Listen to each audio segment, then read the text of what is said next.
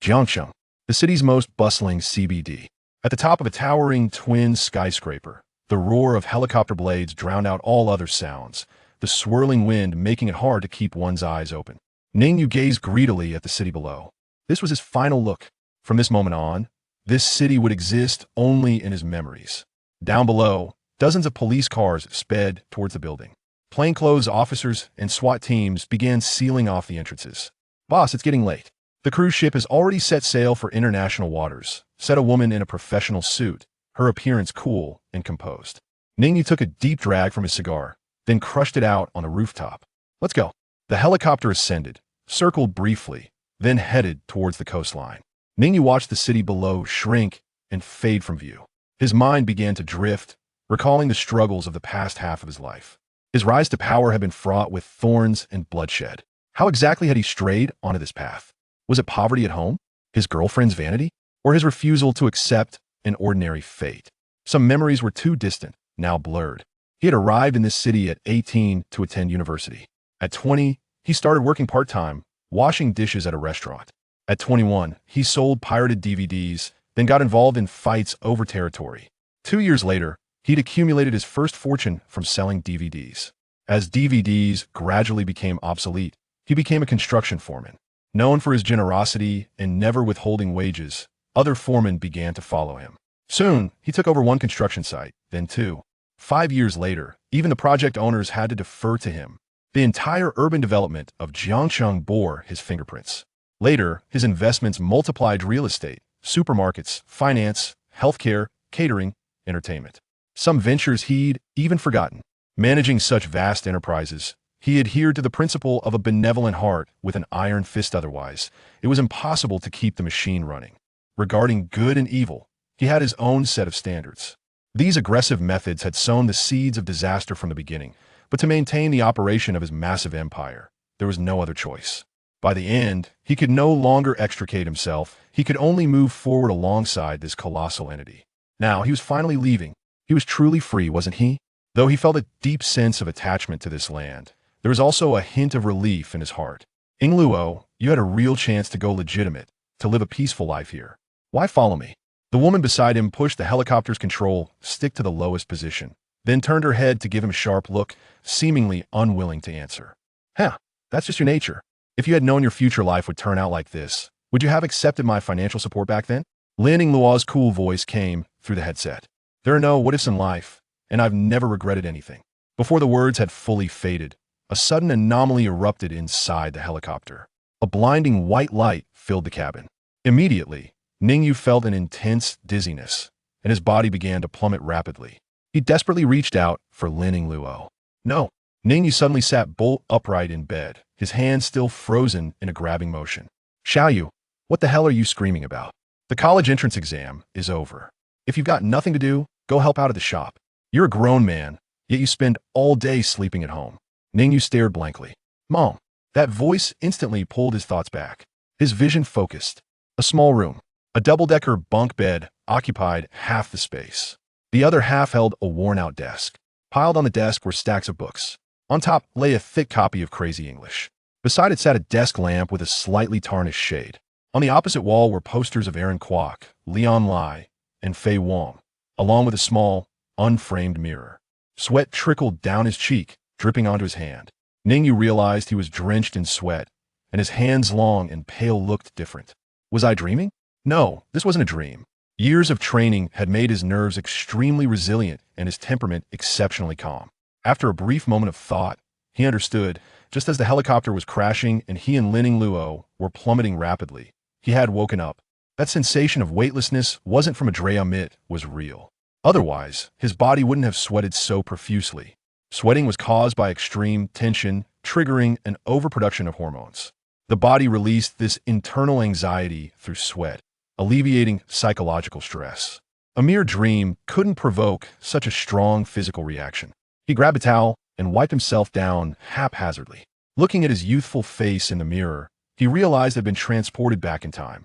Outside, his mother's nagging voice continued. His heart surged with emotion, but he gently pulled open the door. In his previous world, he hadn't seen his mother in over 10 years. Opening the door, the familiar sensations of memory flooded in. This was the house where he'd grown up. The living room and kitchen were combined, with the kitchen occupying half the balcony, not an open-concept kitchen, but simply due to a lack of extra space. His mother stood by the stove, repeatedly twisting the gas knob. The vegetables were already washed, tender green beans snapped in half and arranged neatly on a plate. The gas tank seemed nearly empty. His mother half-squatted, shaking it gently. I remember refilling the tank just half a month ago. How can it be almost out already? Next time, after refilling, we'll weigh it ourselves. Don't let them cheat us. Over time, we need to be more vigilant. Xiao Guiqin seemed to be talking to herself, yet also imparting life lessons to her son. Mom, what mom? Still need a suckle? The gas probably isn't enough. Undercooked green beans are poisonous. I'll make you some scrambled eggs with tomato ease. It's quicker. Ning Yu stood at the bedroom door, silently watching Xiao Guiqin busy herself. Sunlight fell through the window, smoke billowed, and memories began to unfold. Chapter 2. The serenity of time. Ning Yu suddenly felt the beauty of this phrase. Such a state of mind was beyond his youthful comprehension. In his younger years, he only perceived the family's struggles. Poverty loomed like a great mountain upon everyone's shoulders. Yet now, he found everything to be remarkably splendid. The safety and health of his family were incomparable to anything else. It is only through experiencing loss that one learns to cherish. When he possessed immense wealth, yet longed to see his loved ones, only to find it unattainable, who could truly understand such a feeling? Although he couldn't fathom how he returned, he sensed this was the most exquisite gift from the heavens. He would gladly forfeit all his riches and power for this. Next month, he would be attending university in Jiangxing. During his leisure, he should inquire at the police station about the process of household registration transfer to avoid any last-minute chaos. No need to transfer, just stay in the county.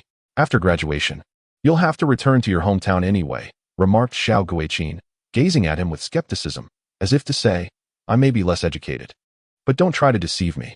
Ning Yu chuckled. It's true. I've looked into it. The school will no longer manage the household registration after graduation. If no organization accepts you, it must remain in the talent market or revert to your hometown. Isn't that troublesome? The scrambled eggs with tomatoes were swiftly prepared, and the gas was still sufficient. The leftover rice from last night awaited consumption. Pouring the scrambled eggs over rice was Ning Yu's favorite way to enjoy it. Observing him actively assisting in clearing the table, serving rice, and fetching utensils, Xiao Guiqin was puzzled. Did the sun rise in the west today? How did my young master become so considerate? To this, he replied, when have I ever been inconsiderate? My academic performance has consistently ranked within the top 10 of my grade, and this time I surpassed the college entrance examination threshold by several points, securing admission to the finest university in Jiangnan province. You possess a certain aptitude for studies, but that is not solely your merit. It is your father's good genes. He was the top student in his class during his schooling, a university student of the 1980s. Gradually, the genuine feelings returned to Ning Yu as he rediscovered some youthful spirit. Those past experiences seemed more like a bizarre dream. After finishing her chores, Xiao Guiqin took a small stool and sat down at the dining table, which also served as a tea table facing the television. She glanced at Ning Yu and hesitantly said, Son, there are plenty of girls in university. We need not hang our hopes on just one. Isn't there is saying that one shouldn't give up the entire forest for a single tree? Ning Yu frowned. What does that even mean? Mom, how can you advise me like this? Wouldn't that make me a chinshimi? Chinshimi is one thing, but it's certainly better than your current sullen demeanor and lack of spirit.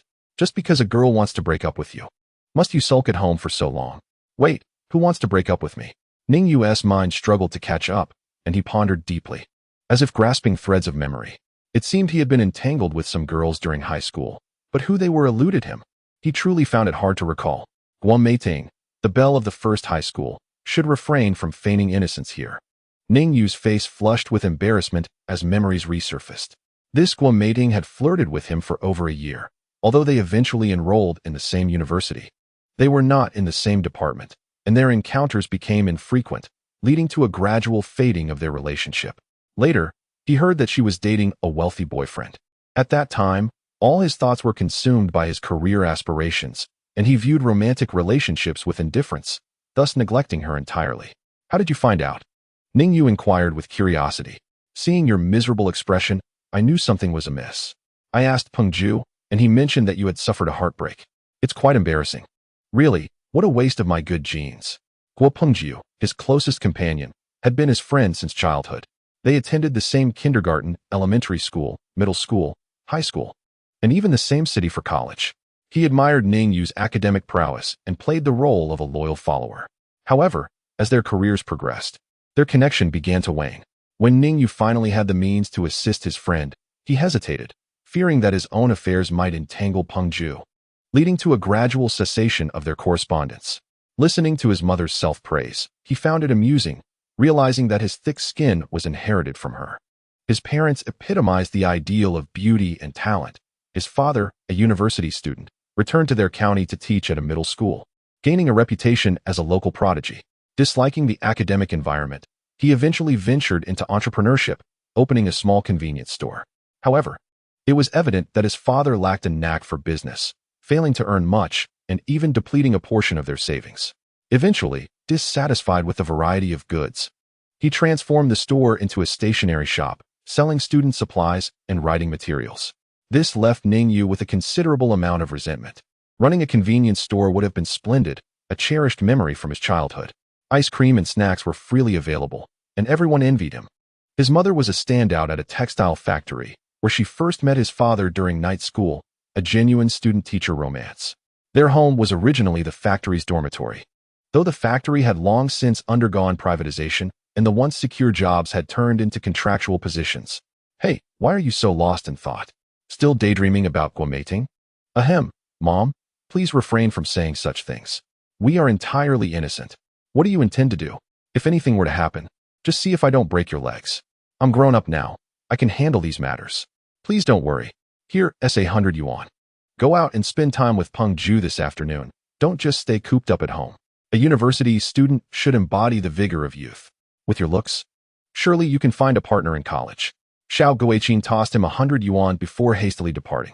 She had to return to work that afternoon, with only an hour for lunch, and needed to come back to prepare dinner for Ning Yu, leaving her pressed for time. Now, Ning Yu could cook for himself as well. Perhaps she wished to check on him. After Xiao Guiqin left, Ning Yu sat alone on the sofa, his eyes greedily surveying every corner of their home. He allowed that indescribable emotion to slowly ferment within him. This feeling was a source of enjoyment for him. He had not felt this way in quite some time. After taking a refreshing shower and donning a crisp set of clothes, he found his phone and dialed Guopengju. The two arranged to meet in the evening at a Chang's barbecue stall. The phone was a Nokia 1100, a sturdy and reliable model with a color screen and physical buttons, capable of withstanding the rigors of life. It could crush walnuts and deflect bullets. Purchased in 2003 for over 800 yuan, it represented a month's salary for Xiao Guiqin. Ning Yu had used it for more than 2 years, enduring countless drops and bumps. Yet it remained functional. In the afternoon, he tidied up the house before borrowing a tricycle from the courtyard to refill the gas canister at the gas station. Finally, he visited the barber shop downstairs, transforming his stylish 6-part haircut into a simple crew cut. The simplicity felt refreshing. Observing his reflection in the mirror, he nodded in satisfaction at his youthful and handsome visage, combined with the composure of someone seasoned by years of experience, creating a unique aura. He possessed both the fervor of youth and the steadfastness of one unperturbed by challenges. Ning Yu felt confident that he could captivate women of any age. Chapter 3. Reborn. Of course, to make money wow, Guo Fuqing from Dongjiang County No. 1 Middle School has vanished. Upon first meeting Guo Pengju, this fellow began to circle around him. You've nurtured your hair for over 2 years. How could you bear to shave it off? If it weren't for the cowlick on my forehead, I would have kept a Guo Fuqing hairstyle too. No, wait, Ning Yu, you've changed, you've matured. Could a heartbreak be the catalyst for maturity? It seems I, too, require a monumental romance. During this exchange, Ning Yu scrutinized Guo Pengju, realizing that his appearance matched his memories. Don't look at me like that. It frightens me. You're not questioning your sexual orientation, are you? Guo Pengju said, crossing his arms and shivering. Stop being so dramatic. I'll treat you to a drink. Yes. Drinking. That's what real men do. The two expertly ordered meat skewers for 20 yuan and 2 bottles of beer. At 1 yuan for 5 skewers. They could feast on a modest budget. Ning Yu, I believe Chen Mating simply wishes to test your affections, to make you treat her better. She doesn't genuinely want to break up with you. Oh, and how is that? Ning Yu, his memories of high school somewhat faded, sought to extract more information from Guo Pengju. Do you remember the gathering after the college entrance exams? Many in the class got new phones, those that could chat, and had large screens, quite impressive to behold. Han Chunxing flaunted a Motorola 30, capable of taking photos and recording videos, with a 24-chord ringtone, rumored to cost 1,000 yuan. Guo Meiting, seeing others show off, wanted you to buy her one. But you didn't agree. I suspect that's why she's ignoring you.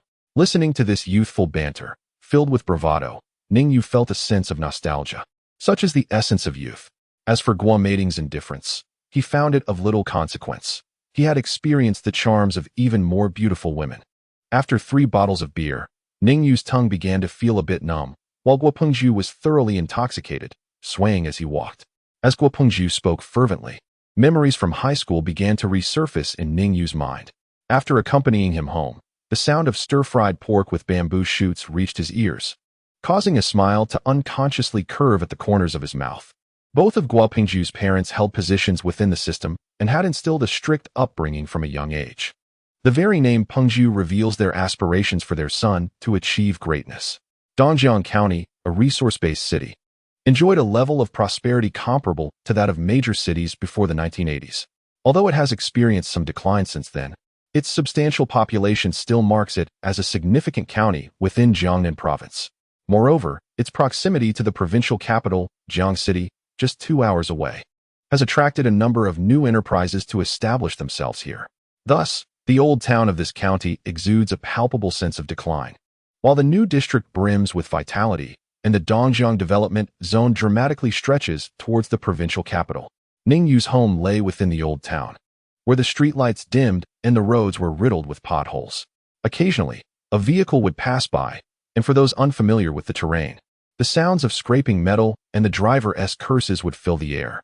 Seasoned drivers would navigate these roads with skillful precision, and when traffic increased, the scene became quite a spectacle. After walking for a while, the wind dispersed most of the alcohol scent that clung to him. At this moment, he contemplated his future plans. The first step was undeniably to earn money. The sooner he could make a profit, the sooner his parents could rest. As for the second step, he had yet to determine it, but he was resolute in avoiding any shady dealings for the remainder of his life. He intended to proceed steadily, step by step, even if this approach meant slower earnings. He was confident he could amass enough wealth before the age of 25 to retire comfortably and enjoy life. "Hey, come play," someone exclaimed, wrapping their arms around him, a soft body brushing against his arm. Instinctively, he elbowed back, only to discover a heavily made-up young woman, prompting him to lower his arms slowly. "You can have fun by yourself. Just $50. She protested, but he firmly pushed her away. At that moment, he remained a virgin, unwilling to squander his first experience here. Though he held no disdain for women, his romantic relationship during college had left a profound impact on him. In hindsight, he recognized that the vanity of that woman significantly influenced his pursuit of quick success. After their breakup, he resolved to invest no more emotions in women, only actions. Even later, with a high-status wife, their relationship felt like that of strangers. One could say he had been remarkably unsuccessful in matters of the heart in his past life. In this new existence, he still found it challenging to summon much interest in women. The hairstylist, observing his indifferent demeanor, retreated reluctantly into the shadows, marveling at his striking appearance and lamenting missing the opportunity to engage with such a handsome man. Ning Yu did not head home immediately. Instead, he followed his memories to a hidden internet cafe nestled among residential buildings. The atmosphere inside was thick with smoke, the mingling of foot odor and sweat nearly overwhelming him. "You're here," exclaimed his childhood friend, Lu Hanqing, who was managing the CAF. After graduating from high school, he found himself unemployed, spending 1 month in one internet CAF and 2 months in another, demonstrating an extraordinary loyalty to his profession, or rather, a dedication to simply enjoying free internet access. With the exhaust fan running, he lingered there all day, seemingly unfazed by the stale air. University students are often perceived as delicate, yet he had certainly endured worse environments. There was an unoccupied single room in the back, allowing him the freedom to choose any computer he desired. Lu Hanqing handed him a card, an internet CAF public card that required no payment for usage. Since Lu Hanqing dropped out, Ning Yu had not spent a single cent on internet access. In his previous life, after achieving success, he had recruited Lu Hanqing into his company. Although Lu initially lacked expertise, he blossomed into a technological prodigy within 3 years, eventually managing the entire group's Internet of Things operations. It was evident that Lu possessed remarkable talent, having mastered computer science through self-study. He excelled in websites, software, and programming, leaving even graduates from prestigious universities astounded by his innovative approaches. One of his most notable achievements was when the group's chain supermarkets required a customized cash register system. Lu invested 20 million in a system that ultimately failed to meet his specifications. When the manufacturer's engineers were at a loss, he and his team requested the source code and astonishingly rebuilt the entire system. In the end, the manufacturer hesitated to demand full payment, saving $1 million in the process. Of course, at this moment, Lu Hanqing's latent abilities had yet to be awakened. With a cigarette dangling from his lips, he squinted and furiously typed away at the keyboard. Are you going to play or not? There's a new game out on Jiuyo. Audition, filled with girls. Not interested. Ning Yu replied, shaking his head. Should we venture into the provincial capital soon? Bigger cities mean greater opportunities. Lu Hanqing, tossing his long hair aside, exclaimed in disbelief. Ning Yu, you can't be serious. You want to enjoy free internet in the provincial capital too, right? I'm looking out for your future. Think it through. The girls in big cities are incomparable to those in a small county. After saying this, Ning Yu took the internet card and stepped into the small room. Chapter 4. The Path to Wealth. Once the computer booted up, he swiftly browsed through major news events from the past 2 years and familiarized himself with the current state of various industries. Finally, he logged into the Dongjiang County Information Portal to check the recruitment needs of several large factories in Dongjiang, jotting down a few phone numbers. It was now 2005, and the number of internet users had just surpassed 100 million for the first time. Baidu was preparing for a Nasdaq roadshow, set to go public on August 5th, just 10 days away. Yahoo was in negotiations with Alibaba, looking to invest 1 billion in exchange for a percentage of shares, though an agreement had yet to be reached. The previous year's Muzime incident had sparked a blog war among various websites, with NetEase, Sina, and Sohu all entering the blogging arena, marking the dawn of the 2.0 era. Gome Electrical Appliances Huang Guangyu had retained his status as the richest man for 2 consecutive years, with a net worth just exceeding 100 billion. Sitting before the computer, Ning Yu pondered for a moment before writing down August 5th, noting the expected initial surge of 350. Baidu stock was set to issue at 27 on Nasdaq, closing that day at 122, with a peak reaching 150. If one can seize the opportune moment, a single day may yield quintuple profits. In his previous life, Ning Yu had never dabbled in stocks. To him, it represented mere gambling, a vice he abhorred, and his enterprises had never ventured into such territories. This was his unwavering principle. The reason he recalled Baidu's stock was its notoriety. Lacking a foundational knowledge, it now presented itself as an avenue to accumulate his initial fortune. With merely 10 days until August 6th, Ning Yu pondered the possibility of engaging in this venture. The paramount concern remained the issue of initial capital. With the first sum secured, he could exploit his informational advantage, allowing the proverbial snowball to grow ever larger. Having completed his pressing tasks, he accessed the login portal. Entering his password thrice before gaining entry, he sequentially opened the flashing avatars. Guomeiding, Jasmine Blooming Humph. Humph. Humph. The messages had been dispatched in 3 intervals, the latest occurring this morning. Are you a pig? All you do is humph.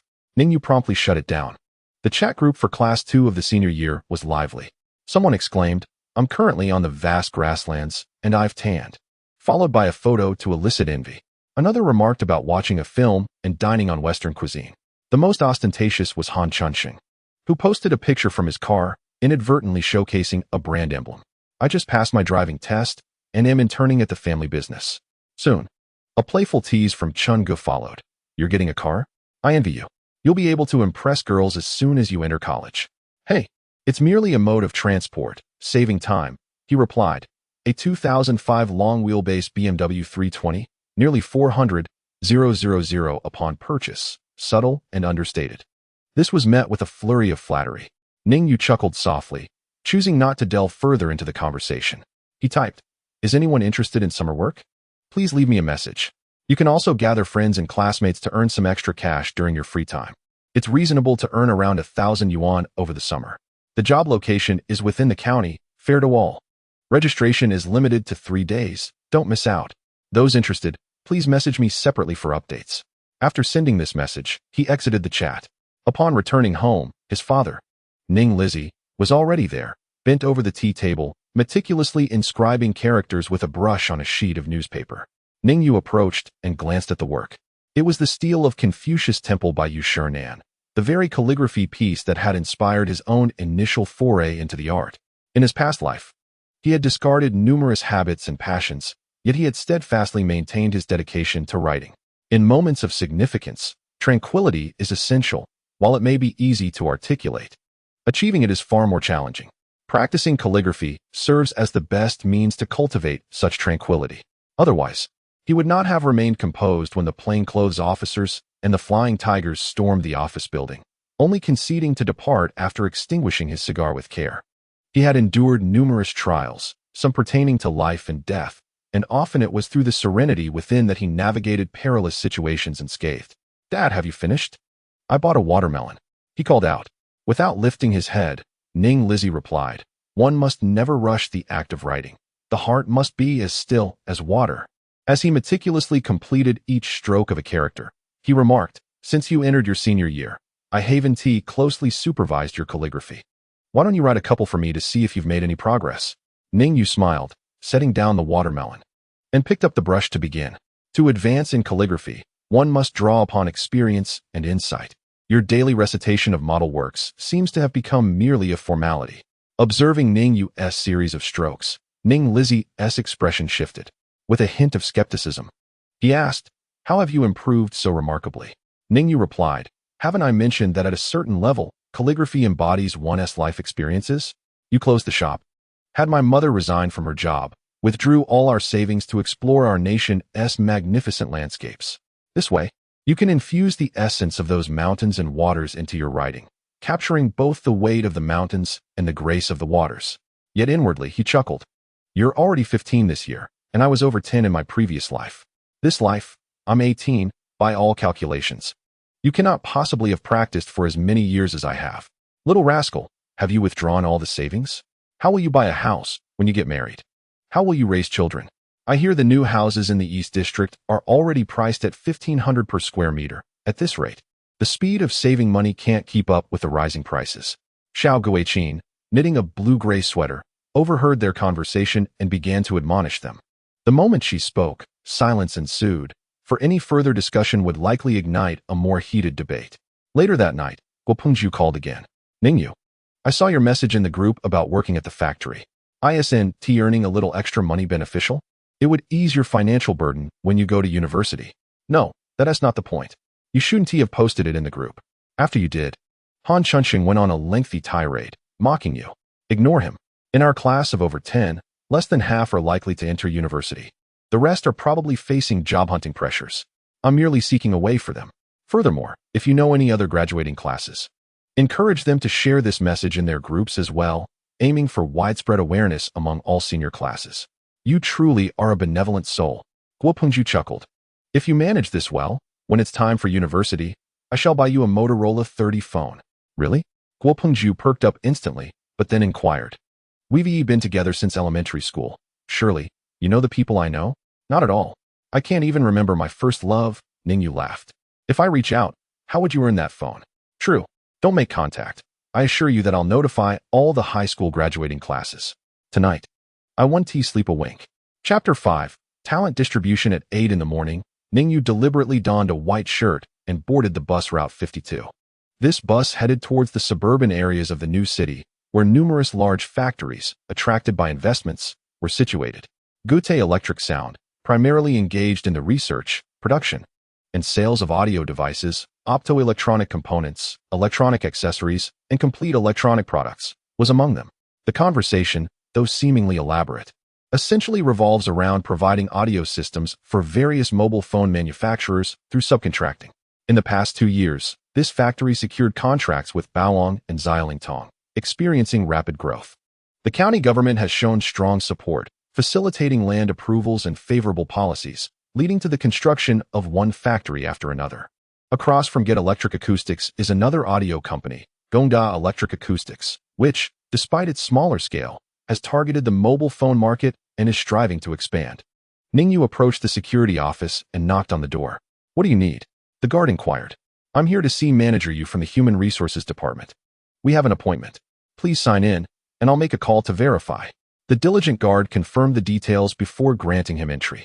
Upon reaching the Human Resources Department, Ning Yu announced his name, and a long-haired beauty emerged to greet him. It seemed that the women in the department were all quite attractive. Yu Li, somewhat uncertain, asked, "Hello, were you the one who called this morning?" "Hello. My name is Ning Yu, a student from Dongjiang No. 1 High School." "A student?"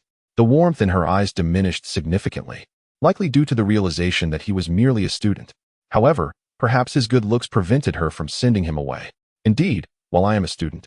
Many high school graduates are unable to attend university, and thus they face the prospect of employment. Are you here for a job as well? Our functional departments require a bachelor's degree for entry." Ning Yu scrutinized her for a moment, recalling that the details had been clearly laid out in the morning's conversation. "Haha, I was just teasing you. Tell me, how many people can you provide for the factory?"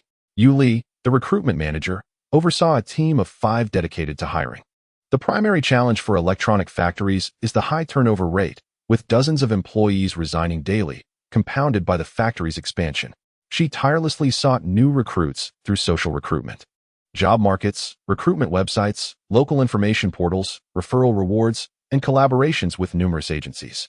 Thus, the prospect of someone offering to bring in recruits was immensely appealing, particularly as recruitment targets directly influenced her performance.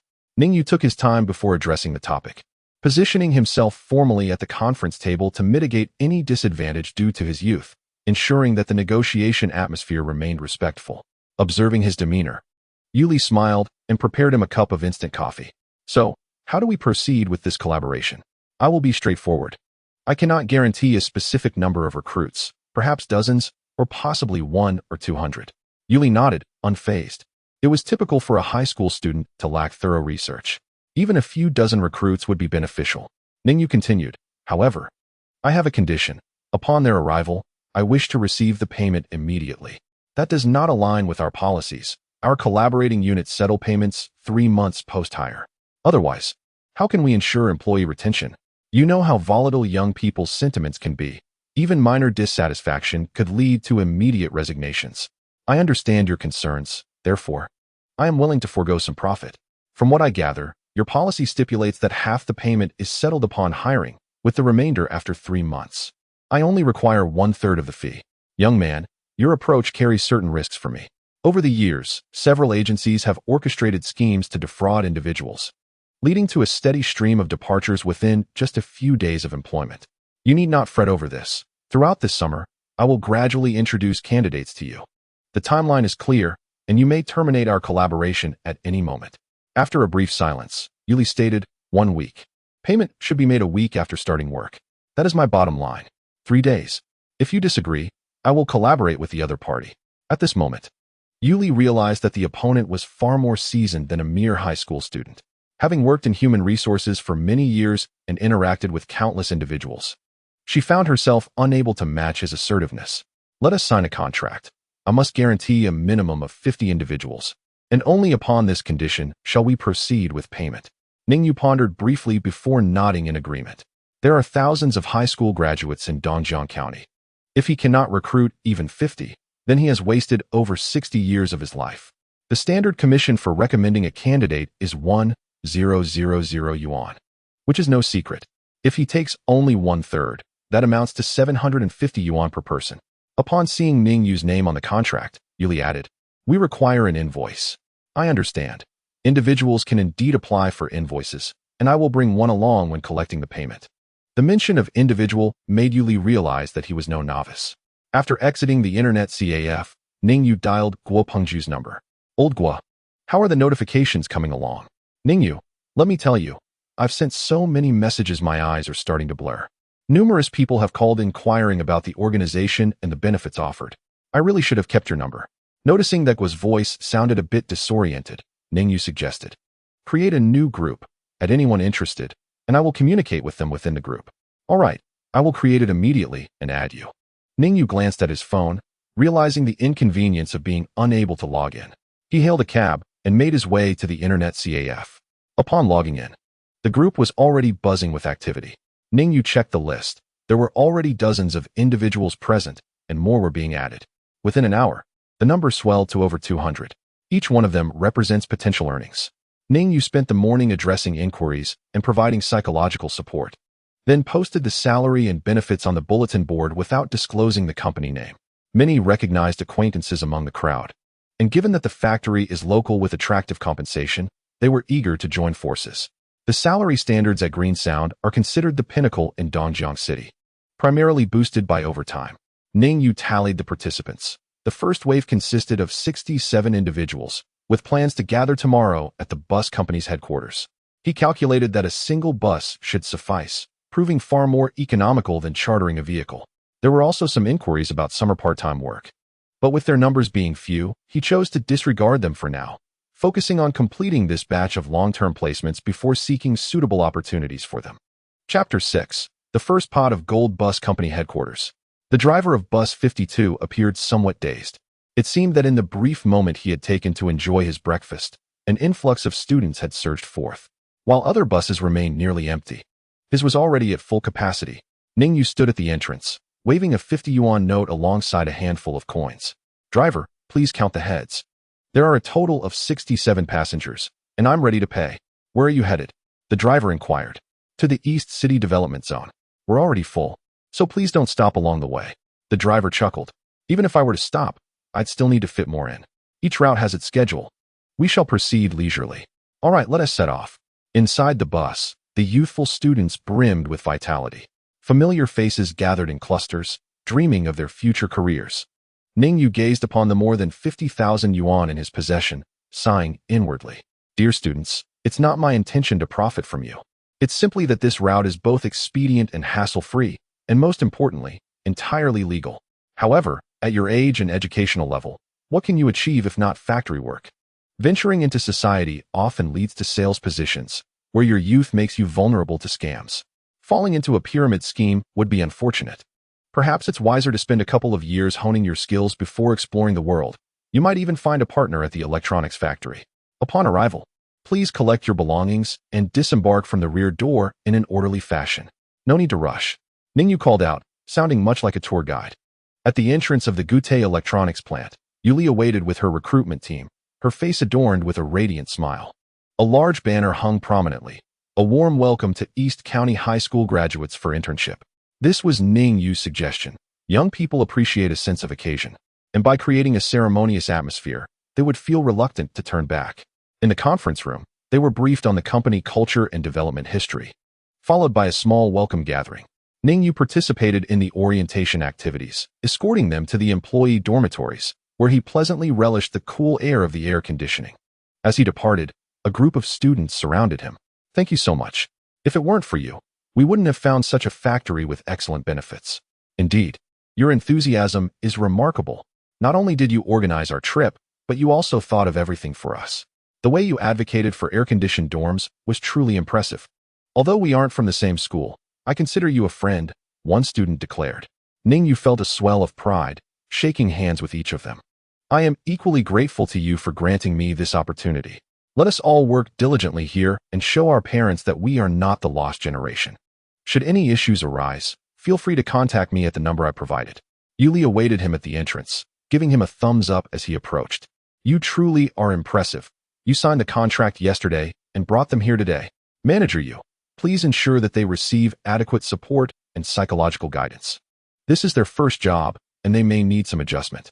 Rest assured, the company has dedicated personnel for employee relations, and they are all trained psychologists. Then I shall return in 3 days to collect my payment with the invoice." "Certainly, dear sister. I shall diligently oversee the entire process, ensuring that the financial settlement occurs on the same day. Where are you headed? May I accompany you?" "I would like to express my gratitude in advance, Sister Yu. I will return to the old city center, taking the bus, which is quite convenient." "No need for formality. I happen to be heading in that direction as well. Come now, why be so courteous with your sister?" The vibrant red Audi A4 glided slowly out of the gate, and Ning Yu noticed a few individuals stationed at the entrance, peering intently into the vehicle. He recognized them. They had been standing in front of the Gongdao Electric Sound upon his arrival. In an instant, he comprehended the situation. Yuli was apprehensive about being taken by these individuals. Even with a capable intermediary company, it is rare for them to send a large number of people to the factory at once. Yuli still did not fully understand him. Having signed the contract, he would never breach it. If the other party were to default, they would incur substantial penalties, or perhaps even lose a component. However, that was in the past. He would not act recklessly in this lifetime. Sister Yu, rest assured, though I may be young, I grasp the significance of keeping one's word. Haha, of course, I trust you, Ning Yu. Are you truly a high school student? Throughout the journey, Yuli posed numerous questions, including many personal inquiries, to which Ning Yu responded casually. It is merely a collaboration. Why inquire so deeply? The essence of business is to earn, not to cultivate emotional connections, is it? In the afternoon, Ning Yu returned to the internet CAF, continuing the same routine as the previous day. Guo Pengzhu re-established a new group, inviting individuals to join, while he provided explanations and confirmed the departure time for the following day. The creation of a new group was a strategic decision to avoid complications with the old group. Should anyone waver, their indecisiveness would have a diminished impact. This was a practice of risk mitigation. They toiled until evening, with Ning Yu repeating certain remarks countless times. Not only did the new group see a surge in sign-ups, but the old group also experienced an influx of participants, as those who attended earlier were actively promoting the venture. This dispelled many concerns. Ning Yu felt that his morning's efforts were not in vain. On the second day, there were 83 individuals. On the third day, 55. On the fourth day, 30. On the fifth day, 21. On the sixth day, only 13 remained.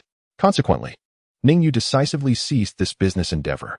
During this period, he and Guo Pengzhu tirelessly promoted their initiative across various school groups, with those eager to join having already registered. As for the remaining individuals, they undoubtedly had their own paths to pursue. He could not expect to facilitate employment for everyone at the electronics factory. From the second day onward, apart from returning home at night to sleep, he spent nearly all his time at the factory, promptly addressing various issues for the students. His pace relentless. Are you truly not considering recruiting more workers? The high school students in the county town are nearly accounted for. Yet there remain several high schools and vocational schools in the surrounding townships. I believe a little effort could yield a comfortable profit. Thank you for your kind suggestion. Sister Yu, I am already quite content with the earnings I have made. Too much is as bad as too little. Very well, then. I shall accompany you to the finance department to settle the final payment. Ning Yu collected the introduction fees for the last batch of individuals in the finance room, totaling 750 yuan. Reflecting on his achievements over the past few days, he had successfully introduced 269 individuals, of whom 18 did not persist for 3 days and were not counted among the expenses. There are still 251 individuals, each earning 750 yuan. And over the course of 6 days, he amassed a total of 250 yuan. While this may not be a substantial sum for a high school student, it represents a considerable fortune. With this money, one could purchase 200 square meter apartments in the old district. Naturally, he would not be foolish enough to invest in the real estate market, as such investments entail lengthy cycles and low returns. Ning Yu, are you truly contemplating not continuing our collaboration? Your prowess in human resources is exceptionally commendable. The attrition rate among the high school students you recruited is remarkably low. In contrast, for some agencies, it is commonplace for half of those they recommend to leave shortly after starting. Ning Yu shook his head. He had said all that needed to be said. What a pity. You study at Jiangda, and my family is from Jiangqing. I shall treat you to a meal when I return. Very well, I shall treat you then. After all, having earned so much from you, I must express my gratitude. It's a promise. Yuli's mood lightened somewhat. At times, she fantasized about how wonderful it would be if Ning Yu worked under her, or if they could collaborate long-term. His recent achievements equated to half a year's recruitment targets for her. Chapter 7. Going to the provincial city to speculate in stocks upon returning home. Ning Yu immediately called Guo Pengzhu. Where are you? Dividing the spoils. After hanging up, Guo Pengzhu appeared before him within 15 minutes. Ning Yu, have we made a profit? How much have we earned? Isn't that a question you ought to ask? This is a business secret. I inquire, what is your expectation? Guo Pengzhu cautiously responded, 5,000, 4,000, 3, 480, 3, 480. That's the retail price of Motorola 30. I suspect that's the last stubborn stand of this fellow. Ning Yu contemplated for a moment before stating, we could buy 10 units. Uncle, you're not deceiving me, are you? Look at you. behaving like a typical trader from the wartime period. However, this money cannot be given to you just yet. I need to take a spin in the stock market first. How much more can we earn? Guo Pengju's eyes sparkled with excitement. With the stock market, who can say for certain? You might multiply your gains several times over. Or it could all be in vain. The choice is yours.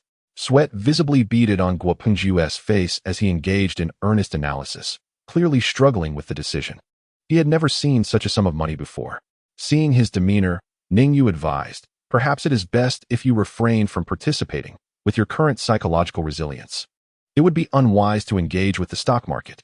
I will hold on to this money for 2 days before handing it over to you. Inform your family that we will be at school familiarizing ourselves with the environment. We might not return until tomorrow. I'll show you a bit of the world. Foot massage, or a full-service bathing experience. Guo Pengju secured leave from his family effortlessly, as they were always at ease and supportive whenever he was with Ning Yu. The latter's status as an academic prodigy had always surrounded him with a halo. Parents wished fervently for their children to befriend him. He was the type who, despite his lack of effort, consistently excelled in examinations. At times, he pondered whether this was the reason Guo Pengju fell short, ultimately only managing to secure a spot in a second-tier university. Had he applied himself and not followed Ning Yu, achieving admission to a first-tier institution would have been well within reach. After all, this individual had participated in a mathematics competition during middle school. Ning Yu also made a phone call to Xiao Guiqin to request a leave of absence.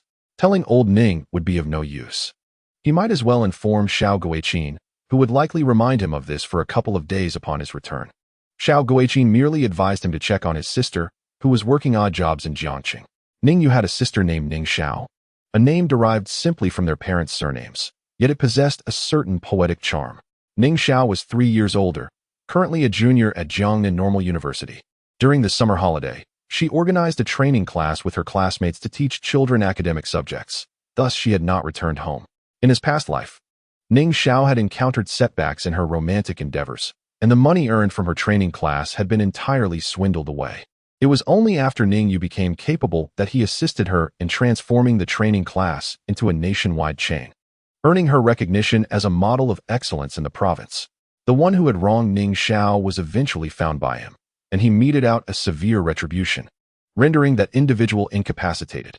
Upon boarding the bus to the provincial city, Guo Pengju was quite exhilarated, expressing a desire to experience the charms of the schoolgirls, the women of the foot-washing city, and to witness the grandeur of the local establishments.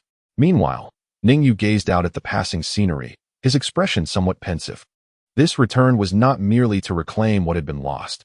He aspired to start anew as a completely transformed individual. Though he felt a sense of ease, there lingered a tinge of melancholy within. After all, he had once been the underground emperor of this city, a figure whose mere stamp of a foot could reverberate throughout Jiangqing. As they drew closer to the provincial city, he began to realize that his ambitions had been set rather low. Financial freedom was an achievable goal. But could he ensure that when his family required it, they would be first in line for specialized medical care? Could he secure a place for his child in a prestigious school? Could he silence those who opposed him out of fear? The answer was a resounding no. The nearer he approached this place, the more he recognized an underlying yearning for power within himself. With a deep exhale, he acknowledged that power equated to social status, which could undoubtedly be attained through legitimate means. Once one became a significant taxpayer in this locale, employing tens of thousands, and gained control over the economic lifeblood of a particular sector, the corresponding influence would naturally follow. Having come to this realization, his mood began to stabilize. This journey to the provincial city was primarily to visit the securities exchange to purchase initial stocks of Baidu. Although there was a trading venue in Dongjiang County, it did not facilitate the purchase of American stocks. However, the provincial exchange employed specialized traders who could operate through American brokerage portals, albeit with considerably high transaction fees. Upon arriving at the securities exchange, he sought out a charming female account manager and signed a contract for entrusted trading. This manager appeared to be quite experienced, as she simply required a fax of his identification and bank transaction details, followed by a phone call, and within 40 minutes, everything was approved. After opening an account with the American brokerage, he transferred the entirety of his recent earnings, 180,000 yuan, into the securities account. With an exchange rate of 69, this amounted to over $50,000. Sir, which stock would you like to purchase? I shall return this evening once the market opens. Thank you, Miss Jiang. Ning Yu preferred not to divulge his plans prematurely. The U.S. stock market opens at 9 in the evening, and at that time, he will come to monitor when to buy and when to sell. This is my job, and I am delighted to serve you. Although his funds are limited, the beautiful manager wears a professional smile.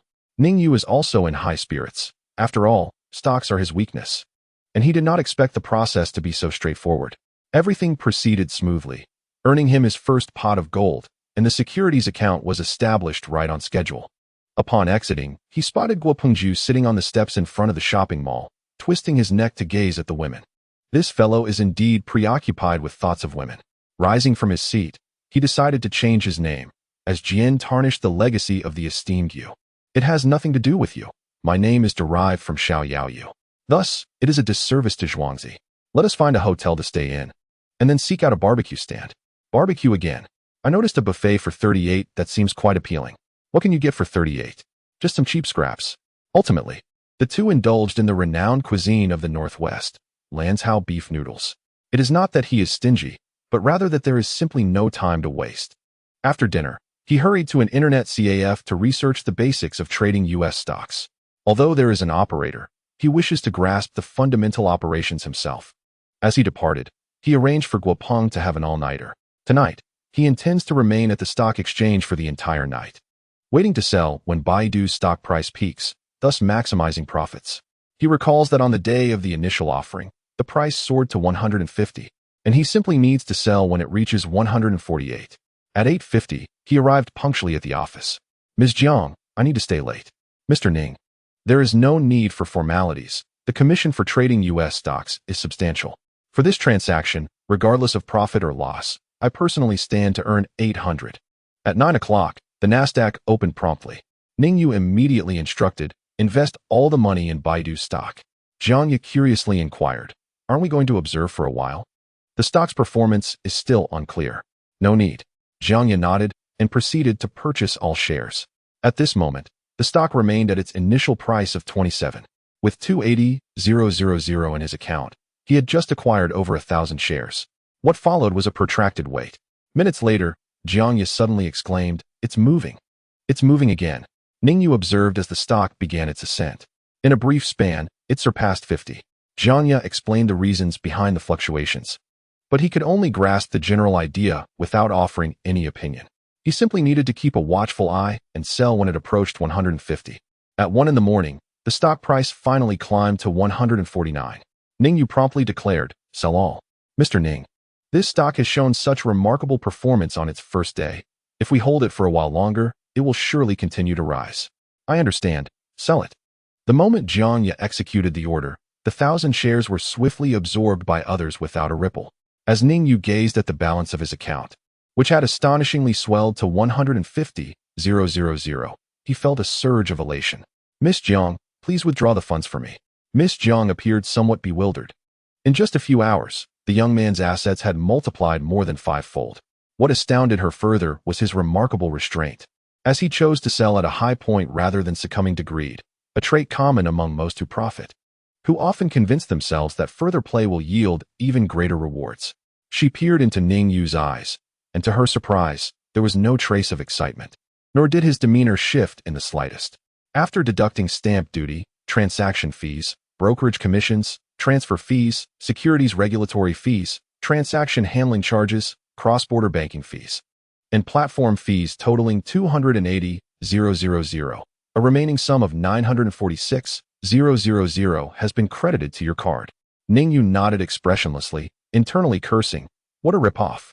While glancing at the bank balance notification, he managed to muster a smile towards her before turning to leave.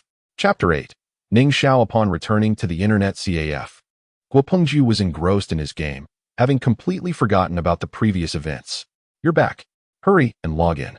There's a formidable player in the lobby. Use your sniper rifle to take him out. Once Ning Yu joined the room, he played until dawn. Surprisingly, he discovered a semblance of enjoyment in the game. His sharpshooting skills were gradually returning. After a night of gaming, both felt relatively invigorated despite slightly greasy hair. Youth certainly had its advantages. After breakfast, as they approached a bank, Ning Yu inquired, have you opened a bank account? I have, but I didn't bring it. Plus, I can't remember the number. That's all right.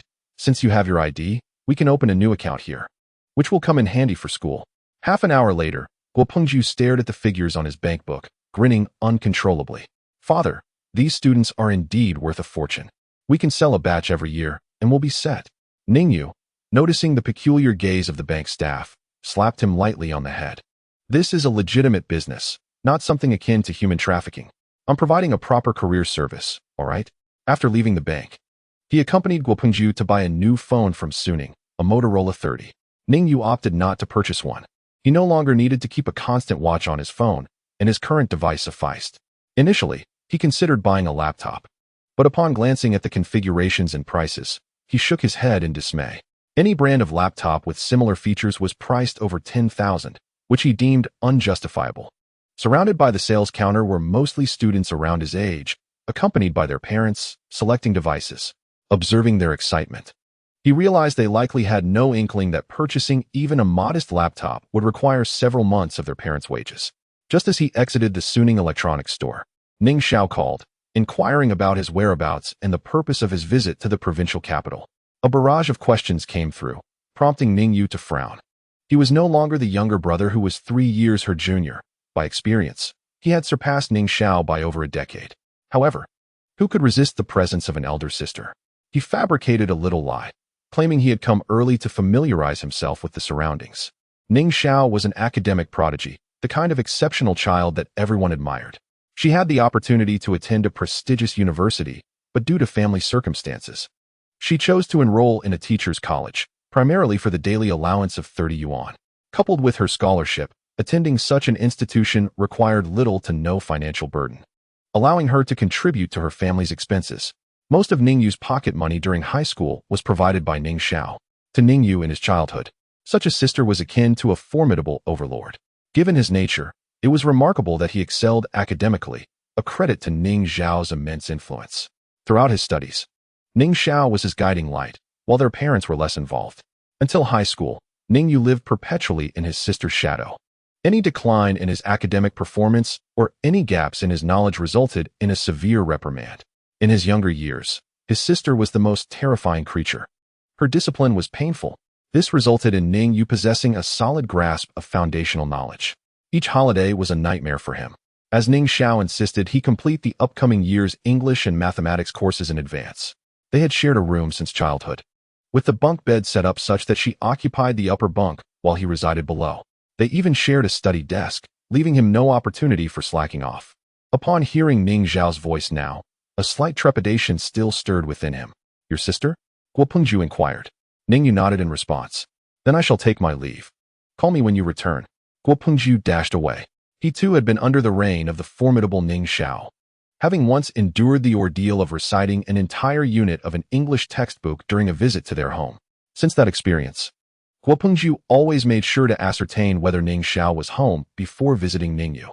Ning Xiao conducted her tutoring sessions in a modest apartment located not far from the teacher's college, renting a space of approximately 80 square meters as her classroom.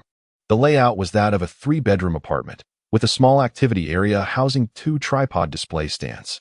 Each room measured around 20 square meters, adorned with motivational slogans printed on A4 paper. I heard from Mom that you arrived yesterday afternoon. What did you do all night? Despite Ning Yu's bravado, he dutifully stood aside, explaining, I spent the night at an internet cafe with Guo Pengju, planning to explore the school during the day. Online gaming is not a good pursuit. One must wean off it early.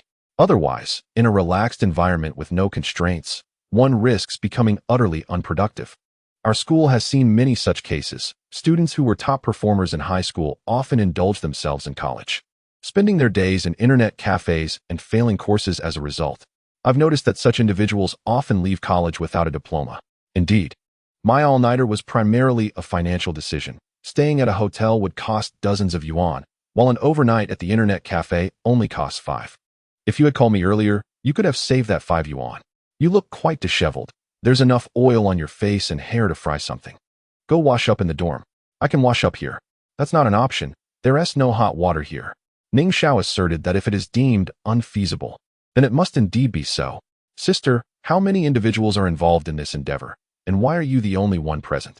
Initially, there were 4 of us, but one withdrew midway, leaving us with just 3. I had a class this morning while the others were free and did not come. How do you divide the responsibilities in your joint tutoring venture? Little Yu has grown up, surprisingly inquiring about the distribution of duties. In the beginning, the 4 of us worked closely together, distributing flyers and conducting lessons as a team. However, after the withdrawal of one individual, who was the most successful in recruitment, he felt that the distribution was inequitable. Following his departure, the remaining 3 of us deliberated and agreed to split the rent equally among us, while individual recruitment and teaching would be handled separately, with each person assigned a classroom, allowing each to earn according to their student intake. This way, we can maintain our relationships without straining them. Ning Yu nodded, recognizing it as a viable approach. How many students have you each recruited? I have taken in 6, Lin Hong 2, and Li Qinan 3. What is this? Are you going to help me recruit students? You are already racing ahead. I want to assist you now. If you earn significantly more than the others, jealousy will surely arise.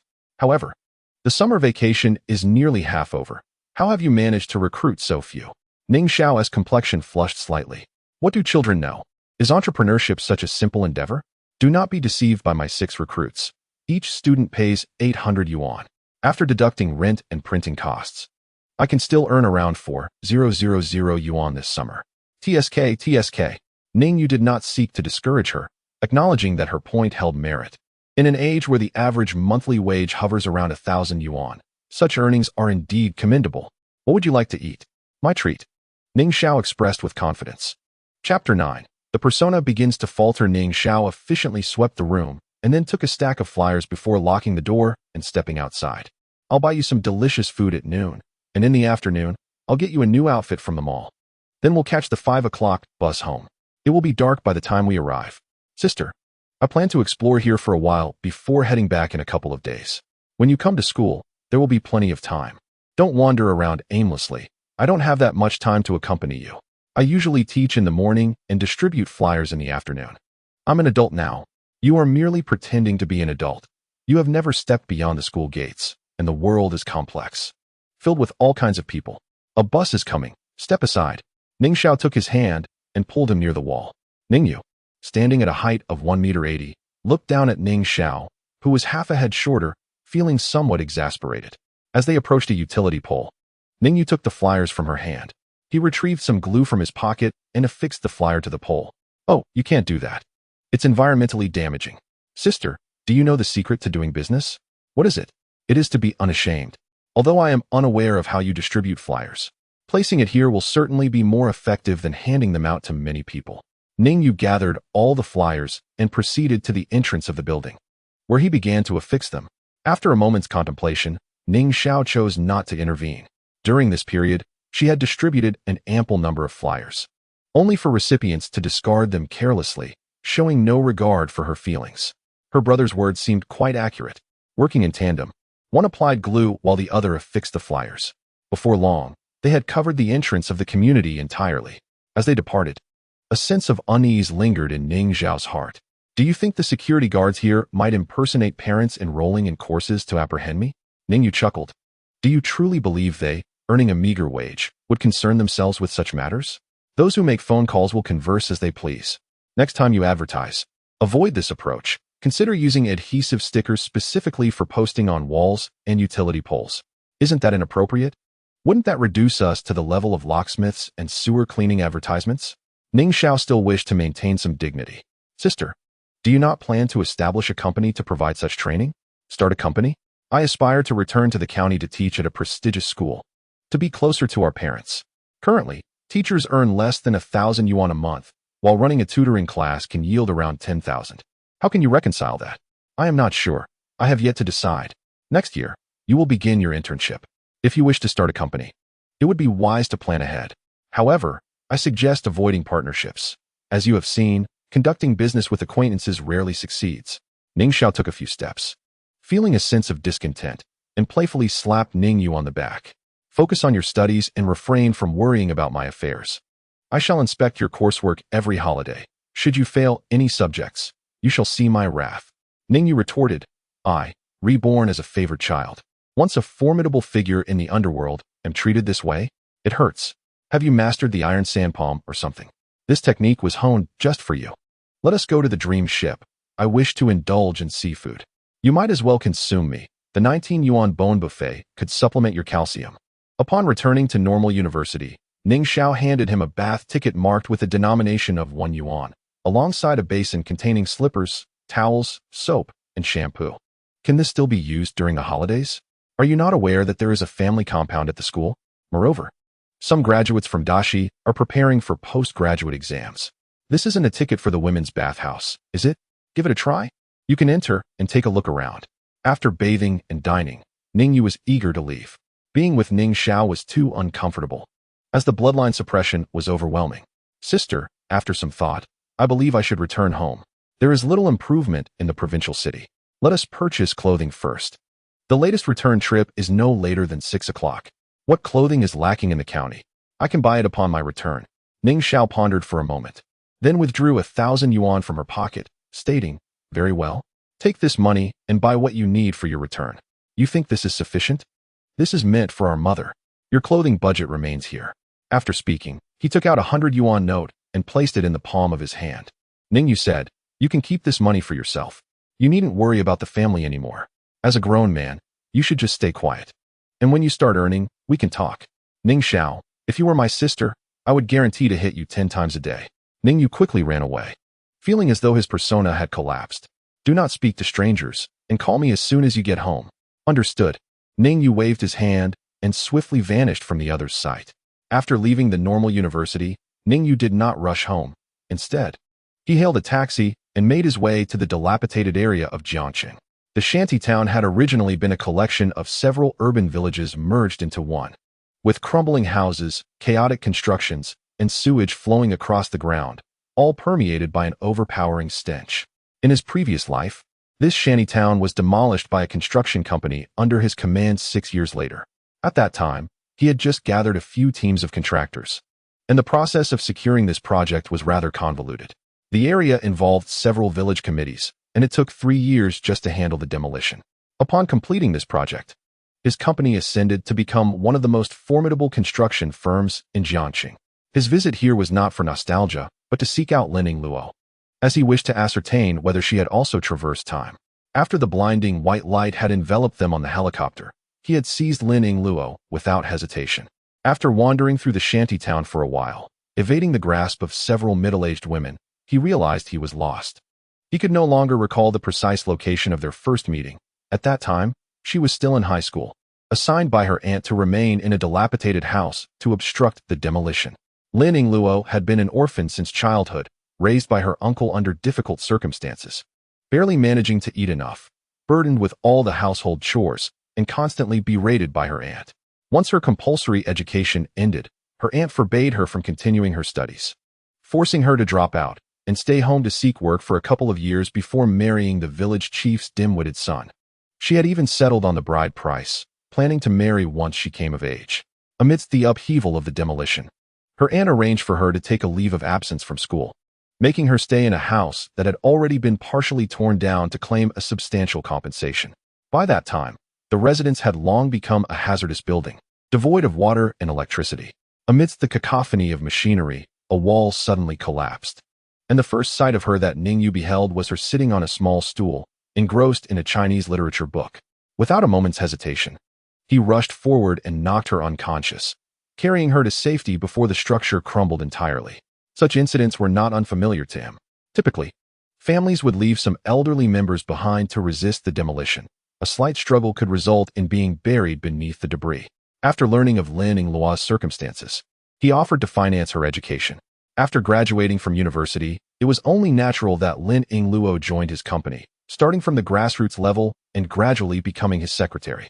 Chapter 10. Lin Yingluo in due time. Lin Yingluo became his most trusted confidant, overseeing the vast financial empire he had built.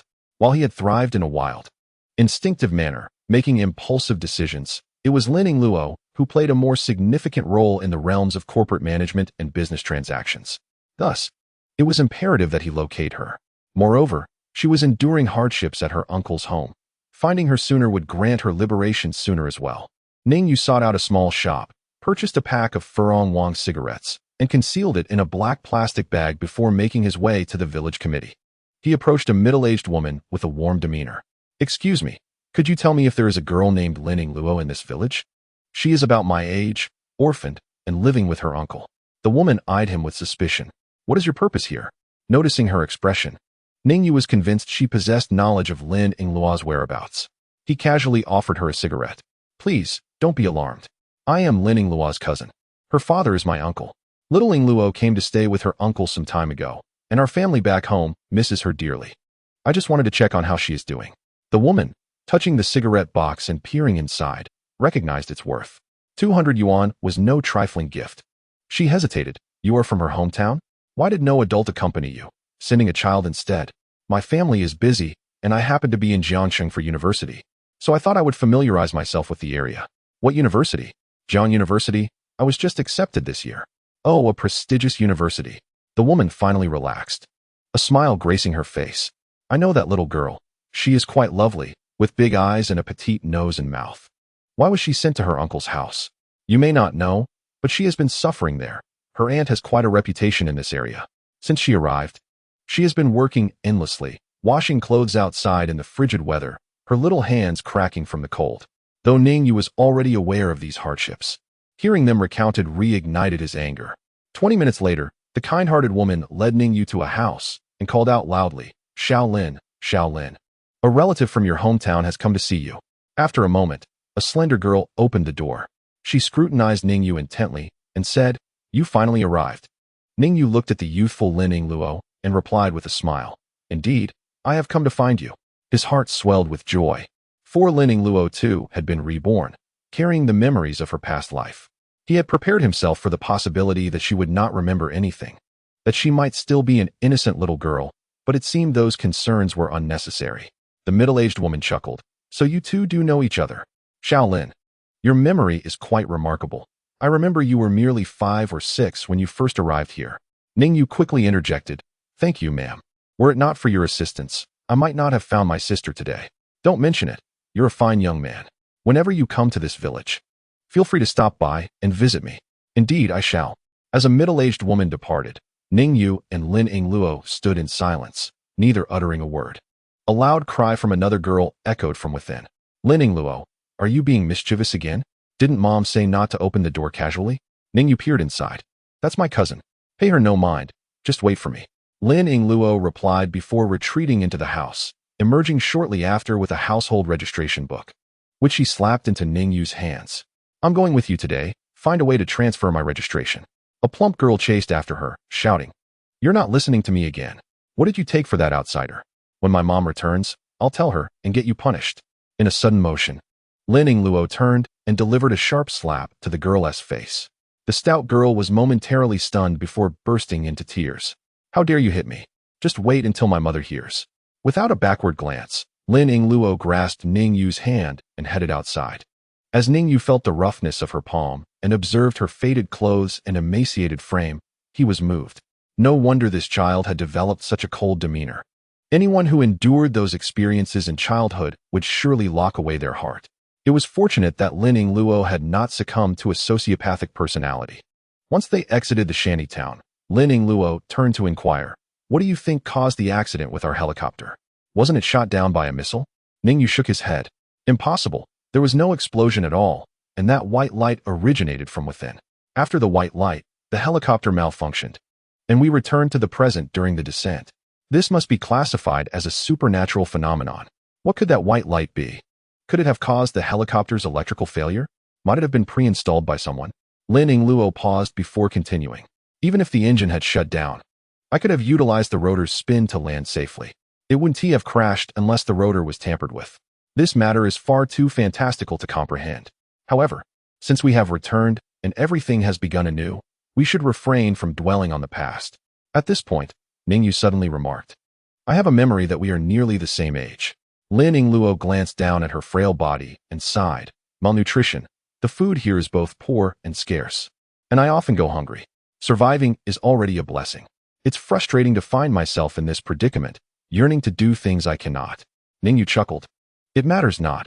Weren't you over 1.70 m in your last life? Besides, this time frame is earlier than before, so your body should catch up. When I carried you out of that house, you were already in your 20s. How much did you weigh then? Even if you grow, your figure appears withered. having missed the developmental stage. Boss, you are truly mundane. Lin Yingluo laughed heartily. Ning Yu felt that Lin Yingluo was no longer the icy person she once was. Glancing back at the household, Ning Yu suddenly remarked, "Shall we set fire to this place and cleanse it entirely?"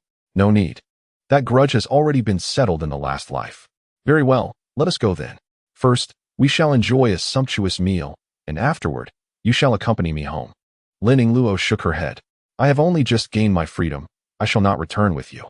Furthermore, how will you explain my presence? Will you simply claim to have found a child by the roadside?" Ning Yu pondered this seriously. Indeed, bringing her back would pose an insurmountable challenge in terms of explanation.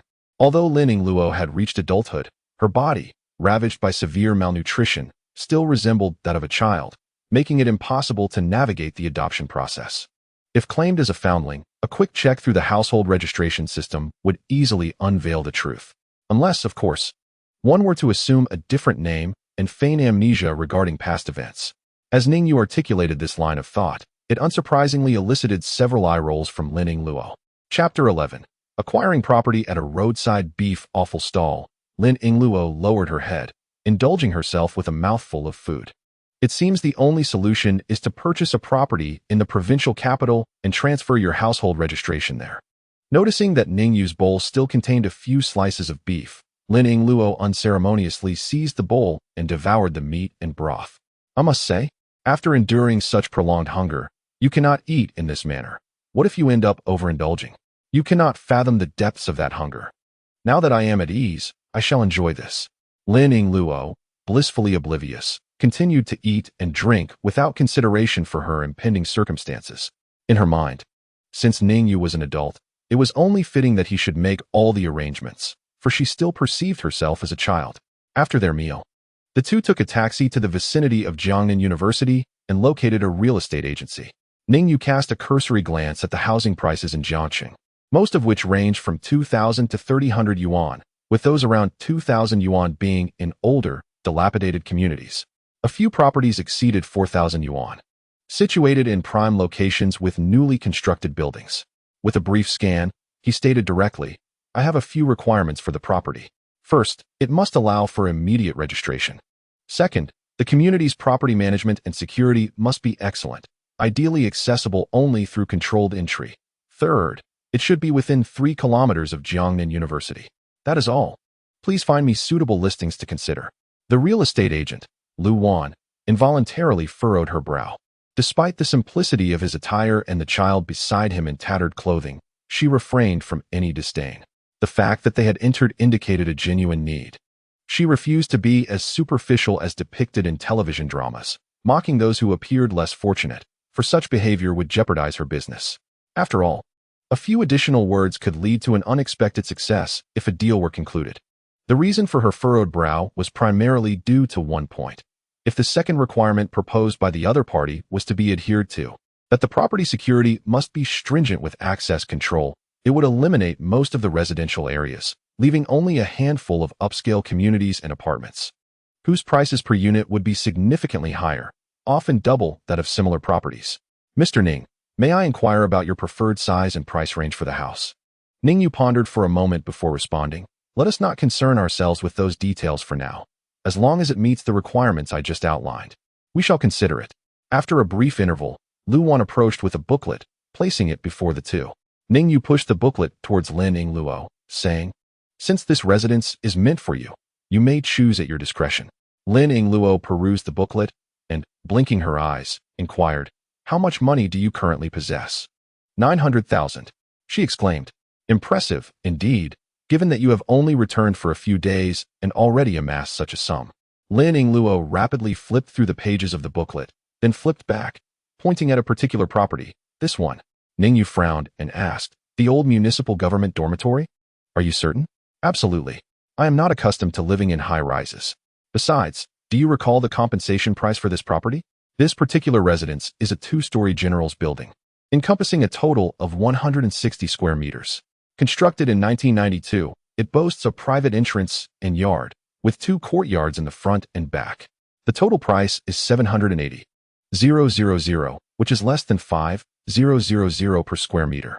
As for the potential demolition, it is a complex issue, But the final compensation price is expected to reach the highest standards in Jiang City, potentially equating to that of a newly built villa valued at over 10 million.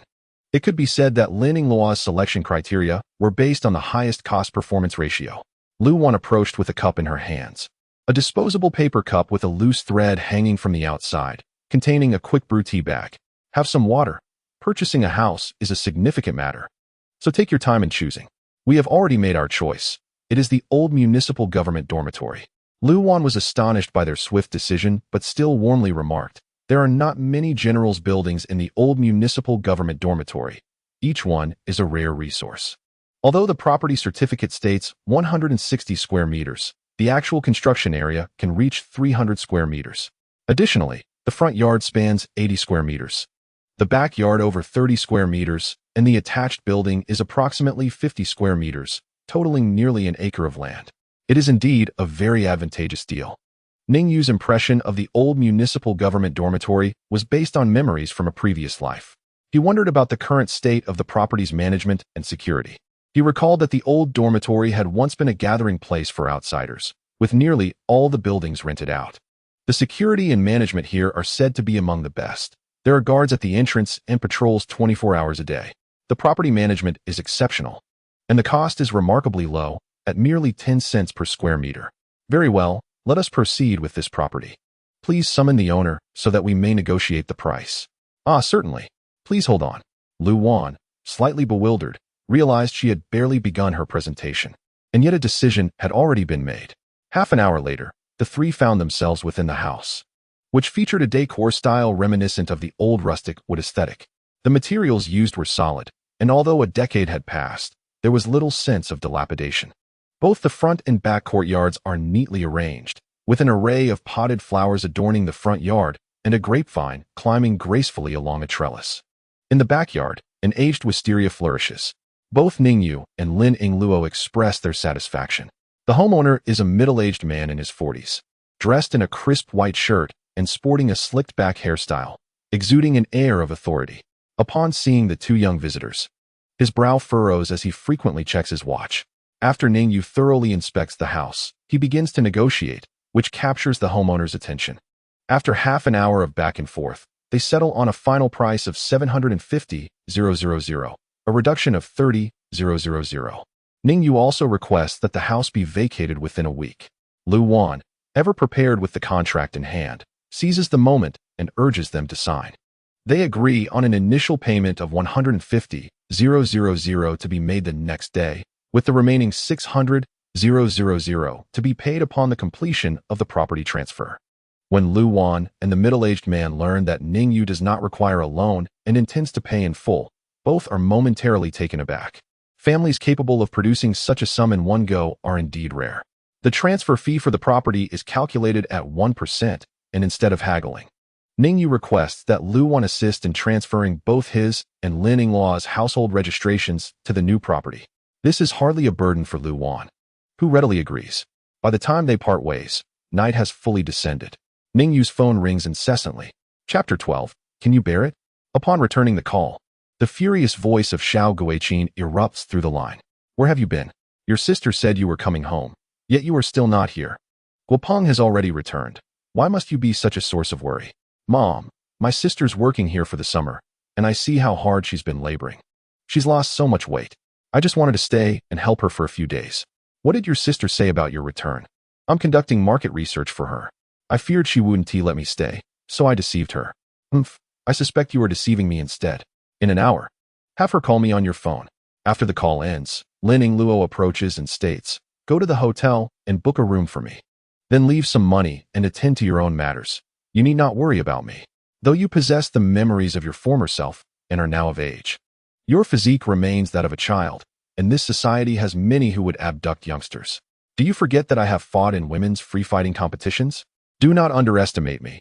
Despite my size, I wield a knife, and even several adults would not stand a chance against me. At this moment, Lin Yingluo, though legally an adult, stands at a mere height of 1.50 meters, significantly shorter than Ning Yu. It feels somewhat peculiar to have such a diminutive figure speaking so earnestly. He gently ruffles her hair and chuckles. In your current state, it would be wise to refrain from adopting an adult's tone. Otherwise, it may seem odd to others. Lin Yingluo nods in agreement. All right. I shall endeavor to be mindful of that in the future. Exiting the old municipal dormitory courtyard, they find themselves in a brightly lit alley bustling with people, where a plethora of culinary delights beckons the eye. Boss, I am hungry again. Lin Yingluo tugged at Ning Yu's shirt and said, if we are hungry, let us eat. What do you wish to have? Roast chicken. Ning Yu purchased two, each of them grasping one as they walked and nibbled. Moreover, Yingluo, we ought to reconsider how you address this boss of yours. If others overhear, they might think I am employing child labor. You may call me brother. In that case, I shall simply call you by your name, Ning Yu. Ning Yu spat out a chicken bone, pondering why calling someone brother had to be so challenging. After settling Lin Yingluo in a hotel, he promptly made his way to the normal university. When he called Ning Xiao, the latter's tone brimmed with excitement, and there was no reprimand for his absence from home. Little brother, you truly are remarkable. Do you know that those flyers we posted today attracted several students? Several? I received a total of 7 calls, and 6 have already agreed to attend a trial class tomorrow. Once they attend the trial, they are practically guaranteed to enroll. Do you realize my fees are 500 yuan less than those formal institutions? So you haven't finalized anything yet, and here you are boasting. Until the money is in hand, it doesn't count as an achievement. However, upon hearing Ning Xiao's words, Ning Yu quickly replied, that indicates my method of posting flyers in the community is genuinely effective. I shall remain here for a few days, and I will post more in the surrounding neighborhoods. You are too wonderful. My sister certainly did not dote on you in vain. Once she earns money, I assure you, you shall never lack funds when you attend university. Then please call Mom first and inform her that I shall be staying in the provincial capital for a few days. Ning Yu handed over his phone. When Ning Xiao took the phone to call Xiao Guiqin, she praised Ning Yu profusely, making him feel bashful. After all, it was merely a few flyers. Shortly after, Ning Xiao summoned a male classmate to let Ning Yu stay in the boys' dormitory. Since it was the holiday season, there were plenty of vacant beds. The classmate, Wang Chong, was a tall student from the northeast who affectionately referred to Ning Xiao as little brother, his flattery evident. He patted his chest, assuring, I will take excellent care of our little brother.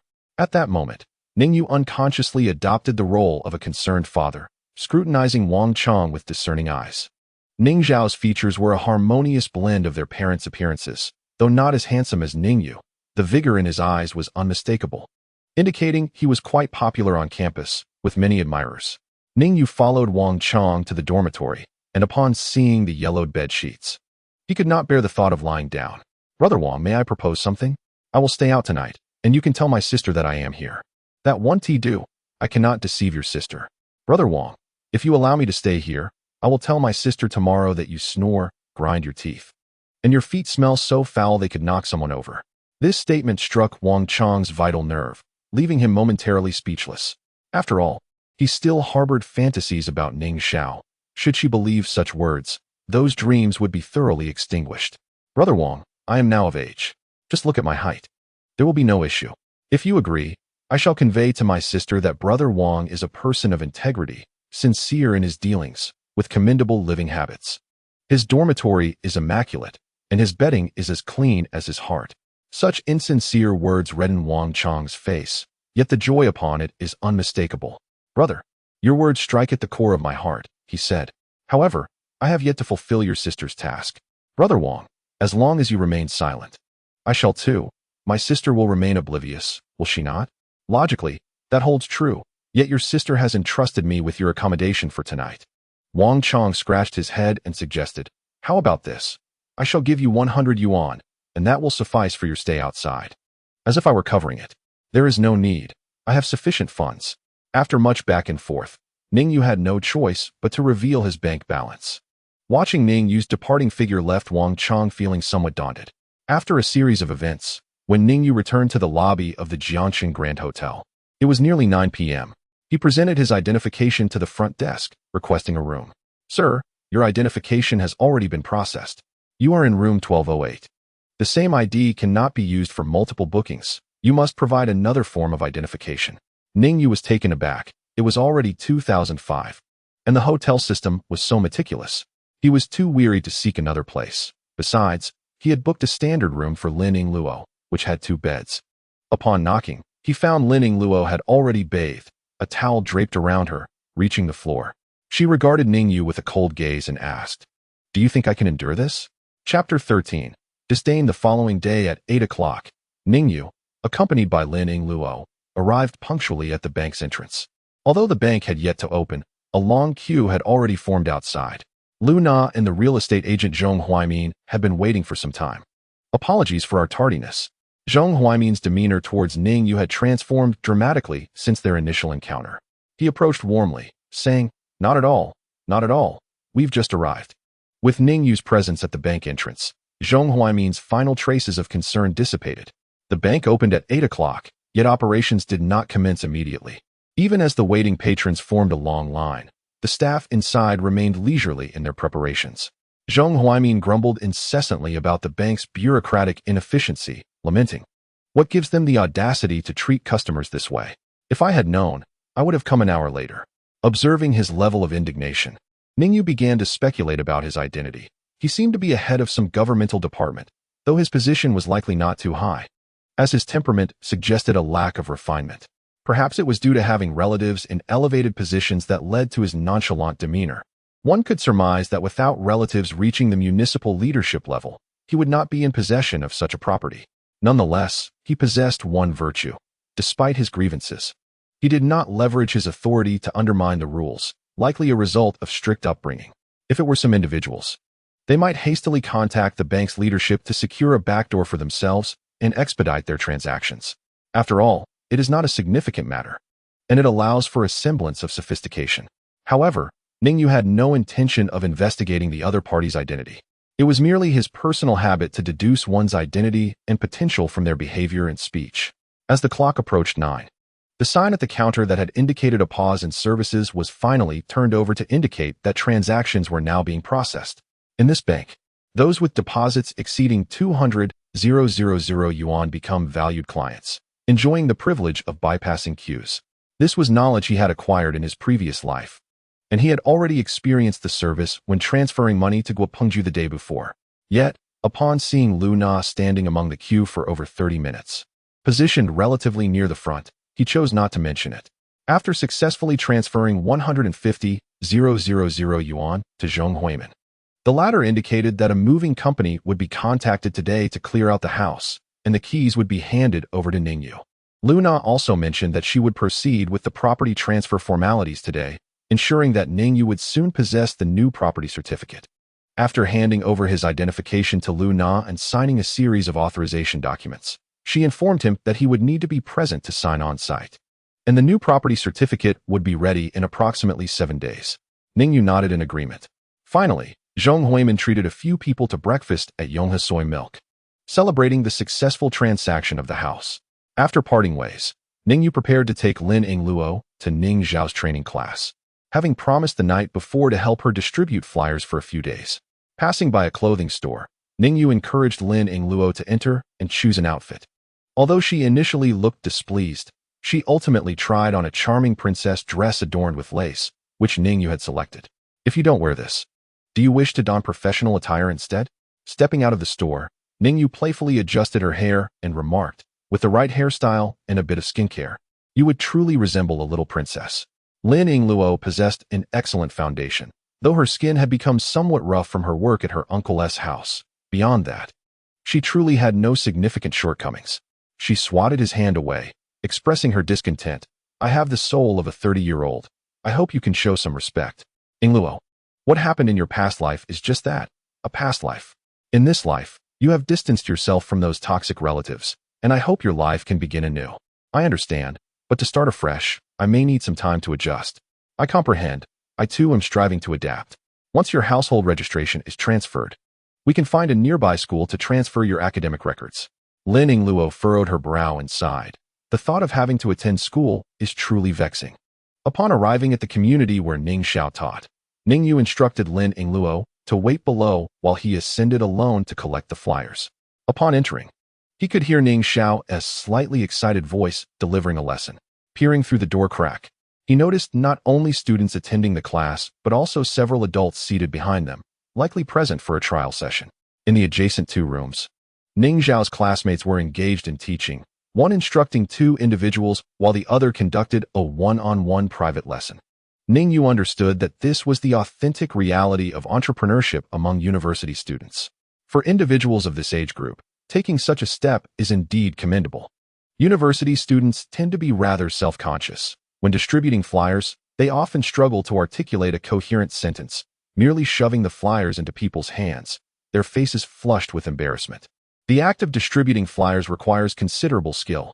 First, one must identify the target audience. Second, one must competently explain and articulate all the selling points. Third, it is essential to pique the other party's interest, encouraging them to ask questions, thus establishing a rapport. If possible, one should invite them to a trial class, ideally with a nominal fee of 1 or 2 yuan. Though the amount is modest, the level of commitment it signifies is considerably greater than a casual agreement. Successful invitations can increase the likelihood of engagement by over 50%. The core of effective flyer distribution lies in meticulously crafting a standard script, practicing it repeatedly, and proactively addressing clients' inquiries. Ning Yu had no intention of imparting such methods. Each individual must navigate their own path in life, and he did not feel obligated to guide them. Upon exiting, Lin Yingluo glanced at the promotional flyer in Ning Yu's hand and inquired, "Is this all you're distributing?" "Not distributing, but rather posting in a community," he replied. "Our value is too high. She won't be able to afford us for long." Lin Yingluo asked him earnestly, "Boss, be honest. After returning, have you ever regretted your decision or felt a sense of loss? After all, that's a fortune worth billions, along with half your life's efforts. Starting over without wishing to take shortcuts, I suspect reaching that level will be quite challenging." "You underestimate the power of information disparity," he retorted. "Let us not even mention anything else. If I were to strategically invest in promising world-class companies, I could amass a fortune." "You truly lack a sense of excitement in contemplating wealth," she teased. "If you don't generate income, how will you afford food, clothing, or live in a grand house?" Feeling unjustly scorned, Ning Yu, somewhat irked, flicked her forehead playfully. Chapter 14. A new venture in a short while. Ning Yu and Lin Yingluo had completed posting dozens of promotional flyers. Engaged in lively conversation, Ning Yu recounted how he had generated income through an electronics factory and multiplied his wealth fivefold by investing in Baidu stocks. Lin Yingluo shared tales of her antics at her uncle's home, revealing that had she not worried about Ning Yu's ability to find her, she would have run away that very day. Ultimately, their discussion inevitably turned to the topic of future income generation, where their views aligned closely. If one desires both wealth and social standing, it is imperative to venture into tangible industries such as manufacturing or large-scale retail, which can absorb significant manpower. Conversely, if the sole aim is to generate income, accumulating capital for investment projects would suffice. Purely investing could potentially allow him to dominate the Western market over the next 2 decades, relying solely on his memory. However, the crux of the matter lies in securing that initial capital, which cannot merely be in the hundreds of thousands or millions. It must be in the billions. How can one achieve a modest goal? This has become a pressing issue for him in recent times. Ning Yu glanced at his bank balance, realizing the arduous journey ahead. Once he acquires a house, they can furnish it anew, potentially saving around 100,000 yuan. Do you have any insightful suggestions? Ning Yu was eager to hear Lin Yingluo's thoughts. To be candid, he lacked substantial experience in legitimate business endeavors. Recently, when lost in contemplation, images of himself selling DVDs in a market would invariably surface in his mind. Having traversed time, it seemed absurd to revert to selling DVDs. It would be far more prudent to continue as an intermediary, facilitating labor dispatch for factories. Boss, you are far too impatient. Even in your past life, you began your business ventures only after graduation. Opportunities are gradually discovered. In fact, they could initially acquire a small supermarket, refurbish it, and adopt a model akin to 7-Eleven. This would allow them to familiarize themselves with suppliers and cultivate relevant talent, eventually evolving into a chain model, with aspirations to gradually delve into larger supermarkets in the future. Ning Yu nodded, recognizing this as a conventional path. Yet, he soon found himself captivated by the idea of establishing an educational chain. In his previous life, he had invested in an educational franchise for Ning Xiao, which ultimately expanded into a large-scale institution spanning multiple provinces, generating annual profits exceeding tens of millions. Should it ever go public, its market value could reach billions. This sum, which he had once deemed trivial, now appeared as a lucrative opportunity. What have you thought of now? Lin Yingluo inquired, Sensing a shift in Ning Yu's demeanor, Ning Xiao's Jinsheng education. Do you intend for her to earn money for you? She is my sister. What is wrong with earning some money from her for a few years? Once I accumulate 10 million from her, I will gift her the entire educational franchise. Lin Yingluo merely pouted, opting not to comment further. Education is among the fastest growing industries. Yet it is also one where the financial chain is most susceptible to issues. Courses are often pre-sold, with some selling up to several years in advance. This implies that in the coming years, one must digest these courses and invest in costs. To expand rapidly, one must aggressively sell courses to sustain growth. Any disruption in the process could trigger a wave of course cancellations. Ning Yu, however, harbored no concerns. The education sector is currently experiencing robust development, and with the implementation of the double reduction policy, there is a promising upward trajectory. With Ning Xiao overseeing teaching quality and faculty strength, Lin Yingluo managing brand establishment and promotion, he would focus on site selection, store openings, and training distributors, then merely await the profits. In many respects, training distributors was akin to his previous experience selling DVDs. In an instant, he had delineated the division of labor with remarkable clarity, showcasing the decisive capabilities of a true entrepreneur. We shall select a storefront near the normal university to establish our first shop, ideally spanning 2 levels with an area exceeding 300 square meters, requiring minimal effort in terms of renovation. Then, seek out an advertising agency for design. By the way, Yingluo, aren't you skilled in software design? Based on your recollections, please create a rendition of the Jin Chung materials, and we shall commence the recruitment of personnel. I plan to have Ning Xiao source instructors from the normal university. Initially, she may even conduct the classes herself. I shall personally interview the promotional staff, striving to inaugurate the establishment before the new academic term commences. A starting capital of over 100,000 might be somewhat constricted. Therefore, we shall only acquire essential furnishings for our General's mansion. What do you think? As the proprietor, I defer entirely to your judgment. After all, I am currently reliant upon you for my very existence. What you say is utterly devoid of flaw.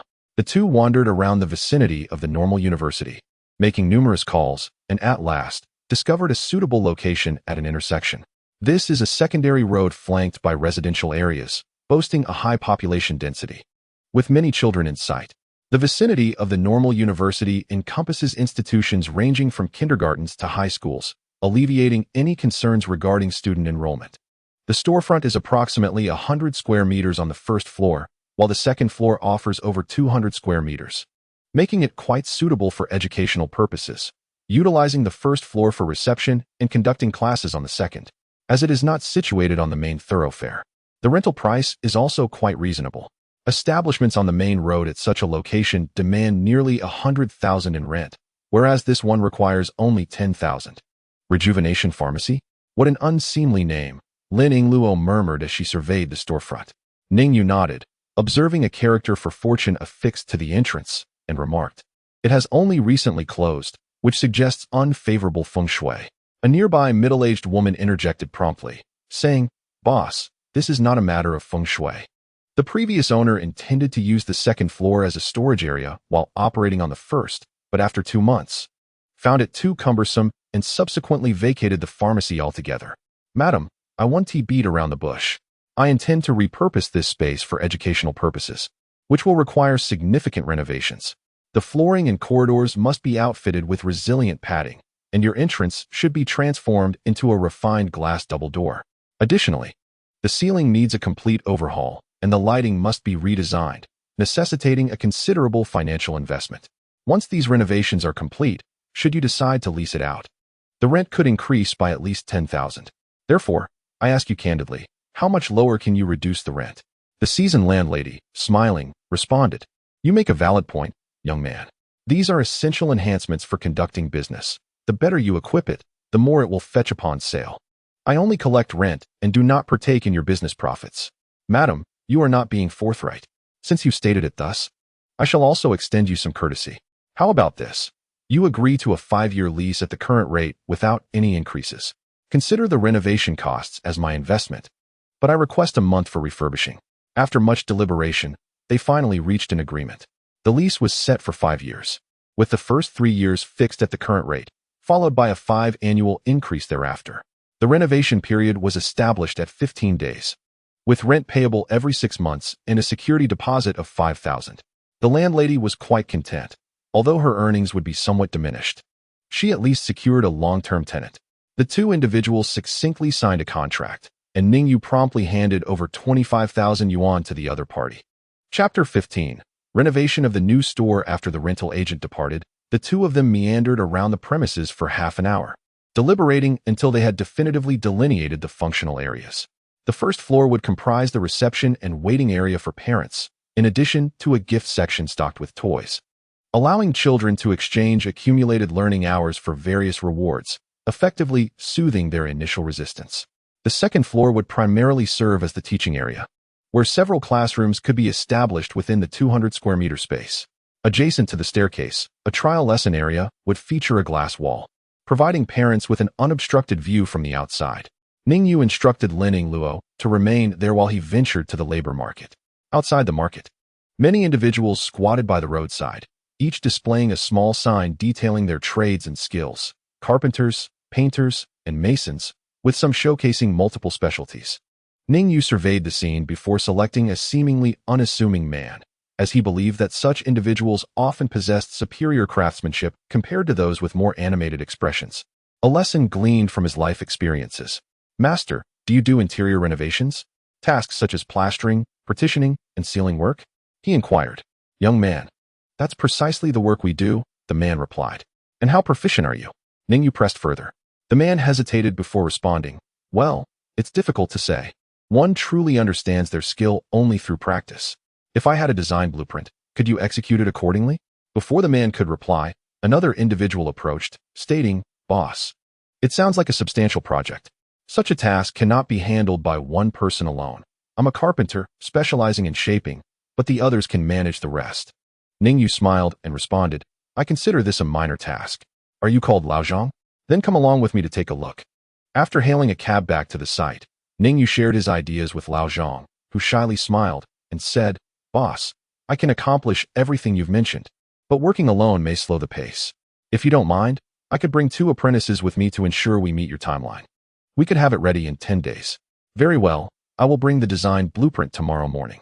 Please estimate the materials needed, and I will purchase them in the afternoon, with work commencing the day after. After bidding farewell to Lao Zhang, Ning Yu sought out a designer from a design firm, conveying his requirements and requesting a rendering. He even offered an additional 200 yuan as a rush fee, insisting on seeing the drawings the following day. Having completed these tasks, dusk was approaching. The two of them, neglecting their hunger, hurried to the agency to meet Lu Wan and collect the keys to the general's building. Earlier that afternoon, after moving into his new home, Zhong Huaimin had called to inform him that the keys were available at the agency. Upon acquiring the keys, they proceeded to the municipal government dormitory. Observing the disarray, Ning Yu furrowed his brow and asked, Should we tidy up ourselves, or hire someone to do it? As a girl, I am utterly exhausted from traversing all this distance today. I shall leave the tidying up to someone else. After the furniture was removed, the walls bore some marks, and there were yellowish stains in the corners from water damage. Ning Yu remarked, Let us simply repaint this room. He then picked up the phone and called old Zhang, asking him to come by. While waiting, the two ventured to a nearby alley behind the city government dormitory to purchase some food. Boss, is that previous place still operating? Old Zhang cautiously inquired upon seeing them. Yes, but we've taken on an additional task. Come in and have a look. We need to tidy up all the wall surfaces in this area. How many days will that take? From what I've seen, there's no need to level the walls. A fresh application of putty followed by 2 coats of latex paint will suffice. It should take 3 of us 2 days. Ning Yu pondered for a moment and nodded. Let us commence work here tomorrow. I'll cover the cost of materials. You can bring them along when you come to start. Choose materials that have a mild odor and are harmless to health, he added. Rest assured, I will buy a reputable brand, ventilate the space. And as soon as the walls are dry, it will be livable, old Zhang assured him. Ning Yu handed over 1,000 yuan for the materials, settling the account with adjustments made for labor costs. After completing these arrangements, Ning Yu felt a tinge of reflection. Starting a business is truly exhausting. You are too impatient. Rome wasn't built in a day. Expecting to resolve everything in a single day is bound to tire you out. I've followed you around all day, and my legs are nearly giving out, Lin Yingluo remarked, lightly tapping her slender calves. Tomorrow, You need not accompany me everywhere. Just focus on design work at the hotel.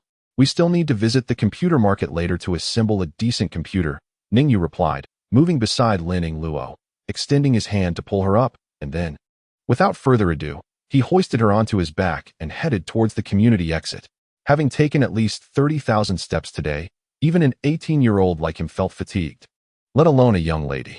Lin Yingluo struggled momentarily before settling comfortably against him, drifting into a gentle slumber. The hotel was not far from the Jiangxing Grand Hotel. Ning Yu first escorted her back to the hotel before venturing out to the computer market. This place was one of his former strongholds. He had initially sold discs here, but later relocated when he discovered that the business was not as prosperous as in the commodity market. Now, he still retained some familiarity with certain vendors in the computer market. He approached a shop that he remembered as being reputable and assembled a computer costing around 5,000 yuan. Although the computer market had matured, and assembling a computer only yielded a profit of a couple of hundred yuan for the shop, some unscrupulous vendors could charge you an exorbitant markup on a 5,000 yuan computer. Moreover, during assembly, one must oversee the process closely. A moment's inattention could lead to the replacement of new parts with second-hand components. The shop also offered mobile phones and unregistered SIM cards. On a whim, Ning Yu purchased a Samsung sliding phone for Lin Yingluo, a compact and elegant model perfectly suited for a young lady. Upon returning to the hotel, Ning Yu refrained from asking the staff for assistance, fearing that he might inadequately explain Lin Yingluo's identity.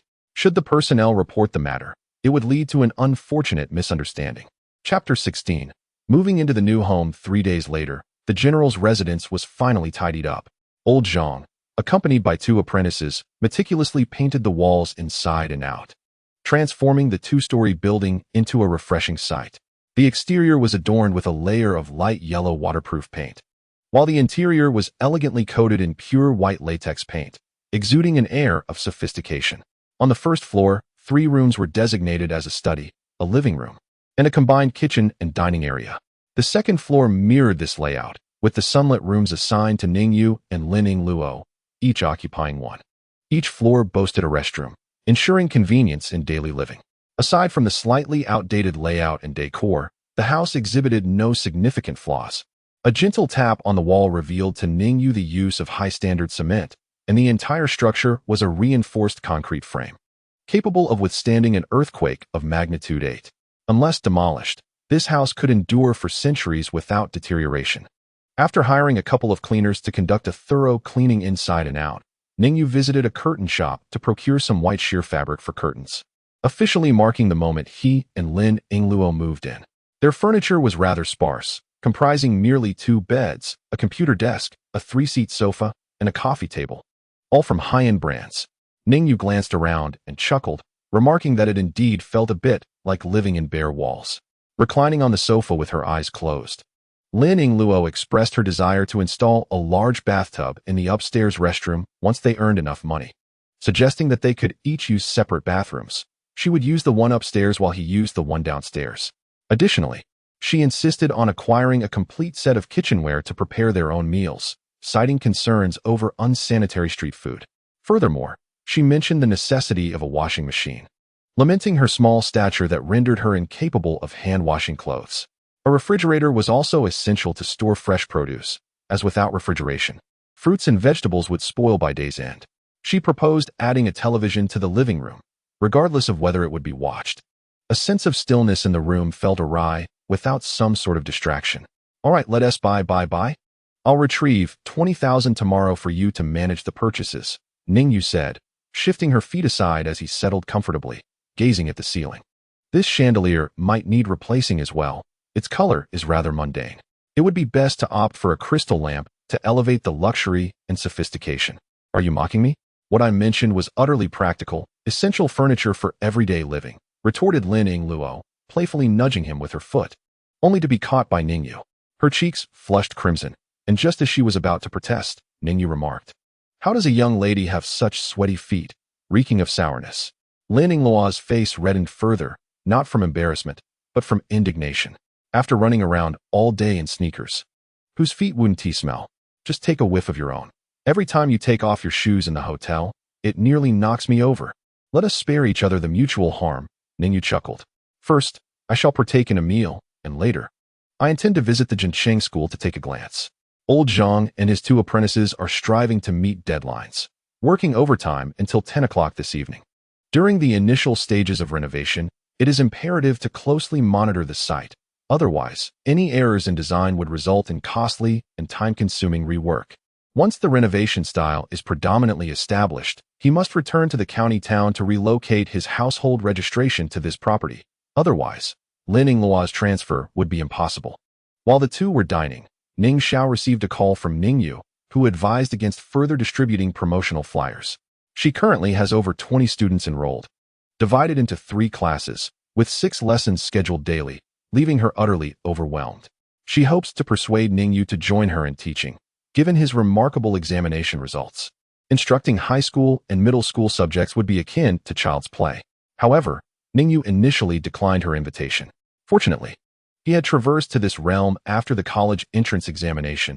Had he arrived just before that pivotal moment, even securing admission to a second-tier university would have been a significant achievement. In his previous life, he had not studied after entering university, completely forgetting the foundational knowledge he once possessed. Ning Xiao urged him to return home and not linger in the provincial city, as she is too preoccupied to accompany him. Ning Yu verbally agreed to return in a couple of days and reassured her to focus on her own affairs without concern for him. Subsequently, Ning Yu's life resumed its regular rhythm.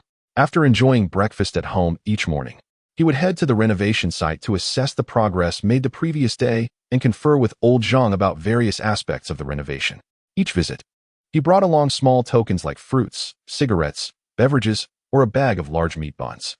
Though seemingly trivial, these gestures made old Zhang and his team feel appreciated and ensured they would not overlook any details in their work. Commercial renovations proceed at a much swifter pace than residential ones. Once the ceiling framework is established and the partitions are completed, the structure begins to take shape, with only the installation of wooden doors and glass remaining. The final installation of the vinyl flooring is handled by professional personnel from the manufacturer. During this period, Lin Yingluo successfully developed a visual identification system. While it may not rival that of certain specialists, the system designed for Jincheng's chain schools was completed under her guidance by a top-notch design team, costing over $1 million in advertising fees. Now, she has replicated it from memory, impressing even the professionals. He engaged an advertising company to create the storefront lightbox and internal signage, while also printing 100 brochures. From these promotional materials, it is evident that Jincheng Middle School's capabilities can easily outshine local competitors. The positioning of Jincheng's chain schools begins with Ning Xiao's expertise in education. Currently, the art education market cannot compete with the cultural subjects, which remain a necessity for over a decade. He merely needs to manage the transition of this training institution in the coming years, without delving too deeply into this industry, as it is Ning Xiao's primary battlefield. He relies on this cash cow to provide him with initial capital. The property deed was processed on the 9th day post-transaction, and Ning Yu's funds swiftly escalated into 5 figures. During this period, my expenditures have flowed like water. The house cost $750,000, with an agency fee of $7,500 and a deed tax of $22,500. For Lin Yingluo, I purchased a computer and a mobile phone for $6,800. The 2 solid wood beds, sofa, and coffee table at home amounted to over $30,000. The luxurious standard room at Jiangqing Grand Hotel for 6 days, including meals, exceeded $4,000. The venue rental and deposit for Jincheng School totaled $45,000. The renovation expenses have now reached $30,000, with an estimated additional $20,000 required for completion. This amount was originally intended for entrepreneurial ventures, but due to Lin Yingluo's circumstances, it was utilized for purchasing a house and relocating household registration. He harbors no regrets. Although Lin Yingluo's contributions may not yet be apparent, once my business attains a certain scale, her support will become exceedingly evident. Chapter 17. The householder observing the daily transformations at Jincheng Training School. Ning Yu felt it was time to have a serious discussion with Ning Xiao, as this stage had been prepared for her. Ning Xiao is currently leading a training class, which will conclude only after the summer vacation. She is managing over 20 individuals alone, a rather arduous task. This matter can wait until her training class has ended. Calculating the timeline, it will be several days before the school renovations are completed. Although environmentally friendly materials are being used, a ventilation period of 1 to 2 months must be allowed. For this is a school, and care must be taken. The official opening will consequently be postponed until after my enrollment. By then, my availability will be limited. While Ning Xiao will be entering her internship period, affording her ample time to oversee the school.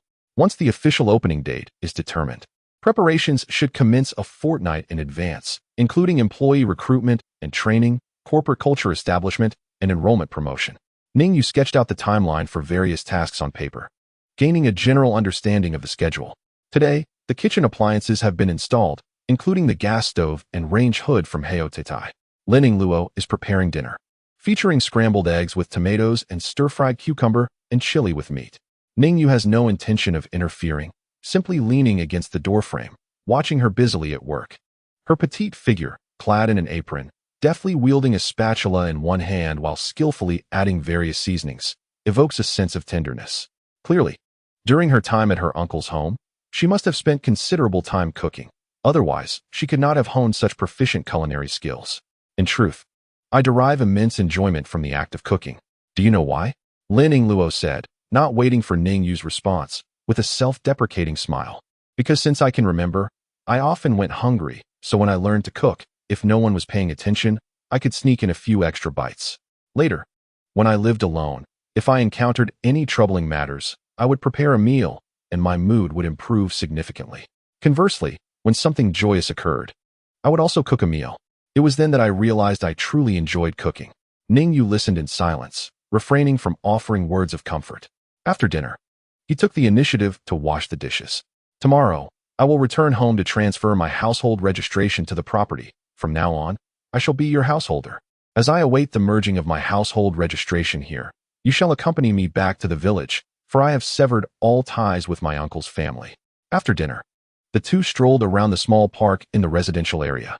The park, though modest in size, featured a small square, a covered walkway, and several flower beds adorned with roses and other blossoms. The entire park was aglow with lights and bustling with people, as if most families had emerged for a respite after their evening meals. There were elderly ladies dancing, gentlemen engaged in chess, middle-aged individuals playing cards, and children gliding on roller skates.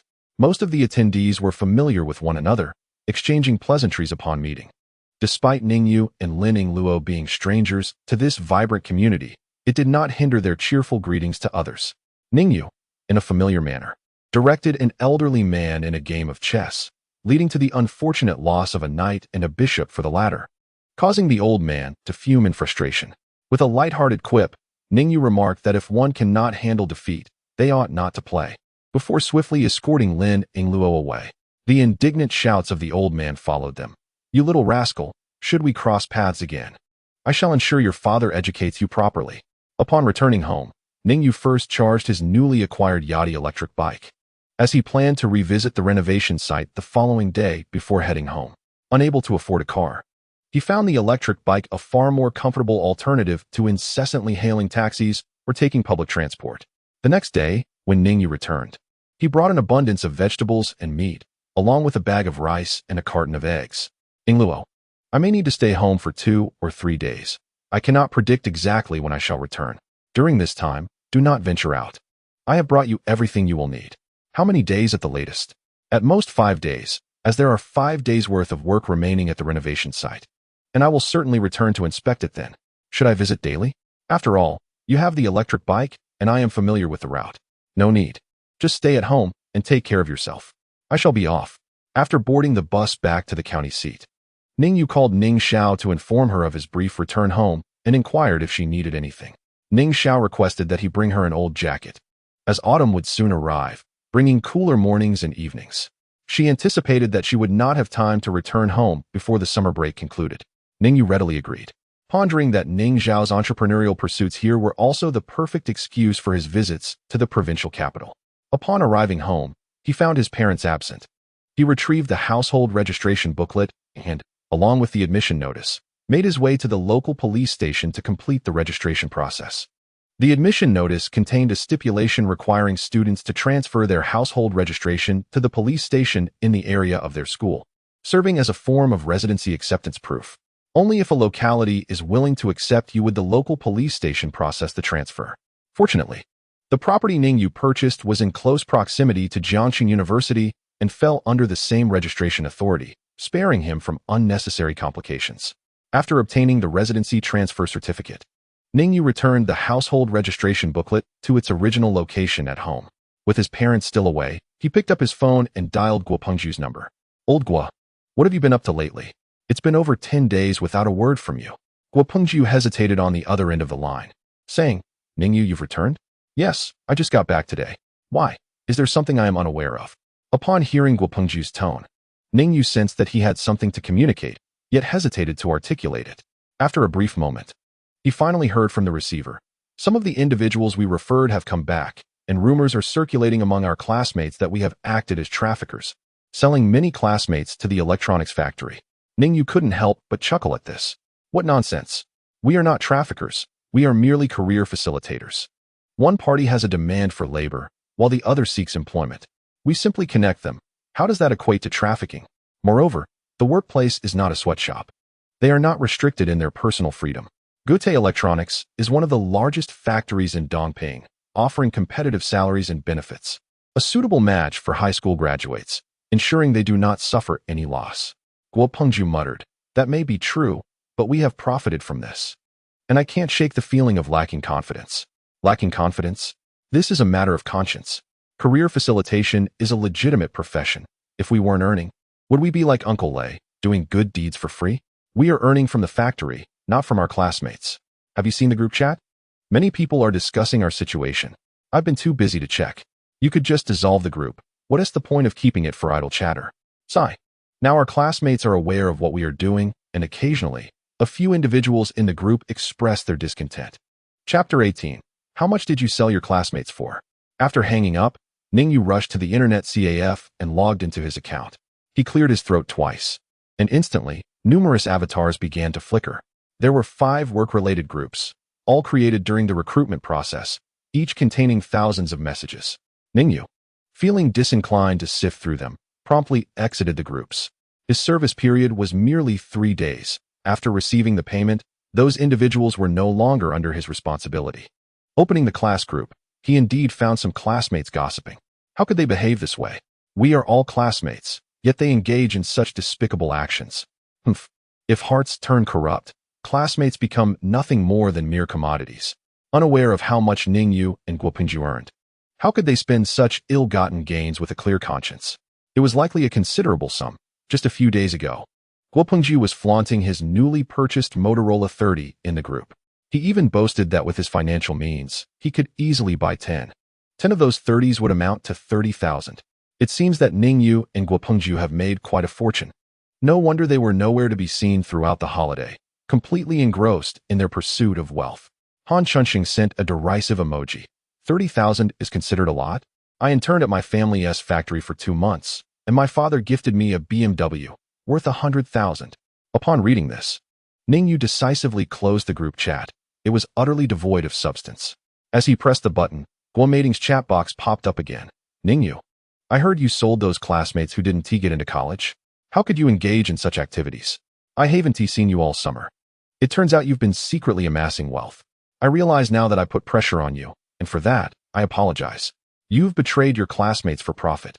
How much have you earned? Ning Yu, let us reconcile. I promise I will no longer lose my temper with you. These sentiments were expressed sporadically over several days. Yet Ning Yu, upon reading them, closed the chat window before finishing. It became apparent to him that the other party was not concerned about him, but rather the money earned from selling classmates. The notion of profiting from classmates is truly a peculiar line of thinking.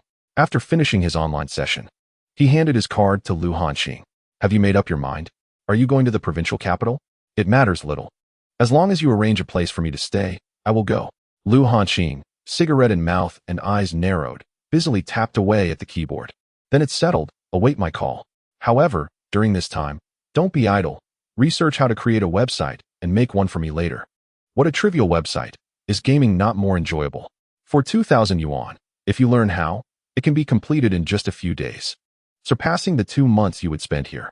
Don't you find that appealing? Quite appealing indeed. I will look into it. It seems websites have templates, and one merely needs to replace the information. I will send you the specific details via email, and once you are satisfied, you can pay me. No free rides. After all these years of riding on my internet coattails, Ning Yu, you finally understand the concept of reciprocity. Get lost. I am, after all, a benefactor in your life. So treat me with the respect I deserve. Ning Yu's statement holds a grain of truth. Were it not for Lu Hanqing, a petty hoodlum from the internet CAF, he might have remained obscured in life. Presently, they find themselves quite comfortable, yet as they approach middle age, reflecting on their unremarkable lives, they may realize how time has been squandered. Ning Yu's actions indeed portray him as a benefactor. Many possess talent, yet few discover a suitable avenue to express it. Upon returning home, he found Xiao Guiqin and Ning Lizzie already there. Upon seeing him enter, Xiao Guiqin remarked, "Oh, who has returned? Have you seen the bright lights of the provincial capital and now look down upon this humble abode? My sister called you, didn't she? I've been assisting her these past few days. Here, I have brought back some money for you." Ning Yu handed over 1,000 yuan. "As long as you don't cause trouble for your sister, you're able to help? Your sister ought to keep the money she earns for herself. Why bring it back and make your father appear inept?" Ning Lizzie glanced up briefly but dared not speak further, returning to his calligraphy practice. Ning Yu chuckled. "You might not believe it, but I've actually been of great assistance to my sister. Initially, she had only 6 students.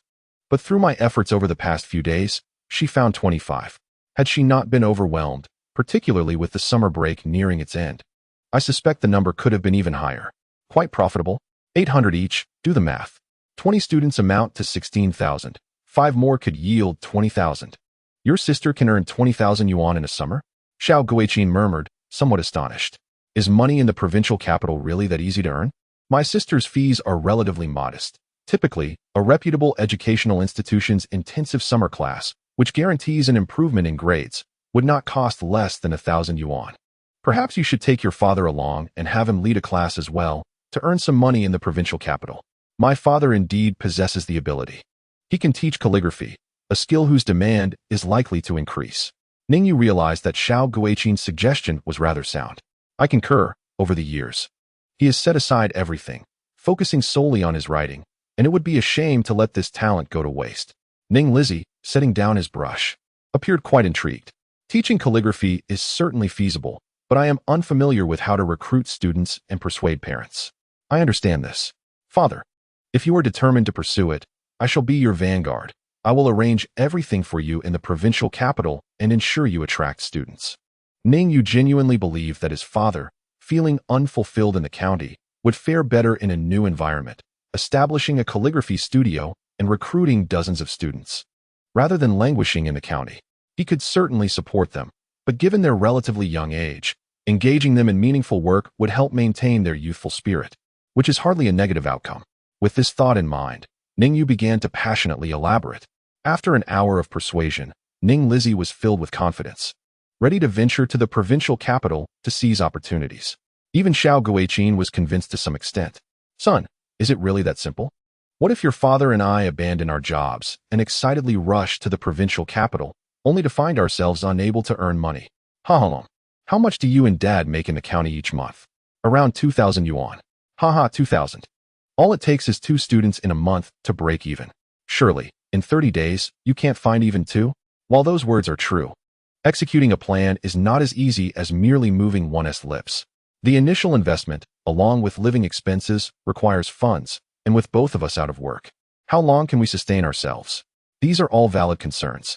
Your father and I have reached an age where we have managed to save a little for you. If we squander it all, we won't have the means to save for you again.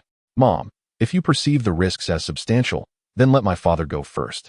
Once he is settled, you can resign and join him, and that would solve the issue.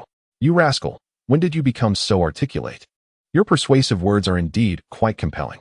Chapter 19. The return to the city. Ning Yu spent a day at home before returning to the provincial capital. This time, he did not even mention Ning Xiao, merely stating that he was going to investigate the calligraphy training market in advance, laying the groundwork for his father's venture. He was promptly granted permission, and as he left, Ning Lizzie discreetly slipped him 500 yuan, urging him not to deprive himself while away. On the bus, he was overcharged 5 yuan. The ticket was originally 15 yuan, but once on board, everyone was charged an extra 5. As long as one person failed to pay, the driver would not depart, and he would incite those who had already paid to criticize the non-payer. as if the delay in payment had somehow hindered the timely settlement of dues. Ning Yu was already accustomed to such matters. He harbored little sense of justice and had no desire to play the role of a hero punishing wrongdoers. Once aboard, he dutifully paid the fare of 5 yuan and settled into a window seat, folding his arms and drifting into slumber. It was unclear how much time had passed when he was roused from his dozing state by a cacophony of voices. Rubbing his eyes, he beheld a man accompanying the vehicle loudly berating a woman. The woman, clad in a long-sleeved polyester blouse and wearing a red checkered scarf wrapped around her head, presented a quintessential appearance of a coastal woman. Even as she was scolded, she remained silent, bowing her head and clutching a bamboo basket in front of her, as if its worth surpassed all else. What makes you so unique in this world? Everyone else on the bus has managed to pay the extra 5 yuan. Why should you be exempt? The man continued. Look at all these passengers. It is because of you that the departure has been delayed. Hurry up and pay. With her head lowered, the woman softly replied, then refund me the fare I already paid for my ticket, as I will not ride your bus anymore. In her view, there were numerous buses heading to Jiangcheng, and she could simply switch to another. The man accompanying the vehicle chuckled. Ah, so you wish to ride for free. You've been on this bus for a while now. Do you think our vehicle runs on air? Yet, there is no fare as exorbitant as yours. It only costs 6 yuan from here to Jiangcheng, and you demand an additional 5 from me. That is not my concern. This is the rule on this route. Either pay up or get off. I will not go until you refund my ticket. The man, now furious, retorted, I have been in this business for years. And you are the first to act so shamelessly, young lady. If you were a man, I would have slapped you long ago. As he spoke, he opened the door, intent on ejecting her from the bus. I will not leave. You accepted my fare and are obliged to take me to Jiangcheng. Let the others judge whether she should pay, he shouted to the passengers. The passengers, already growing impatient, chimed in, Miss, please pay the fare. You have delayed us by several minutes, and we are all waiting because of you. It is merely 5 yuan. If you cannot afford it, perhaps you should walk to the provincial capital. The route from Dongjiang to the provincial capital is all under one owner's contract. This is the established rule for every bus. Please, just pay. Despite the chorus of voices urging her to comply, the woman steadfastly refused to pay, displaying no intention of disembarking without a refund. The driver, a bald, rotund man adorned with a glimmering gold chain, grinned maliciously. Taozi, close the door and keep an eye on her. Once we reach the provincial capital, let this young lady treat us to a drink as our fare. Sure thing, brother. The man accompanying the vehicle responded with a similarly devious grin. As the bus resumed its journey, the woman settled herself atop the engine cover at the front, still clutching her bamboo basket tightly, her head bowed. The passengers fell silent, indifferent to the fate that awaited her. Ning Yu gazed at the woman, unable to discern her features, yet an inexplicable sense of familiarity washed over him, as if he ought to recognize her, though her identity eluded him for the moment. After a brief half-hour, the bus arrived in Jiang City, but instead of pulling into the bus terminal, it haphazardly halted by the roadside and began ushering passengers off. Despite the grumbling complaints from the passengers, they gradually disembarked. The woman clutching a bamboo basket attempted to exit, only to be intercepted by a man named Taozi. Hey, little sister, don't rush off. Since you're unwilling to pay, why not join us for a few drinks? Step aside. If you persist, I shall call the police. Huh, what have we done wrong? If the police arrive, it would serve us well to reclaim that 5 yuan. You are utterly shameless, sir. Mayam. The woman sought to summon the attention of other passengers, hoping to deter her tormentor, yet to her dismay, they appeared oblivious to her plight, hastening their steps instead. Get away. With a sudden crash, the bamboo basket was knocked over, sending the eggs tumbling to the ground, most of which shattered upon impact. As she beheld the mess of egg yolks strewn across the ground, Taozi's fury erupted. You filthy woman, look what you've done to the bus. Just wait and see how I deal with you. His raised hand lingered in the air, poised yet unmoving. A voice emerged from behind. Bullying a woman does not require much skill. Taozi turned to find a youth grasping his wrist, though the boy was taller and seemingly stronger. Taozi felt no fear upon observing the youthful countenance before him. You little brat, barely out of childhood, and you dare to act tough. Do you believe I one-t beat you back into your mother's womb? Ning Yu furrowed his brow, speechless at the foul language. Without a moment's hesitation, he delivered a resounding slap. Though still young, his strength was considerable, bolstered by combat skills honed in a previous life, rendering him unimpressed by such petty thugs. The impact was thunderous, sending Taozi crashing to the ground, his face visibly swelling. Dazed, he spat out a mouthful of blood mixed with teeth, shouting, "Brother Jun! Brother Jun!" He hit me. Driver Jun, lounging and smoking, witnessed the commotion, swiftly retrieving a screwdriver from beneath the dashboard and advancing towards the scene. "Who dares to cause trouble on my bus?" Though portly, Jun moved with surprising agility, reaching the bus door in an instant. One hand bracing the frame while the other reached for Ning Yu. Ning Yu delivered a swift kick to the door, which slammed shut with force, sending Jun sprawling out. His arm caught painfully in the closing door. In the blink of an eye, both troublemakers were subdued, allowing Ning Yu to finally focus on the woman huddled inside the bus, weeping softly. She began to gather the remaining intact eggs into her bamboo basket. Originally filled to the brim, but now only yielding a meager dozen intact ones. As Ning Yu crouched to assist her in retrieving the last egg, he lifted his gaze and was suddenly struck dumb. Chapter 20. Lu Xiaoro. In that moment, the woman's visage crystallized in his mind, and he instantly recalled who she was. It is astonishing to discover that the individual is a former classmate from university, someone who once occupied the seat directly in front of me. During my freshman and sophomore years, I was merely an invisible presence in the classroom, yet by the time we reached our junior year, she had remarkably transformed into a figure that overshadowed all the campus beauties. At that juncture, my sole focus was on financial pursuits, leading to minimal interaction with my peers, and I exchanged only a handful of words with her. Subsequently, during the centennial celebration of our university, both I and Lu Xiaoro were invited back to deliver speeches. At that time, I was making waves in the business realm of Jiangcheng, while Lu Xiaoro had emerged as a leading figure in a particular scientific field in the country. I jestingly remarked at a dinner table that had I known she would blossom into such a stunning and capable individual, I would have pursued her with unwavering determination. Lu Xiaoro playfully retorted, lamenting that she had waited until graduation without ever receiving my confession, which she deemed her greatest regret. Such banter at a banquet is often mere theatrics, and I dismissed it as inconsequential. I merely took some time off work to accompany her on a 2-day exploration of Jiangcheng. The twists of fate in life are indeed remarkable, as I had not anticipated that the first university classmate I would encounter would be her. I had long been aware of her modest background. She seldom participated in class or group activities and never quite fit in with the other girls. In her free time, she preferred to linger in the library or study rooms. Observing her attire now, I realized that the clothes she wore at school must have been the finest she owned. This outfit, even the likes of Xiao Guiqin could not don outside. It seemed fit only for rural women by the seaside. With a heavy heart, I placed the final egg into the basket.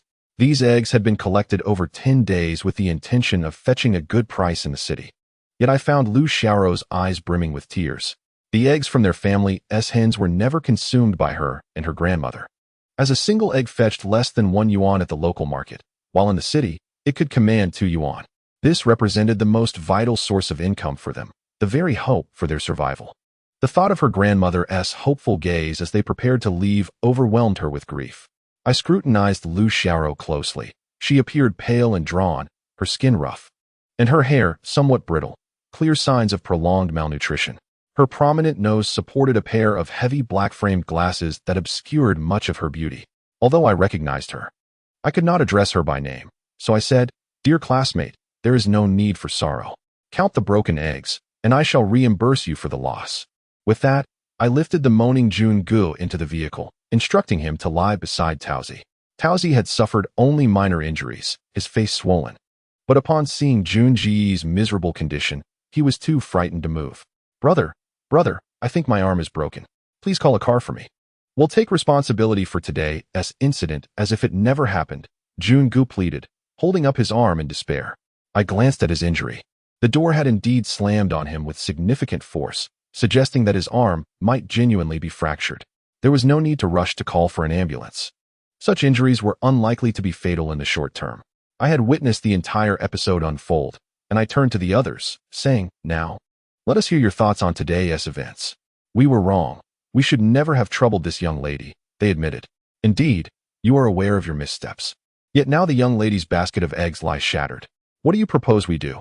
We shall compensate her. No, we shall purchase them all. How many eggs are there in total? I will settle the payment immediately. Is this not a reasonable approach? Why adopt such a menacing demeanor?" You have yet to encounter a truly formidable individual. Should you do so, you would swiftly grasp the harsh realities of this world. Ning Yu jestingly prodded the wound of his counterpart with a screwdriver. My fellow student, how many eggs did you bring out in total? There are 120 eggs, currently.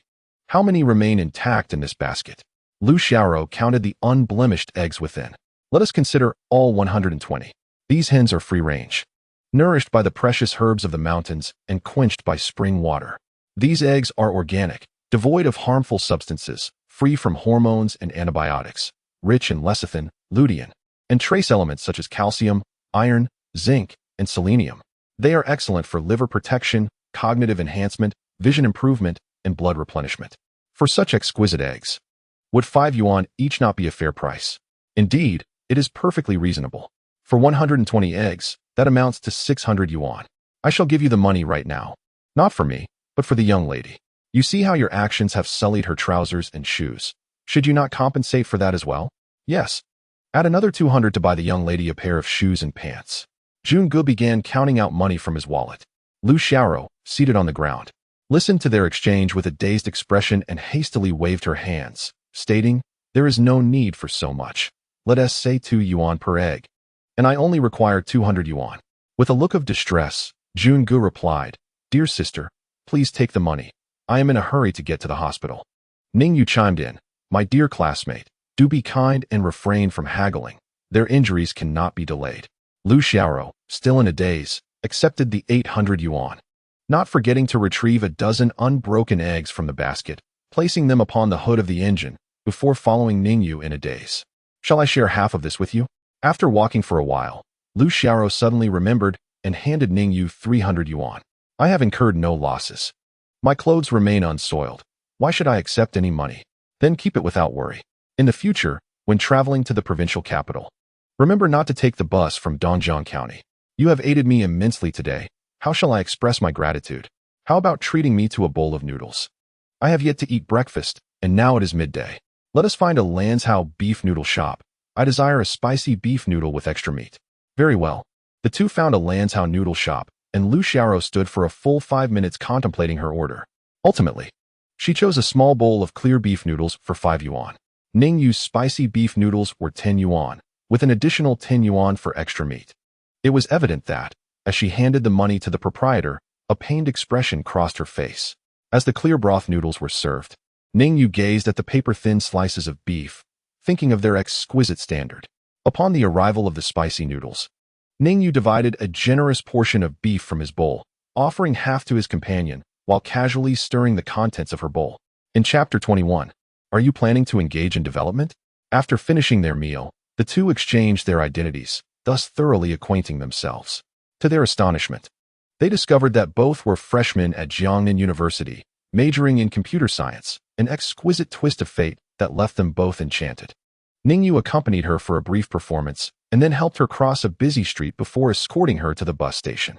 Upon arriving at the old municipal dormitory, Lin Yingluo was having lunch, savoring a bowl of noodles with tomato and scrambled eggs. Have you eaten? Would you like me to prepare a bowl for you? She inquired. No need. I encountered a classmate on the way here and enjoyed a bowl of Lanzhou beef noodles by the roadside, he replied. What a coincidence. You were dining with someone, surely not a male classmate, but rather a striking beauty you hold in high regard. Lin Yingluo seemed to see right through him. Ning Yu pondered her words and realized she had a point. At present, he could hardly call her a beauty, perhaps just an awkward duckling. Ah, I see. You intend to cultivate her, Ning Yu exclaimed, slapping the table in feigned anger. Just focus on your meal.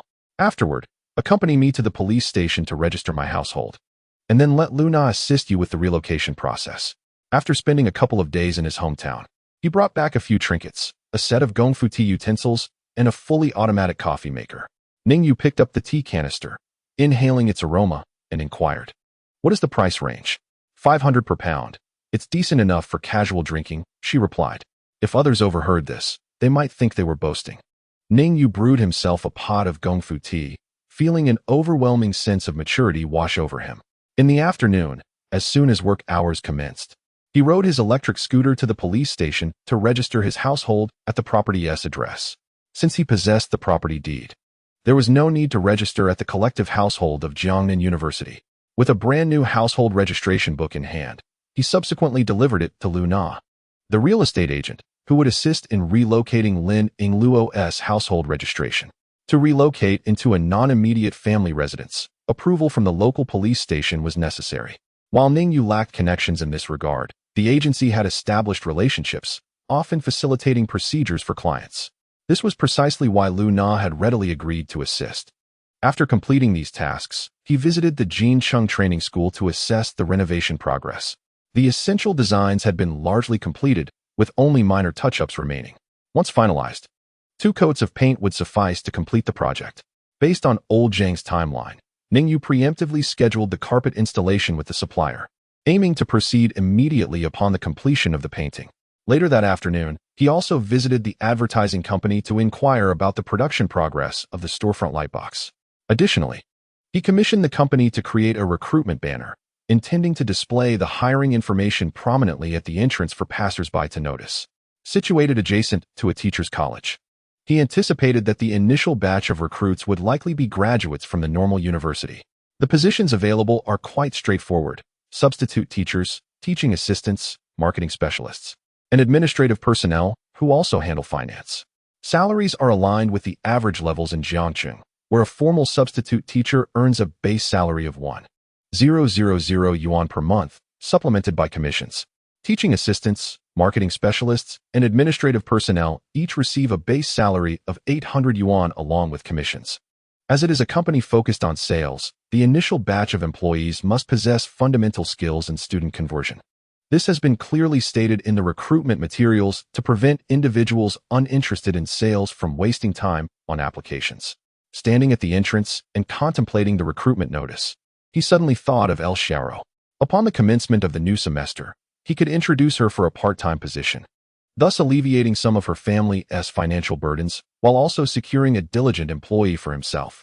The only drawback is that Jiangnan University is rather far from the normal university. It takes him half an hour to ride over on his electric scooter. "Excuse me, what does your shop specialize in?" Ning Yu turned around to find a middle-aged woman selling fruit nearby. The shop front was modest, merely around 20 square meters. Yet business was thriving. She often set up a large cart in front of the store to attract customers. "Ma'am, we operate a training school, specifically offering cultural courses from elementary to high school. Do you have children? If so, we could provide you with a discount when they enroll, ensuring convenience and peace of mind for you. Our institution is part of a nationwide chain, staffed by experienced and renowned teachers. We guarantee that any student who studies with us for a year will see their grades improve by 10 to several dozen points, or elevate their ranking within their grade or class. Although the students are the customers, the actual target clientele is the parents." Ning Yu feels a sense of familiarity when interacting with middle-aged individuals. The fruit vendor was taken aback and then inquired, "Can you really guarantee an improvement in rankings?" "Absolutely. Since we are confident enough to establish a training school, this reflects our assurance. If we could not guarantee improvement in students' grades, it would be tantamount to wasting parents' money. Regardless of the actual outcome, it is essential to make bold claims first. This is the secret to closing sales." Much like when he previously sold films, he would assertively claim to have any type the client inquired about, even the highest quality. As clients browsed, they would invariably find something to their liking, often overlooking their initial fixation. Of course, selling courses differs slightly. Nonetheless, he firmly believes that the number of students who do not see any improvement is exceedingly minimal. Assurances of improved grades and rankings serve merely as psychological comfort for parents, a phenomenon akin to survivor bias. "Oh, that sounds rather promising. My child's academic performance is quite troubling, and I lack the time to monitor it closely." "Ma'am, the primary reason for poor academic performance is often that students do not comprehend the knowledge conveyed by their teachers during class. If a child is somewhat introverted and hesitant to approach the teacher for clarification, they can become increasingly lost, leading to a downward spiral in their grades." Ning Yu offered this insight, prompting the vendor to nod in agreement. "Indeed, that is precisely the case. Our training institution is specifically designed to provide children with a meticulously planned curriculum.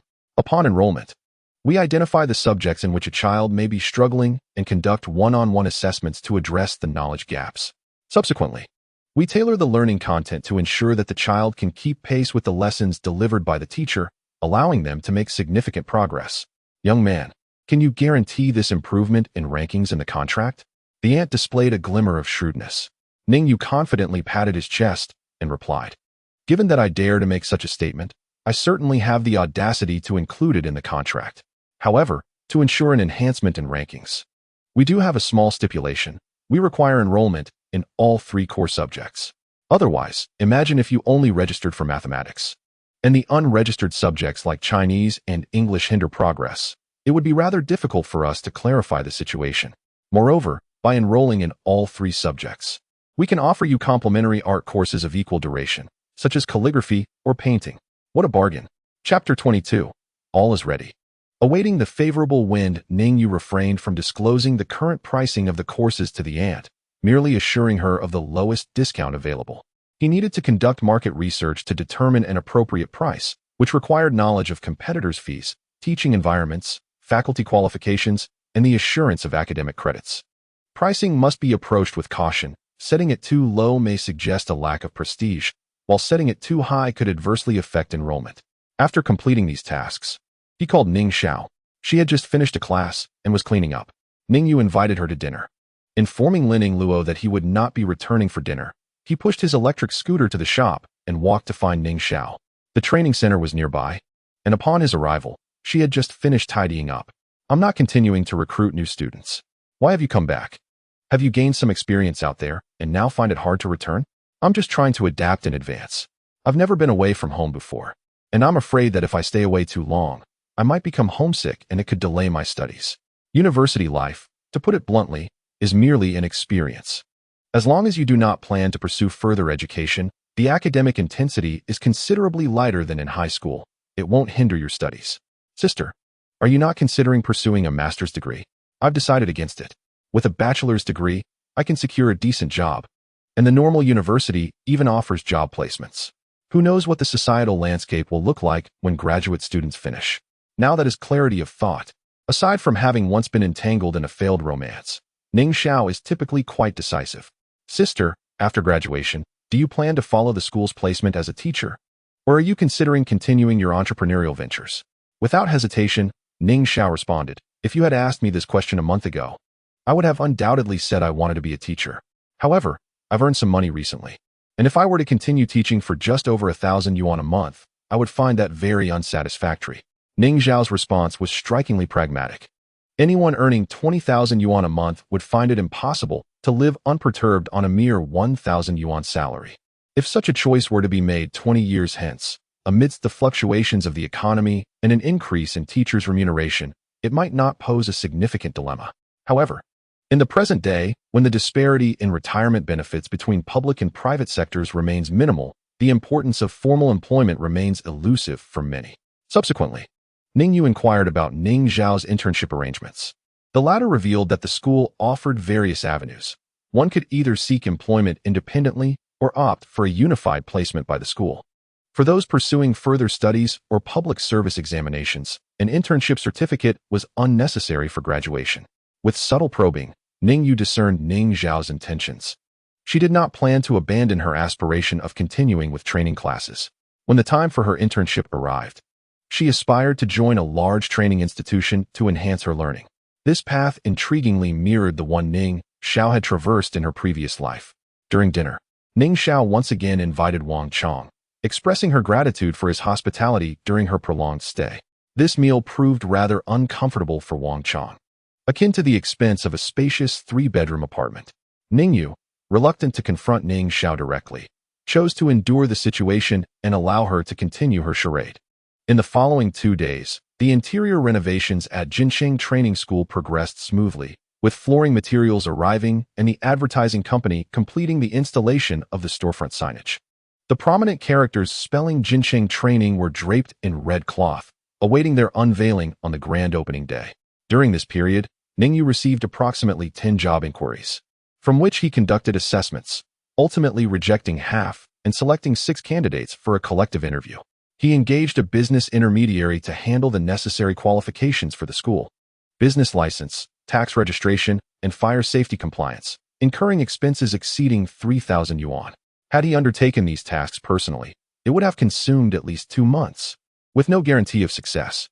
However, through the intermediary, he anticipated receiving the necessary permits within a month. Typically, intermediaries capable of handling business registrations have ties to the industry. And often, despite one's meticulous preparation, their influence is paramount. Despite the expenditure, he deemed it a worthwhile investment for the time saved. He also procured a customized batch of desks and benches from a furniture factory, designed to reflect the company's branding in a unified corporate color, ensuring a visually pleasing environment in the classrooms. Anyone who beheld this standardized classroom would perceive it as a robustly established training institution. Finally, he acquired office furniture and equipment, arranged for internet connectivity with the mobile company, and installed a landline. Funds flowed out like water, leaving his bank account with only a few digits remaining. Nevertheless, everything was now in place. Only the final touch was needed. He harbored no concerns regarding employee salaries, as he could afford a month's worth of complimentary wages. With Lin Yingluo's assistance, Ning Yu positioned the last promotional sign. He then stepped back, clapped his hands, and proclaimed, "Finally completed. After half a month of diligent effort, we can finally witness the fruits of our labor." Next comes the towering skyscraper rising from the ground. "Behold how I shall soar to the heights of 90,000 miles. Boss, you have yet to take the first step of your long march, yet you are already daydreaming about the future." Statistics reveal that the success rate of entrepreneurship is merely 10%. One could say it is akin to a battle where 9 out of 10 fail. "I suggest you exercise caution." Ning Yu chuckled. "This is true for ordinary individuals. I, being the chosen one capable of rebirth, am an exception. After all, I possess experience in managing assets worth hundreds of billions. Establishing a training school is but a drizzle. As I understand it, you have not traversed such an entrepreneurial journey. In my previous life, I emerged from humble beginnings, navigating only unconventional paths. This hardly qualifies as experience." Ning Yu cast a sidelong glance at his companion and remarked, "You appear to have started from the grassroots. Why not let you manage it? I'm too short to command authority. If I could grow another 20 centimeters to reach a height of 1.60 meters, I might consider it. By the time you grow up, the yellow flower will already be wilted. How tall do you expect to become? Perhaps over 1.70 meters. Indeed, my height is 1.71 meters in heels. We are almost equal in stature. In my previous life, I experienced a growth spurt at 19. Only after meeting you did my nutrition finally catch up. This time, I am 4 years ahead, missing no golden opportunity for growth, and I am certain I will surpass my previous height. My body was previously deprived, but now that nutrition is restored, I estimate I could experience significant growth within a year. The greater the pressure, the more substantial the rebound. The body adapts accordingly." Ning Yu ruffled the other person's hair. "Then grow up quickly and share the burden with the boss. From now on, you must drink bone broth daily, and ensure that the beef at home is never in short supply." Chapter 23. Recruitment and pricing. The interviews were scheduled for the afternoon, held in the soundproof glass room on the first floor, which served as a fittingly formal, yet not overly stern interview space.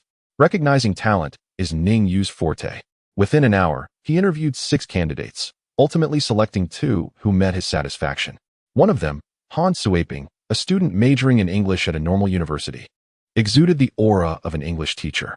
Throughout the interview, Ning Yu conversed with her entirely in English, encountering no barriers whatsoever. She possessed a proficiency level of 8, indicating that her success was no mere coincidence and certainly not the product of mute English. Acquiring such an individual was indeed a cause for celebration. Recruitment is a rather mystical endeavor. Sometimes one may interview a multitude, yet find no suitable candidate. Ning Yu discerned a profound respect reflected in her eyes during their exchange. Engaging in spoken dialogue transcends mere study. It necessitates a conducive linguistic environment and extensive practice. Typically, when individuals hear English, they instinctively translate it into Chinese in their minds before reformulating it back into English for verbal expression. This process results in an unwieldy 2-layer translation, leading to awkwardness and lack of fluency in communication. Ning Yu's proficiency in English has been meticulously cultivated. As his business expanded, it inevitably involved foreign investments, necessitating that both business negotiations and written materials be conducted entirely in English. This has elevated his English skills to a level comparable to that of professional translators. Initially, a candidate for a teaching position, Ning Yu noticed her lack of teaching experience and suggested that she start as a teaching assistant, with the possibility of transitioning to a teaching role after 3 months, should she prove suitable. There was also a personnel administrator, Li Jia, who concurrently managed financial and marketing responsibilities. A relatively demure young woman with a lively disposition. She spoke confidently and understood the multifaceted nature of her role without requiring any persuasion from Ning Yu. One evening, Ning Yu and Lin Yingluo celebrated with a bottle of red wine, marking the culmination of a busy fortnight as their entrepreneurial venture finally began to stabilize, allowing him to relax. Their next steps involved systematically enrolling students, conducting classes, and diligently working to enhance academic performance. The following day, when Ning Yu arrived at the training school, Li Jia was already waiting for him at the entrance. "I apologize for being late. Today, I will provide you with a key to facilitate access," she said. Li Jia lived nearby and was quite satisfied with her job. Although the salary of 800 yuan was not exceptionally high, it was certainly not low either. In Jiang City, this wage was typical for administrative roles, even among larger corporations. At her previous company, she endured a 3-month probationary period with a salary of only 600 yuan, which incrementally rose to 700 after the probation and finally reached 750 after 2 years of service, all while managing a heavy workload. At Jinxing Training School, the starting salary was 800 yuan without a probationary period, and if she participated in recruitment efforts, she could also earn commissions. The only drawback, she thought, was that the young boss lacked experience and decisiveness. She worried that the school might not endure for long, leaving her to seek new employment. Oblivious to the label of inexperience that had been affixed to him, Ning Yu simply outlined the responsibilities that lay ahead. He subscribed to a recruitment website, allowing Li Jia to post job listings and conduct initial screenings, which would culminate in a collective interview process. The most pressing task for the training school was to recruit staff to establish a robust organizational structure. As old Lu used to say, building a team and setting strategies are foundational to success. People are the bedrock of any endeavor. Regarding the upper limit of personnel, Ning Yu had no restrictions. He sought only qualified individuals. Li Jia, taken aback, asked, "Boss, isn't it sufficient for our training school to have a maximum of 10 staff members? Hiring so many will incur additional costs, won't it?" Ning Yu pointed to the business license on the wall and replied, "Do you see our company name? Jinxing Chain Education and Training. Our ambition extends beyond a single location. We aspire to establish a nationwide chain. Our initial goal is to open 50 training schools in Jiang City and then expand beyond Jiangnan, reaching the entire East China region." Li Jia was astonished, thinking to herself how grand such an ambition was. Nodding in agreement, she clenched her fist and exclaimed, "That's impressive. How many campuses do we have now?" Cough. The journey must be taken step by step. Xiao Li should diligently engage in his work, closely aligning himself with the company's growth trajectory. Once he comprehends the company's processes, the next step will be to establish a branch school, where he may take on the role of principal. "Thank you for your recognition, boss. Where's my workstation?" "For now, you may sit at the reception desk. It is bright and spacious here, allowing you to keep an eye on the company's developments." It has been proven that the atmosphere can be rather awkward when there are only 2 individuals in a company. Ning Yu assigned tasks to Li Jia before embarking on his journey aboard his electric scooter. He spent an entire day inquiring about the course prices of training schools in the vicinity. The annual tuition for cultural courses ranged from 1,500 to 3,000 yuan. Some offered 1 class per week, while others provided 2, with each class lasting 15 hours, resulting in a cost of 30 to 40 yuan per session. The price for private tutoring generally does not fall below 50 yuan per hour. Notably, the cost of English training exceeds that of Chinese and mathematics by several hundred yuan, with institutions employing foreign teachers charging even higher rates. However, foreign instructors primarily cater to the primary school stage for interest cultivation, while middle and high school phases focus on enhancing examination performance. After a comprehensive evaluation of the various training institutions, he resolved to modify the training periods. There would be a 3-month sprint class, a 1-year reinforcement class, and a 2-year worry-free class. The sprint class is designed for students with a certain foundation who have recently seen a decline in their grades, swiftly identifying issues to assist in performance enhancement.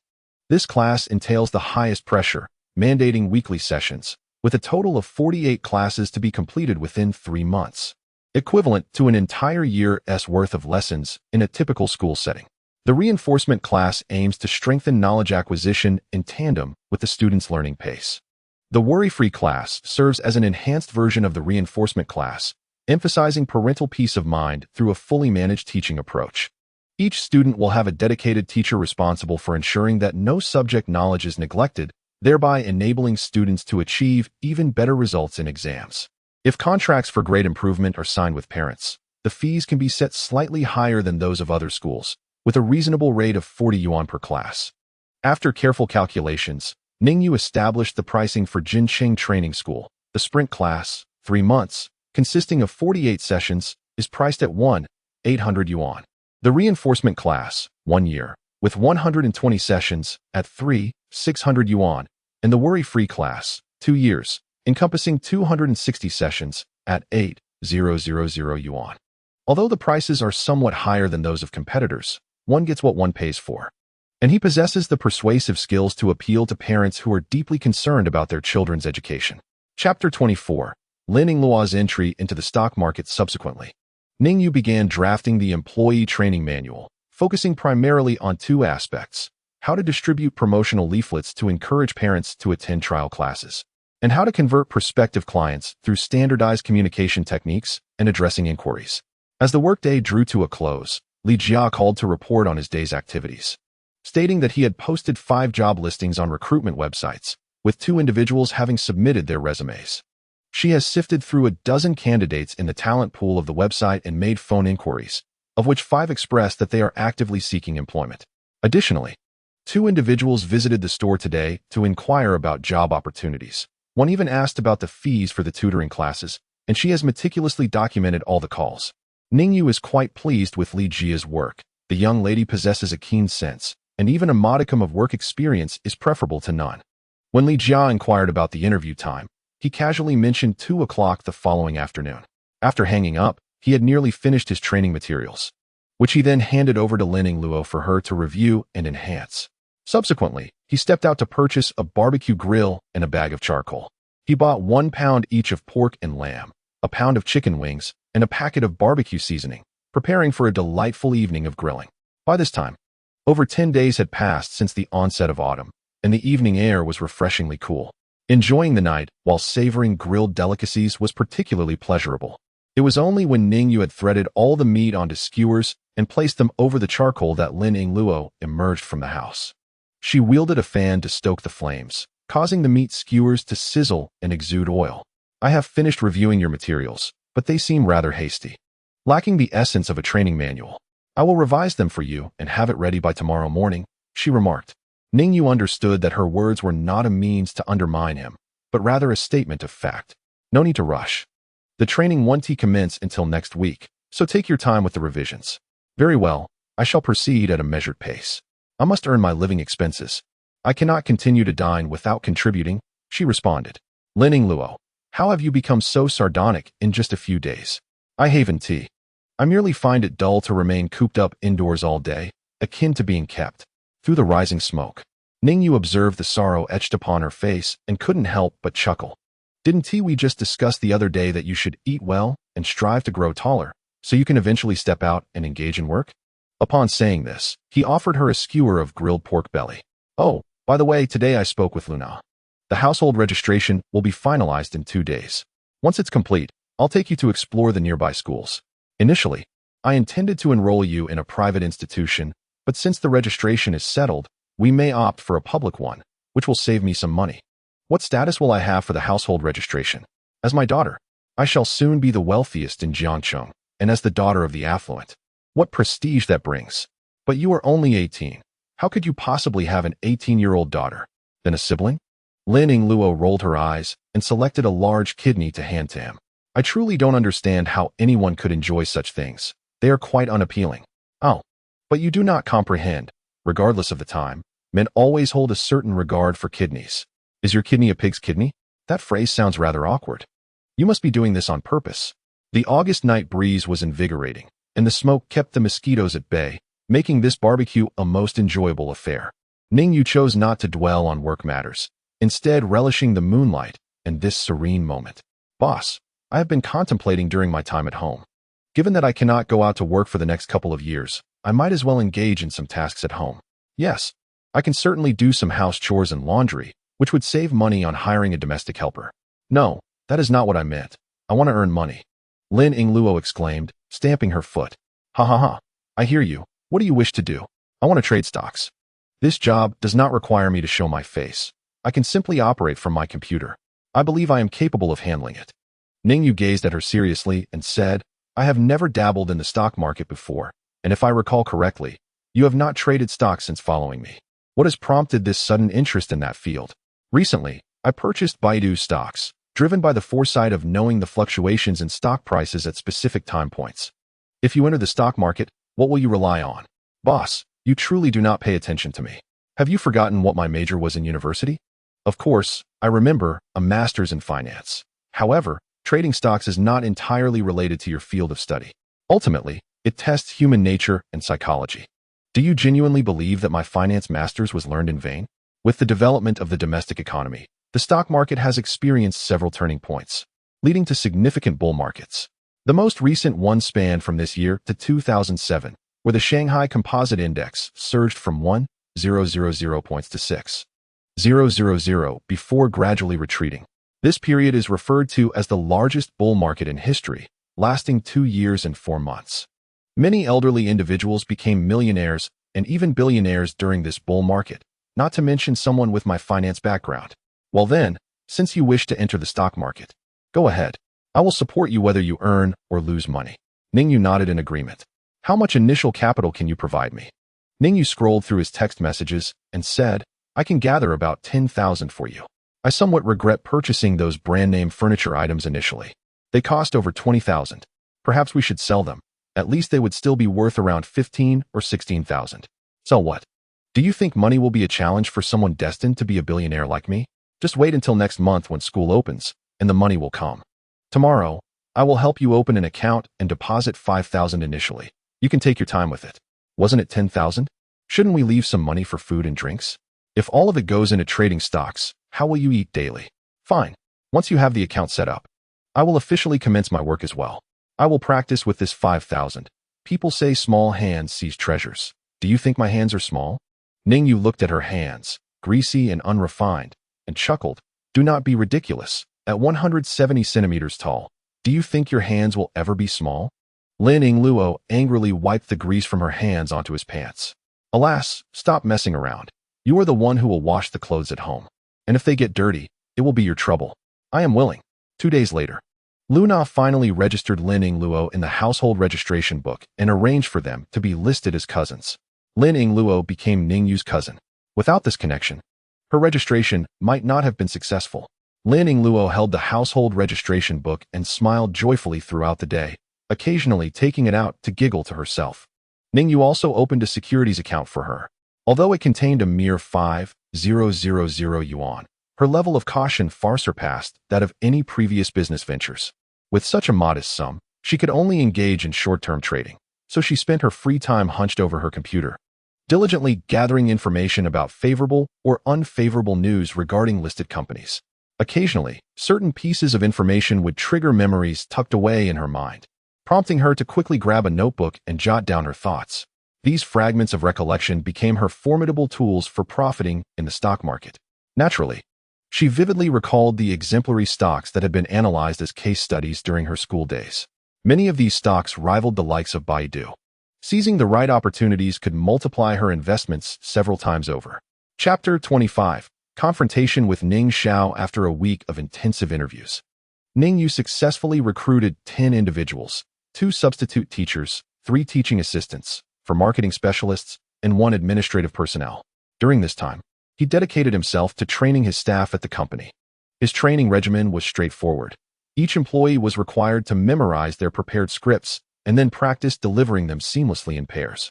Although some employees harbored dissatisfaction towards this training, they were reluctant to voice their complaints to Ning Yu since the training hours were compensated as regular working hours. Although Ning Yu was not overly strict, the aura cultivated during his years as a figure in the underworld commanded respect, causing every employee to tread carefully and subconsciously overlook his youth.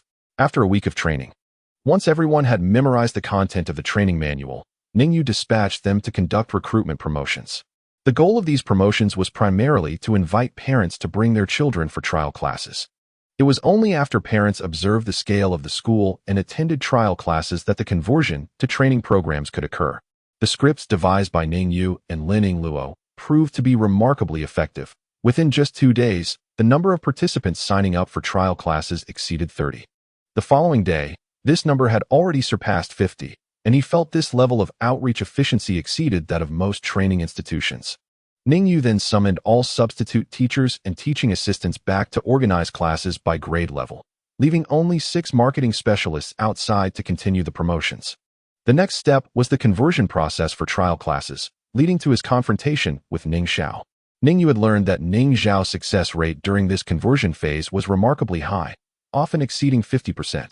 While most training organizations struggled to achieve a conversion rate of 20%, he had no intention of micromanaging. Professional tasks required professionals to handle them. After work that day, he visited Ning Xiao's training room. Although the class had concluded, many students lingered around her, posing various questions. From the enthusiasm displayed by these students, Ning Yu recognized Ning Xiao's prowess in training. After waiting in the classroom for a while and realizing that the crowd would not disperse anytime soon, he stepped outside, sitting on his small electric scooter to smoke. Half an hour later, Ning Xiao descended from the upper floor. This cohort of students had only 2 days left of training, and they cherished this opportunity, which resulted in a slight delay. This is a positive sign, indicating that your training is well received by the children. Yes, I believe I possess a certain talent for education, Ning Xiao remarked without a hint of embarrassment. Observing Ning Yu twisting the key of the Yachty electric scooter, she inquired, "Whose scooter is this, and how do you have the key?" "I bought it.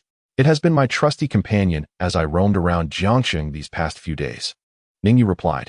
Ning Xiao furrowed her brow again. "I almost forgot. Since your last visit, it has been over 10 days. What have you been aimlessly wandering about for?" "Ahem, I am not aimlessly wandering. Come on, let's get in. Today, I shall show you my venture." "Your venture?" Ning Xiao asked, puzzled. "Just get on. You will see for yourself." Without further ado, Ning Xiao swung her leg over to mount the back seat of the Yachty scooter. The electric scooter halted in front of the Jincheng Training School. Ning Yu pointed to the sign, still covered with a red cloth, and said, "This is it. I have been busy with this for the past month." Ning Xiao frowned, unable to discern anything from the obscured sign, except for a number 1001 in the lower right corner and Normal University Store in the lower left, suggesting it was a franchise. As darkness enveloped the sky, the interior remained hidden from view. "What on earth is going on? You need to clarify this for me," she insisted, moving to poke him. "Hey, don't be so hasty."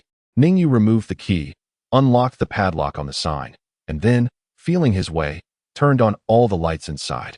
Before them stood a backdrop wall behind the reception desk. "Jincheng Chain Education Training," Ning Xiao muttered, her gaze drifting to the adjacent cultural wall, which was adorned with numerous photographs. The Morandi green carpet complemented the pale blue walls, and even a few casually arranged single sofas exuded an air of elegance. "Is this a training school? And a chain school at that?" Ning Xiao scrutinized the pictures on the cultural wall, which featured various storefronts of the chain. Accompanied by uniformed staff, there were also many photos of students and teachers together. "Indeed, it is a chain school, but it is not a franchise. This is the first campus. Who are you trying to fool? Aren't those pictures from other campuses?" Ning Xiao leaned closer, attempting to decipher the small text beneath the sign. Yet she could not make it out. "Hee, those have been staged." Ning Xiao suddenly turned around, her eyes filled with skepticism. "Ning Yu, did you establish this training school?" Ning Yu shrugged. "Is it that surprising? I thought the place you were using for your training classes was too modest, so I found you a better location. Sister, let me work for you for 2 years, and then I will hand this chain school over to you." Ning Xiao, in disbelief, circled around Ning Yu twice before giving him a pinch. "What are you doing?" "I'm just checking to see if I'm dreaming." "No, I simply cannot fathom how a young lad like you could possibly have the funds to establish this school. Furthermore, how could you possibly have transformed this school into such a splendid establishment without ever stepping beyond the confines of the campus? And yet you claim to possess knowledge of deception? One might wonder if you were lost in a daydream." Ning Yu felt a surge of indignation. "As for financial matters, I shall elucidate everything to you. Although I may be younger, my reliability and execution far surpasses yours. While you have managed to enroll merely 6 students, I have successfully attracted over 20 since my arrival." A faint blush crept across Ning Xiao's face as she, in a fit of vexation, retorted, Let us address matters one by one. First, how did you acquire the funds? Are you familiar with labor dispatch and employment agencies? No, I am not. That is understandable, as they primarily cater to the needs of manual laborers or operators, specifically connecting workers with factories.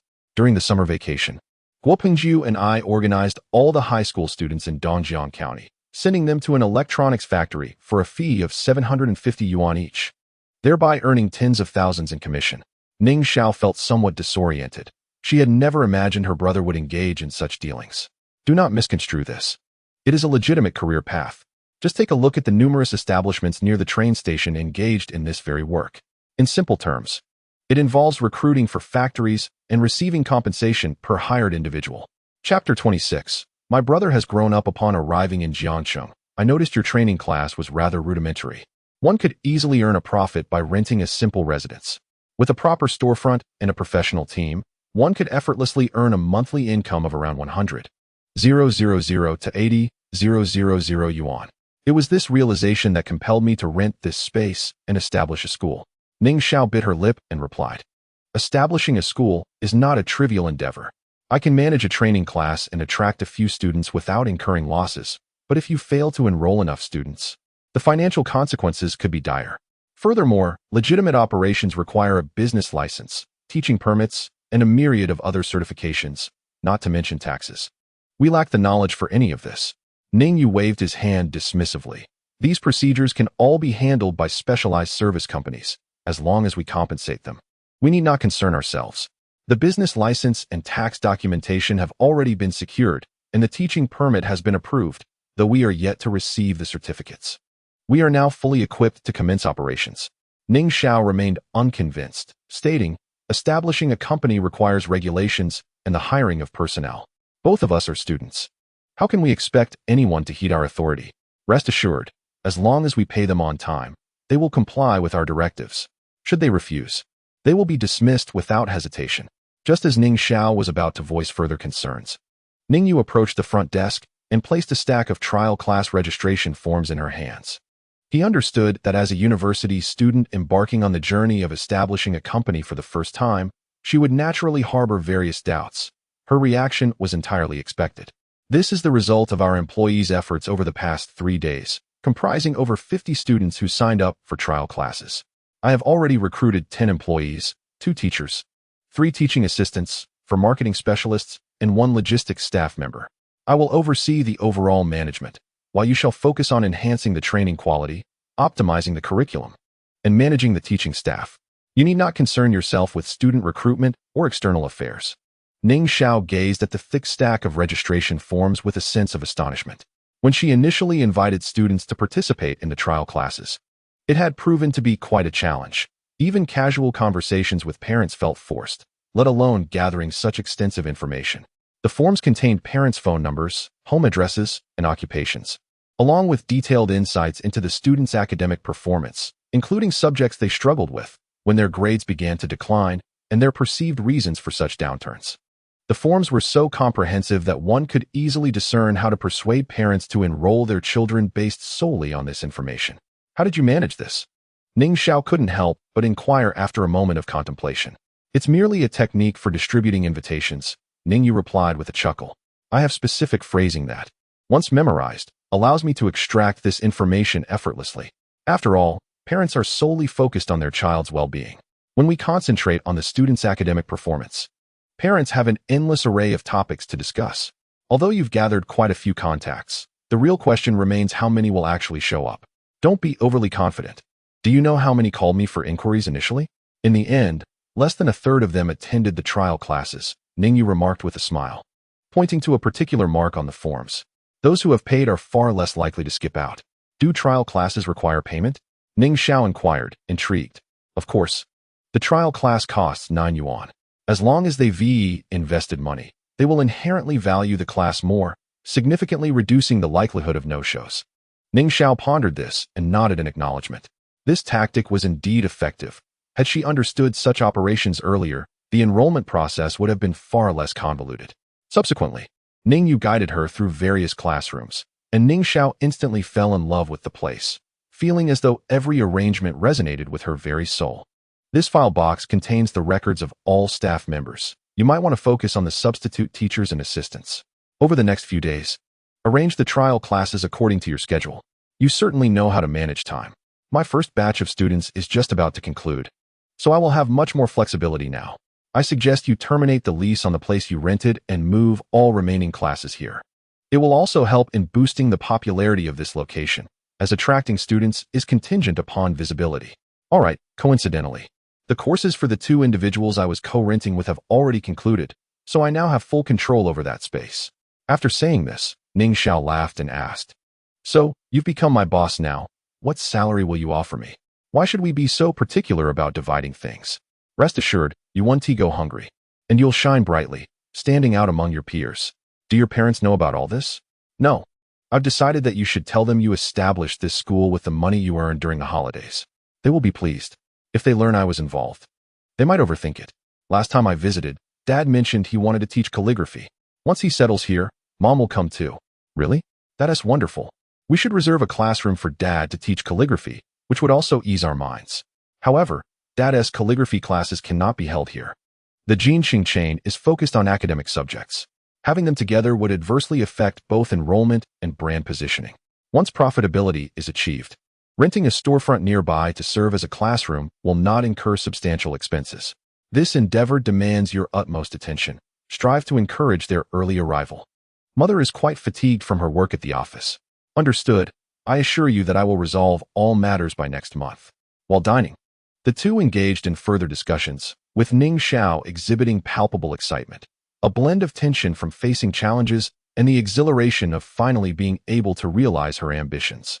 Observing her demeanor, Ning Yu found it amusing. In her past life, after being betrayed by a scoundrel, such enthusiasm was rarely seen. As time passed, it was evident that the scoundrel would reappear in 6 months. Ning Yu contemplated how to deal with him in this lifetime.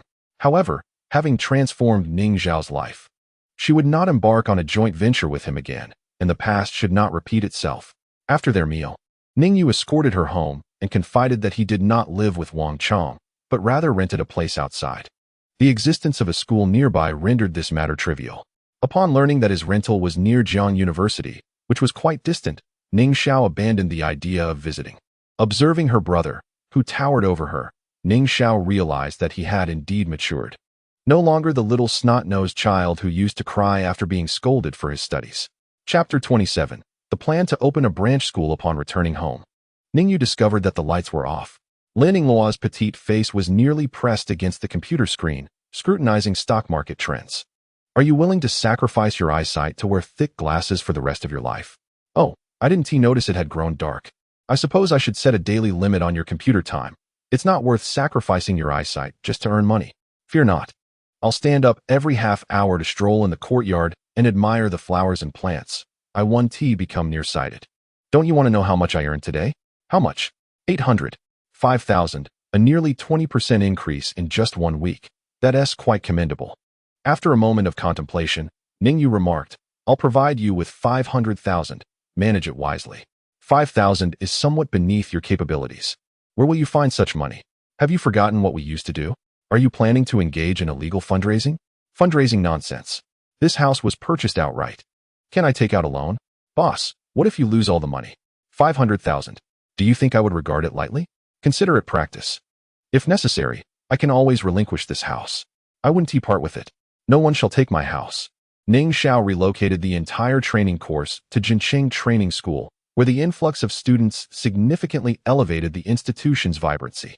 The trial classes officially commenced, with the first session attracting 10 attendees. With Ning Xiao's presence and the exceptionally positive atmosphere of her training class, the initial conversion rate was remarkably high. Among 10 individuals, 5 promptly made their payments, while 3 others were coaxed by the assistant teacher into contributing a few hundred yuan as a deposit. One individual even returned in the afternoon to voluntarily bring in additional funds. Of these participants, only 2 enrolled in a year-long intensive course, while the remaining 6 opted for a 3-month sprint class. Ning Yu was not surprised by this outcome. In fact, he preferred that these parents choose the sprint class. This particular program offers the most rigorous schedule and facilitates the swiftest improvement in students' academic performance. Once they enroll in the sprint class, the results are immediately apparent. essentially serving as a form of self-promotion. When they consider repurchasing courses in the future, they are highly likely to opt for the 2-year worry-free program. The first trial class yielded sales of 18,000 yuan, igniting excitement among the group. After all, this was a collective effort, with each person's sweat and labor culminating in this achievement, significantly boosting everyone's confidence. During the afternoon summary meeting, after all had shared their insights, Ning Yu stepped forward, clutching a stack of 100 yuan bills. Today marks our inaugural day of business, and we've achieved such a promising start. I believe everyone shares my joy and excitement. This accomplishment is the fruit of our prolonged efforts. We memorized our pitch diligently and promoted tirelessly under the sun, with everyone collaborating to convert leads. We executed this endeavor splendidly. Since you have achieved results, I shall not be stingy. Bonuses will be distributed today. Li Jia, please announce the names. Li Jia loudly read through the list. The top performer earned a commission of 450 yuan, equivalent to half a month's salary. Although some of you did not receive any payout, it is merely because the individuals you invited were not on this particular list. As the trial classes progress, you will eventually receive your own share of the bonuses. We have made a commendable start, but we must not let this success lead to complacency. We have a tough battle ahead. The marketing specialists must diligently pursue leads, while substitute teachers and assistants must give their utmost in conversion efforts. Moreover, in our pursuit of performance, we must not lose sight of our core mission to enhance students' academic achievements, improve teaching quality, and ensure every parent feels assured. Once we have assimilated this batch of target students and stabilized our courses, we shall hold a celebration banquet. Tomorrow, we will conduct 2 trial classes. Please review the list and prepare adequately in advance. Should you feel uncertain about securing a contract with a prospective student, do not hesitate to seek assistance from others. Ning Zhao's summer training course would continue until 7 in the evening, and Ning Yu awaited its conclusion. With a hint of envy, Ning Zhao remarked, "I never imagined that your one day's results could rival my 2 months of arduous work. It's different. I am part of a professional team, and you cannot compare." Ning Yu replied, "At this rate of earning, won't you be making hundreds of thousands in a month?" Ning Yu chuckled, "You overestimate things. This space is 300 square meters with a total of 6 classrooms. Even at full capacity, it can accommodate only about 200 students. And the school's annual profitability is unlikely to exceed 1 million. That is indeed a substantial sum, yet your tone suggests an air of disdain." Ning Zhao, visibly aggrieved, expressed his discontent. "Money, in my view, will merely be a figure in the future, and thus, I shall not dwell upon it too much." This sentiment, however, remained unvoiced by Ning Yu, lest he be subjected to a lengthy reprimand from Ning Zhao. "It is not too late today. I shall accompany you to inspect your residence. You mentioned renting, yet why venture so far away, causing unnecessary worry? Sister, I am to attend Jiang University. Hence it is only prudent that I seek accommodation near the campus. My electric bike is out of charge, and I cannot take you too far. Let us postpone this for another day. Very well. Shall we dine together before heading back? No need. I shall eat at home." A week later, Jinsheng Training School successfully utilized its initial batch of trial lesson candidates, converting 51 students and collecting tuition fees amounting to 110,000 yuan, with an average fee exceeding 2,000 yuan per student. The most popular enrollment remained in the intensive class. Ning Yu also secured a loan of 700,000 yuan from the bank, subsequently entrusting 500,000 yuan to Lin Yingluo for stock trading. Time flew swiftly, and as the commencement of the academic year approached, he found little opportunity to linger at the training school. Fortunately, the enthusiasm of the recruited staff had been thoroughly ignited. During the conversion of the first group of students, each individual received bonuses surpassing their salaries, with the highest bonus exceeding 3,000 yuan, nearing a double salary. Such earnings in Jiang City positioned them above 90 of the populace. Even Li Jia, the administrative clerk, earned a bonus of 1,500 yuan, bringing her total income to 2,300 yuan. Now, even in Ning Yu's absence, the entire team was invigorated by an intangible atmosphere, compelling them to work diligently. If this momentum continued, the campus would soon reach saturation. Ning Yu began scouting for storefronts in the vicinity, preparing to establish a branch. His ambitions had significantly expanded. Properties of 200 to 300 square meters were no longer sufficient for his aspirations. His sights were set on spaces of 1 000 square meters or more. Chapter 28. Purchasing property. Selecting a location may appear simple, yet can also be quite intricate. The most straightforward approach is to position oneself within an educational hub, surrounded by training institutions, ensuring the presence of schools and a student base. However, the complexities arise from conducting market research, examining schools, residential areas, student occupancy rates, and the environment surrounding the storefront, including visibility and parking availability. Numerous large venues exist, primarily within office buildings where entire floors can be leased, with ample rooms available. Nevertheless, Ning Yu favored a street-level storefront, as this would facilitate the formation of a brand effect during the early stages of development. After 2 days of searching, he finally discovered a suitable location. This site is nestled within a recently constructed upscale community, with the commercial space positioned at a street corner, featuring a curved facade that spans 30 meters in width, ensuring visibility from all directions. The first floor encompasses approximately 500 square meters, spanning 3 stories, adorned entirely with glass curtain walls, presenting an exceptionally attractive appearance. Ning Yu was aware that in the coming years, this community would set the standard for property prices throughout Jiangxing, often referred to as the affluent enclave of the city. Upon entering the sales office of Jiangnan Impression, he was met with an opulent display that captured the eye. The saleswomen, clad in knee-length professional skirts, navigated the grand hall. Ning Yu entered without receiving a single greeting, which did not surprise him in the least. Those in such positions often gauge a person's worth by their appearance, lacking in substantial life experience. They could only deduce one's financial capability and potential for purchasing property based on attire. Riding in on an electric bike, his entire outfit scarcely exceeded 200 yuan, complemented by a youthful visage that naturally failed to attract their attention. Approaching the model display, he pointed to a storefront he had previously examined and inquired, "Excuse me, has this storefront been sold?" The saleswoman, taken aback by his manner of address, rolled her eyes and retorted, "Oh, are you looking to buy?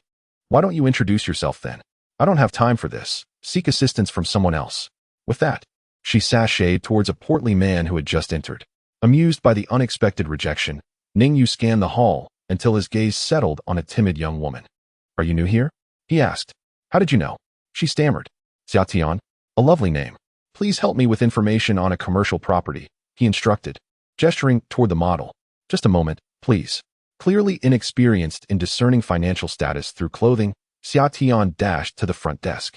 In a short while, she returned, clutching a booklet, and after some time, managed to locate the relevant details of the property Ning Yu indicated. The 211 storefront, shaped like a fan, boasted an exterior width of 42 meters, an interior width of 26 meters, and a depth of 11 meters. It spanned 3 levels, each covering an area of 579 square meters, totaling 737 square meters. Each floor featured independent reserved drainage pipes, supported by 6 1-square-meter columns. Ning Yu waved his hand, interrupting her as he asked, "What is the price of this property?" "Price? Our average selling price for commercial space is 4,500 per square meter. Multiplying 4,500 by 737 results in over 7 million. Ah, that is quite expensive." Xiaotian gasped, her rural upbringing making such a sum seem astronomical. "Is there a key? Can you take me to see it? I will go request one. Please wait a moment." When Xiaotian returned, she was accompanied by a competent-looking woman. "Sir, are you here to view the property? I am Zhou Mei, the supervisor here." "Hello. I am quite interested in this property. Initially, I intended to rent it. But if your payment terms are flexible, I might consider purchasing it." Zhou Mei's eyes brightened. This statement implied a degree of confidence, suggesting a significant likelihood of closing the deal. "Allow me to show you around. I no longer require assistance. I simply wish for Xiaotian to accompany me. I hope that Supervisor Zhou will utilize this time to identify individuals who can truly make decisions. Upon my return, I anticipate engaging in meaningful negotiations." A hint of hesitation flickered across Zhou Mei's face as she replied, "Shall I arrange for a sales representative familiar with the development to assist you? Xiaotian has only just arrived, and I fear she may not yet be well-versed in the business and could inadvertently neglect your needs." "There's no need. Xiaotian is quite capable. I merely wish to inspect the premises." Once Xiaotian departed with Ning Yu, a group of sales representatives gathered around Zhou Mei. "Sister Zhou, is this individual genuinely here to purchase property? They appear so youthful and their attire lacks any recognizable brand. Could they be a plant brought in by Xiatian? If they end up making a purchase, Sister Xiaoli will surely regret it, as they initially inquired with her.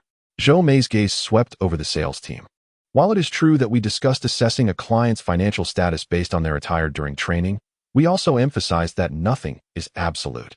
Some affluent individuals prefer a casual appearance. Approach clients without any preconceived notions, otherwise, it is you who will suffer the consequences. When Ning Yu returned, Zhou Mei was engaged in conversation with a stout gentleman in the sales hall. Greetings, I am Bao Junxian, the Executive Vice President of Jiangnan City Investments Jiangxing Branch, and I am responsible for the sales of the Jiangnan Impression Development. Ning Yu recognized Bao Junxian, a former high-ranking official at the Provincial City Investment, who later established his own real estate company, still primarily operating in conjunction with his former employer. Hello, President Bao, Ning Yu greeted. Brother Ning, you are impressively accomplished for one so young. Your demeanor exudes the distinct quality of a prodigy, which is truly enviable. Are you still a student? The other party extended his plump hand, shaking Ning Yu's warmly. President Bao, you flatter me. I am a student at Jiangda. Ah, Jiangda. That is the institution of my dreams. Those who attend are truly the CRME de la CRME. Come, let us discuss this further in my office over a freshly brewed cup of Blue Mountain coffee. Ning Yu discreetly withdrew his hand and wiped it on his trousers. This individual is excessively enthusiastic. Any ordinary person would be flattered by such praise, making it difficult to negotiate later. Chapter 29. A worth of over $1 billion. A transaction worth over $7 million is no trivial matter, warranting Bao Junxian's utmost dedication. Despite the youth of his counterpart, they did not appear to lack intelligence. Clearly, they possessed sufficient grounds for their assertions, likely having ample funds or viable channels for acquiring wealth. Bao Junxian attended carefully, contemplating how to extract information to discern his counterpart's true position, when he heard the other party declare, President Bao, let us speak candidly. Initially, I intended to rent that storefront. However, since it remains unsold and I am quite fond of it, I would consider purchasing it at a reasonable price. Upon hearing this, Bao Junxian immediately sat upright. To be honest, Brother Ning, you have presented me with quite the dilemma. The location is indeed the prime spot for our shop. We initially planned to introduce a supermarket to support the entire community. However, unexpectedly, my astute brother recognized its value at a glance. Ah, I see now. I was presumptuous. As your esteemed company lacks a sales plan and is instead focused on attracting investment, let us disregard my inquiry. Ning Yu smirked inwardly, choosing to remain silent after uttering those words. Once all the properties are constructed, the priority is to recover funds. It is quite baffling that selling is not even considered. Of course, there are exceptions, particularly when property prices surge dramatically, prompting a strategy to withhold sales and slow down the market. Yet, it is only 2005 now. While property prices are on the rise, they are stabilizing, and the real explosive growth will not materialize until 2008. The coffee is delightful, Mr. Bao, I must say. After a brief pause and finding his counterpart silent, Ning Yu prepared to rise and depart. Ah, Brother Ning, we seem to have a mutual affinity. If you truly see potential in this property, I will risk incurring the wrath of the head office to assist you. I shall sell it to you. Although our company has rules, rules are meant to be broken. Ning Yu thought to himself that this was an attempt to deceive him as a child. Nevertheless, he refrained from making any sarcastic remarks and instead replied, since Mr. Bao can make decisions, that would be splendid. Let us agree on a price of 4,500 per square meter. I shall forego any discounts. My only stipulation is that I will pay 10 as the down payment, and if that is agreeable, we can sign the contract immediately. No, even with a mortgage, one can only borrow up to 70 for commercial properties. You pay 10, leaving a gap of 1 million that cannot be filled. I fully understand. This will require you to communicate effectively with the bank. With the property rights as collateral and the steady appreciation of property values, securing a loan of either 90 or 70 would be a guaranteed profit for the bank. And they would certainly agree. At that moment, Bao Junxian scrutinized Ning Yu with newfound seriousness. The relationship between real estate and banks is indeed significant. Once the company puts forth the request, the bank will undoubtedly approve the loan. As the other party stated, with the commercial property rights as collateral, the bank would have no reservations even with full financing. Young brother, you are quite remarkable. Since you have proposed this, I shall certainly do my utmost to facilitate the matter. However, to prevent any unforeseen complications, let us finalize the contract now, and you may pay a deposit. Bao Junxian also set aside his previous condescension. Of course, Mr. Bao, please prepare the contract. I hope Ms. Xiatian will oversee the process. Haha, my brother is indeed a person of character. I understand. The following day, Ning Yu received a call from Bao Junxian, informing him that the bank had approved the request for a 90 loan, and they could proceed with signing the formal purchase contract. Ning Yu reluctantly requested back the 500,000 he had entrusted to Lin Yingluo. To his astonishment, the other party had managed to turn that amount into a profit of 30,000 within 3 days, leading Ning Yu to question whether his decision to use that money for a property purchase was indeed wise. After all, the appreciation of the property was far outpaced by Lin Yingluo's earnings. The contract was successfully signed, and Ning Yu made a down payment of 750,000. Bao Junxian's work was commendable, and the bank staff were summoned to the scene, saving Ning Yu a considerable amount of time. Declining the invitation to enjoy new tea at the clubhouse, Ning Yu took the keys and headed to his shop. As he gazed at the establishment, he felt a twinge of reflection. While others had returned to this world with remarkable achievements, he found himself burdened with 2 properties, owing the bank millions. However, he knew that by 2008, the commercial property prices would easily soar to 20,000 per square meter. In peak times, it could reach an astonishing 51,000 per square meter, often with more demand than supply, making it nearly impossible to purchase. The shop he owned could fetch an annual rent exceeding $1 million. Even if he did nothing but safeguard this property, his net worth would eventually surpass $100 million. Standing within the premises, he contemplated the layout for renovations and called upon old Zhang and the designer he had contacted previously. Both were taken aback by the impressive storefront they beheld. Just a few days had passed, and such a vast space had been developed. Ning Yu instructed the designer to adhere to the previous aesthetic and produce several new design drafts, while encouraging old Zhang to communicate closely with the designer to expedite the project as completion. Old Zhang, his face flushed with excitement, realized that such a significant project was not easily attainable.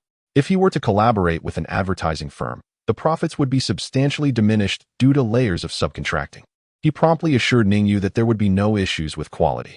Ning Yu held a degree of trust in this honest man, given their prior collaboration, which made him feel more at ease regarding this renovation. Upon returning to the Jincheng training school, Ning Xiao curiously inquired about his recent activities, noting his absence. In a few days, you shall see, Ning Yu replied. Ning Xiao, I plan to entrust the entire management of this campus to you as the school year approaches. Ning Xiao raised an eyebrow, teasingly remarking, you've grown bolder, no longer calling me sister. Regardless of your newfound status as a boss, you shall always remain my brother. A slip of the tongue, he retorted.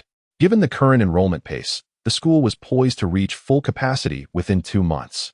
The longevity of the institution would depend on the quality of education, an area in which you excel, providing you with an advantage in managing the school. Rest assured, while I may not be well-versed in management, I am certainly knowledgeable about enhancing student performance, especially since your academic achievements were under my guidance, Ning Xiao assured him. Ning Yu remarked quietly, would you dare apply your methods to the students? He continued, the recruitment process should not cease. I will instruct Li Jia to begin hiring extensively. We shall take on as many suitable candidates as possible. Upon hearing this, Ning Xiao grasped his intent. Are we preparing for the new campus already? Indeed. We have already commenced. Chapter 30. The Showdown of King's Brother. What are you up to? Allow me to treat you to tea. The finest selection has just arrived. As he answered the call, Ning Yu was captivated by the sight of the delicate tea leaves in his cup. He chuckled, President Bao, I must admit, this isn't tea quite to my taste. Let me treat you to barbecue another day. It's a promise. I shall eagerly await your invitation, came the reply. Ning Yu ended the call and smiled at Lin Yingluo, who was gazing at him intently. A friend has invited me for tea. Though he is unaware that I possess a rather extravagant stash at home, priced at 500 a pound. Lin Yingluo's cold, unyielding eyes betrayed no emotion, yet she replied, I am not a child. Do you think I cannot discern your sordidness? Hey, do not condemn everyone with a broad stroke. Am I truly that sort of person? Ning Yu chuckled. In my previous life, I often encountered you in the office with various women. You are merely somewhat misanthropic, not devoid of physical needs. Cough, cough. I do not harbor misanthropy. I merely reject those women who approach me solely for monetary gain.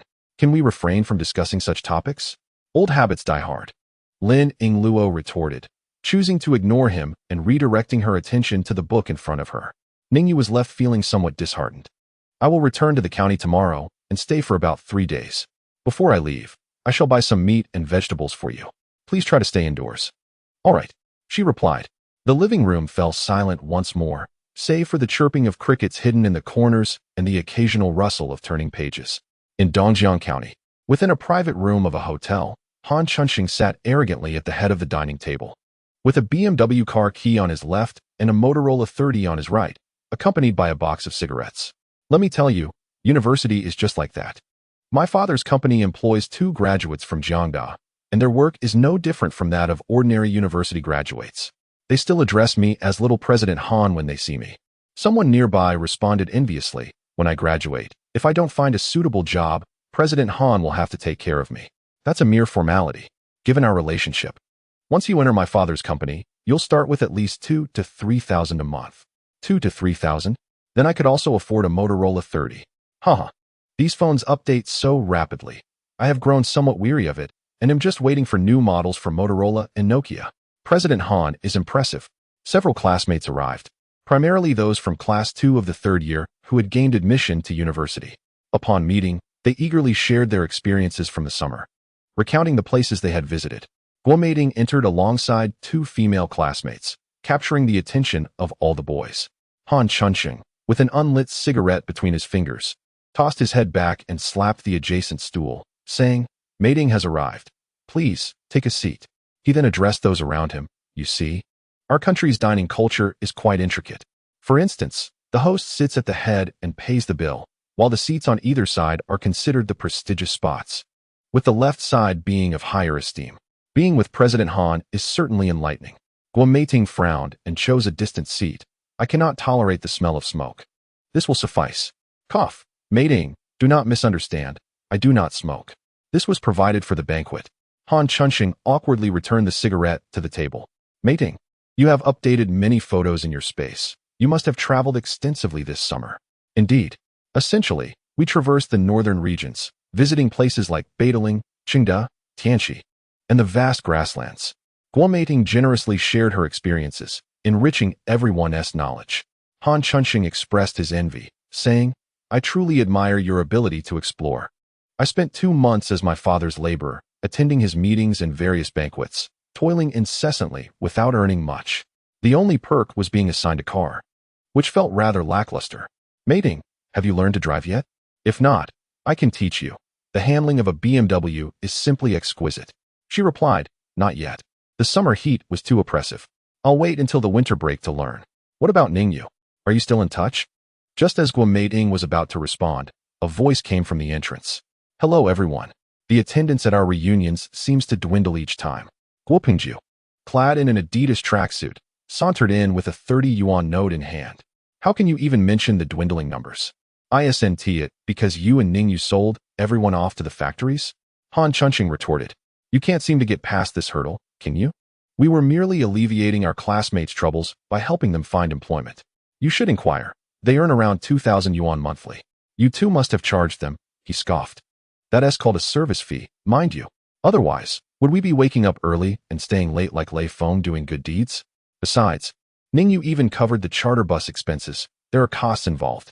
A classmate interjected, Guo Pengju, tell us honestly, how much did you earn in total this time? Guo Pengju glanced around, then proclaimed with a hint of bravado, it's a trivial matter, really. I made 35,000, which is just enough to buy 10 Motorola 30 phones. 35,000. The group gasped in disbelief, their gazes towards Guo Pengju brimming with envy. Humph. What is so impressive about that? I earned enough for a car in 2 months, and I'm not as ostentatious as you. Han Chunxing remarked disdainfully. Guo Pengju retorted with equal disdain. Ning Yu said we would only do this once. We're not afraid of exposing our business secrets. The standard referral fee for a worker at the factory is 1,000 yuan, and we only charged 750. We referred over 200 people. Do the math. That's 150,000. Someone exclaimed in shock. Incorrect. Our total earnings were 188,000 yuan. Over the course of a week, we averaged 60,000 yuan daily. Who among you can achieve that? Han Chuncheng, can you? Relishing the astonished expressions surrounding him, Guo Pengju reveled in the moment. As he had always enjoyed boasting, but rarely had the means to do so. Old Han, our rate of earning surpasses your 2-month BMW acquisition, doesn't it? Han Chuncheng furrowed his brow. What you're doing is a joint effort. It's not a fair comparison to mine. Indeed, it is somewhat unfair. Your earnings come directly from your father's pocket, while we rely on our own abilities. If you think otherwise, try earning 180,000 from someone else. I assure you, you'll be calling me boss from now on. Han Chuncheng, feeling overshadowed, let out a disgruntled huff and fell silent. Chapter 31. Breakup. Guo Pengju relished the sensation of being the center of attention, feeling as though he had ascended to a position of significance. Little did they know the lengths to which I went to secure benefits for my classmates at the factory. I insisted on air-conditioned dormitories, ensuring that each room housed no more than one individual. Furthermore, I instructed the head of human resources to create an atmosphere of warmth akin to home for my peers. They organized a welcome seminar for the newcomers, where snacks and fruits were abundant. At my behest, they even provided each student with a meal card worth 100 yuan. This was a substantial benefit. Over 200 individuals, amounting to more than 20,000 yuan. Such perks are typically inaccessible to the average person. Therefore, it is a win-win situation, though perhaps it should be termed a 3-win, as the factory, the students, and I all profited. While Guo Pengju was engrossed in his narrative, he felt a pair of hands clasp his shoulders, accompanied by a familiar voice. Haven't seen you in a few days, and you've really stepped up your game. Ning Yu, you're back. I thought you would skip this reunion, he replied. Ning Yu surveyed the gathering of classmates, smiling as he said, of course. I'll attend when I have the time. This is our last gathering before we all go our separate ways.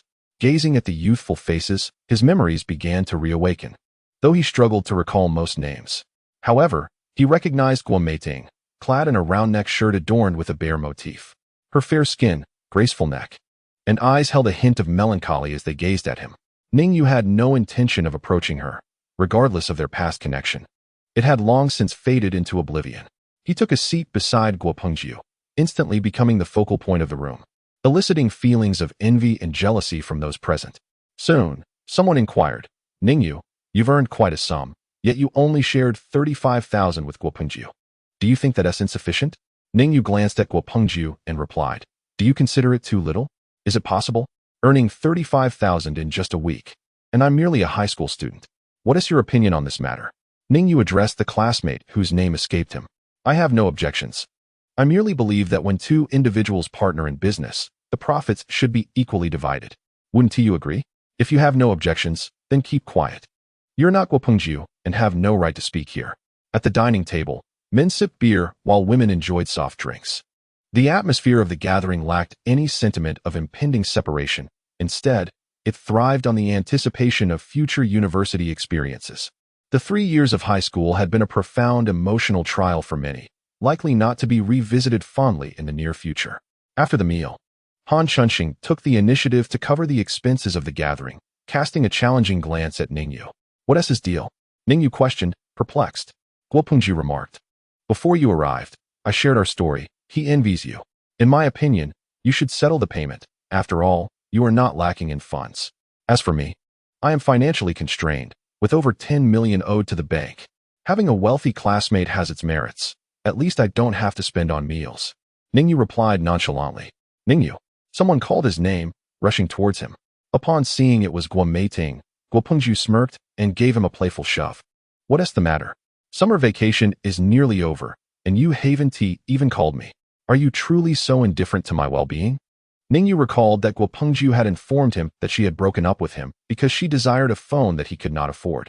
Tentatively, he inquired, weren't we broken up? What do you mean by that? In the past, when we had broken up during school, you would always coax me back. Guo Meiting lamented. Ning Yu, you've changed.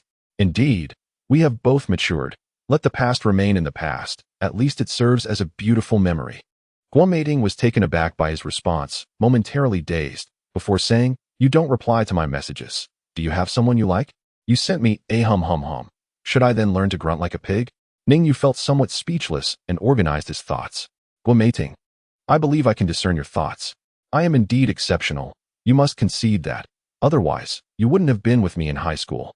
Yet, My family circumstances are less than ideal. You must have realized that long ago. During our relationship, you wavered, wanting to break up yet clinging to me, simultaneously disdainful of my financial status. Reflecting on their time together, he could not deny her strong intentions, primarily to have him tutor her extensively. Without his help, her academic performance would not have qualified her for John University. Of course, she had her principles. Hands could touch, but beneath clothing was strictly off limits. Foreheads could be kissed, yet lips were forbidden. Hence, I harbor doubts about your motivations for our romance. As he spoke, past impressions resurfaced. Tears welled in Guo Meiting's eyes as she shook her head. It's not like that. My dedication to studying was also to qualify for the same university as you. I believe that if you genuinely love me, you should wait for me until our wedding day. Ning Yu thought to himself, had he not known she sought a wealthy boyfriend after entering university, he might have almost believed her words. To put it plainly, in her eyes, he was merely a backup. Should a better option arise, he would fade into the past. Perhaps Guo Meiting was not even aware of this. She acted purely on instinct. Such is the innate nature of certain women. Guo Meiting, I do not intend to cast blame. On the contrary, I now feel fortunate that the rules we established prevented me from crossing certain boundaries. Otherwise, I would be the one troubled now. Do you understand what I mean? You ought not to treat me this way. Even if you intend to break up, the initiative should be mine. With so many admirers at school, I chose you. Shouldn't you feel fortunate? All the boys in the school envy you. Ning Yu shrugged and chuckled. Indeed, I am exceptionally fortunate, being coddled and yet still required to express gratitude. Guo Meiting stepped in front of Ning Yu, gazing at him as she remarked, Ning Yu, you are exceedingly arrogant. Although you earned a considerable sum during the summer break, that does not justify your inflated ego. Many surpass you in wealth, and there are numerous who are both more handsome and wealthier. If I, Guo Meiting, so desired, suitors could line up from here to the end of the street. Ning Yu chose to say nothing further. He reached out, pressed her head aside, and strode past her. Chapter 32. The beginning of the semester. Ning Yu, you will regret this. Hearing the girl's loud cries behind him, Ning Yu could not be bothered to turn back. As he walked partway, Guo Pengju called again to inquire whether he and Guo Meiting had reconciled. With university approaching, Guo Meiting, being a campus belle, would soon be pursued fervently. Guo Pengju urged him to cherish the moment. Ning Yu, uninterested in further conversation, confirmed their departure time for the following day and abruptly ended the call. Upon returning home, Xiao Guiqin was tidying his luggage while Ning Lizzie was preparing a carp, with an array of meat and vegetables spread across the cutting board. Mom, I want to be bringing bedding. The school provides standardized supplies. Also, I'll take only a couple of outfits, as it's merely a 2-hour journey from the city to home, allowing me to return frequently. It is autumn now, yet you still wear summer clothes. With this temperature, it could rain at any moment. I've packed autumn shirts and pants for you. Change into them if it gets cold. Mom, the autumn heat hasn't even passed. A few garments won't burden you. Stop being so finicky, young man. Are we expecting guests tonight? Given the abundance of delicacies, can our family not enjoy a nice meal just because there are no guests? Your sister truly is something. She earned quite a bit, but hasn't returned home even once this summer. Our family couldn't even share a reunion dinner. This is not my sister's fault. She is simply too busy. She is busy earning money for me. Ning Yu silently added, Father, prepare yourself. Within a month, I will be launching the calligraphy training class, and you must be readily available. There's not much preparation needed. Just transfer the shop. Who would have thought, at my age, I could rely on my son to embark on a new venture? Ning Lizzie replied with a smile. If you had even a modicum of ambition, you could have been a principal by now. I've come to terms with life. As long as I don't become a burden to my children in old age, that suffices. Xiao Guiqin rolled her eyes. Children have their own fortunes. We haven't amassed much wealth for them, but we also should not spend their money. With my knowledge, I can manage on my own. In the future, we cannot rely on Ning Xiao's earnings. She will be marrying after working for a few years. Do you think I am the kind of person who leeches off my children? I am saving Ning Xiao's money for her. It will serve as her dowry when she marries. Ning Lizzie reflected. Time is but a fleeting traveler, and life's decades pass in the blink of an eye. Stop being so bitter. First, get the beef stewing. It must simmer on low heat for several hours to be truly delicious. The following morning, at 8 o'clock, Ning Yu and Guo Pengju appeared at the bus station, each burdened with a large luggage bag. Despite Ning Yu's insistence that Xiao Guiqin pack lightly, she had crammed everything imaginable into the bags. Han Shunsheng, that insufferable individual, was driving to Jiangsheng with Guo Meiting and Li Yuling. Earlier that morning, he had boasted on social media about being accompanied by a beauty, embarking on a journey together. It seemed he was intentionally trying to irritate Ning Yu. This fool believed that being accepted into Jiangsheng University made him superior, akin to a toad yearning for a swan. Guo Pengzhu felt a surge of indignation. Ning Yu purchased 2 bottles of drinks from the station's convenience store and tossed one to him. Although Jiangsheng University was only a letter's difference from Jiangnan University, it was merely a second-tier institution. In terms of employment prospects, it paled in comparison to Guo Pengzhu's Jiangsheng Institute of Technology, thus providing ample reason for Guo Pengzhu to look down upon his rival. Do not mention Guo Meiting to me again. Once high school ended, she was no longer my concern, he asserted. I believe there is still some hope for your relationship. Did you not notice the way she looked at you during dinner yesterday? It tugged at my heartstrings, Ning Yu replied. Old Guo, do not blame me for not warning you.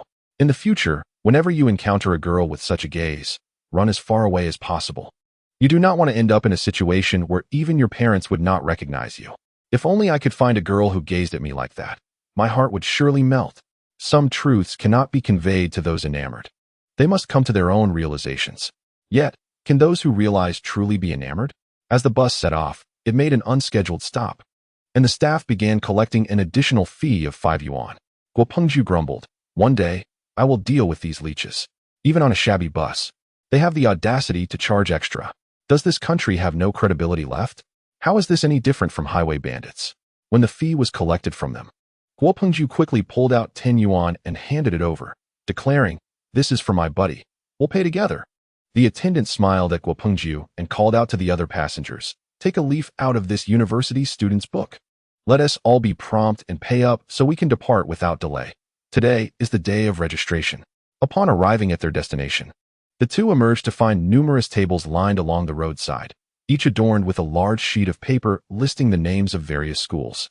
Jiangsheng Institute of Technology was among them, and 2 attractive senior sisters were present. Ning Yu, I'll go ahead, Guo Pengzhu said, shouldering his luggage and striding towards the seniors.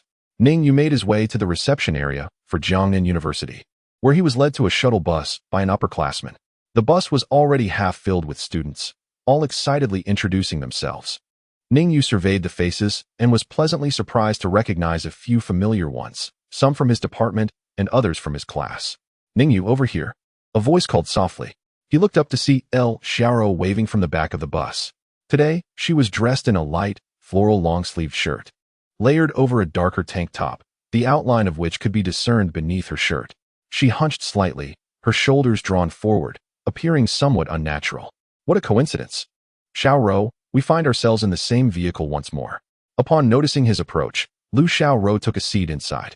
Ning Yu glanced sideways and was struck by the undeniable prominence of her figure, which explained her slightly hunched posture. The last time he had seen her, she wore an oversized red checkered shirt, but this time she donned a fitted tank top beneath a delicate floral blouse that offered little concealment. Perhaps this was her most appropriate attire, he mused as he settled into his seat, still warm with her lingering presence. It is not mere chance. We have been waiting here for over half an hour. I heard from a senior that there are more students taking the train than the bus, which accounts for our prolonged wait. It's perfectly normal. It won't hinder our registration, and we have time to chat.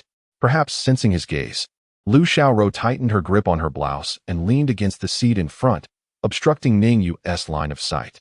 He turned to face forward and remarked with a smile, we are both from the computer science department. Perhaps we will be placed in the same class. Chapter 33. The girls' journey. After retrieving their luggage, the two made their way towards the computer science department. Lu Xiaoro was burdened with 2 enormous bags, each more extravagant than her own, forcing her to pause after just a few steps to catch her breath. Isn't the school providing bedding? The cotton must be sourced from home. It surely surpasses the school's offerings in comfort. Could you spare me one? I only have one, and it's quite cumbersome to carry. That wouldn't be appropriate. My luggage is too heavy. It's fine. I am certainly stronger than you, Ning Yu replied, attempting to lift one of the large bags, but inadvertently pulling a muscle. Lu Xiaoro shyly whispered, half of this is filled with snacks. Perhaps I should carry the heavier one. Not necessary. Ning Yu felt a bit awkward, realizing he had underestimated the weight. However, with some effort, he managed to hoist the large bag successfully, albeit with some strain. Ning Yu, we have both been assigned to Class 3. How wonderful. Lu Xiaorou exclaimed joyfully. Oh, how fortunate indeed. You go ahead and find your dorm. I shall deliver your luggage. Ning Yu said somewhat glumly. Just moments ago, 2 seniors had offered to assist with the luggage, but upon testing the weight, they discreetly turned their attention to other students. This was undoubtedly due to Lu Xiaorou's yet-to-be-unveiled beauty. Otherwise, no matter the weight of the luggage, they would have carried it without hesitation.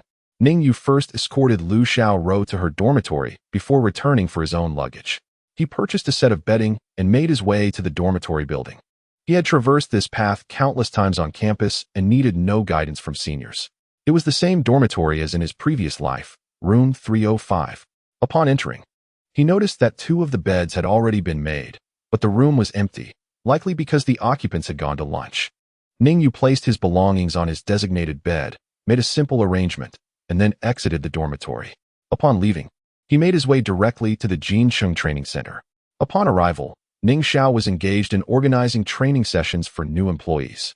As the students had already commenced their academic year, the training had to be scheduled in the evenings and on weekends. Consequently, the school was relatively quiet during the day, with substitute teachers focusing on curriculum development and marketing personnel venturing out for enrollment promotions. Although this campus had been entrusted to Ning Xiao, the daily fees collected were still deposited into his bank account before the afternoon tea break, amounting to over 20,000 yuan across 3 days, with an estimated enrollment of around 10 students. You didn't return home during the summer. Mother asked me to bring you some seasonal clothing. Ning Yu placed a tote bag on Ning Xiao's desk. Both of you are in good health, I trust? Rest assured, we are quite well. Within this month, I will set up Father's calligraphy training studio and recruit a batch of students for him to teach. Aren't you also looking for a branch for Jincheng? Will you manage? What is the difficulty? Father's calligraphy training doesn't require high standards. I just need to find a space of about 100 to 200 square meters. I can locate it through a real estate agent and solve the accommodation issue simultaneously. Then I won't have to be distracted and can focus entirely on this. Yes, just keep a close watch here. Currently, Jincheng Training has enrolled 72 students, with 58 in the intensive courses. I've realized that your 3-month intensive course is truly excellent. It allows for rapid course consumption without affecting our future enrollment. I've calculated that, assuming the campus reaches full capacity with 200 students, our enrollment can hit 700 to 800. With an average training fee of 2,000 yuan per person, our annual revenue could reach 1.5 million. Ning Yu nodded.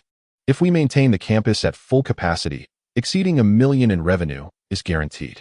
Without that confidence, I wouldn't be so willing to take out loans. He currently repays 50,000 yuan monthly. Once the new campus is operational, that amount will seem trivial. On the way to the branch, Ning Yu called Lu Na, entrusting her to find a space of approximately 100 to 200 square meters near Zhang University, suitable for educational training. Additionally, he requested a 3-bedroom apartment, preferably furnished with modern decor. Lu Na, having earned nearly 10,000 yuan from him over time, regarded him as a significant client. Upon hearing his requests, she eagerly promised to filter a selection of suitable properties within 3 days for Ning Yu to choose from.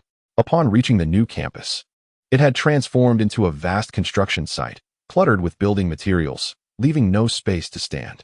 Upon seeing Ning Yu, old Zhang joyfully rushed over. Boss, you've finally arrived. I've ordered all the materials according to the design blueprints. The 100,000 yuan you provided isn't quite enough. I had to add another 20,000 myself. No worries, I will transfer the funds shortly. Ning Yu inwardly praised his own foresight. For a space of 700 square meters, only 120,000 yuan had been spent on materials, which must be said to be exceptionally economical. Ultimately, when accounting for the wages of Lao Zhang and his colleagues, the total cost of the renovations amounts to merely several hundred thousand. If one were to engage a renovation company to oversee the entire project, it would be impossible to achieve a satisfactory outcome for less than 1 million. Given the magnitude of the space, Ning Yu gazed at the design blueprint and remarked, Lao Zhang, the renovations must adhere to the highest standards. Do not attempt to cut corners or save costs. I desire the final aesthetic to reflect the design precisely. Rest assured, boss, my livelihood is grounded in my craftsmanship. I would never jeopardize my own means of sustenance, Lao Zhang replied. Under the premise of ensuring quality, can we expedite the renovation timeline? Boss, I have enlisted a few more hands from my hometown. We now have a total of 7 individuals working on site. A month's time frame is already the maximum we can accommodate. Very well, I shall not press you further. Focus diligently, and your workload will only increase in the future.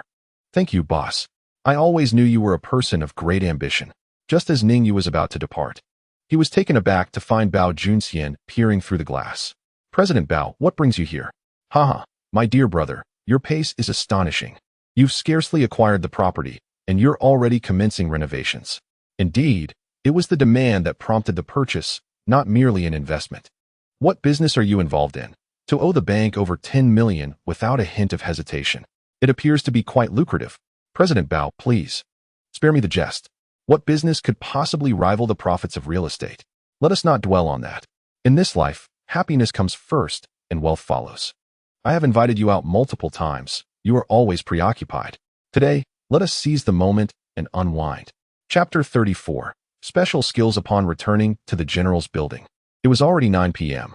Lin Yingluo curiously inquired, "Isn't today supposed to be the day for school orientation? Why are you back? There are no activities scheduled today. Tomorrow is the class meeting to elect class officers, and military training begins the day after. Oh, by the way, I have arranged your enrollment procedures. I will accompany you tomorrow." What school? The Jiangxing City Vocational College's bridging program, conveniently located near our home. This was your request for a university. I trust you have no objections? Lin Yingluo was taken aback. I asked you to find me a university, and you found me an adult vocational college? The bridging program allows for immediate entry into the vocational college, and you may also take examinations.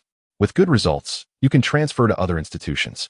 Moreover, the schedule is flexible, and the teachers are not overly strict. You can bring your notebook and trade stocks during class. That sounds more reasonable. Lin Yingluo nodded. After a moment, she leaned closer to Ning Yu. Have you been drinking? Yes, today's orientation wore me out. I needed to relax. How could orientation be exhausting? Jiangnan University is simply vast. I lugged my luggage for several miles. Your health must be quite fragile then. I wake up every morning to exercise. Exercising will certainly help you grow taller. That's a splendid idea. You too should rise early for exercise. You used to get up at 5 a.m. sharp. Work out for 2 hours, have breakfast at 7, and commence work by 8, come rain or shine. Ning Yu reclined on the sofa, relishing the comfort and reluctant to engage in the self-disciplined routine of his former life. Lin Yingluo steeped a cup of tea in warm water and placed it in the palm of his hand. Where did you drink? Why is there still a lingering scent of wine? Could you not have indulged in tea? Nonsense, I merely gave a massage. You need not explain. I am indifferent to your excuses. It is not an excuse.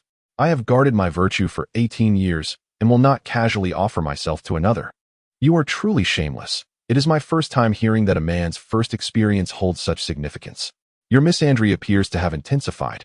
Is there a medical term for that? Close enough. It aptly describes your condition. The following morning, when Ning Yu awoke, Lin Yingluo had already completed her workout and returned with breakfast. The girl, freshly invigorated from her exercise, radiated a rosy hue, her complexion as delicate and smooth as silk. After a month of nutritional replenishment, devoid of endless chores and the constant admonitions of others, Lin Yingluo was no longer the pallid, one figure she once was. Good morning. You look well. Breakfast consists of fried dough sticks and soy milk. Hurry and eat before it cools. I noticed you practiced your legs. Should I buy you a sandbag? No need. Practicing air kicks suffices. Taekwondo is merely a display of ornate moves. What purpose does it serve? I am not engaging in life or death battles. A few skirmishes with classmates at school are more than adequate. Upon hearing this, Ning Yu's brow furrowed. Just be careful at school. I do not wish to be summoned as a parent daily. Rest assured, my intelligence is not so lacking that I would allow myself to be at fault, even if fighting were to occur. I thank you. Ning Yu retrieved 2 stainless steel bowls from the kitchen, dividing the soy milk and breaking the fried dough sticks into pieces. Next month, I must purchase a dining table and a complete set of porcelain dinnerware. This is hardly distinguishable from feeding pigs.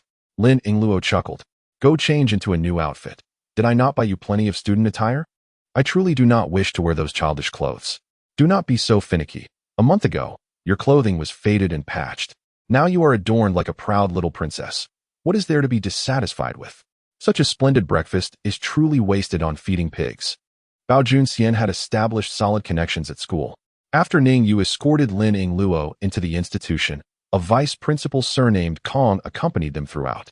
Observing Lin Yingluo being assigned to a specific class, he momentarily relished the feelings of a father before departing from the school. Luna's call came through, prompting him to hastily accompany her to view a property. By 3 in the afternoon, they finalized arrangements for the next storefront and residence. The two properties were in close proximity, merely separated by an intersection. The residence was meticulously chosen by Ning Yu, fully furnished and equipped with appliances. It was said to have been the wedding home of the landlord's son, who had traveled abroad after its completion. Ning Yu lacked the time to meet the landlord in person and entrusted Lu Na to handle all proceedings on his behalf. Initially, he had intended to visit the construction site, but then received a call from an unfamiliar number. The voice on the other end was not at all strange. It was his academic advisor. Today marked a class event, and his absence had rendered the advisor's tone rather displeasing. Upon arriving at Computer Class 3, he noted the names of the elected class officers inscribed on the blackboard. Ning Yu initially intended to slip in through the back door, only to be halted by the counselor's call. "Young man, what is your name? Please come forward and introduce yourself." The counselor, Sun Feng, was a petite young woman, a graduate of Jiang University, now serving her first year as a class advisor. Although she possessed a slightly haughty demeanor, she was wholeheartedly dedicated to the well-being of her class and students. "Teacher, over time, we will get to know each other. Is a self-introduction truly necessary? Everyone else has done so. Why should I be the exception? You only just arrived yesterday, and today you seem to have vanished. You didn't even participate in the class officer elections. Don't you have any sense of collective honor? Please don't insist. I will introduce myself," he added. "While I'm at it, I'll also mention if I wish to pursue any positions and share my special skills, so that my classmates can gauge their support for me." Ning Yu approached the podium, surveyed the room, and said, "My name is Ning Yu, from Dongjiang County in Jiangnan Province. I have no particular hobbies or specialties, or rather, I have a slight one. In college, my focus will be entirely on my studies, and I have no intention of running for any class officer positions. Thank you all." After finishing, Ning Yu averted his gaze from the counselor's expression and returned to sit beside Lu Xiaoro. In the classroom, she was the sole girl at their table, resembling an ostrich as she hunched over her desk, hardly daring to glance around. "Isn't the class meeting rather dull?" he asked. "Not really. I was reading for a bit." Ning Yu discovered that she had flipped her college Chinese textbook to the middle, with several passages underlined, indicating she wasn't merely skimming, but rather preparing in advance. Ning Yu chuckled. "You are quite diligent. You mentioned you have a slight specialty. What is it?" Lu Xiaoro inquired. Her interest piqued, as Ning Yu was her only friend in college, and she cared about him. "My specialty? Perhaps it is making money. I am quite adept at it." "Really? What are your secrets to earning money? Can you teach me?" Ning Yu regarded her for a moment, then shook his head. "That's a talent. Your talent lies in studying. For you, earning a scholarship is akin to making money." Before class concluded, the military training uniforms were distributed. The counselor emphasized the activities scheduled for the next day. A school-wide assembly for faculty and students would commence at 9 in the morning, followed by the official start of military training at noon. She warned that any absences would result in credit deductions, casting a particularly stern look at Ning Yu. Feeling somewhat helpless, Ning Yu realized that he and the counselor were simply incompatible. Their awkward interactions persisted from his previous life, and now, on the very first day of his new life, they were already at odds. Chapter 35, The Roommates After Class. Ning Yu returned to the dormitory to drop off the textbooks and military uniforms he received. At that moment, the other 3 roommates were present. Although he was thoroughly familiar with them, he still opted for a brief reintroduction.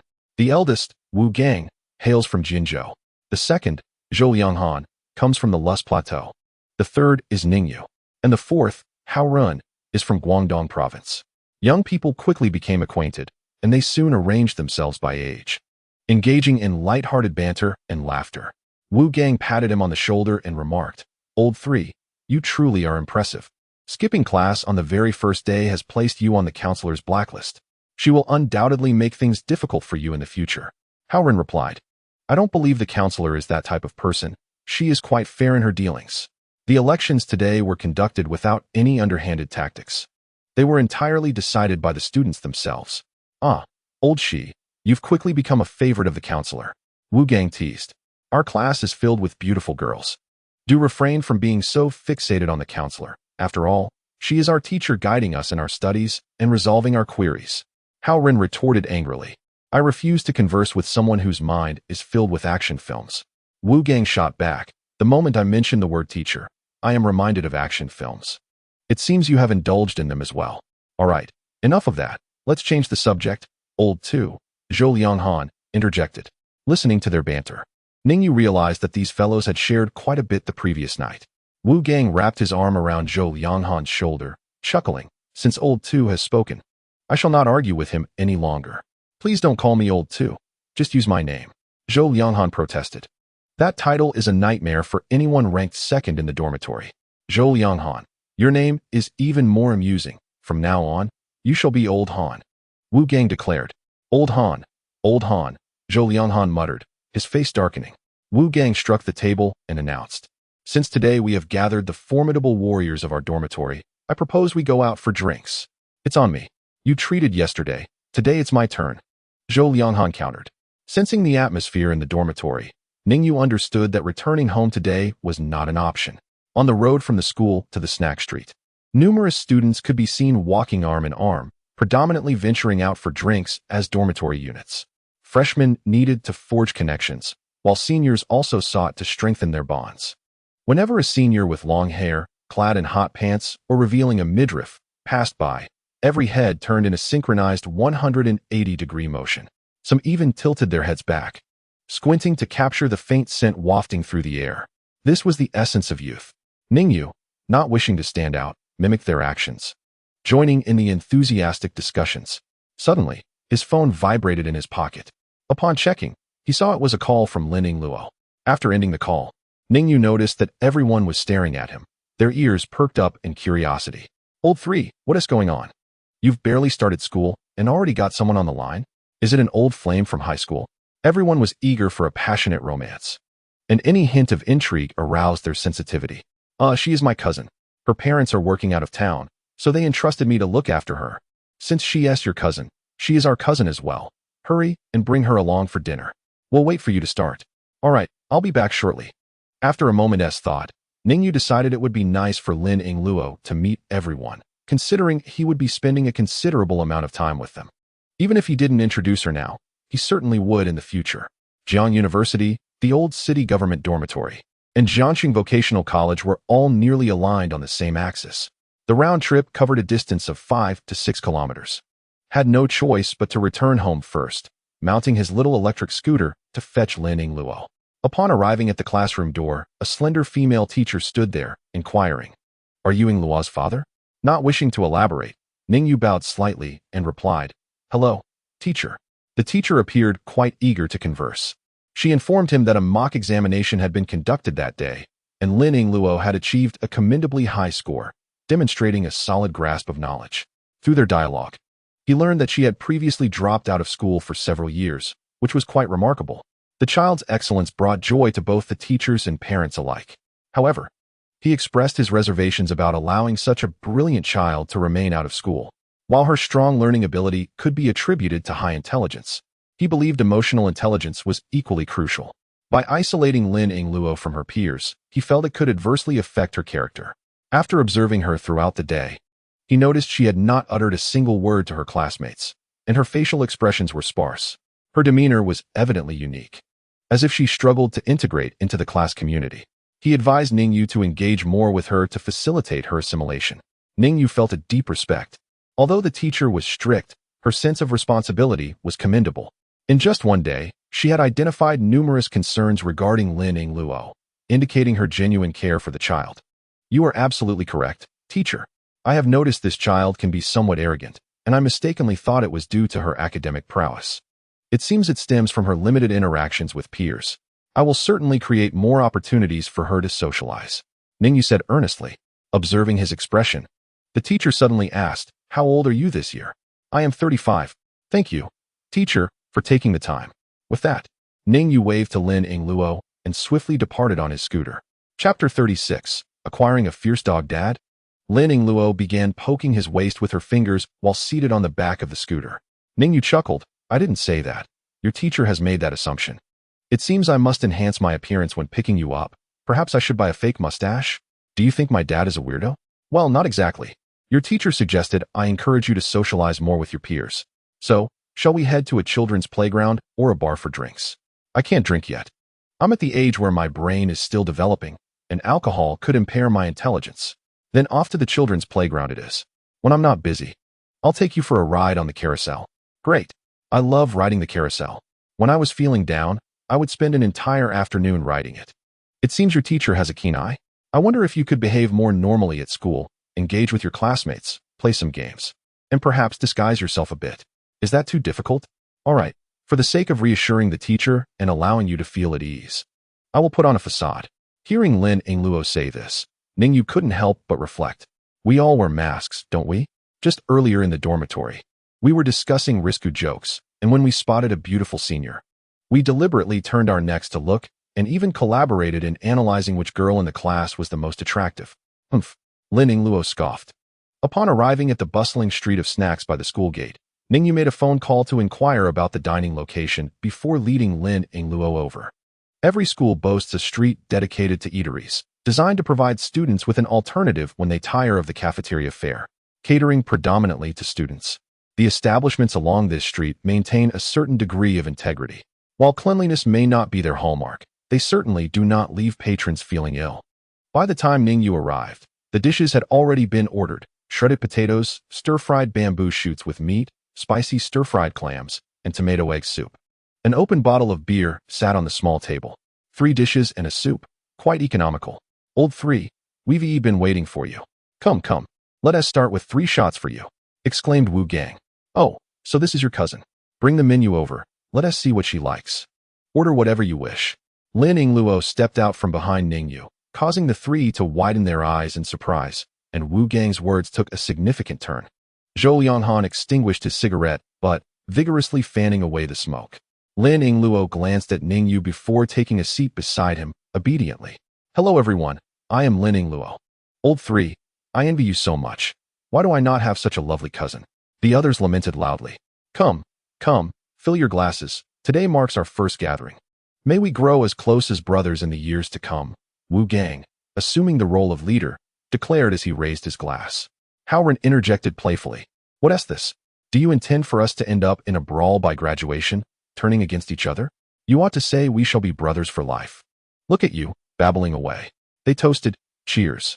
As they were all inexperienced students, they had yet to master the intricacies of drinking etiquette, resulting in somewhat careless consumption.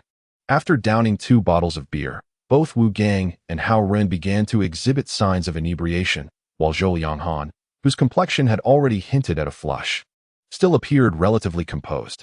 Ning Yu intervened, halting Wu Gang from opening another bottle, and addressed Zhou Lianghan. Let us keep it to this much for today.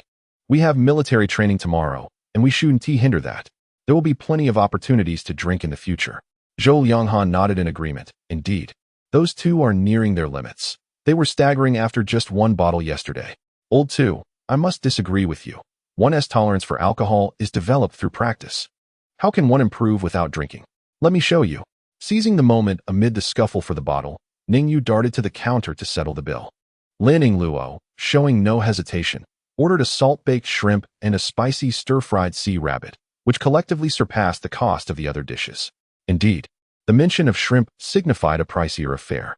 The meal totaled over 200 yuan, a sum that would likely cause considerable distress for an average student from a modest household.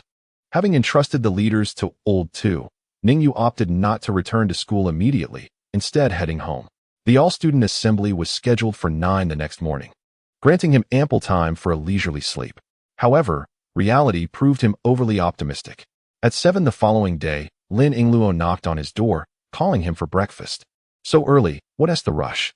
I am heading to school, and fearing that you might oversleep, I decided to wake you in advance. I have placed breakfast in the pot for you. Ning Yu remarked. Shall I ride my electric bike to escort you? Perhaps not, I replied. I have ample time to walk there, and by the time you finish your meal, I would be late. Very well, take care of yourself. Use the pedestrian walkway when crossing the street, and watch for vehicles. Do you really consider me a child? I handle all the household chores and have prepared breakfast for you. I wonder who the real child is. Ning Yu reclined on his bed, contemplating whether he had any pressing matters to attend to today. Aside from military training, there seemed to be nothing else. The renovations were under the supervision of old Zhang. and he had no role to play. He merely needed to check in periodically. Furthermore, the storefront for Old Ning required tidying up promptly to facilitate Old Ning and Old Xiao's early arrival. He took out his phone and called Ning Lizzie to inform him of the situation, urging them to expedite the liquidation of their family assets. Everything here was ready, merely awaiting the final touch. Breakfast consisted of a simple concoction of milk and oatmeal, accompanied by 2 slices of bread topped with soft-boiled eggs. Observing the oatmeal soaked in milk within a stainless steel basin, Ning Yu realized this was Lin Yingluo's deliberate attempt. Its appearance had strayed far from that of human food, resembling something more akin to dog food. Contemplating the notion of a dog, Ning Yu felt it imperative to adopt one. He would likely reside at school frequently, leaving Lin Yingluo alone at home. Having a dog would certainly be beneficial, at the very least providing some noise, should a dog bark. Lin Yingluo might feel a sense of preparedness, even if she was not afraid. With this thought in mind, he glanced at the time, only 7:30. There was still time to visit the morning market and procure a fierce dog. Upon arriving at the market, he found a corner dedicated to the sale of dogs. Without concern for the breed, he casually purchased a Chinese rural dog for 20 yuan. Such a breed was ideal for guarding the home, sturdy, easy to care for, with a strong territorial instinct and high vigilance. The puppy was 2 months old, and its cries were still endearingly soft. Lin Yingluo would surely adore it. Ning Yu placed it in his bicycle basket, and it showed no fear, standing on its hind legs and barking at him all the way home. Once home, he provided the puppy with the same stainless steel basin he had just used. It devoured the oatmeal soaked in milk with enthusiasm, burying its head in the basin. If left unattended, it might have drowned in its meal, having only lived for 2 months. After satisfying its hunger, the little creature no longer barked at Ning Yu, instead looking around curiously before spinning in circles to relieve itself. Ning Yu amused himself until 8:30, at which point he leisurely rode his electric bike toward the school. Chapter 37. Military Training. Ning Yu stood in formation, listening to speeches from the principal, the director of education, representatives of the faculty, newcomers, and the military training instructors. All while experiencing the intensity of the autumn sun, he felt a twinge of regret, questioning whether he should have reported after the military training concluded. Now, taking leave seemed unfeasible, as the counselor would likely not grant approval. After the assembly, the instructors were assigned to various classes. The instructor for Computer Class 3 was an active duty officer from the armed police, slightly older than them by 5 years. After introducing himself, he immediately performed a set of southern fist, his movements sharp and swift, cutting through the air with a whoosh, eliciting excited gasps from his classmates. These actions were within Ning Yu's capability as well, albeit from a previous life. Due to work necessities, he had engaged renowned fighting experts to master various skills in martial arts, including unarmed combat and close-range weaponry. He had also sought the guidance of traditional martial arts masters to learn some forms and breathing techniques. He diligently trained for 2 hours each day, maintaining his physique at peak condition. It was no exaggeration to say that he could single-handedly take on 10 opponents. However, at present, his muscles had yet to fully stretch. Even though his punches were thrown, they lacked the former force. He understood the techniques, yet his body struggled to keep pace with his reflexes. For instance, attempting a back kick might very well result in him tumbling to the ground.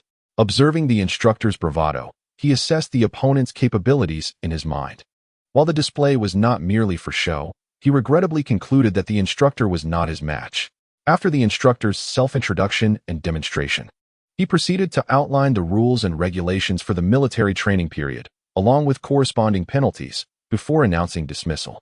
He granted only 1 hour for lunch. From this moment, military training officially commenced, and everything would be subject to military-style management, transforming the students into reservists. Some classmates appeared exhilarated, while others wore expressions of distress. During lunch, the pace at which the freshmen ate noticeably quickened. Ning Yu looked at the 3 others in the dormitory and remarked, "An hour is plenty of time. There's no need to rush. If they returned late, they would face an hour of standing punishment, and he could not afford such embarrassment." Wu Gang, munching away with his cheeks stuffed, interjected, "The ones who should be worried are the girls. Half an hour is ample for us to eat. In the afternoon, let us watch the girls stand in punishment." The other 3 immediately perked up at this notion, agreeing with Ning Yu. To stand alongside the girls in punishment could indeed be a stroke of luck. Perhaps through shared tribulations, their fates would intertwine. Exactly. If a girl faints, I could serve as a cushion for her. I'd carry her to the infirmary. The trio began to fantasize, lewd smiles creeping onto their faces. Old she. Wipe your drool, it's downright disgusting. I'll find another place to eat, Ning Yu said, clutching 2 chicken legs, searching for El Xiao. Yet, he could not locate her. She had likely holed up in the dormitory, munching on her hard-baked bread. Ning Yu had bought an extra chicken leg, intending to offer it to her. The marinated chicken legs at the cafeteria were renowned, priced at 5 yuan each, tender and flavorful. When he first arrived, he could not afford them, yet he often salivated at the sight of them. Now, he could enjoy one and still have enough to share. After finishing both chicken legs, feeling a bit salty, he purchased 2 bottles of drinks from the convenience store, one for himself and the other concealed in his pocket, ready to quench everyone's thirst during the afternoon training session. The wretched campus convenience store sells only what is profitable, devoid of even a bottle of mineral water. The only beverages available are sugary drinks. At 1 o'clock in the afternoon, military training officially commenced. The playground was filled with the cacophony of whistles as all classes swiftly formed into orderly ranks. Class 3 of the computer science department had an expected attendance of 37. Yet only 34 were present. The trio of Wu Gang, Zhou Lianghan, and Hao Ren arrived late, earning themselves a penalty of standing in military posture under the sun for 2 hours. On the first day of military training, everyone felt a sense of novelty and energy, with no incidents of fainting reported. At 5:30 in the evening, the formation was dismissed, and an hour later, the students returned to the dormitory to tidy their living spaces. Seizing the moment, Ning Yu stealthily rode his electric scooter out of the school to summon Lin Yingluo, intending to visit a construction site together. Lin Yingluo's homeroom teacher scrutinized Ning Yu, likely wondering if he was the individual from the previous night. Before the teacher could speak, Ning Yu hurriedly led Lin Yingluo away. How about that? I invested over 7 million. After a few years, it will effortlessly yield tens of millions. Are you planning to establish the headquarters of Jincheng training here? Quite nearly, yes. The first and second floors will serve as a training school, while the third floor will be offices. The location is excellent, and the space is ample. Once the occupancy rate of this community rises, a 2-story shopping center would be quite advantageous. Creating a large shopping center might be somewhat ambitious. The space is limited, and without a broad range of offerings, attracting customers from afar becomes challenging. Observing the interior decoration, Lin Yingluo remarked, "You are not merely showing off, are you?" "Of course not. What is there to flaunt about a few million? Is old Zhang around?" Ning Yu called out from the entrance without stepping inside. Old Zhang, spotting Ning Yu clad in camouflage attire, expressed surprise. "Boss, are you going to join the army?" "No. I am undergoing military training at university." Subsequently, the two reminisced and recreated the original decor style of Jincheng School, making some arrangements for old Zhang. An hour had elapsed, and he needed to return to school, which would take over half an hour. Lacking time for a proper meal, he hastily bought a few buns from a roadside vendor, handing them to Lin Yingluo in the back seat to feed herself too. After dropping Lin Yingluo at her doorstep, the sound of a youthful dog barking greeted them. Ning Yu chuckled. "This dog is quite effective at guarding the house. I just bought it this morning. You two should get acquainted. I likely won't be back to sleep for a while, so it will be just the two of you for companionship. On weekends, take it to the pet hospital for vaccinations. I believe there are also deworming treatments. I'll leave you some money." Ning Yu emptied his pockets, revealing several hundred yuan. "You seem to have forgotten. I am still trading stocks. The original 30,000 has already doubled to 50. Ning Yu returned the money to his pocket, laughing. "I genuinely forgot. With your demeanor, it is difficult to regard you as an adult at all times. Let us get going. You wouldn't want to be late." Chapter 38. Lu Xiao's new hobby. The days of military training were monotonous, filled with drills, marching, and maintaining order. Both male and female students became sunburned and darkened, their bodies swathed in loose camouflage uniforms, which did little to inspire desire. Among the military training sessions, there are a few standout individuals, particularly during the talent performances held in moments of respite. Some display their vocal prowess, while others engage in exuberant dance. Ning Yu perceives such acts as ostentatious displays of preferential mate selection. For instance, a girl named Han Lin, who stands tall with long legs, captivated the audience with an impromptu jazz routine akin to a lively little motor, instantly amassing a legion of admirers. The boys in the class were eager to swap places with her, with offers as extravagant as a month's worth of breakfast. Is Ning Yu a man of means? As he marched in formation, He too found himself admiring the rhythmic undulation of the little motor. Moreover, Han Lin displayed a certain awareness, tightening her pants to accentuate the allure of her long legs. Another type of girl who garnered attention was the naturally fair-skinned beauty, impervious to tanning. Among a crowd of darker complexions, her lightness stood out, embodying the adage that beauty can obscure many flaws. This advantage was fully realized during the military training. Ning Yu's former girlfriend, Guo Meiting, belonged to this category. Occasionally, while standing in formation, he would catch the melancholic glances cast from her direction as their class formations passed each other. Even in university, must there still be lingering attachments? He recollected that after they both entered college, they scarcely maintained contact.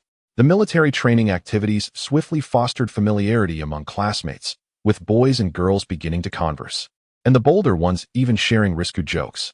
Among the girls, the most popular were class leader Xu Chong, academic committee member Lu Ronru, and the leggy Han Lin. Xu Chong, being the most beautiful, undoubtedly won the class leader election through a unanimous vote from the boys. Her beauty was of a caliber worthy of being crowned the campus belle, possessing a charm that was captivating yet distant, resulting in a majority of the boys harboring admiration, though few dared to express their confidence in her presence. Lu Ronru, possessing a solid foundation and adept at makeup, was equally alluring, perhaps even more so than Xu Chong in the eyes of certain boys, some of whom were particularly drawn to her style. While Han Lin's beauty was somewhat overshadowed by the former two, her long legs combined with her energetic dance made her an object of desire for the boys in the class.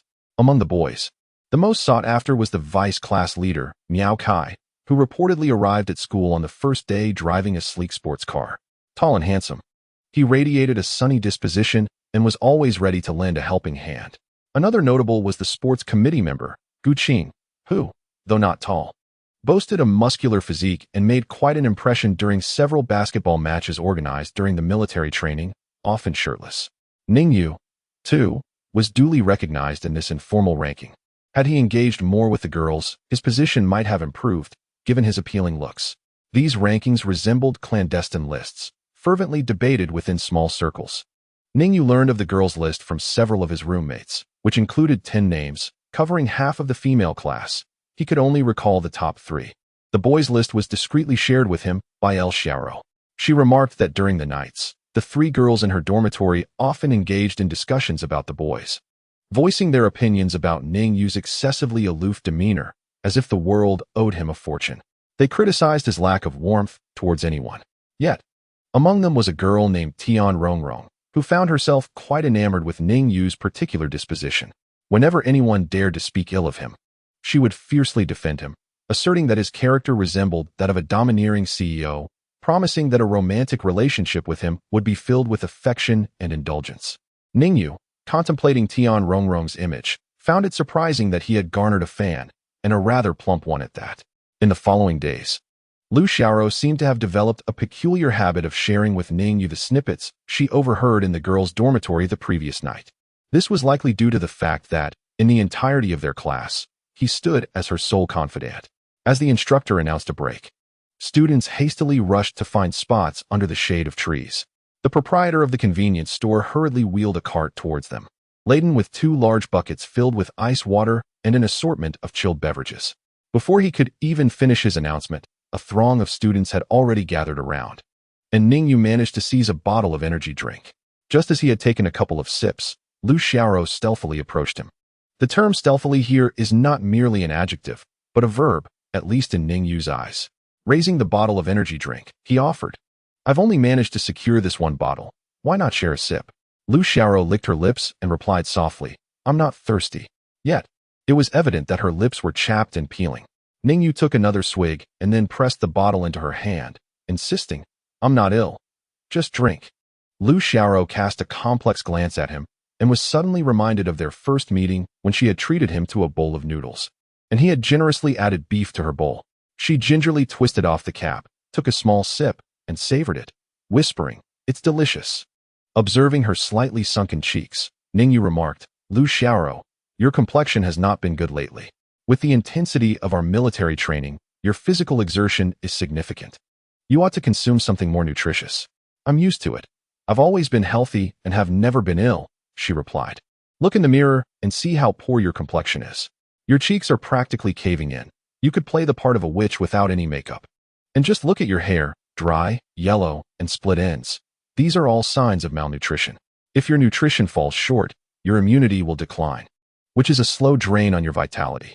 As Ning Yu spoke, tears welled in Lu Xiaoro's eyes. Am I truly that unattractive? You've misinterpreted my concern. I'm not saying you're ugly, but rather that your long-term nutritional deficiencies will inevitably lead to significant health issues. By saying I could portray a witch without makeup, aren't you implying I'm ugly? All right, I retract that statement. To demonstrate my sincerity, I shall treat you to dinner tonight. Lu Xiaoro glanced around, shaking her head. I think I'll pass. If Tian Rongrong sees us dining together, she may challenge me to a duel. Ning Yu couldn't help but laugh at her response. Are you saying that I need to seek permission from that chubby girl to dine with a member of the opposite sex? Not quite. The crux of the matter lies in the fact that we share a dormitory, and being with you often evokes a sense of undermining her. I truly cannot fathom how your reasoning led you to gain admission to Jiangda. I am genuinely perplexed about how you intend to make significant contributions to the field of technology in the future. Lu Xiaoro inquired, what contributions? Have you ever considered that you could become a leading figure in a particular domain? What are you talking about? At present, I am diligently striving to secure a scholarship. Gaining entry into Jiangda is no small feat. To stand out in our class, one must exert considerable effort. Your awareness of this ambition already surpasses that of the majority. Have you not noticed that since the commencement of the semester, very few classmates have maintained the habit of diligent study? Currently, we are engaged in military training, and formal classes have yet to commence. Once classes begin, there will likely be a surge in those who study earnestly. Ning Yu pondered for a moment before responding. I might skip a few classes in college, so make sure to take good notes for me to review later. You're already contemplating skipping classes before they've even begun. I will indeed be quite busy. If I encounter difficulties, you must tutor me. And it would be on a paid basis. Let us say 50 yuan per session. Why discuss money among classmates? If not money, then what should we discuss? Emotions? I certainly lack the time for that. Chapter 39. Step aside. The brakes have failed. Lu Xiaoro half-heartedly acquiesced to his request. Ning Yu's knowledge gap was quite severe. He had practically forgotten most of what he had previously learned. If he wished to recover that knowledge, he would undoubtedly need to invest significant effort. Jiangda's graduation assessments are exceedingly stringent. Failing too many subjects will make obtaining a diploma exceedingly challenging. Furthermore, he must also balance external business endeavors. So managing to devote even half of his energy to academics is commendable. Hence, having someone to tutor him is of utmost importance. Lu Xiaoro was filled with mixed emotions, pondering whether he perceived her as impoverished and sought to find ways to provide her with money. The student ranking list posted in the classroom displayed each student's examination results. Jiangnan Province is a region known for its high college entrance examination scores, and Ning Yu achieved a remarkable 679 points, placing second in the class, 5 points ahead of her. How could such a student possibly need tutoring from her? Could it be that he harbored feelings for her? Lu Xiaoro initially intended to share the topic of conversation she overheard among her roommates last night with Ning Yu, but her mind was in disarray, so she refrained from doing so. Instead, she found herself lost in thought while gazing at the bottle of pulse in her hand. Having consumed the water he drank, did that count as an indirect kiss? Ning Yu was quite relaxed, leaning against a tree with his back to everyone, concealing a lit cigarette in his palm, taking occasional puffs without paying attention to Lu Xiaoro's expression. However, even if he had, he likely would not have discerned any difference. Her face remained a waxen yellow regardless of its fluctuations. As the assembly whistle sounded, training was about to commence once more. In the final 2 days, all students were taken to a military base for target practice. The entire day was spent waiting, culminating in a mere 5 minutes on the range, during which they fired 10 rounds. The semi-automatic Type 56 rifle, fired from a distance of 50 meters, yielded an impressive score of 100 rings from Ning Yu with effortless ease. This astonishing performance left the instructors utterly astounded, leading them to conclude that Ning Yu was indeed a promising candidate for military service. They even generously awarded him an additional 10 rounds of ammunition. Yet again, he achieved a perfect score of 100 rings. This accomplishment allowed Ning Yu to momentarily bask in the limelight during military training, drawing the admiring gazes of several girls whose eyes sparkled with admiration. Shooting at a target 50 meters away with a rifle is not inherently a source of pride. Even with a handgun, Ning Yu could maintain perfect accuracy. Previously, he had access to an exclusive shooting range where he had experimented with numerous firearms, expending a quantity of ammunition that could rival that of a sniper in the military. During less hectic times at work, he would venture to the vast African plains for hunting. The final day of military training was marked by a grand competition to assess the achievements of each class. They executed commands for marching in formation, performed the military boxing routine, and showcased their skills. Despite half a month of training, some students faltered during their performances. A few stumbled while marching, others struggled with left and right turns, and some even inadvertently kicked fellow classmates out of line. Under the pressure of the moment, errors were inevitable. While the onlookers found humor in the situation, the instructors bore expressions of grim discontent. Upon the conclusion of military training, the campus transformed into a joyous sea of celebration.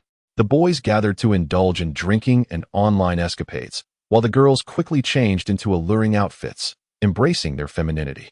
However, Ning Yu had no time for such leisure. He declined the collective dormitory activities and promptly made his way to the construction site to check on the renovation progress. Throughout the military training period, the school enforced strict closure, preventing new students from leaving the campus. Occasionally, he would communicate with old Zhang over the phone to inquire about the renovations, yet the absence of a site visit left him feeling uneasy. With over 20 days into the renovation, any dissatisfaction with certain aspects would necessitate rework, inevitably impacting the overall timeline. As he rode his electric scooter past the property sales office, he spotted a familiar face, the sales representative who had initially assisted him, Xiatian. At that moment, she was being tugged along by a portly middle-aged man toward a Mercedes parked in front of the office. Xiatian clearly appeared reluctant, her body recoiling as she attempted to free her wrist from his grasp, but she was unable to match his strength. Two other sales representatives stood nearby, indifferent to the unfolding drama. As Ning Yu approached on his electric bike, he overheard Xiatian's voice. "Boss Niu, I've already explained everything about the property to you, and even taken you for a tour. What more do you want?" The man responded, "Don't be shy, little sister. I'm quite satisfied with the house. To express my gratitude, I'd like to take you out for a meal. Rest assured, I'll bring the cash tomorrow to purchase it outright, and I'll speak to your boss to ensure you receive a generous commission. I will not go. Please let me go." Xia Tian's voice quivered, tinged with a hint of tears, as the vehicle drew ever closer. "Summer, are you genuinely oblivious or just pretending to be? For a 150 square meter residence, I am compelled to invest a substantial sum, while your commission could amount to over 10,000. When my brother is pleased, he wishes to treat you to a meal, yet you insist on rebuffing him. Is this not an affront to my dignity?" Boss Niu flicked his wrist, showcasing his dazzling watch, and spoke with formidable authority. "Boss Niu, if you find a house to your liking, purchase it. If not, refrain from buying. That is entirely your prerogative. Whether I wish to dine with you is my own choice, and I kindly ask you to release me. Summer, my brother sees you as someone from humble beginnings and wishes to extend his kindness to help you earn a bit more. You appear so gaunt, almost like skin and bones. A sumptuous meal won't harm you, will it? I refuse. Let go of me immediately, or I shall call for assistance." Summer, seeing that her words fell on deaf ears, extended her fingers like claws toward his arm. With a swift motion, several crimson lines appeared on Boss Niu's forearm. Though he winced in pain, he maintained his grip on Summer's arm, veins bulging on his forehead. "You wretched woman, how much could you possibly earn from a single sale? I hold you in regard, offering you money, yet you refuse to accept it." As he berated her, he raised his hefty hand to strike her. "Get out of the way, the brakes have failed," Ning Yu shouted, then accelerated his electric bike towards the two. Both Boss Niu and Summer froze momentarily before swiftly leaping aside.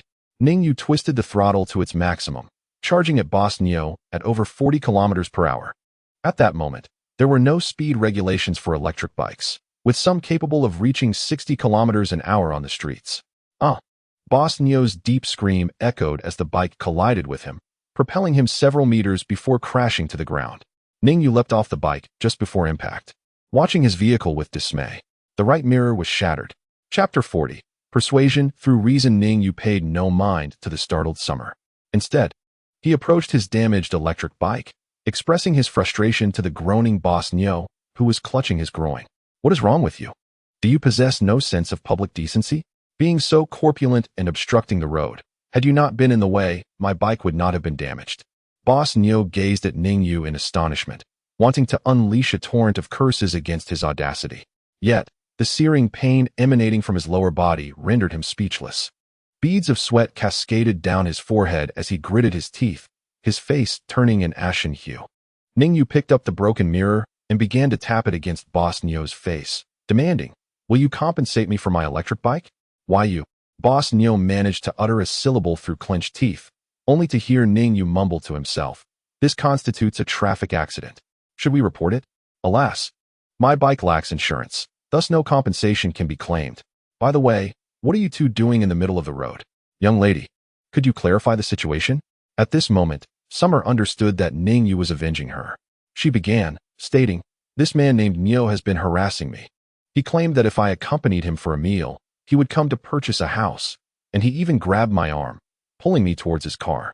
Look at my wrist. He left marks. In the summer, my wrist bore the imprints of his grip, which have yet to fade.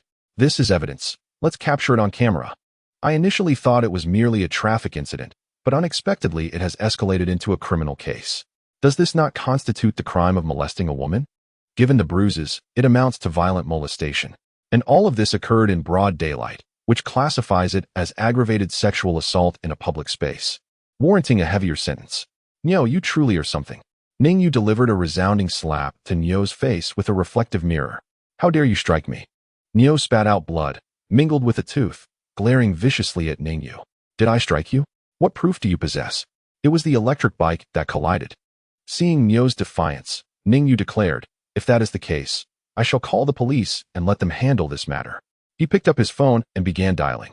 Just as he pressed 2 buttons, Nio hurriedly interjected, "I concede. Do not call the police."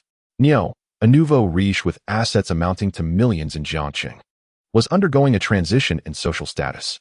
If he were to be apprehended for the crime of molesting a woman, even without a conviction, it would severely impact his career and connections. Acknowledging the moral high ground the youth had gained, he realized he must swallow his pride for now. At that moment, Nio understood that the youth's electric bike had not malfunctioned. Rather, he had intentionally intervened on behalf of this girl. A wise man does not suffer immediate losses. In time, he would reclaim his standing. Not involving the authorities was an option, but he must apologize to the lady, declaring, "I am sorry for attempting to force you to drink with me and for wanting to compel you to sleep with me. I now seek your forgiveness." As Ning Yu's words fell, Nio was momentarily stunned. This was precisely what he was contemplating. Meanwhile, the girl's face flushed crimson. Such words were too harsh. Ning Yu, unfazed by their expressions, spoke with a firm tone. "Repeat exactly what I said, word for word." Nio, noticing the girl's embarrassment, experienced a peculiar thrill, akin to having a spectator during an intimate moment. Energized, he began to echo Ning Yu's words. "I am sorry for attempting to force you to drink with me and for wanting to compel you to sleep with me. I now seek your forgiveness. Is that sufficient?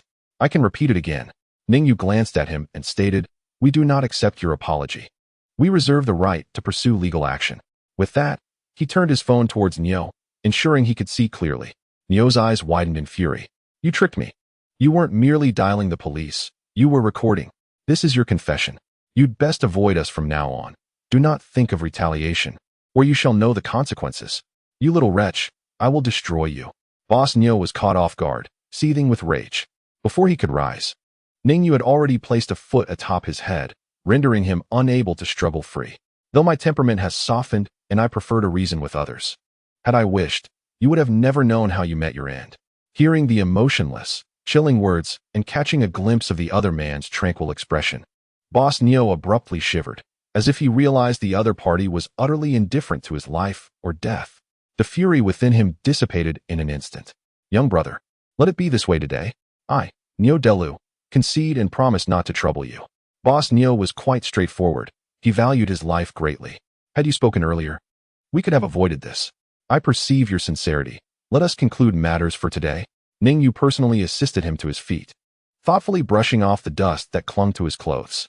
As they watched the luxury car speed away, Xia Tian exhaled softly and said, "Thank you, Boss Ning. Had you not intervened today, I might have been dragged into that car. Such events are commonplace in your line of work.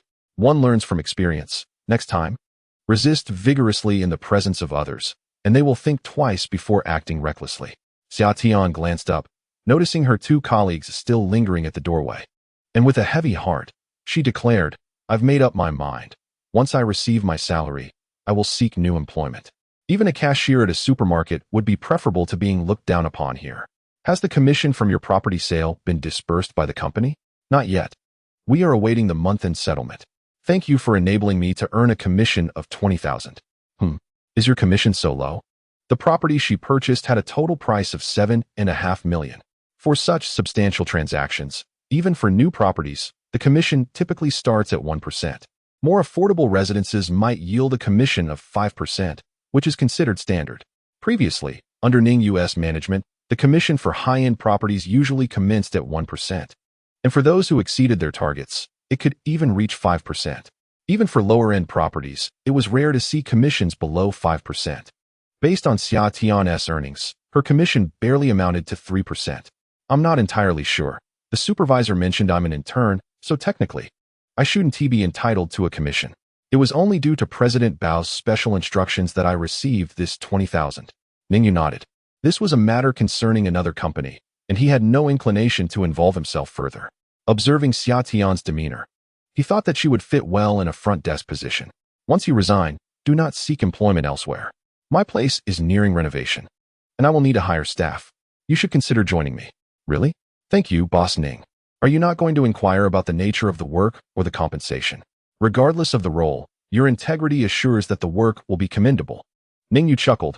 "I didn't realize your tongue was so silver-tongued. I am involved in training, focusing on educational courses primarily aimed at student parents, devoid of any unsavory matters. Your responsibilities are primarily focused on human resources and administration, akin to the logistical support of a training institution. Your sales office likely has a similar position. Once you resign, I shall arrange for you to spend some time at my former school for further learning." "Thank you, Boss Ning. I will certainly give my utmost effort."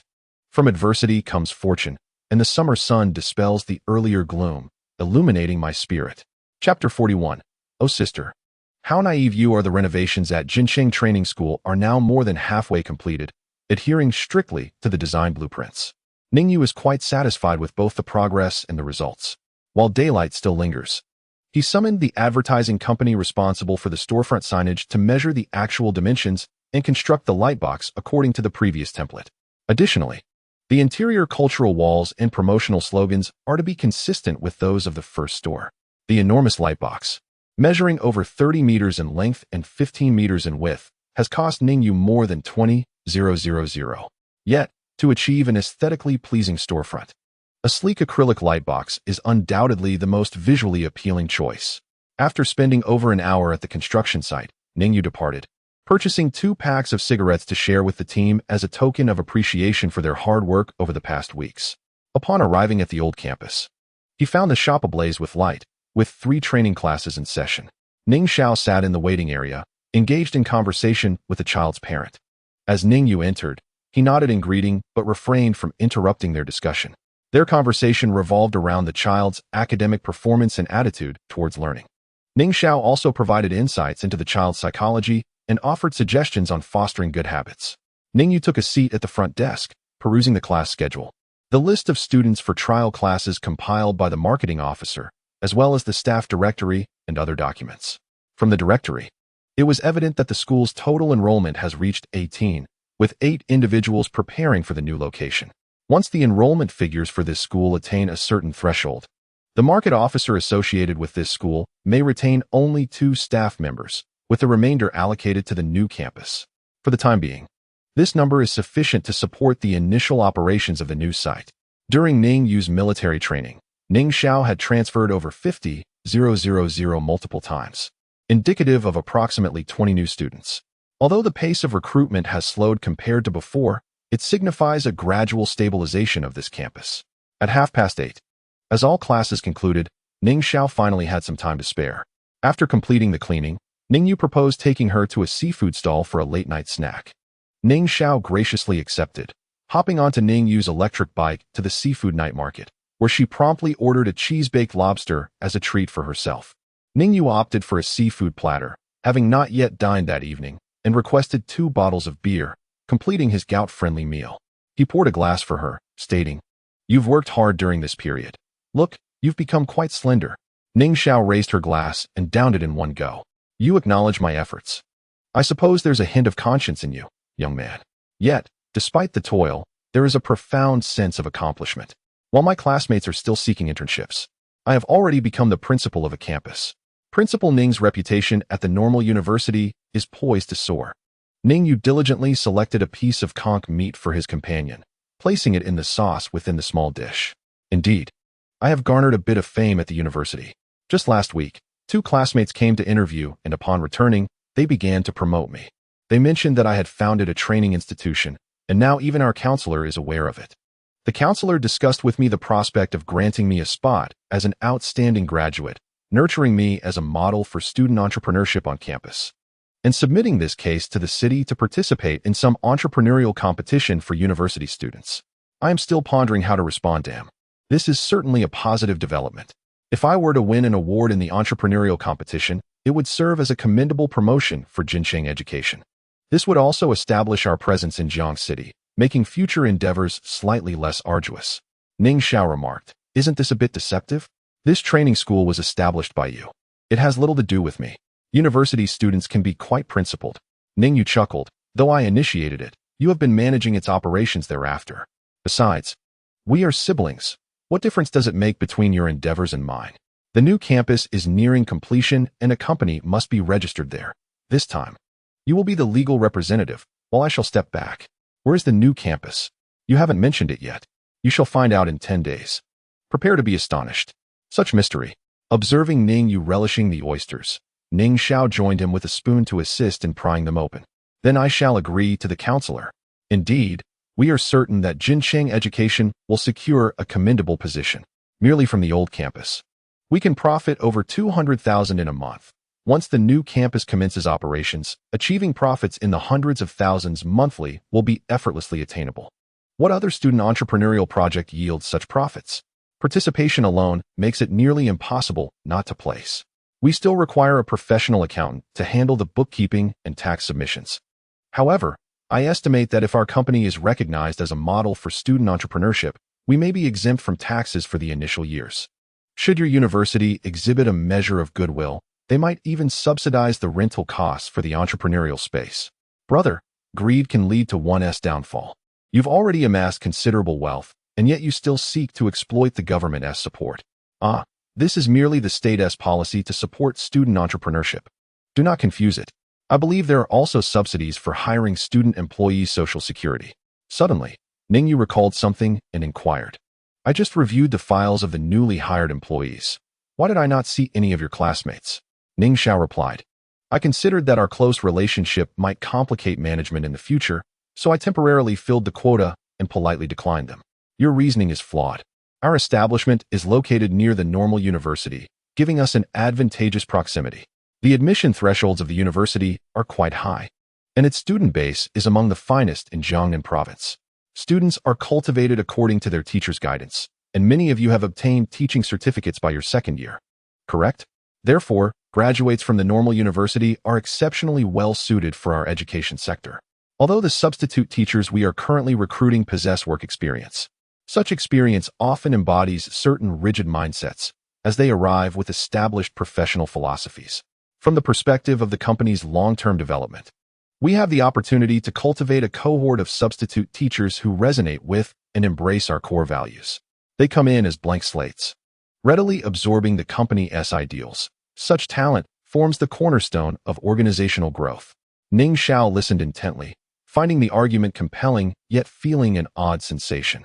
What has this younger brother experienced to gain such profound insights? "Open your mouth." "What?"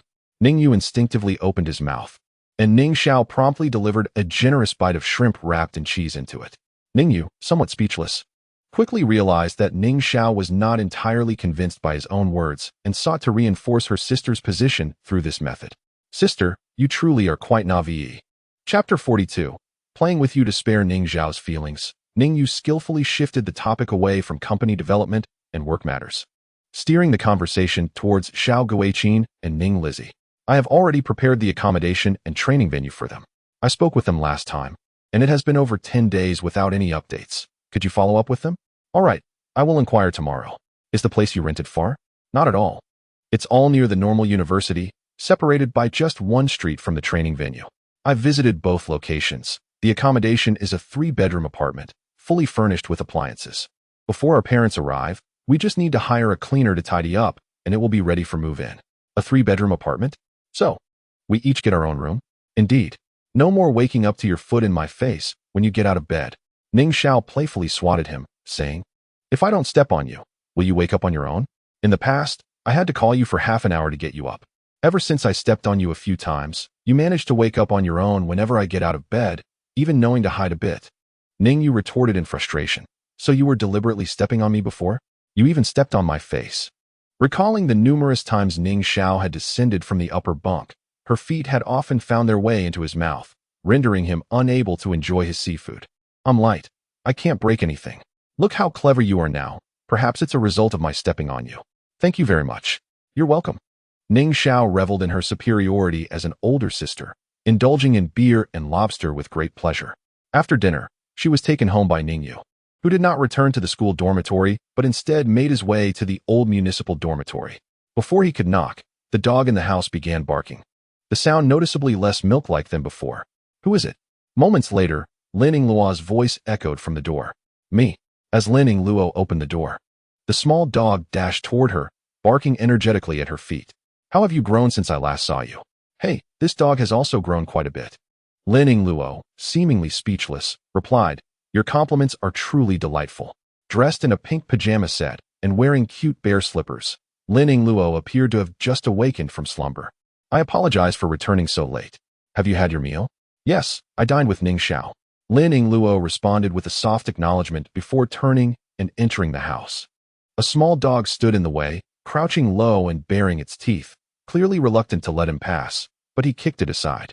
Lin Yingluo did not rush to sleep. Instead, she prepared a cup of tea and brought it to him. The habits from her days as a secretary had been well preserved. "I miss Sister Ning Xiao a bit. When can I meet her?" Ning Yu pondered before speaking. "Let us wait for a suitable opportunity. If she discovers that I am currently living with a girl, she would surely be furious. Or perhaps I should tell her the truth. I am an orphan, and you are merely sponsoring my education, which is nothing to be ashamed of." Ning Yu shook his head, deeming that reasoning inadequate, yet he could not conjure a better alternative in that moment. If Ning Xiao learns of this, it is likely that her parents will too. Should they find out that their newly adult son is harboring a girl in his home, especially one as stunning as she, how would they perceive him? It would be undeniably aberrant behavior. If he were in their shoes, he would think the same.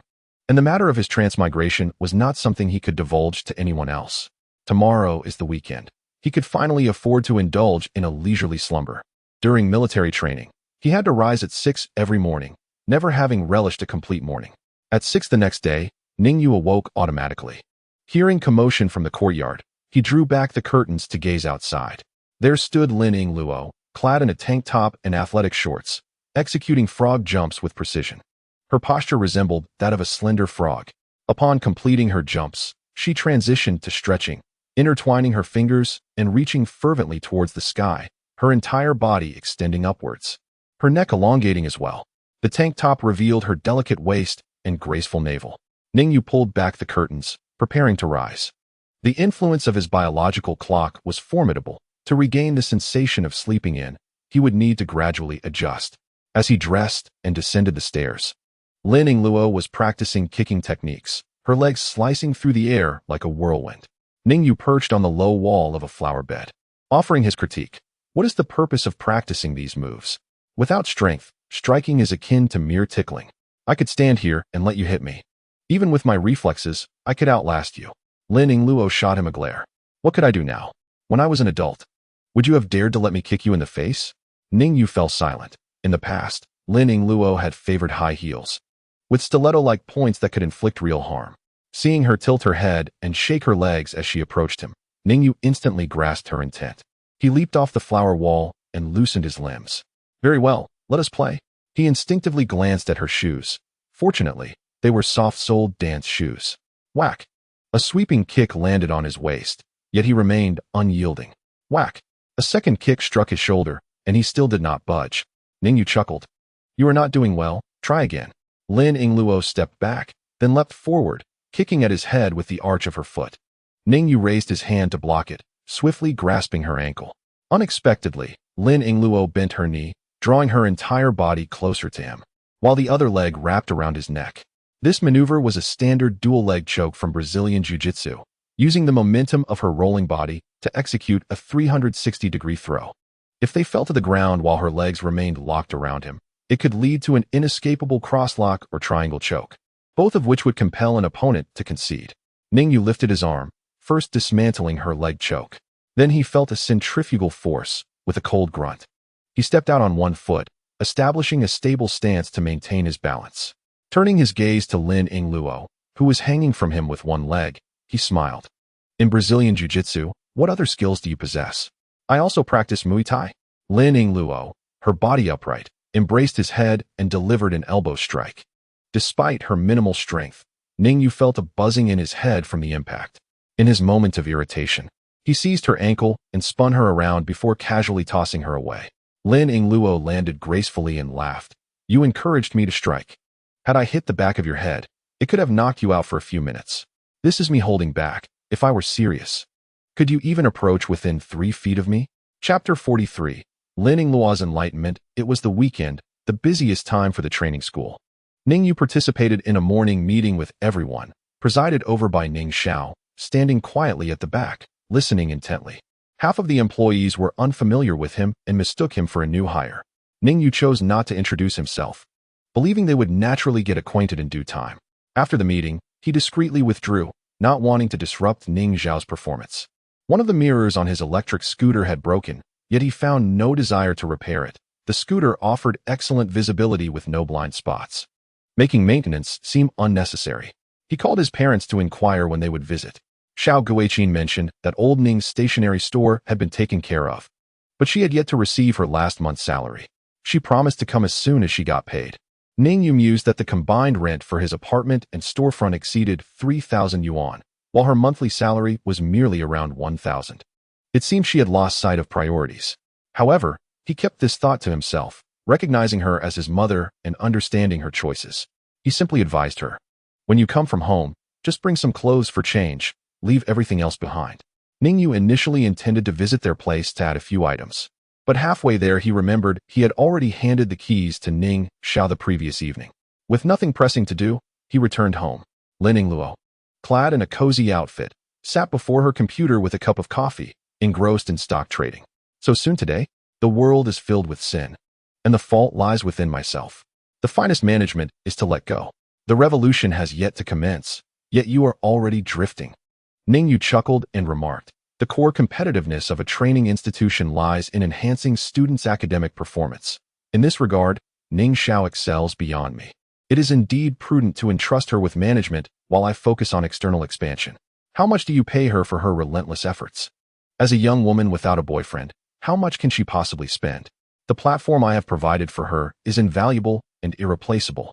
Last night, she expressed to me a profound sense of achievement, having established her persona among her peers.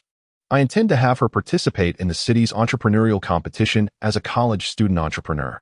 Lin Yingluo instantly grasped Ning Yu's intentions. It was akin to gnawing on meat, ensuring to crush the bones to extract the marrow within.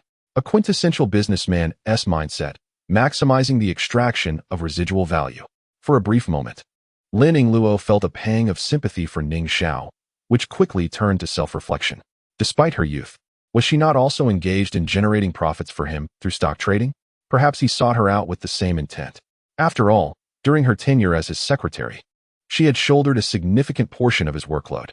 Ning Yu, oblivious to the myriad thoughts swirling in Lin Yingluo's mind, noticed her momentary distraction and gently patted her head, advising her not to consume too much coffee, as caffeine could stimulate the central nervous system and lead to dementia.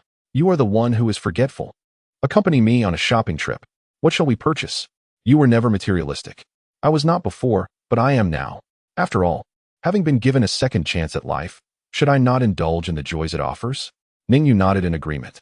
Indeed, the former version of her was exceedingly dull, perpetually wearing a solemn expression and adopting a woeful demeanor towards everyone. Her wardrobe consisted solely of monotonous work attire. Her appearance scarcely transformed, resembling a veritable ascetic. At this juncture, Ning Yu's heart softened. In her past life, Lin Yingluo rarely engaged in social activities. reducing her material enjoyment to the bare minimum. She had scarcely occupied the villa he gifted her, instead residing in a modest apartment near the company. Apart from the shares allocated to her, her salary and bonuses were predominantly donated to orphans who had lost their parents, aiding with their education and living expenses. Through her own efforts, she established several primary schools in impoverished mountainous regions. 2 months before the incident, Ning Yu had approved a project for a scholarship fund, which had been proposed by her to form a specialized team within the company to undertake this initiative. He could still recall the light in her eyes when he signed that document. Although he did not believe in the consequences of good and evil, he wholeheartedly supported her noble endeavor. This scholarship fund, an unfulfilled ambition of hers, would be a legacy he would strive to realize in this lifetime. As they sat on the electric scooter, Lin Yingluo gazed at the shattered rearview mirror and inquired, "Were you hit by a car?" "No, I hit someone." "Then all is well. Have you decided what you wish to buy?" "There are numerous items I wish to purchase, and I possess a list. I desire to acquire a substantial plush toy, an aesthetically pleasing backpack, a lovely skirt, attractive hairpins, and beautiful stockings." "Pardon the interruption, but do you find wearing stockings at this moment to be somewhat inappropriate?" "I do not refer to the type of stockings you might be envisioning, but rather the short white ones, paired with black leather shoes and a skirt. In my childhood, I envied those who donned such attire, fantasizing about owning an ensemble just like it. Consider it a means of fulfilling a long-held dream." Ning Yu was aware that when the other party spoke of childhood, they referred to a past life. During that time, they had awaited their eventual meeting, spending their childhood ensnared in endless household chores, clad in perpetually washed, crisp white clothing of a small size. They arrived at the largest nearby shopping center, the Yingtai Mall. This mall is a comprehensive shopping complex, with a large supermarket on the first and basement levels, dining options on the 5th floor, and the remaining floors primarily dedicated to branded apparel, alongside various other goods. This was also a place he frequented to sell discs. The advantage of this location is the high foot traffic. The downside, however, is the ever-diligent security personnel, each more meticulous than the last, with sharp eyes.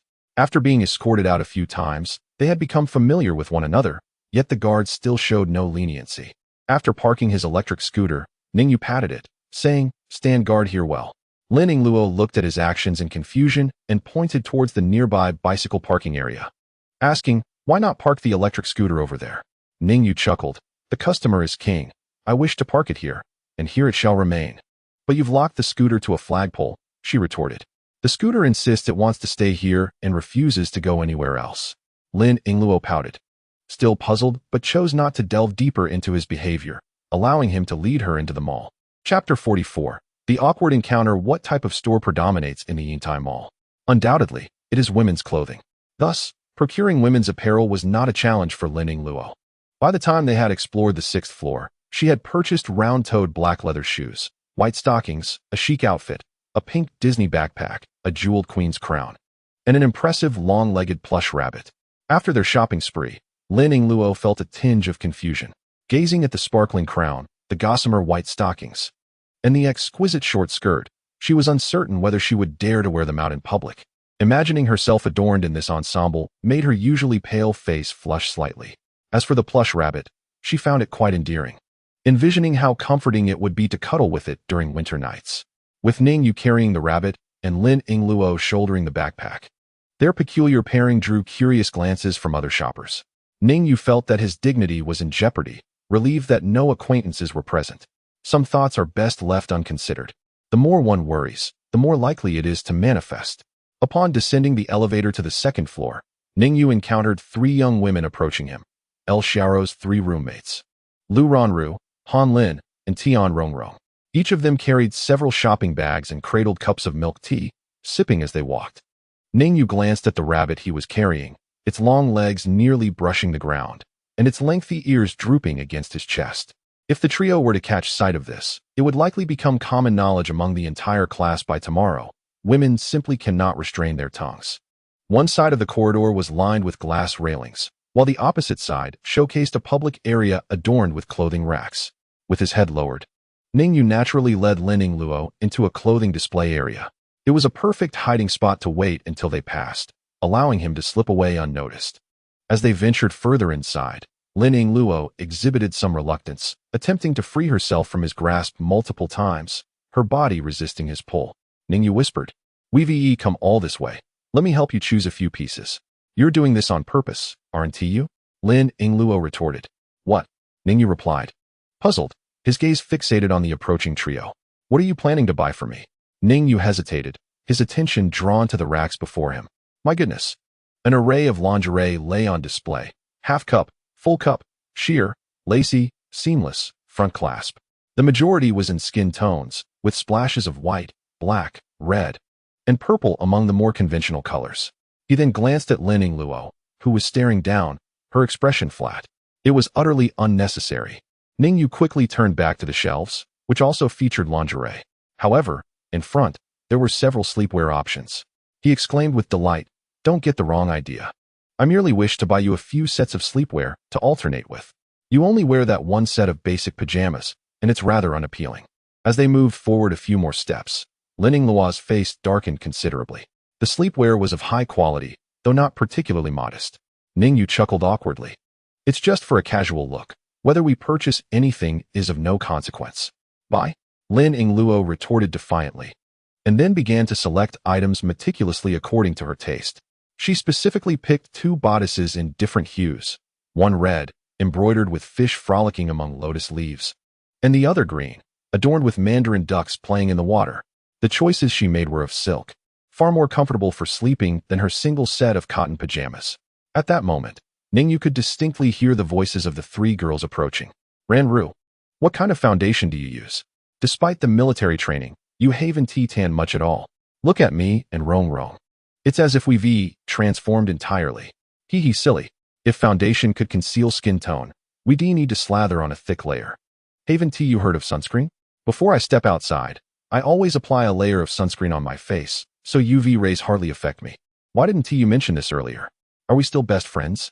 Lu Ranru pondered. During military training, we couldn't leave campus. And I only brought 1 bottle of sunscreen. If I shared it with you, I'd likely run out myself. Lin, what are you saying? Of course, we're good friends. You know, the most captivating feature about you is those long legs. Your sun-kissed skin adds a touch of wildness. And when you stand before a man, who wouldn't be enchanted? Listening to Lu Ranru's words, Han Lin glanced down at her smooth, elongated legs, feeling a swell of pride. At present, my face and legs do not share the same hue. If only they could both attain a sun-kissed golden shade, my allure would undoubtedly increase. Tian Rong gazed despondently at her short legs. Why do I lack the striking beauty of Ranru and the long legs of Lin? Otherwise, I would have captured my Yu by now. What merits does Ning Yu possess? Although he is undeniably handsome, one must not solely judge a man by his appearance. Lu Ranru remarked lightly. The Dior perfume I use, the Lancme skincare products, and a complete makeup set surpass the monthly salary of an average individual. 1 handbag alone could equate to a year's wages for a typical person. If you were to be with me, I would gladly support him financially, working hard to earn a living, and upon returning home, I would cook and do the laundry for him, allowing him to engage in gaming without a care. Tian Rong dismissed her companion's goodwill and stubbornly insisted. This statement sent a chill down Ning Yu, who was standing behind a shelf, while Lin Yingluo's previously stoic face cracked into an uncontrollable smile. The long-legged Han Lin could no longer remain silent and remarked with a hint of disdain, Rong, your mindset towards love is misguided. Romance is a mutual pursuit.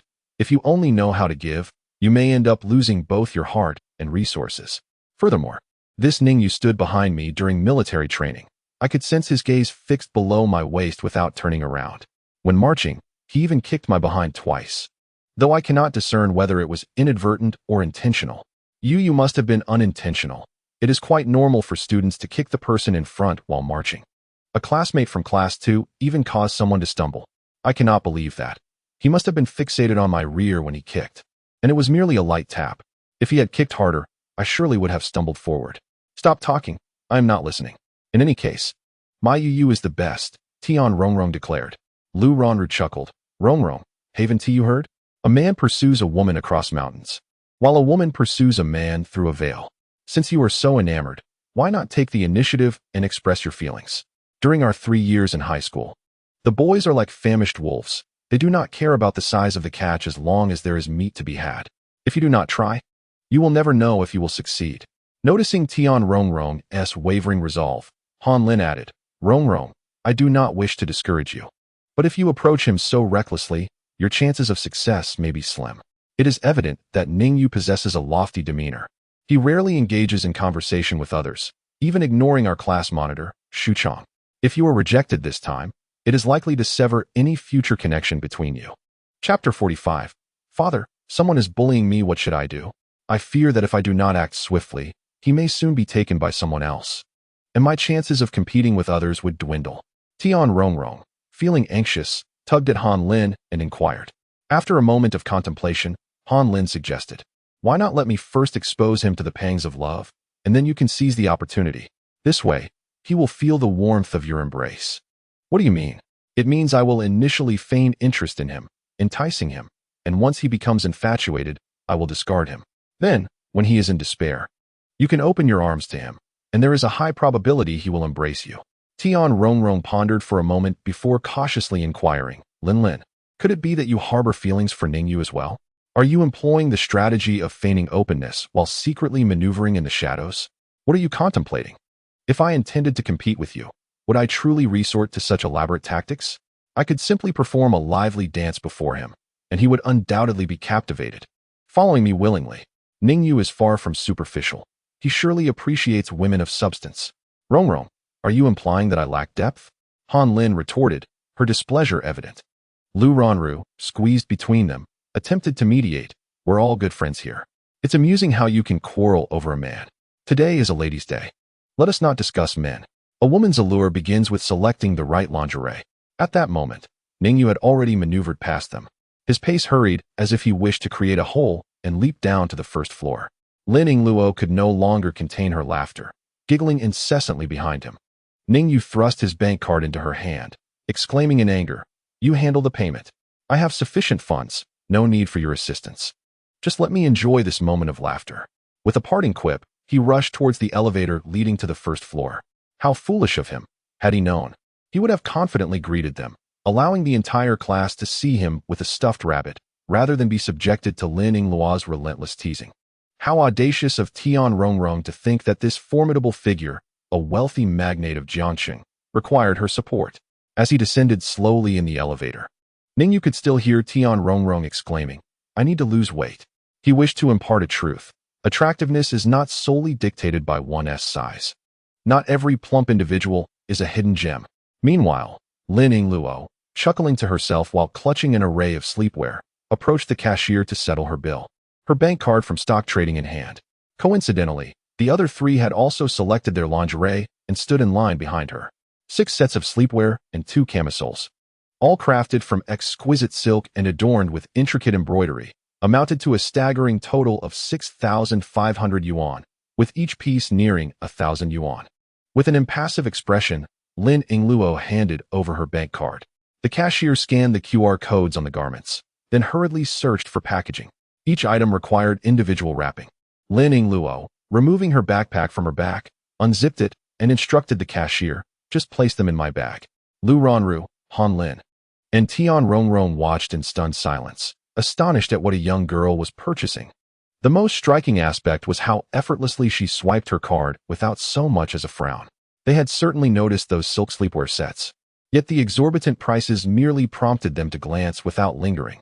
Even Lu Ronru, who had some financial flexibility, opted for a single piece priced at over 200 yuan, reasoning that what she wore underneath would not be seen by others, thus deeming it unnecessary to spend excessively.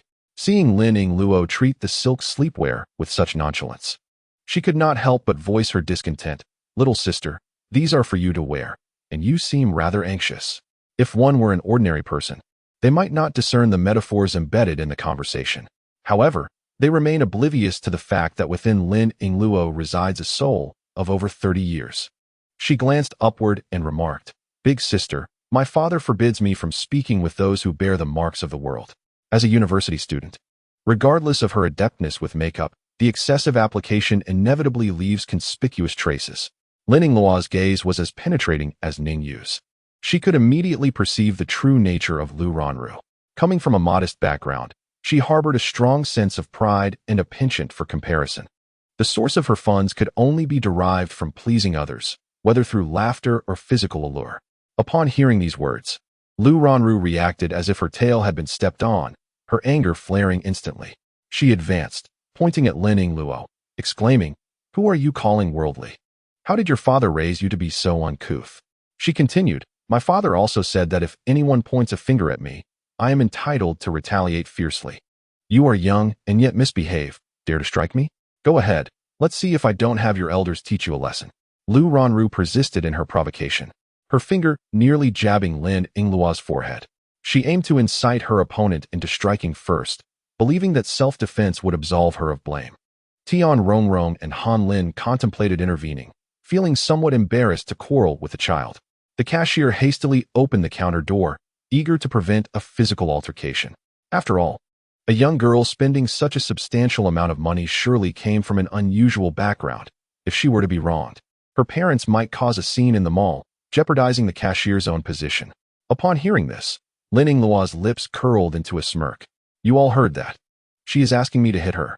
She seized Lu Ranru's finger, stepped back, causing Lu Ranru to lean forward, and executed a high roundhouse kick to her face. With a loud thud, Lu Ranru lost her balance and tumbled to the ground. Lin Yingluo's strength was not substantial. She had merely utilized skillful leverage to bring her opponent down, resulting in minimal physical harm but a profound insult.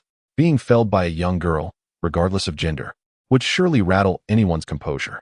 Lu Ranru, stunned, felt tears of indignation welling up, yet was too ashamed to let them fall. She chose to remain seated on the ground. Shouting in fury, Tian Rongrong and Han Lin were taken aback, instinctively retreating a step at the sight of the cold-faced girl, fearing they might be the next targets of her wrath. The cashier had now emerged, her work experience leading her to calmly address Lin Yingluo. "You should leave. I will handle this." Internally, she felt a wave of relief, thankful that it was not Lu Ranru who had been wronged. "Not in a hurry. Let's see if she still wants me to hit her." Lin Yingluo crossed her arms, disregarding the agitated Lu Ranru on the ground, instead focusing her gaze on the ascending escalator. Sure enough, in a short while, Ning Yu, burdened by a large rabbit, gradually made his way up. A smile reappeared on Lin Yingluo's face as she joyfully ran towards him. "Father, someone has been bullying me." Chapter 46, Adolescence. Lin Yingluo, you are a devil. Do you not realize that you have shattered the beautiful illusions a pure-hearted girl held of me? After understanding the situation, Ning Yu felt a sense of helplessness. How could the once cold and aloof Lin Yingluo transform into a mischievous imp? This perplexed him greatly. In the shopping mall, as Lin Yingluo sprinted towards him, he caught sight of Tian Rongrong, Han Lin, and Lu Ranru, who was sitting on the floor, their mouths agape, as if they could fit a quail egg inside. Ning Yu, upon witnessing this spectacle, immediately recognized it as one of Lin Yingluo's pranks and decisively turned away. Departing was the most effective means of cold treatment. Otherwise, should he approach and inquire who had bullied her, only to end up delivering a kick to the perpetrator?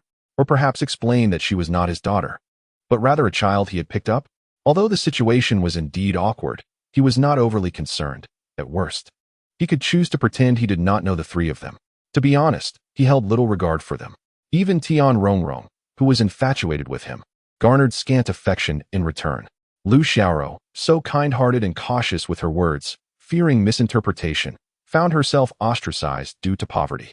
If he had a roommate as humble and considerate as her, he would undoubtedly cherish her deeply. I know you well enough. Even if they possessed exceptional beauty, you wouldn't spare them a glance. Today, I shall extinguish their lingering hopes for you, sparing you from their daily annoyances." Ning Yu chuckled bitterly. "But you shouldn't resort to violence. Calling me dad, are you intent on leaving me single throughout university? University is a realm of romance and adventure. How can one truly experience it without a passionate love affair? And don't deceive me. I refuse to believe you would neglect your ambitions for the sake of women. Wait, are you genuinely interested in that long-legged girl? Upon reflection, given your control over your body, you shouldn't be accidentally kicking her backside. That must have been intentional, right? Soft or not? Lin Yingluo, your personality has undergone a significant transformation. The old you would never have uttered such crude remarks. What do you mean by pursuing women first? Language should return to its essence. Clarity of expression suffices. Did you not claim that I lived as a hermit in my past life? I have grown weary of such a life. The hardships I once endured are nearly forgotten. In this lifetime, I shall cast off past burdens and savor life to the fullest. Tell me, Why must you lock the electric bike to someone else's flagpole? Was that intentional? Unable to contain her curiosity regarding Ning Yu's mischievous tendencies, Lin Yingluo finally inquired. As they exited, they indeed saw several security guards standing there, and a manager-like figure was almost spitting as he spoke to them. Ning Yu stood aside, admiring the scene for a moment before unlocking the chain with his key. Several security guards glared at them, ready to confront when Ning Yu presented a receipt to the manager. Upon seeing the hefty sum spent, both guards departed with the manager's courteous smile. Had any unflattering words been uttered, Ning Yu would have returned all his purchases. Naturally, he would not divulge to Lin Yingluo that he had once been chased around here by security while selling discs. Instead, he arrogantly remarked, "Adult matters are not for children to pry into." Lin Yingluo poked him in the waist in protest. The electric bicycle sped swiftly, the wind rushing against them. A rabbit was secured to the handlebars, its legs fluttering behind as they rode. Lin Yingluo, seated on the back, effortlessly tied her hair into a bow. This was what one might call legs entwined around the waist. "Do not be mischievous. I am driving," he remarked, urging the speed to increase. As they passed a hardware store, Ning Yu purchased an aluminum basin. With only 2 at home, one was allocated for the dog, leaving him with nothing to serve 2 dishes. Upon returning home, the dog greeted them with a wagging tail. After more than half a month together, it had accurately discerned its place, knowing that showering affection on its owner was the right approach. Ning Yu, in mild disdain, nudged it aside, prompting the dog to frolic around Lin Yingluo. "Such a good boy, you shall have beef noodles for lunch," casually placing the purchased items on the living room sofa. Lin Yingluo hurried to the kitchen to prepare the noodles. This was the simplest meal. The beef stew was pre-prepared with brisket, bagged with the broth and meat, and stored in the freezer. When it was time to eat, she merely needed to thaw it and pour it over the cooked noodles and vegetables. A feast in both flavor and nutrition. With nothing pressing to do, Ning Yu retreated to his study to play a game of Red Alert. He found great satisfaction in defeating the cold, calculating computer opponents, though so far he could only manage the Arctic Circle map, needing to demolish the bridge to succeed. He felt that strategic games suited his identity rather well. Before he could finish his game, Lin Yingluo called him to the table for dinner. He maneuvered his vast fleet of Kirov airships, demolishing each enemy base, and only when the screen flashed "You win" did he feel content enough to join her in the kitchen. There, he found both Lin Yingluo and the dog awaiting him. "You two can start eating. The noodles will stick together if left too long," he suggested. "No worries, dogs cannot eat food that is too hot. Waiting to eat together is just fine." Ning Yu thought to himself, has the dog's status risen to match mine? He kept this thought to himself. When Lin Yingluo approached with 3 stainless steel bowls, he was momentarily perplexed. Each bowl contained nearly identical noodles and meat, leaving him uncertain as to which one was his. "Ahem, Yingluo, is it really necessary for the dog to be at the table?" he inquired. "You think too much. I still need to add fish liver oil, calcium powder, and vitamins." As the vet suggested during its vaccination, she replied. Realizing his superficiality, he noted that the dog was eating better than he was. Eyeing the 3 bowls, he anxiously asked, Can you tell which one is its bowl?" "Of course. I clean them daily. How could I not know?" Lin Yingluo assured him. Ning Yu scrutinized the bowls again, but still discerned no difference. It was only after she sprinkled the fish liver oil, calcium powder, and vitamins into one of the bowls that he felt bold enough to take one for himself. He had to admit, sharing a meal with a dog was exceptionally satisfying, as one always felt the creature might try to snatch their food after finishing its own. "We're eating the same meal as the dog. It feels rather strange. Just look at that half bowl of meat. The cost of this meal rivals my own worth." "What of it? I made it effortlessly. Do you want to feed it instead?" Lin Yingluo quipped. "Forget I said anything." After finishing his meal, Ning Yu personally washed the bowl and then used the back of a knife to tap a small dent on the side of the bowl. He had to remain vigilant to prevent Lin Yingluo from one day, in a fit of displeasure, making him eat from a dog bowl. This child was likely just entering adolescence, exhibiting a rebellious spirit. Chapter 47. A comfortable weekend. The grapes in the courtyard had begun to ripen. However, due to a lack of proper care, the clusters were generally small. Ning Yu picked 2 bunches that had been partially consumed by birds and tasted them. Surprisingly, they were quite delicious. Lacking a ladder at home, he called Lin Yingluo over to help him reach the ripe grapes high above. Together, their combined height exceeded 3 meters, allowing them to easily reach the top of the grapevine. "Ning Yu, can we eat all these? Even if we can't finish them, we must pick them." This is equivalent to thinning the fruit. The tree has borne too much, and by removing some, the remaining ones can develop better. Is it still timely? Of course. If we water it more often and apply some fertilizer, it will thrive even more. What kind of fertilizer? Chemical or organic? Chemical is not good. That would compromise the organic nature of the grapes. Isn't organic fertilizer just manure? Can we still live in our house? If buried in the soil, how could it smell? Then why not just dig a hole and, well, yikes, don't say that, it's too disgusting. From now on, I won't wash the dog bowl. You can do it. Wash it. It's better to leave it outside. The dog cleans it quite well by itself, and pouring some water after meals is practically sufficient. These grapes are so badly pecked by the birds. They are protected species, so bear with it. After finishing picking the ripe grapes, they had around 5 or 6 pounds. If not consumed within 2 days, they would spoil, and consuming too many might lead to a sour taste in their mouths. Ning Yu set aside a portion to give to the elderly neighbor next door. When he had just moved in, the old man had visited and offered advice on how to renovate his house. But unfortunately, Ning Yu only applied a layer of paint and did not heed his suggestions. Later, while strolling in the community square with Lin Yingluo, they often exchanged chess strategies, making them the only acquaintances in the neighborhood. Lin Yingluo went to call the elderly neighbor over to give him some grapes. She ran to the wall dividing their properties and called out, "Grandpa's son, come over for some grapes. Our harvest is abundant." I'm coming. Old son, slender and wearing slippers, hurried over in a tank top. "The grapes are ripe?" The ones from the Zhong family are experimental seedlings obtained from the Agricultural Research Institute, a rare and exquisite variety that cannot be found in the market. Every autumn, I eagerly await their ripening. Ning Yu, unaware of this detail, laughed. "That's simple. Just cut a piece of the vine and plant it at your own home. I've tried that method. Whether through grafting, cuttings, or seeds, it never retains the original flavor. Perhaps it's the feng shui of my home that is favorable." "Nonsense. Which house here has poor feng shui? Then you must frequently bring over your good produce. When my grapes are ready, I can share some with you. My household is replete with treasures, and each year during festive occasions, I receive a plethora, leaving me at a loss as to how to manage them. I shall soon take your daughter to the southern courtyard to select her own." "Oh, but do refrain from choosing these items." Ning Yu gestured dismissively. "Nonsense.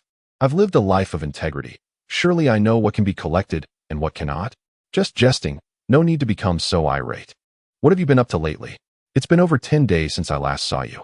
"I've been participating in military training at school." "Do you think I am as idle as you?" The old man scrutinized him intently, incredulous. "You've just begun university?" Ning Yu exuded a complex aura, and anyone with a modicum of experience could discern his exceptional nature. He bore little resemblance to an ordinary college student. "Is there any doubt? Just look at my sun-kissed skin. What a splendid time it is, brimming with youthful vigor. The future of our nation rests in the hands of your generation." Ning Yu smiled. "Old son, having enjoyed grapes, your words have become sweet as well. Yingluo, accompany your grandfather to his home and select the valuable gifts." This remark irked the old man, who tossed aside the half-bunch of grapes in his hand and picked up a bag instead. "Off we go. Young lady, bring the items back for yourself. Don't share them with certain individuals. You seem to have grown well, yet you possess a rather unforgiving tongue." Before long, Lin Yingluo returned, carrying 2 bags filled with gifts, a pair of boxes containing northeastern specialties, deer antler wax, and a sea cucumber gift set, as well as 2 large Suzhou cigarettes. Ning Yu chuckled. "You truly are not one to hold back. Did you not instruct me to take the most precious? Besides, we are not in want of gifts. In the future, when we acquire fine items, we shall reciprocate with a gesture of generosity." Ning Yu unwrapped 1 cigarette, inspected it, and upon discovering it was simply the standard Su cigarettes, he felt reassured. The smoke was smooth, on par with Huazi, and the first puff was particularly astonishing. Throughout the weekend, Lin Yingluo spent most of her time engrossed in literature pertaining to securities or poring over various stock news on her computer. Ning Yu visited the renovation site twice and scheduled the installation of the storefront and the laying of the flooring, leaving little else to attend to. The entire renovation is expected to be completed by next weekend, allowing for the staff to move in and subsequently initiate student recruitment in a planned manner. On Sunday evening, he returned to campus and shared a drink with his roommates, only then learning of the recent developments at school. Following the completion of military training, the period for club recruitment commenced, a process that would last for over a month. Along the essential route from the dormitory to the academic building, nearly every club mobilized, setting up tables and utilizing loudspeakers to promote their advantages in order to attract outstanding freshmen. Wu Gang, Zhou Lianghan, and Howren spent the entire weekend observing various dance clubs' performances, prepared by upper-class women to entice newcomers. Wu Gang joined the Taekwondo club, lured by the presence of several attractive classmates from Class 3. Zhou Lianghan opted for the literature club, drawn to more intellectually inclined young women. Hao Ren, lacking any firm stance, was unexpectedly drawn into joining the aerobics club by a senior clad in fitness attire. Attracted by the prospect of donning form-fitting clothing daily and practicing alongside similarly dressed senior and junior female students, the trio inquired whether Ning Yu was interested in joining the club, kindly providing 2 pieces of information. The class beauty, Xu Chong, had joined the debate club, while the second class beauty, Lu Ronru, was part of the piano club. Although Ning Yu had limited time, he did not dismiss the idea of participating in a club. The flexible nature of club activities meant that attendance was not obligatory, and no one would rigorously oversee one's involvement. After some contemplation, he declared, "Then I shall join the robotics club. It aligns somewhat with our major." "The robotics club?" they exclaimed in disbelief. "It's merely a gathering of a few scruffy engineering boys, devoid of any females. What were you thinking? The purpose of school clubs is to provide opportunities for close interactions with female classmates. Are you genuinely considering this?" Chapter 48, A Love Letter? On Monday, the first class finally commenced. In the lecture hall, the 2 classes merged, creating a cacophony before the teacher's arrival. The discipline monitors from both classes attempted to restore order, but to no avail. In dormitory 305, the boys scattered to find seats, increasing their chances of interacting with female classmates. As none of them were in relationships yet, they adopted a strategy of casting a wide net to meet various girls, hoping for a stroke of luck that would lead to someone who favored their type. Ning Yu entered, scanning the room before naturally making his way toward Lu Xiaorou's seat. She had reverted to her opening outfit, a white floral cotton blouse layered over a dark tank top, with black-framed glasses perched on her nose and her somewhat unkempt, straw-colored hair. Sitting slouched and isolated at the back of the room, she appeared rather forlorn. Ning Yu retrieved a bag of beef jerky from his pocket and tossed it onto the table, a snack pilfered from Lin Yingluo, who had bought it to aid her growth and strength, chewing on a piece whenever she was idle. The jerky was remarkably tough, requiring considerable time to soften in saliva and chew, rendering it quite a durable snack. Lu Xiaorou jumped in surprise, clutching her chest, and upon recognizing Ning Yu, instinctively shifted her position to offer him her seat. "What is this?" she asked, examining the dried beef. "It's quite hard. I can't bite into it. Your teeth are better. Could you eat it for me? Is it expensive?" "I don't want it. I've told you I can't bite into it. Shall I throw it away then?" Ning Yu threatened, lifting the jerky to discard it. She quickly grasped his hand, whispering, "Thank you." Settling into the warm seat, Ning Yu opened his textbook and remarked, "Eating snacks during class is delightful. You should try it." "Sure," Lu Xiaorou replied, carefully tearing open the packaging and gingerly extracting a piece to present to Ning Yu. As he lowered his head to accept it, she became startled and swiftly withdrew her hand. Her expression was complex as she took another piece for herself and began to chew slowly. Indeed, it was quite tough. Suddenly, she seemed to recall something, pulling out a neatly folded piece of paper from her notebook and sliding it toward Ning Yu. "Is this a love letter?" Ning Yu inquired with curiosity. No, she quickly responded. Ning Yu glanced at the paper and couldn't help but smile. The text read as follows: "On Saturday evening. Tian Rongrong, it must be a fabrication. Ning Yu cannot possibly have a daughter. Han Lin, Rongrong, no one is as infatuated as you are. The girl even calls him daddy, yet you remain skeptical? Have you ever called anyone else daddy throughout your life?" Moreover, Ning Yu did not deny it that day. He even affectionately patted the girl's head. "Tian Rongrong, but how old is Ning Yu? How could he have a child? How could that even happen? It must be her younger sister. Xiaoro, do you think Ning Yu could have a daughter?" I have no idea. Han Lin, perhaps Ning Yu is concealing his true age. He might be an older man masquerading as a youthful boy to charm young ladies at school.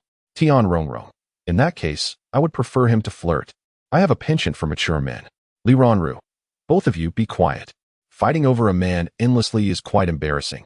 I find it shameful, and you should too. Our class's vice monitor, Miao Kai, is far more accomplished than he is." Li Ronru was furious, and Tian Rongrong dared not speak, while Han Lin remained unafraid.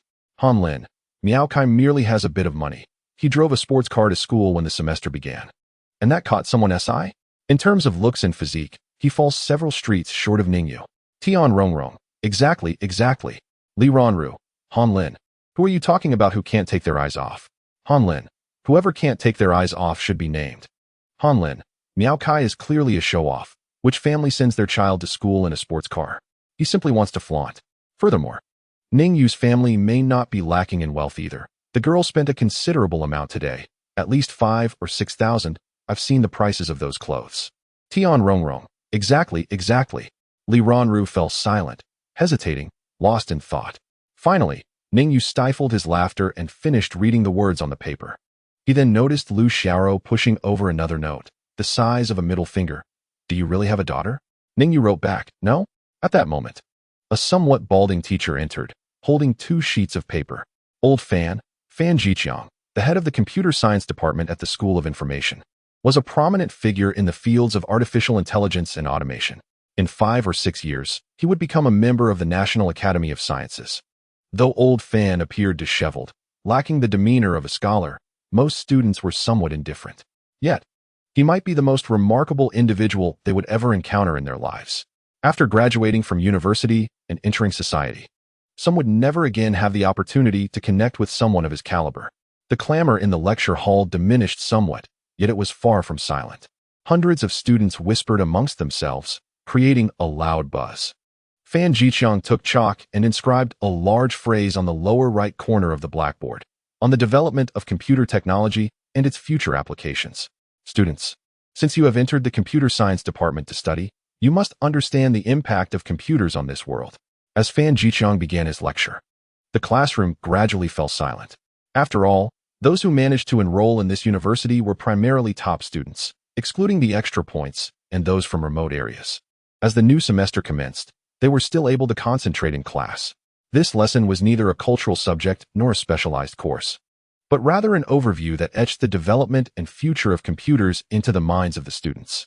After the class concluded, Ning Yu hurriedly made his way to the next lecture hall with Lu Xiaoro.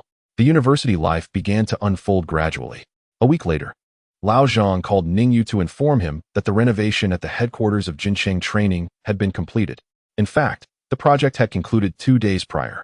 But Ning Yu had asked Lao Zhang to stay on to oversee the installation of the signage and the laying of the flooring. Ning Yu skipped a class and rode his electric bike away from the campus. One advantage of Jiang University is that attendance is not taken. Students are assessed solely on their grades. If one is confident of passing all subjects, attendance is not strictly monitored by the instructors. However, if someone disappears for several consecutive days, the counselor will reach out for a conversation. Upon arriving at the Jincheng headquarters, Lao Zhang was busy with the advertising company personnel, setting the timing for the automatic lighting switches. Inside, a worker from the flooring company was conducting final checks. This space, over 700 square meters, was a significant project, and the final payment was still pending, allowing no room for carelessness. Accompanied by Lao Zhang, Ning Yu meticulously inspected every detail. Although it did not yet meet his highest standards, he was generally satisfied. The total renovation expenses amounted to less than 500,000 yuan, which he deemed quite reasonable.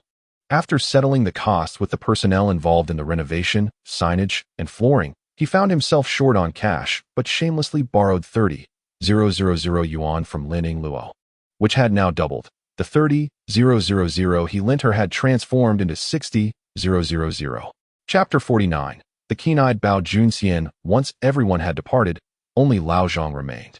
In just 2 months, he had undertaken 2 projects with Ning Yu, earning a total of 120,000 yuan. Even after deducting the wages for his apprentices and workers, he still had around 50,000 to 60,000 left, which could cover his annual income. Thus, he particularly cherished the time spent with Ning Yu, feeling that a closer relationship would ensure he was prioritized for future projects. Boss, if you have any work, please let me know. I can easily handle any small tasks. Lao Zhang, I currently have no work. That's perfectly fine. I mean, in the future, whether at your home or your company, if you encounter any plumbing or electrical issues, just give me a shout. I've earned so much from you. Consider it my way of providing after-sales service. Thank you. I will certainly call on you for future tasks. I should be the one thanking you for providing me with work. Here, This is a specialty from my hometown, just brought over. Give it a try? Lao Zhang hurriedly fetched a burlap bag from behind the door, filled with a third of its contents. Lao Zhang, you are too gracious. There is no need for such gestures. I am quite satisfied with your craftsmanship. Ning Yu peered into the bag, unable to discern its contents due to the darkness. This is matsutake, which grows under pine trees in the mountains of my hometown, only available during this autumn season. It makes for an exceptionally delicious stew with chicken. Indeed, it is a rare delicacy. I shall gladly accept it. Please, if the food suits your taste, I shall bring it to you every year henceforth. No need for formality. Ning Yu gently patted his pocket, revealing an unopened box of Su Yin cigarettes. He handed it to the other man, saying, Old Zhang, rest assured. As long as your work remains exceptional, I will keep tasks for you in the future. Upon hearing this, Old Zhang's face brightened with a smile reminiscent of a blooming chrysanthemum. After Old Zhang departed, another figure gradually approached. Boss. After a couple of calls, he finally caught Ning Yu's attention. Xia Tian, have you completed your resignation process? Yes, but the company informed me that since I worked for less than a month, I can only receive half of my salary. What about the commission? Yes, all of it.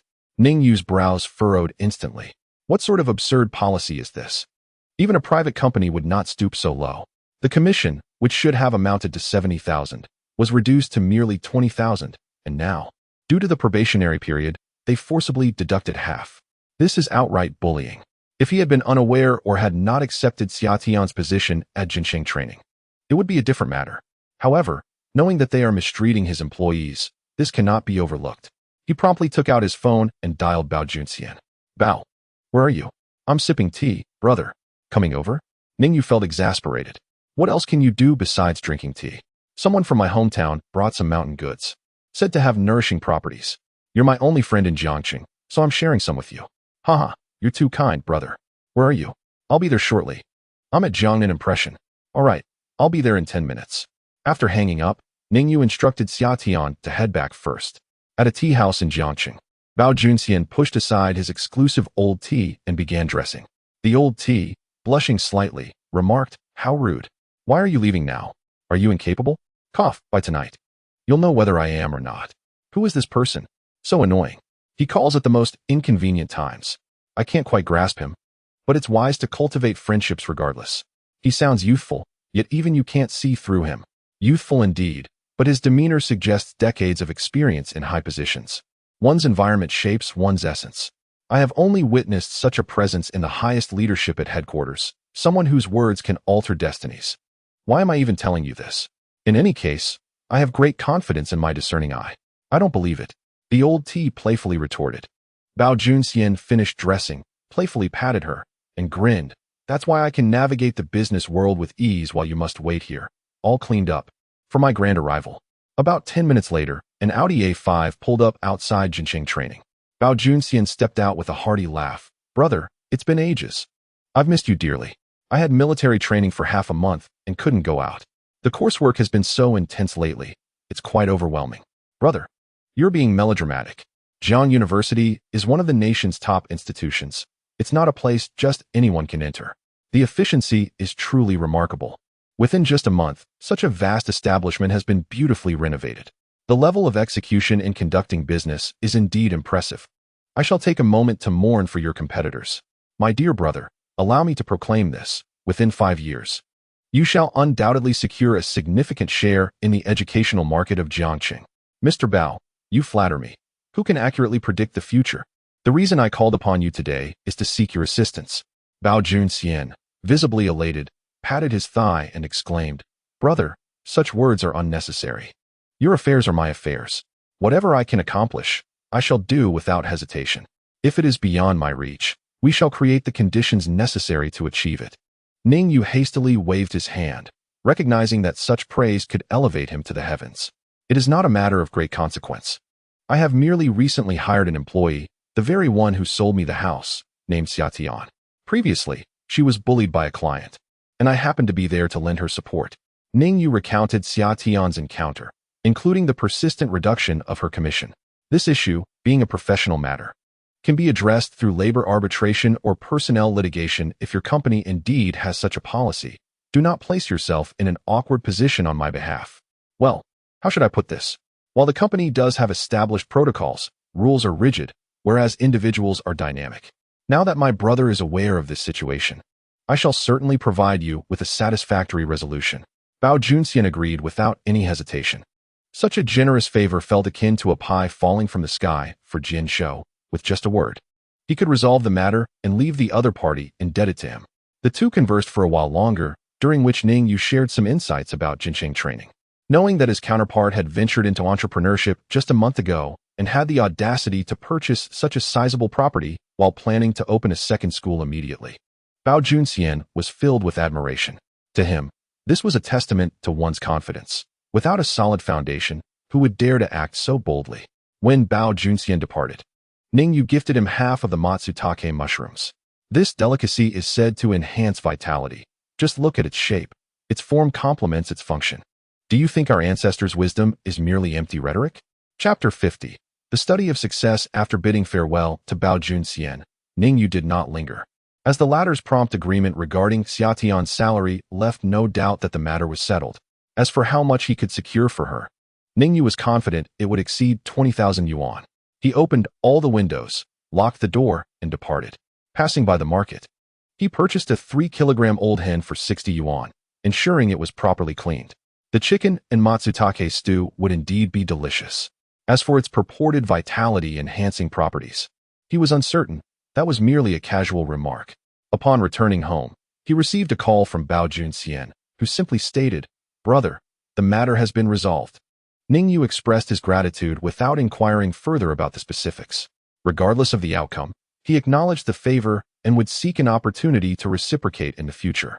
After hanging up, he busied himself in the kitchen, first washing the chicken pieces and matsutake mushrooms, then placing them in a pot filled with water, adding only a piece of ginger without any other seasonings. In the courtyard, there was originally a mud stove. During the warmer days, Ning Yu and Lin Yingluo often utilized it to prepare meals outdoors. He placed some charcoal inside, igniting it and letting it simmer gently. The old hen, having seen many seasons, required a longer cooking time to become tender.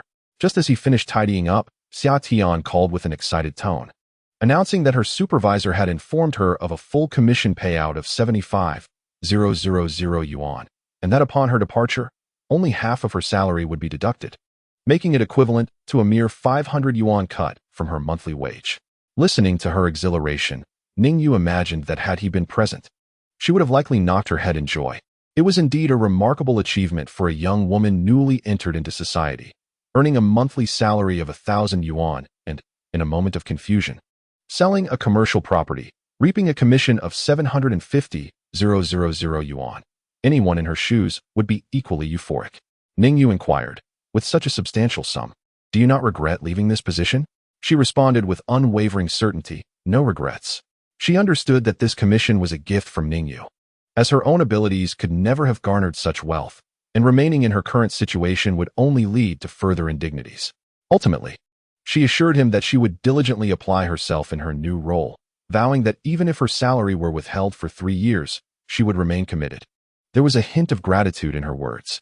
Although the future remained uncertain, her declaration brought comfort to Ning Yu, alleviating the burden of the favor he owed old Bao. After ending the call, Ning Yu dialed Ning Xiao. "What are you up to?" "Oh, the wretched capitalist. What do you think I am doing?"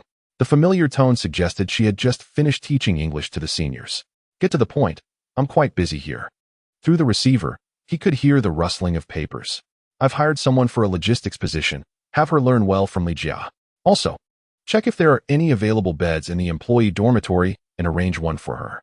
"All right, just have her report to me, okay? Male or female?" Upon hearing the background noise dissipate, Ning Xiao's tone became more formal. The gossip had ignited. "Don't jump to conclusions. She's just an ordinary employee. Follow company protocol. That's all. Why are you so anxious? Let me tell you, no dating during your freshman and sophomore years. It's too distracting. By your junior year, I won't interfere. Where are you going with this? The company is in need of talent, and when I encounter someone with potential, I naturally think of recruiting them. Although you've made some money, we must uphold our family's tradition of frugality. Don't flaunt your wealth, otherwise, you won't be able to discern the character of those who approach you. And if you seek a girlfriend, I must vet her first. If she doesn't pass my inspection, you'll know to steer clear." Ning Yu retorted, "Ning Xiao, You are utterly domineering. Since childhood, you've been riding on my back. And now you've started working for me. Can't you tone it down a bit? Be careful, or I might just confiscate your bonus. Humph.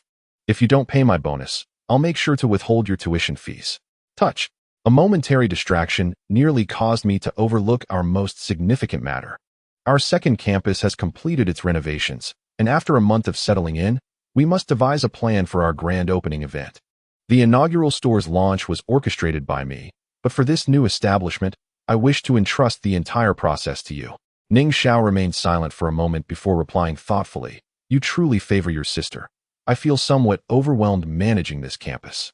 Do not underestimate yourself. You are an emerging star in the education sector, Ning Xiao. I have faith in your capabilities. The old campus has been operational for 2 months now, and I trust you are aware of how the other employees are performing. From this moment, you can select someone from the middle ranks to groom as a reserve principal. With half a month remaining, you have ample time to mentor them hands-on. After saying this, Ning Yu reconsidered. No, I spoke too hastily. This matter requires careful planning. Once employees join our company, they must have a clear development trajectory. Currently, there are 2 main paths. One leads to roles such as teaching assistants, substitute teachers, and reserve principals, while the other focuses on market specialists, enrollment supervisors, and marketing managers. Ultimately, our aim is to ensure that employees recognize the correlation between their efforts and the heights they can achieve, as well as the corresponding remuneration. With a clear objective, their motivation will undoubtedly be amplified. Ning Xiao diligently absorbed his words, increasingly impressed by his swift intellect. Simultaneously, a sense of pride swelled within her. After all, she had nurtured him. Establishing a clear goal upon an employee's entry would undoubtedly ease management. Relying solely on monetary incentives would, over time, diminish employee enthusiasm. Ning Yu continued to elaborate on corporate management principles over the phone, urging Ning Xiao to rise above mundane tasks and approach issues from a higher vantage point, facilitating decision-making.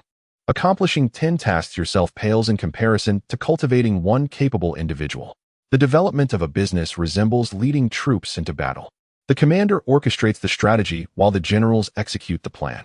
The crux of victory lies not with the generals, but with the commander. Do not belittle yourself. You are destined to become a luminary in the education sector. His motivational discourse left Ning Xiao momentarily speechless, readily agreeing to his every assertion. After concluding the call, Ning Yu chuckled with satisfaction. Sister, the road ahead is long, and there is much for you to learn. Chapter 51. Matsutake Chicken Soup. Ning Yu imparted this knowledge to Ning Xiao for 2 reasons. Firstly, to expedite her growth, and secondly, because he held a certain disdain for this path. The original plan was for the training school to serve as a cash cow for a few years, awaiting the time when this industry would be entirely entrusted to Ning Xiao. The sooner she could stand independently, the easier it would be for him. Naturally, as an undergraduate yet to graduate, Ning Xiao's capacity to rapidly elevate a nascent enterprise was still insufficient. Thus, he would need to oversee matters for quite some time. Allowing Ning Xiao to register for the university entrepreneurship competition is intended to help her clarify her thoughts and guide her towards a profound contemplation of business management and the education and training industry. Gaining exposure to various case studies in corporate management will enrich her knowledge base, which is crucial for a newcomer. He does not wish to take shortcuts in life. Instead, he prefers to tread steadily, step by step. Naturally, Ning Xiao's efforts are also a reflection of his own, as she is earning for herself. In society, there is a term for those who support their brothers, and he considers himself a supporter of his sister, albeit in a more sophisticated manner, teaching her to fish rather than simply providing fish. While on the phone, the dog was previously playing with his shoelaces, but now it was circling around the earthen stove. The aroma of chicken mingled with the fragrance of matsutake mushrooms wafted through the air, rich yet refreshing. A perfect match indeed. Get away, or you might end up as dog meat. Regardless of whether the dog understood, Ning Yu added some charcoal to the fire before riding his electric scooter to pick up the child. Upon arriving at Jiangqing Vocational College, Ning Yu felt as though he had returned home. The gatekeeper, having been given a pack of Su tobacco, remembered him vividly. Even though he was riding an electric scooter, the gatekeeper insisted on lifting the barrier for him to pass through the main entrance. How considerate. You didn't need to come. I could have walked back myself. Well, considering your height, I often overlook your age, said Ning Yu. The renovation just finished today, so I went to inspect the house. Hop in. I bought a hen today. An old Zhang gave me some matsutake. It's already simmering, and it smells divine. Then I shall have some wine. Lin Yingluo exclaimed. Ning Yu chuckled. Didn't you say last time that you needed to grow your brain? Drinking affects brain development. I'll just have a little. I don't get drunk or drink excessively. I'm not concerned about you. Drink as you wish, even if it makes you a fool. I can support you for life. Haha, how can a fool earn money for you? By the way, I transferred 30,000 from your stock trading account. I'll replenish it in a couple of days. After all, the bank card is yours. Use it freely. I'm just earning pocket money to sustain myself. Your words contradict your heart. Your expression wasn't like this when I reclaimed that 500,000. I'm still a child, not your employee. I should be allowed to be a bit willful. The two chatted amiably on their way back, only to discover the front door wide open. Did you forget to lock the door? With the dog at home, who needs to lock the door? What if it runs away? Rest assured, that dog is keeping an eye on the pot of chicken. It wouldn't leave without a taste. As they turned past the shadow wall, Ning Yu spotted a person and a dog fixated on the pot of chicken on the stove. The person was none other than old Sun from next door, who had placed a bottle of Mao Tai and a box of mooncakes at his feet. The enticing aroma of the chicken must have lured him over. Yingluo is back. My eldest grandson sent me 2 boxes of mooncakes. I brought one for you to try. Thank you, Grandpa's son. Old Sun, quite familiar with them, took it upon himself to relieve Lin Yingluo of her heavy backpack and handed her the exquisite box of mooncakes. With such a heavy bag, can't you help carry it? Ning Yu remarked with a smile. Indeed, one should not let the elders look after the children. They will spoil them. Old Sun, desiring chicken, you may need to return for a bowl, as we have only 3 at home, one of which belongs to the dog. Sun, the elder, paused momentarily, speechless as he remarked, your household is indeed distinctly divided, each person with their own basin. Half an hour later, the soup pot was finally placed upon the stone table in the courtyard. Upon lifting the lid, it was as if the entire yard was infused with the savory aroma of chicken, complemented by the unique scent of matsutake, a blend of earthy fragrances. The chicken soup was exquisitely delicious, rich yet fragrant. The 3 of them were utterly enchanted, while the dog expressed its discontent with soft grumbles, as if yearning for a place at the table. Ever since their last meal together, Ning Yu had purchased some dog food for it. Thus the chicken was not for its consumption, save for perhaps a drizzle of chicken broth over its kibble. A feast is incomplete without wine. Let us fill our cups.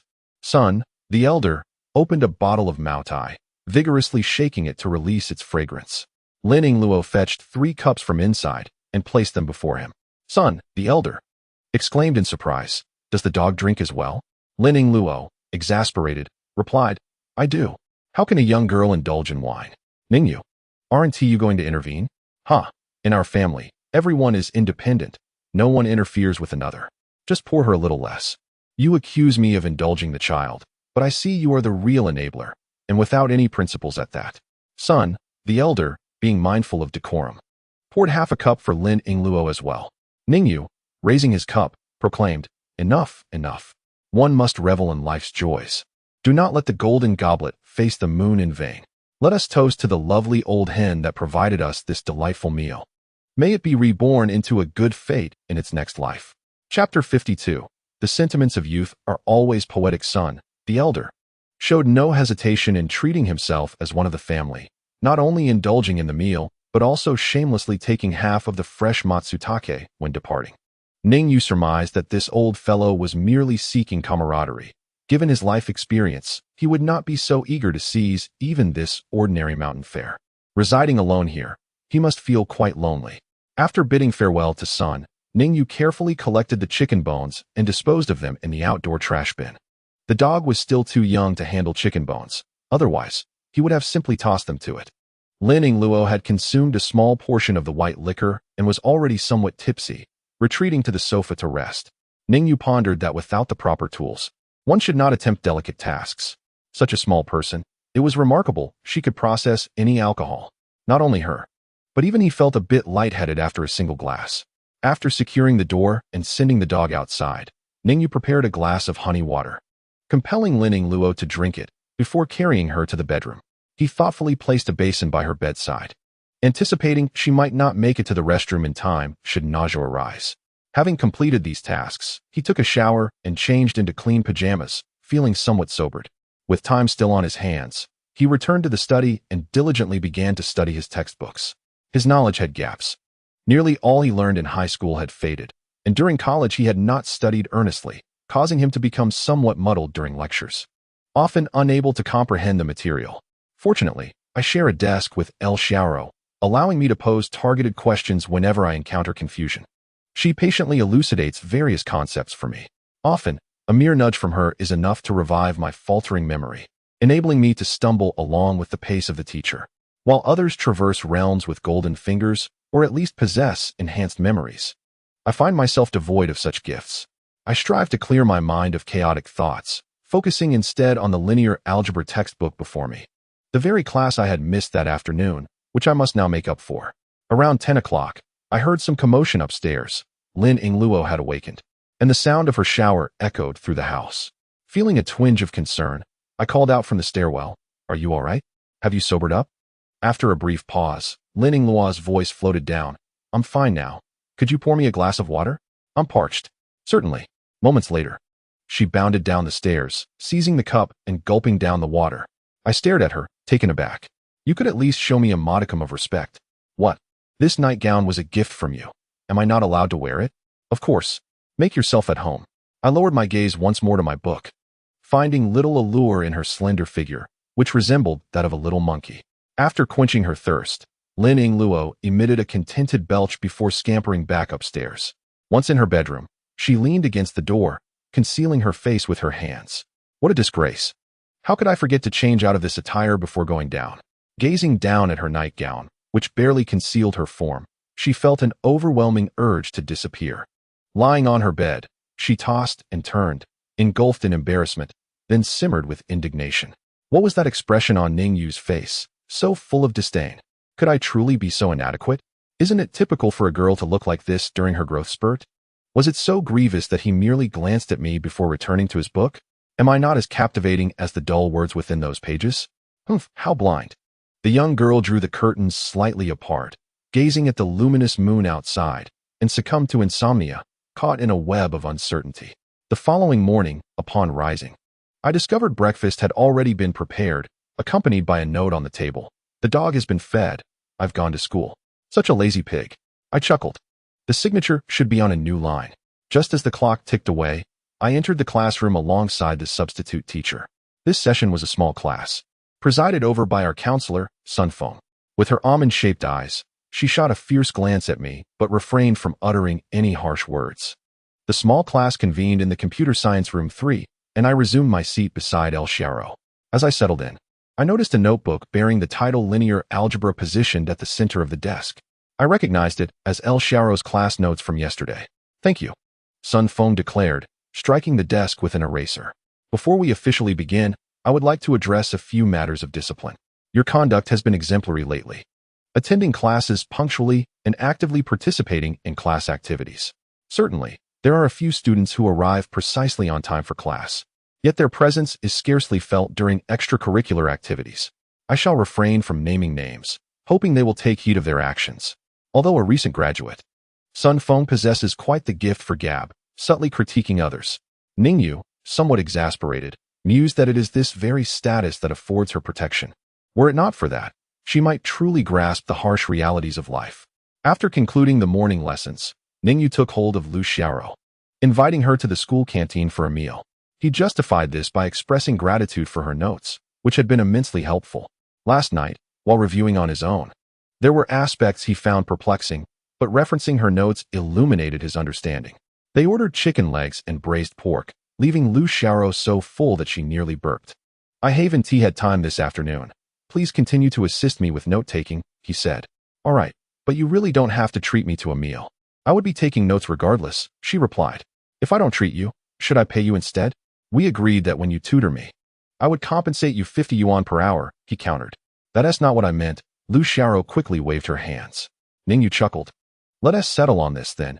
Each time I review your notes, I shall treat you to a meal. No cash involved, and you mustn't tea refuse." "Ning Yu, where do you vanish to every day? Are you off gaming at an internet CAF?" she inquired. "Not at all. I'm working," he replied. "Working? That must limit your finances. Perhaps you should refrain from treating me in the future," she suggested. "On the contrary, it's precisely because I work that I'm not short on funds," Ning Yu asserted. Lu Xiaoro gazed at him with admiration. I can't believe you found a job in just a few days. I also wish to secure a work-study position, but I have no idea how to go about it. Ning Yu pondered for a moment, reluctant to alter Lu Xiaoro's path. Should he recommend her for a job that interfered with her studies, it might deprive the nation of a future leader in technology. Such a consequence would be a grave misstep. Yet, seeing the hunger for financial independence in her eyes, he felt compelled to offer some support. How about this? I'll keep an eye out for suitable job openings and inform you if I find anything, he proposed. Really? That would be wonderful. Lu Xiaoro's face lit up with a gentle smile, revealing glimpses of her future beauty. The seal on her appearance seemed to be loosening. Chapter 53. To quit tomorrow. As Ning Yu beheld Lu Xiaoro's smile, he was momentarily mesmerized. If the students at school were to discover her true beauty, there would be a queue stretching from the canteen to the school gate, all eager to treat her to meals. After their meal, Ning Yu returned to the dormitory. Hao Ren was engrossed in a game called Meteor Butterfly Sword, with Wu Gang and Zhou Lianghan observing intently. Charge it up. Quick, unleash your ultimate move, they urged. Oh, you're such a fool. Why don't you listen to me? Wu Gang exclaimed as he watched Hao Ren's character get defeated by the computer. The internet is lagging. I can't execute the moves. Hao Ren exclaimed, drenched in sweat. It's your fault for insisting on watching those silly videos, which has ruined my gaming experience. He lamented. Blaming the internet speed for his poor performance was misplaced, considering it was a single-player game. Wu Gang, after a moment of teasing, urged. Quickly check how much has been downloaded. Will we be able to watch it tonight? This was the only computer in the dormitory, purchased by Hao Ren after military training, and it was treated with utmost care, forbidding others from touching it. However, the downloaded movies could be enjoyed together. At that time, QQ Player had yet to be released, and Thunder was still a minor player. The most popular download clients were still Emule and Weiji. The school's internet speed was slow, allowing only 2 short films to be downloaded in a day. Yet, that was sufficient for their viewing needs. Indulging too much could lead to health issues. Ning Yu tossed the drinks onto the table, carefully observing the expressions of his companions. Looking at your faces, it seems you have yet to learn moderation. At this rate, you won't be long before turning into skeletons. Hao Ren hastily picked up a small mirror. Is it that obvious? It's only twice a day. Zhou Lianghan and Wu Gang also showed evident concern. You should quit. Otherwise, before you even meet a girl, you'll ruin yourselves. It would be a shame for you. Don't scare me. Third, Ning Yu wished to avoid delving deeper into such topics and instead asked, after the Mid-Autumn Festival, what are your plans for National Day? Wu Gang replied, of course, I want to have a good time in Jiangxing. I just left home not even a month ago. I don't wish to return just yet. Hao Ren added, it would be even better with some girls around. Zhou Lianghan chimed in, third, you spend every day with LV Xiaoro. Ask her if our 2 dorms can have a get-together. Don't worry, we won't steal your little row. Ning Yu and LV Xiaoro had been desk mates since they first arrived in class, often sitting together during joint lectures in the auditorium. This was known to everyone in class. Aside from LV Xiaoro and a few from dorm 305, Ning Yu hardly interacted with anyone else. Oddly, very few considered the possibility of Ning Yu and LV Xiaoro as a couple. After all, the disparity between them was stark. One was the class heartthrob, while the other remained an unnoticed presence. Even Tian Rongrong, who harbored deep feelings for Ning Yu, felt no jealousy towards LV Xiaoro. No one believed they could become a pair. If you want to find a partner, you must take the initiative. How can you find someone while cooped up in the dorm playing games and watching action films? If you like a girl, be proactive. Invite her out for a meal, and occasionally give her small gifts to show your intentions. The advice rang out with startling clarity. Wu Gang slammed his hand on the table. What a revelation. What kind of gifts should we give?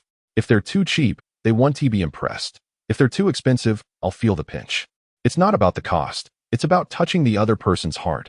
Ning Yu suddenly realized he shouldn't be advising them this way, or they would all become sycophants. Hadn't he learned enough from his past experiences? In truth, women held little fascination. Ultimately, they could be rather dull. There were far more meaningful pursuits in life, and it was unnecessary to squander so much time on women. Third, your theoretical knowledge seems extensive, elaborate. Ning Yu cast a glance at Hao Ren, a smile gracing his lips, yet he chose to remain silent. Little does he know that my knowledge extends far beyond mere theoretical understanding. My practical experience is equally substantial. I wonder what you would feel if you were aware of your ethereal muse, the white moonlight you have pinned above your bed, but I digress. for I fear the weight of such knowledge might be too burdensome for you.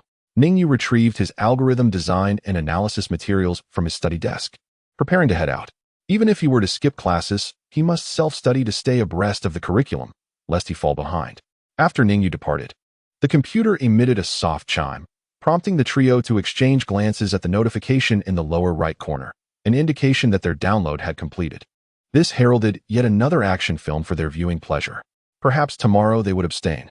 Ning Yu carelessly tossed his books into the basket of his electric bike, leisurely pedaling along the campus paths. Flanking him were diverse flower beds, and even in the midst of the mid-autumn season, a few blooms were audaciously flourishing, their fragrance intoxicating. Scattered throughout were outdoor leisure benches, tucked away in various corners, sanctuaries for couples embracing one another, whether seated or reclining, lost in passionate kisses. As Ning Yu passed by, he refrained from disrupting their intimate focus.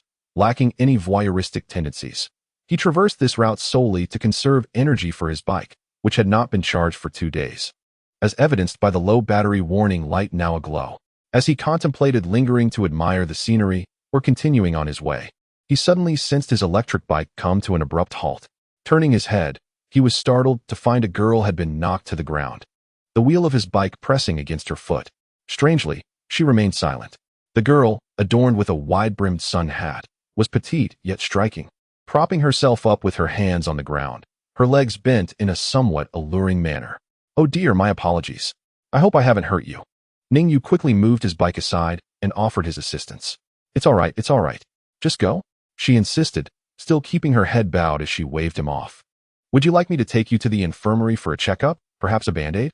he inquired. "No need," she replied, and as he pedaled away, he called out, "Thank you, teacher's son. You are a good person. I'll be on my way." Sun Feng furrowed her brow, calling after him, "You brat Ning Yu, come back here." Chapter 54. Counselor Sun Feng. Ning Yu steadied his bike and turned back with a grin. "But teacher's son, weren't you just fine?" "Who said I was fine? You will just crush my foot. It really hurts." Ning Yu, taken aback, promptly reversed his course and pedaled back with haste. Before he could speak, Sun Feng continued, "There's only half an hour until class. Why are you roaming around on your bike at this hour? Also, try to avoid wandering into the small park too often. Your university life has just begun, and if your mind is consumed with matters of romance every day, your time here will be wasted. Just think about it. Your parents have worked tirelessly to provide for you, and is it truly just for you to indulge in love affairs? I have observed your impressive examination results, which place you among the top of your class. If you persist in your diligent efforts, whether you choose to pursue further studies or embark on a professional career, you will undoubtedly commence from a commendable position. However, should you succumb to complacency, you will squander a fortuitous hand." As Ning Yu listened to Sun Feng's admonitions, he could not help but interject, "Miss Sun, you aren't here to, are you? Rest assured, I shall never disclose to my classmates that I encountered you here." Sun Feng's eyes widened. "What? Are you threatening me? Those who harbor no guilt need not fear the knock of the devil. I am here to ascertain whether any of our classmates are engaging in premature romantic relationships, so I can steer them away from the precipice. Miss Sun, let us not engage in banter here. You are not feeling well. Allow me to escort you to the infirmary." Ning Yu steadied his electric scooter and helped Sun Feng onto the back seat, then rode towards the infirmary. During the journey, both remained relatively quiet, with neither initiating conversation. The scooter, already low on battery, moved even more slowly with 2 passengers aboard. "Ning Yu, I truly am going to catch some students, so please refrain from spreading rumors among your classmates," Sun Feng insisted, pinching his clothing with her fingers. Ning Yu chuckled. "I understand. I certainly believe you." To be candid, had anyone else made such a statement, Ning Yu might have harbored doubts, but with Sun Feng, he had unwavering trust. Having recently taken up her position at the school, Sun Feng devoted her entire enthusiasm to her students, tirelessly motivating them in their studies. In her previous tenure, under her guidance, Class 3 of Computer Studies successfully passed their graduation examinations, with no student left behind. Even Ning Yu, known for his frequent absences, received individual tutoring as she procured lesson plans from substitute teachers just for him.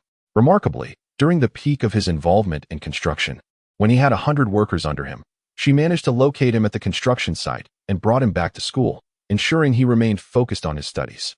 It was fortunate that she specialized in computer science herself. Reflecting on the times he was apprehended for selling discs, It was this very woman who repeatedly came to his rescue.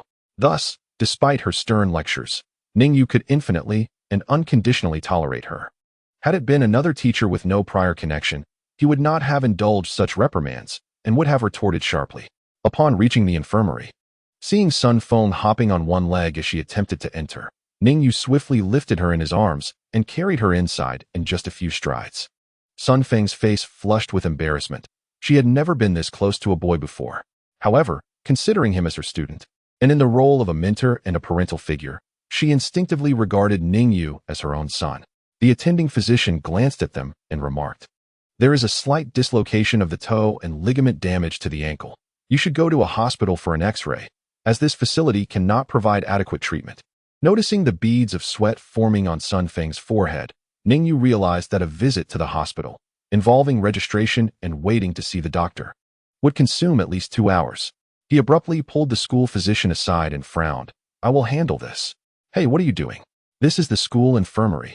Ning Yu was aware that the doctors available at the school were usually of mediocre skill, so he chose not to engage in further argument. "I understand.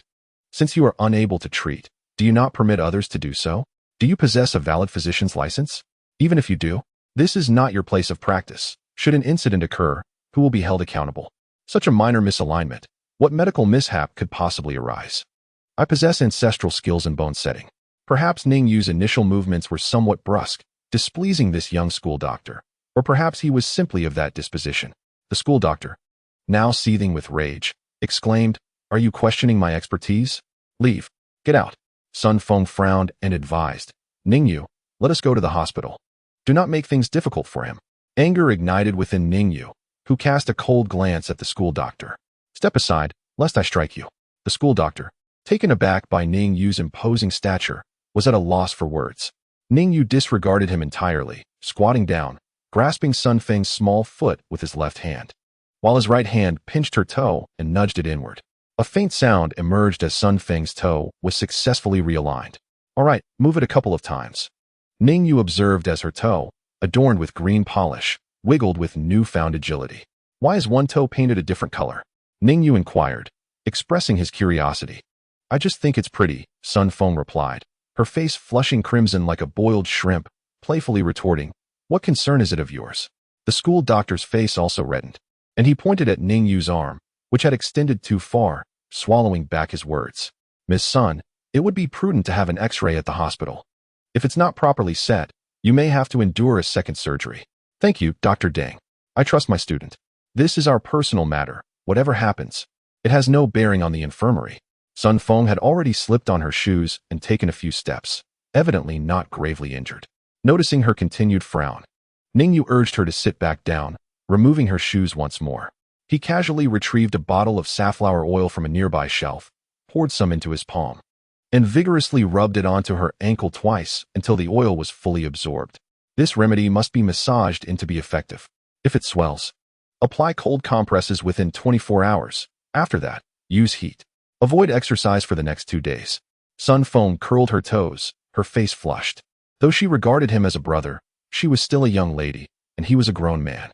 After purchasing the safflower oil and settling the bill, Ning Yu continued to escort her home on his electric bike. Along the way, Sun Feng, seated behind him, asked, "Ning Yu, is your family a lineage of traditional Chinese medicine practitioners?" "No." "Then how did you learn bone setting?" "It's not particularly difficult. One merely needs to observe the original position of the bones and push them back into place." Sun Feng was taken aback. Ning Yu spoke the truth. He had frequently engaged in fights, and fractures, dislocations, and misalignments were commonplace, allowing him to discern the necessary techniques. Later, he had also studied joint manipulation techniques, giving him a profound understanding of human anatomy, far beyond that of the average person. "So, you see me as a test subject?" Ning Yu chuckled softly, choosing not to respond. The electric bicycle glided slowly along the path on campus, and Sun Feng's expression turned perplexed. How did he know the route back to the dormitory? The staff dormitory was situated far from the student accommodations and was not on the way. The campus was vast. Yet Ning Yu had not taken a single detour, a feat not easily accomplished by a freshman. When he had first arrived, even after 2 years, he still found himself lost at times. Surely, he harbored no ulterior motives towards her. Such intentions would undoubtedly lead to futility. Chapter 55. The shock of Ning Xiao. Ning Yu felt a tinge of urgency as he had already arranged to meet Ning Xiao at Jincheng School. Time was of the essence, and if he were to be excessively late, he would undoubtedly face a scolding. Along the way, he twisted the throttle to its maximum, deliberately choosing the shortest route. Unbeknownst to him, the woman behind him had begun to form certain conjectures. Sun Feng's expression grew increasingly complex as she neared the dormitory. She was now certain that Ning Yu had traversed this path more than once. It was the only explanation that made sense, even with an innate sense of direction. One could not simply know the location of their dormitory. After dismissing all other possibilities, only one conclusion remained. He had been following her. Though she was aware that her looks were not conventionally beautiful, her youthful visage and striking figure undoubtedly aligned with the fantasies of certain individuals. Surely, Ning Yu could not be that kind of person. He seemed far too distinguished, tall, with handsome features, exuding a cold yet captivating presence. Finding a beautiful girlfriend would be a trivial matter for him. Could it be that he was one of those who harbored an affinity for the two-dimensional world? As these thoughts flitted through her mind, Sun Feng's face flushed crimson, her pulse quickening, akin to a startled fawn. Given his attributes, had she still been pursuing her postgraduate studies, she might have acquiesced to his advances. But she was a model of propriety. Suddenly, the electric bicycle came to an abrupt halt, and Sun Feng lost control of her body, colliding with the front. Ning Yu seemed unfazed and spoke. "We've arrived. You can't conveniently go upstairs now. Allow me to carry you up. After all, you've already been in my arms before." Sun Feng mumbled in response. Standing at just under 1.60 meters, and despite her well-developed figure, her weight did not exceed 90 pounds. Ning Yu effortlessly draped one arm around her shoulder while lifting her legs with the other. Preoccupied with his impending rendezvous with Ning Xiao, he hurriedly ascended the stairs, taking just a few swift steps to reach the second floor. Upon arriving at the door of room 206, he suddenly recalled something. "Teacher's son, which is your dormitory?" he inquired. Sun Feng raised her flushed face and asked, "What do you think?" "Ha, I didn't expect my guess to be so accurate," Ning Yu replied, displaying no hint of embarrassment. Sun Feng's dormitory was a double suite, comprising 2 bedrooms, a shared kitchen, and a bathroom. It was intended for young teachers as a transitional housing option, and upon marriage, one could apply for a larger residence from the school. In the past, whenever Sun Feng had brought Ning Yu back from the police station, it was mostly in the dead of night when the dormitory building was locked, forcing her to take him to her own quarters and prepare instant noodles to stave off his hunger. Thus, Ning Yu had a vivid memory of this place. After settling Sun Feng onto her bed and providing her with a few reminders, he departed in haste. Sun Feng sat on the bed, lost in thought as she gazed at the figure before her. Only after a moment's reflection did she pat her racing heart. Could it be that I was mistaken? Oh, how utterly embarrassing. She confessed that, at one fleeting moment, she had even envisioned the narrative unfolding. When Ning Yu arrived at Jiangnan Impression, Ning Xiao was sitting beneath the enormous advertisement of Jincheng training, braving the scorching sun. Contrary to her expectations of a tempestuous outburst, Ning Xiao's expression was somewhat dazed. Upon seeing Ning Yu approach, she rose to inquire, "Is this the branch you mentioned?" "Indeed, the sign is already up. Why would I deceive you?" "But such a vast space, how much is the rent for a year?" Ning Yu refrained from divulging that it was purchased outright. He feared that Ning Xiao might not possess the fortitude to handle such a revelation. After all, as a child from a humble background, the thought of owing the bank millions could easily induce panic, especially with such immense responsibilities looming. Ning Yu chuckled. "Ning Xiao, let me ask you, how much did our old campus earn last month?" 250,000. And the month before that? 180,000. Then, what kind of property do you think we cannot afford?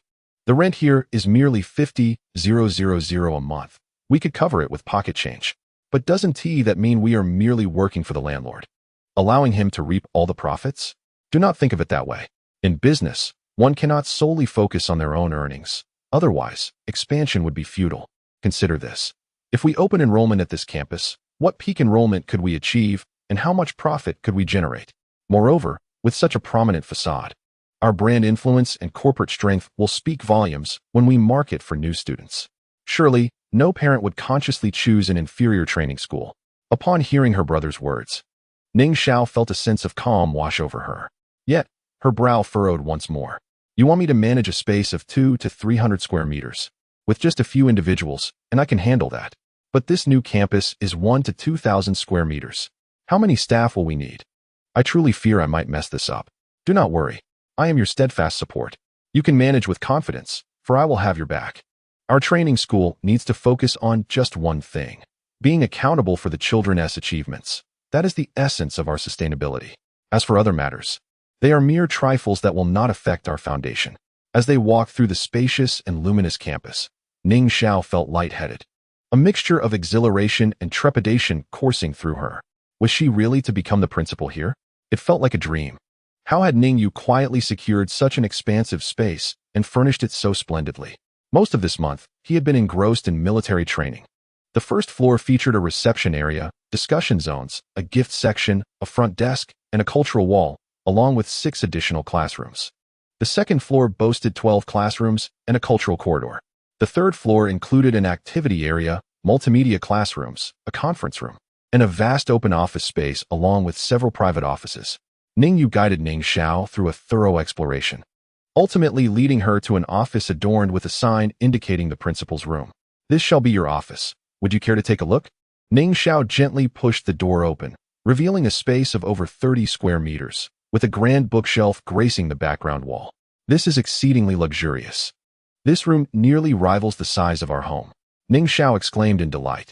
As the saying goes, a larger establishment commands respect. A well-appointed office will lend you authority when managing staff or conversing with parents, Ning Yu explained. This space has just been renovated, and my plan is to let it air out for a month. In the first 2 weeks, we will gradually add furnishings, desks and chairs for study and work, sofas, and greenery. The central air conditioning I ordered will also be installed in the coming days. After 2 weeks, we will gather all the hired staff, formulate our opening strategy, conduct practice sessions, and promote our trial classes, extending widespread invitations.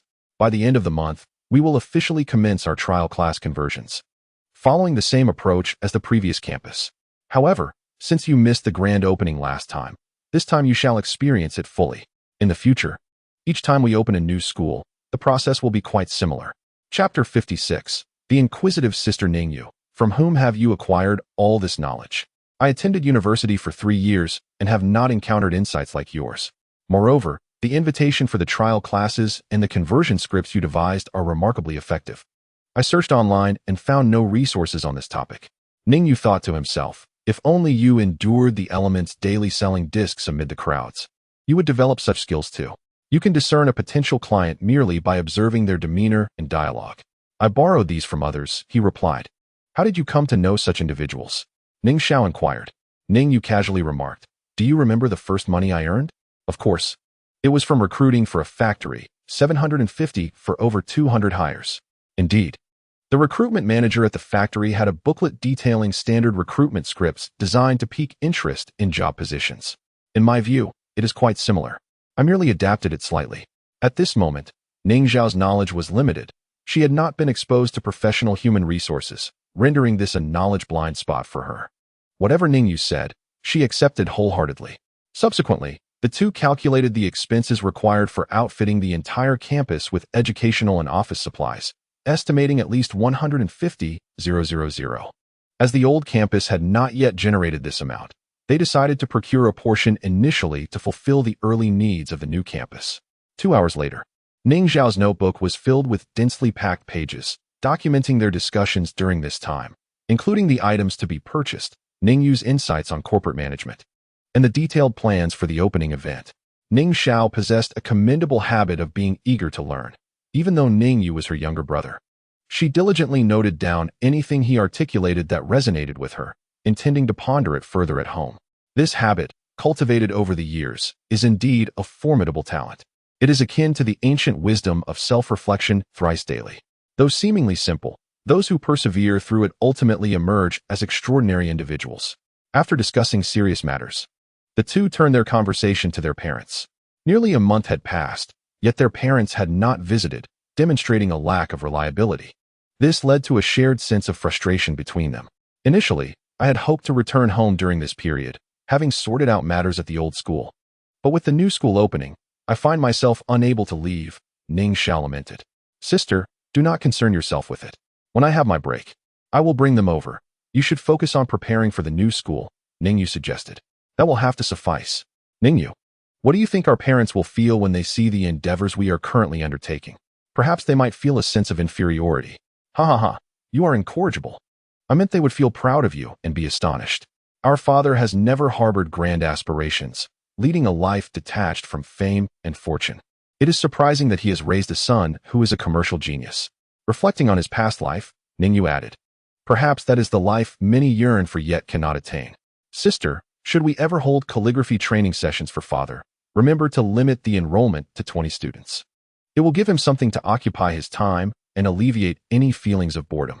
With 20 students, the annual tuition would amount to 50,000 yuan, which would suffice for both Ning Lizzie and Xiao Guiqing. Indeed, we cannot allow father to be as busy as I am. I have recently noticed an alarming amount of hair loss. Ning Yu shyly glanced at his sister's head, noting that Ning Zhao's hair remained lush and vibrant, unlikely to thin in the near future. The leadership at the university is placing significant emphasis on the upcoming entrepreneurial competition for college students organized by the city, and they specifically sought me out for a discussion. They expressed a commitment to assist us in securing a favorable position in the competition. However, I find myself somewhat bewildered by the nature of entrepreneurial contests, Ning Yu mused. Do not place undue pressure on yourself, given the school's dedication. They will assist with certain tasks. Your primary focus should remain on the Jinsheng training program, Ning Xiao advised. Recently, Central Television's second channel has initiated numerous entrepreneurial competitions. You might find it beneficial to watch them when you have the time. Evaluating a project hinges on several key factors. Is there a robust business model? What is the core competitive advantage? What value can you provide to the clients? How do you differentiate yourself from competitors? Additionally, a sustainable development strategy that allows for rapid expansion is crucial for potential growth. How much market share can you capture? This is particularly relevant for blue ocean projects, as estimating market potential in the training industry is challenging. Furthermore, the personality of the leader and the composition of the entrepreneurial team are pivotal scoring elements. Finally, your profitability or return on investment will ultimately determine the business's life cycle. Ning Yu spoke eloquently while Ning Xiao diligently took notes. These concepts were unfamiliar to her, leaving her with a sense of admiration yet uncertainty. The specifics will depend on the evaluation criteria established for the city's entrepreneurial competition. They typically issue formal documents, and we will prepare accordingly. Brother, you are truly remarkable. Do not flatter me, for it may lead to arrogance. Ning Yu retained a set of keys for the Jinsheng Training Center, entrusting the remainder to Ning Xiao, advising, remember to have someone come by daily to open the windows. As long as it doesn't rain, they should remain ajar. Very well. By the way, may I inquire about your relationship with that girl, Xia Tian? She is quite lovely and remarkably diligent. Ning Yu retorted, did you not inquire of her yourself? How could I dare to question such a young lady? Speak plainly. Have you taken a liking to her, hence her employment at the company? Sister, you are overthinking this. She was merely seeking a job, and we were in need of personnel. I found her suitable and recommended her. Should she prove incompatible with the company, she must pack her belongings and depart. You heartless scoundrel. I felt a pang of sympathy for her. How can you be so ruthless? My dear sister, we are operating a business, aiming for profit, not catering to personal whims. Even a rabbit does not consume the grass in its own burrow. Why would I seek a partner from within the company? That is true. Remember, during your first and second years, you are not permitted to pursue romantic relationships. Focus on your studies. I know. My electric scooter has run out of battery, so I shall not accompany you further. Your electric scooter is quite convenient. I shall also purchase one someday. You cannot ride an electric scooter. Take the time to enroll in a driving school. Once you obtain your license, I shall buy you a car. As the principal of Jinsheng training, you must maintain a respectable image. Otherwise, how can we expect others to trust in our company's capabilities? Is it truly necessary? Absolutely essential. After parting ways with Ning Xiao, Ning Yu retrieved his phone and called Xia Tian, instructing her not to disclose to others that he had acquired the Jiangnan impression property. He finally inquired about her adaptation and her rapport with colleagues. Chapter 57. Obtaining a driver's license on his way back, the electric scooter had completely run out of power, forcing him to push it along the ground with his feet. Fortunately, his long legs aided him. Otherwise, he would have had to dismount and push it step by step. Passing by a driving school, he recalled his earlier encouragement to Ning Xiao to obtain a license and realized he lacked one himself. Thus, he decided to enroll. opting for expedited processing to take the test within a month at a cost of 1,000 yuan, exceeding the standard fee of 800 yuan. After chatting with the instructor and offering a substantial portion of his cigarettes, the instructor agreed to include him in the next examination, cautioning that failure would not be his fault. Ning Yu expressed his gratitude profusely, promising to show his appreciation on the day of the test. The instructor smiled, pleased with such an astute student, unlike some who required repeated reminders to express gratitude. The instructor advised him to practice extensively that afternoon, disregarding the queue of other students.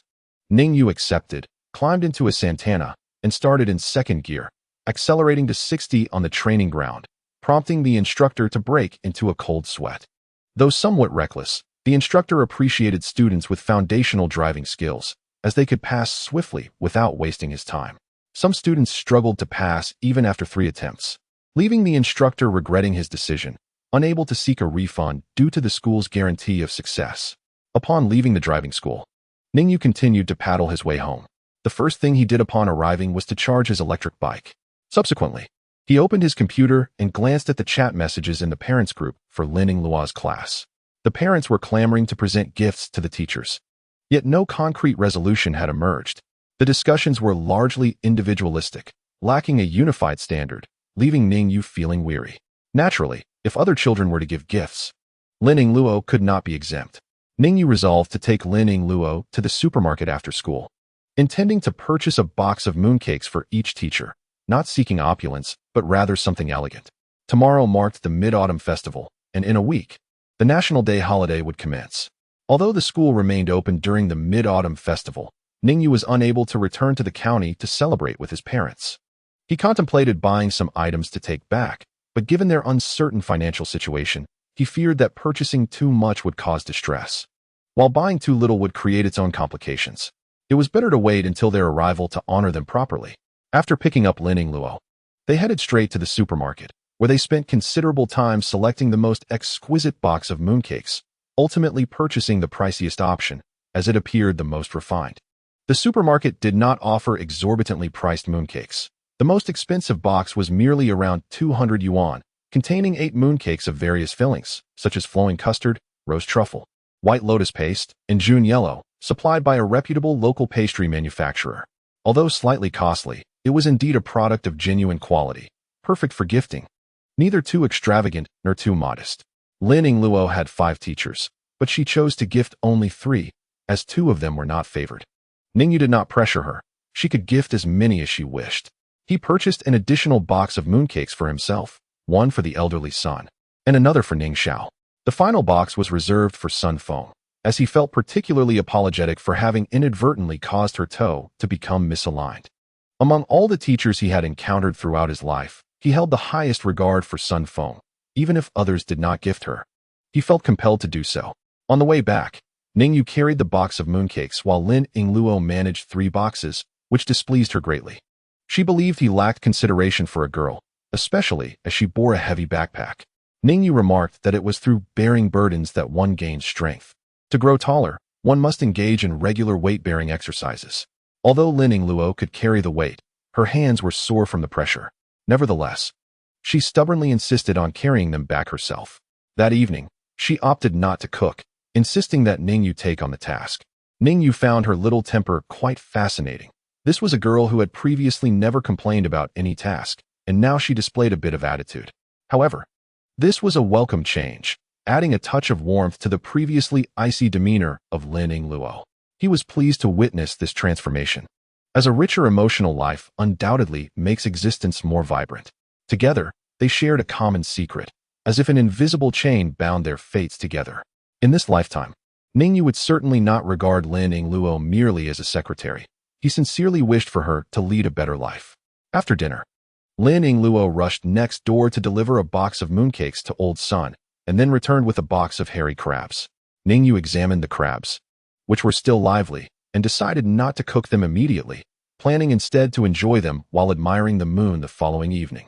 However, he found himself unable to explain Lin Yingluo's presence to Ning Xiao. Otherwise, inviting her to celebrate the Mid-Autumn Festival together would mean half of the family was reunited. In the study, there was only a large desk, with both of them occupying either side, quietly engrossed in their own tasks. Ning Yu was reviewing the afternoon's lessons.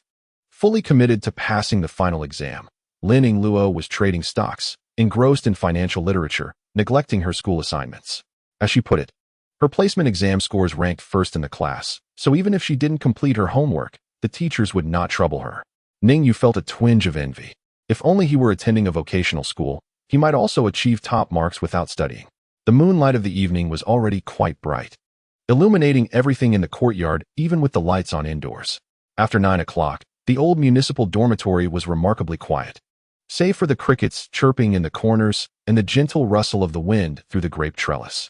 The night sky was cool as water, reminiscent of the poetic lines describing the Qixi festival. Ning Yu felt inspired. However, just as he spoke, a discordant voice interrupted. That is a description of the Qixi festival. How could the hot summer be cool as water? I believe that phrase perfectly encapsulates the mid-autumn festival, when the night breeze is gentle and refreshing. Perhaps the weather was indeed cooler in ancient times. Or perhaps Dumu wrote this poem while situated far to the north. Ning Yu paused, nodding in agreement. Your perspective holds significant scholarly merit. History has witnessed several minor ice ages, the third occurring at the end of the Tang dynasty and the beginning of the Song dynasty, during which Dumu lived. Lin Yingluo, you should consider studying history. If I were to study history, who would earn money for you? That statement is misguided. In my youth, I single-handedly amassed a substantial fortune without needing a mere girl to support me. Huh, you just spent 30,000 yesterday.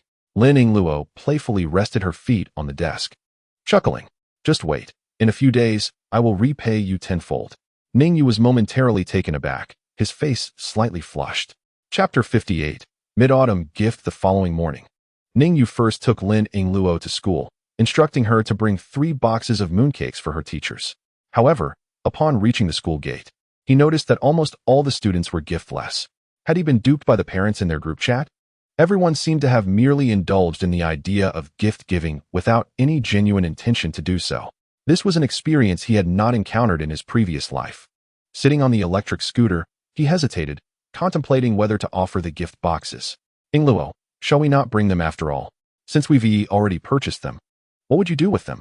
The 3 teachers have been quite kind to me, and I genuinely appreciate them. It brings me joy to present them with gifts. Very well, let us proceed with our own intentions, regardless of others. Lin Yingluo chuckled. So, you were perplexed by this matter. Just think about it. Can students truly convey their intentions through gift-giving? Parents would certainly have their reservations. Are you suggesting that it is solely the parents who present the gifts? Most likely, yes. Now I understand. Ning Yu was struck by a sudden realization and affectionately ruffled her hair, as if rewarding her insight.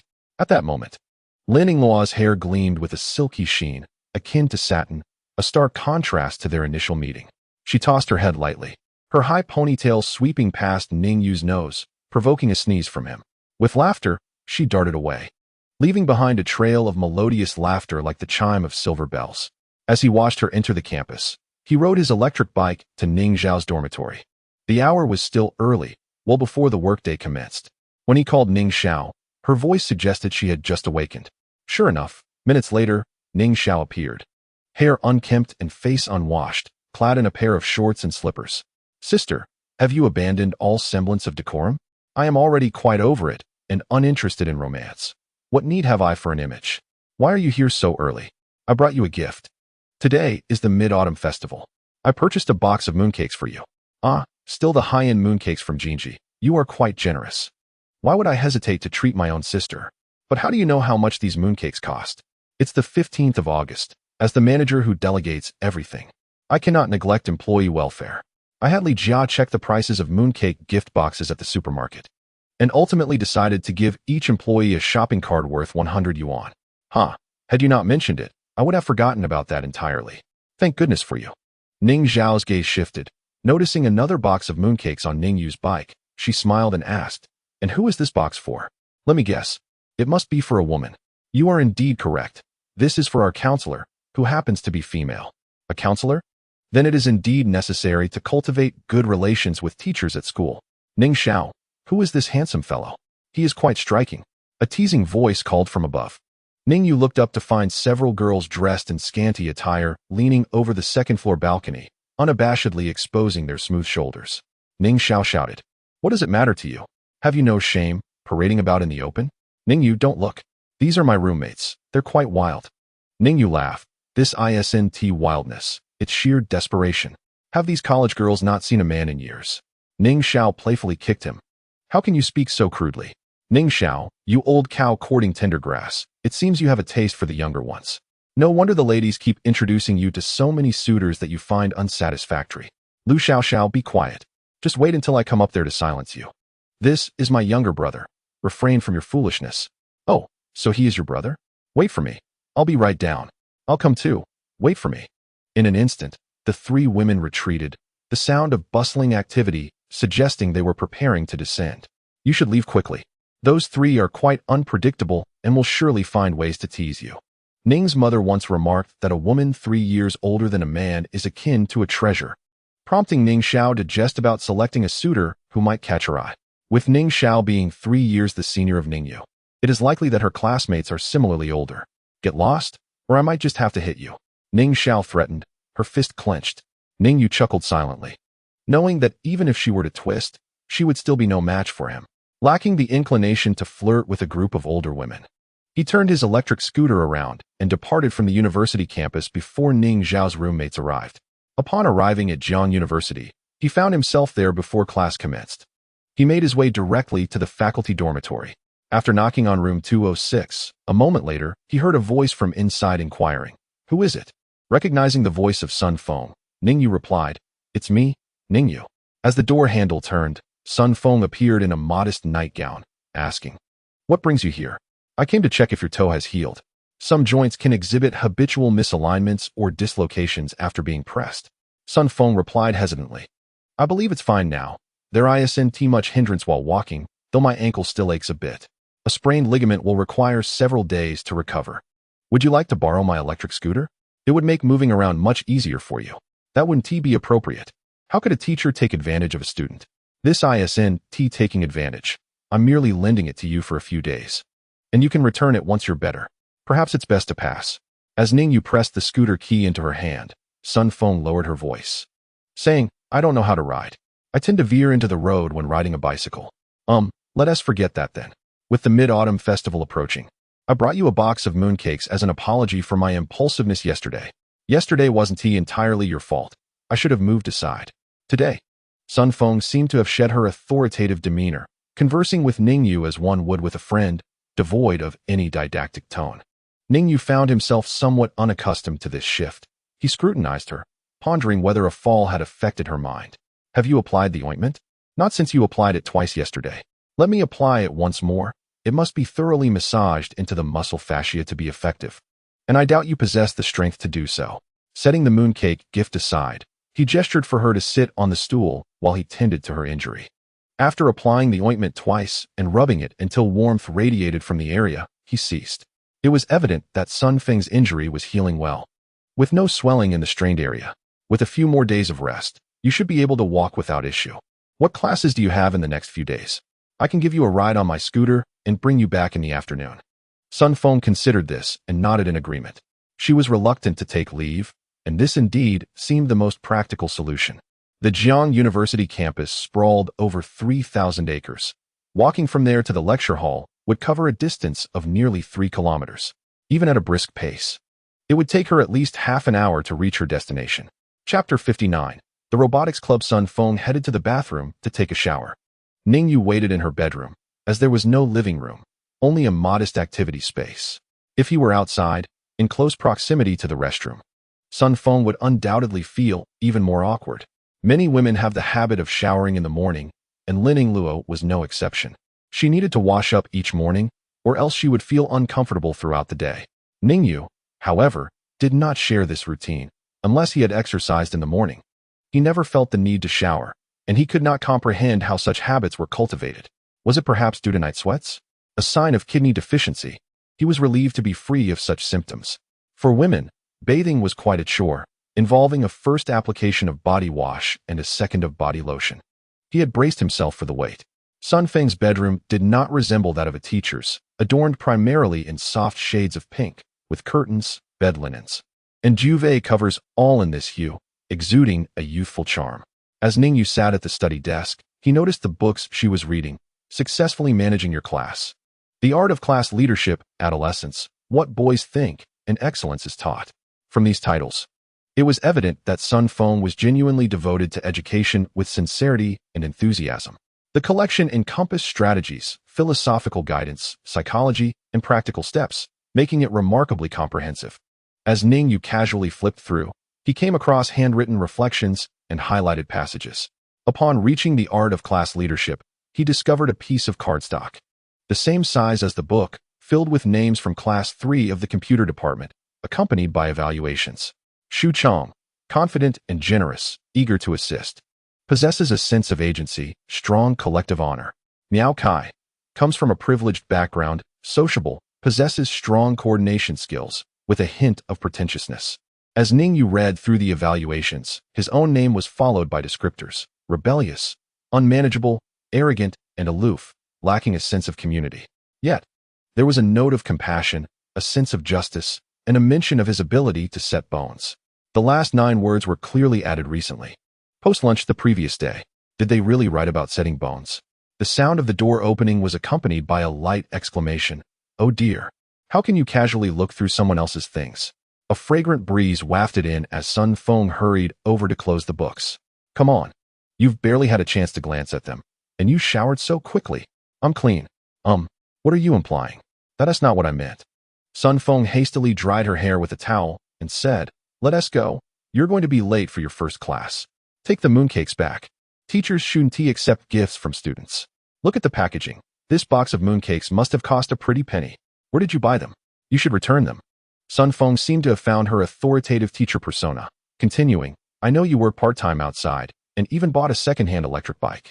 Given that, you should be prudent with your earnings. Focus on your studies. Aim for a scholarship, and if there are spots for underprivileged students in the class, you can apply if your family is genuinely in need. The school will investigate your situation, and if you qualify, your tuition fees could be largely covered. Ning Yu glanced at his attire, pondering whether he truly exuded an aura of poverty. Admittedly, the outfit was from his high school days, and the sleeves had become somewhat short. Perhaps it was the stark contrast with the newly clad students entering university that led Sun Feng to form such an impression. My electric bicycle is newly purchased, not secondhand. Indeed, it is missing a rear-view mirror, and the front casing bears a crack. Could it be that you bought a wreck? Your observations are remarkably astute. As Ning Yu spoke, he deftly extracted a small mooncake box from the gift set, performing a playful gesture. Sun Feng gazed at him in astonishment. Was it truly necessary to be so dramatic about not returning it? How much is it? I'll pay you. Ning Yu playfully slapped the mooncake into her hand, urging her to enjoy it. As they rode together, Sun Feng's cheeks were still puffed with indignation. Clutching one mooncake in each hand, she devoured one with a few bites. Upon savoring the delightful flavor, she hesitated to consume the remaining one. Prodding Ning Yu's back with her finger. Open your mouth. Ning Yu, anticipating her intention, shook his head and declared, I shall not partake. Yet, a small hand boldly reached forward, thrusting the mooncake towards his chin. Teacher, you are truly quite short. With no other option, Ning Yu reluctantly bowed his head, accepting the mooncake into his mouth. It was small enough to be consumed in 2 bites. He swiftly swallowed it. Under Sun Feng's direction, Ning Yu escorted her to the back of the Information College's administrative building. Sun Feng waved her hand, urging him to hurry. Both were somewhat anxious about being seen by others, fearing unnecessary complications, which made them appear rather furtive. After parting ways with Sun Feng, Ning Yu chose not to attend class. The current lesson was on computer hardware, primarily covering basic knowledge before delving into principles later on, making attendance less critical at this juncture. After leisurely riding around the campus for a while, he arrived at the club recruitment area. The recruitment activities for these clubs would continue for a month, and by now, most clubs had nearly completed their recruitment, leading to a noticeable decline in enthusiasm at the registration site. There were no charming senior students energetically performing or calling out for attention. Approaching the robotics club's booth, Ning Yu noticed a bespectacled student enthusiastically typing away on a hefty notebook. After perusing the club's introduction, he learned that the primary aim was to participate in intercollegiate robotics competitions, boasting a list of Jiangnan University's impressive achievements over the years. Though Ning Yu lacked knowledge in robotics programming and was not particularly eager to learn, he was intrigued by the talents within the club individuals who were the CRME de la CRME in the field of computer science, which piqued his interest greatly. "Excuse me, how does one register for this club?" Ning Yu gently tapped the table, adorned with a smile. "Please fill out this form first. Do you have a foundation in programming, or in mechanical or automatic control? You may highlight your areas of expertise." Ning Yu pondered. "I am quite adept in control aspects. I excel at remote-controlled cars and planes." The bespectacled gentleman pressed down on a corner of the registration form, advising, "Classmate, if you lack a foundation in this area, I suggest you explore other clubs. Otherwise, you may find it quite challenging once you join." Ning Yu replied confidently, "Not at all. I am a computer science major, and I will have relevant courses next semester. I won first prize in the Olympiad and scored full marks in high school mathematics. Programming is fundamentally rooted in mathematics." His final statement carried considerable weight. The bespectacled man finally released his grip, saying, "Then let's give it a try. If it doesn't suit you, you may reconsider your options." Chapter 60. The road ahead. A warm smile adorned Ning Yu's face, yet he felt a twinge of irritation within. Here he was, a prominent tycoon from Jiangxing, attending this robotics club, and instead of being welcomed, he encountered restrictions. What does it mean to give it a try? Am I so trivial? One day, I shall unearth the core of this club. The future of robotics competitions is uncertain. Perhaps a shift towards drones would be more prudent.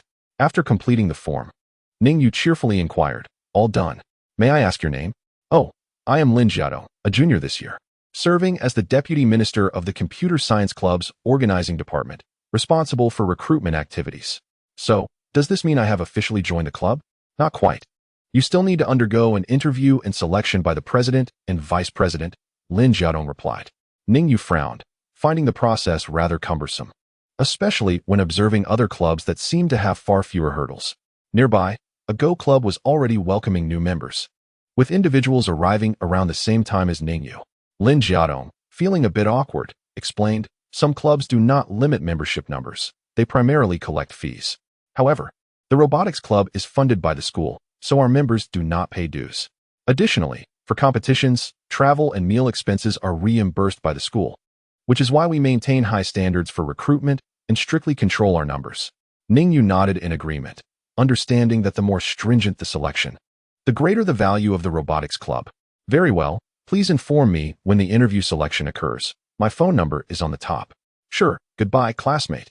To be honest, since the inception of his training school, Ning Yu had been contemplating his second venture. He had several options in mind. One was to establish a supermarket. In his previous life, he managed a vast supermarket system comprising over 50 large stores throughout Jiangnan province. He had invested considerable effort there, making it a familiar endeavor. The immense cash flow and workforce could quickly position him as a significant enterprise in Jiangxing. His second option was real estate, where he could acquire a small plot of land, leveraging loans and pre-sales to expand his capital rapidly. This was also within his expertise. With the experience from his past life, he could effectively mitigate numerous risks. The third option lies within the mobile phone industry. Undoubtedly, in the coming years, this sector will emerge as one of the most promising fields, with the acceleration of network bandwidth and the rapid proliferation of smartphones. From the debut of the first-generation iPhone in 2007 to the introduction of the Android system in 2008, followed by the explosive growth of various domestic smartphones, the mobile phone industry is poised for a significant development spurt spanning over a decade. This endeavor is what he has longed to pursue since his rebirth. The final domain of interest is drones, a technology that has found extensive applications across various industries since its inception, promising limitless potential. The market valuation of future leaders in the drone sector is projected to reach trillions, even before going public, suggesting that once listed, their value could surpass that of all technology companies. His initial motivation for joining the robotics club was to pivot their research focus towards drones. However, faced with an inauspicious start, the uncertainty of his inclusion now weighs heavily on his mind, prompting a subtle shift in his thoughts. DJI, established in 2006 in Nanshan District, Shenzhen, is a testament to the adage that with determination, one can find a way. Investing personally in a nascent company, who could resist angel investment? Even a modest sum of a few million could secure a substantial stake. Is it truly necessary for him to toil in the drone industry? This question loomed large in his mind, and while he could decide on the spot, he preferred to deliberate further. To put it plainly, his financial situation was precarious. His pockets were emptier than his face was clean. Ventures in supermarkets, real estate, or mobile phones all demanded substantial financial backing, endeavors that could not simply be undertaken on a whim. The new campus required the procurement of office furniture and various supplies, not to mention preparations for the grand opening. Moreover, during this period, Ning Xiao had yet to transfer any earnings from the old campus. He was even facing an impending loan repayment of over 50,000 for the following month, a consequence of rapid expansion. A challenge every entrepreneur must navigate in their early stages. Surmounting this obstacle could lead to smooth sailing. Failing to do so could result in a burden of debt, necessitating a restart or worse. Ning Yu's nerves had become remarkably resilient. He dismissed such trivial matters. If necessary, Lin Yingluo seemed to have accumulated over 50,000 recently, which could serve as a temporary solution.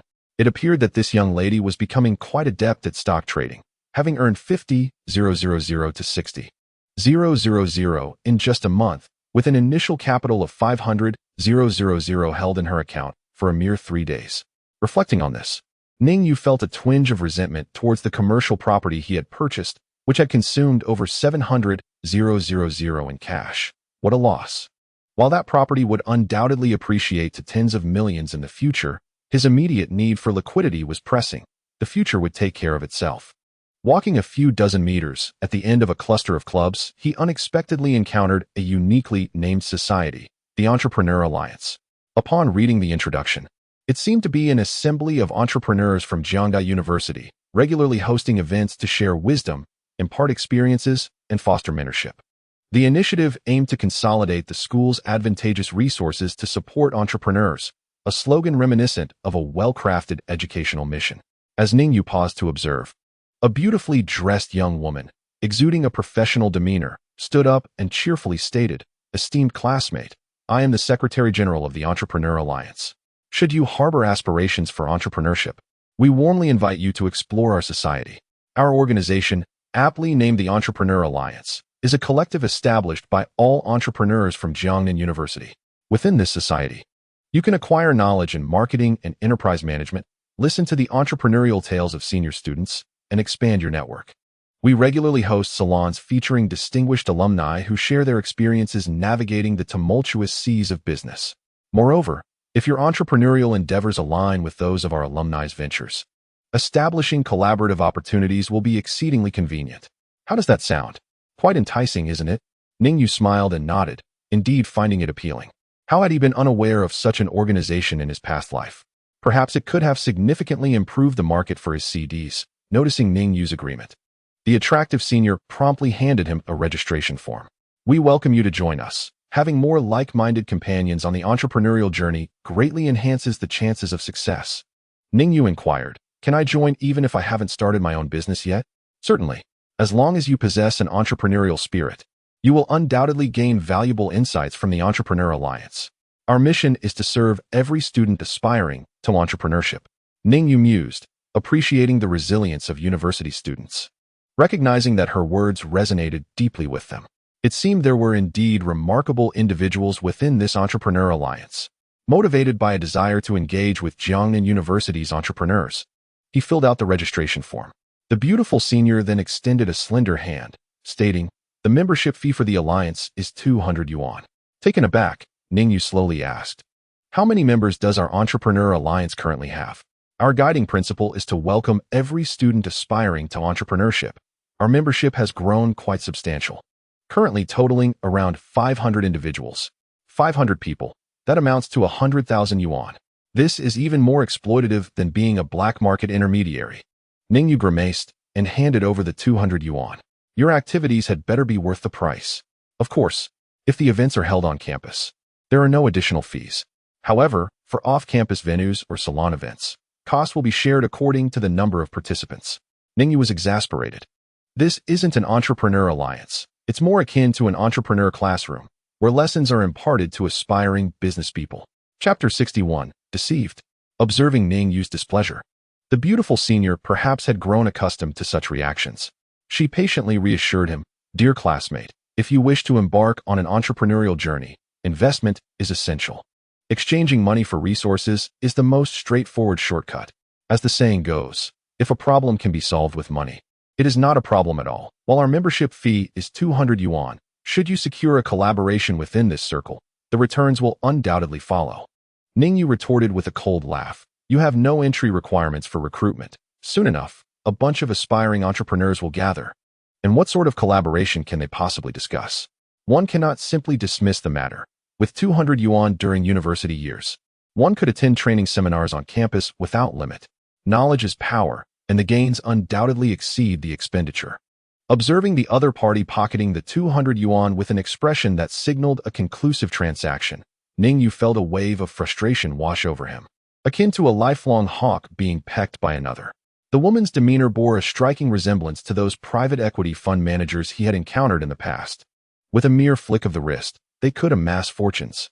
If she were to step into the real world, she could become a significant menace. What is your name?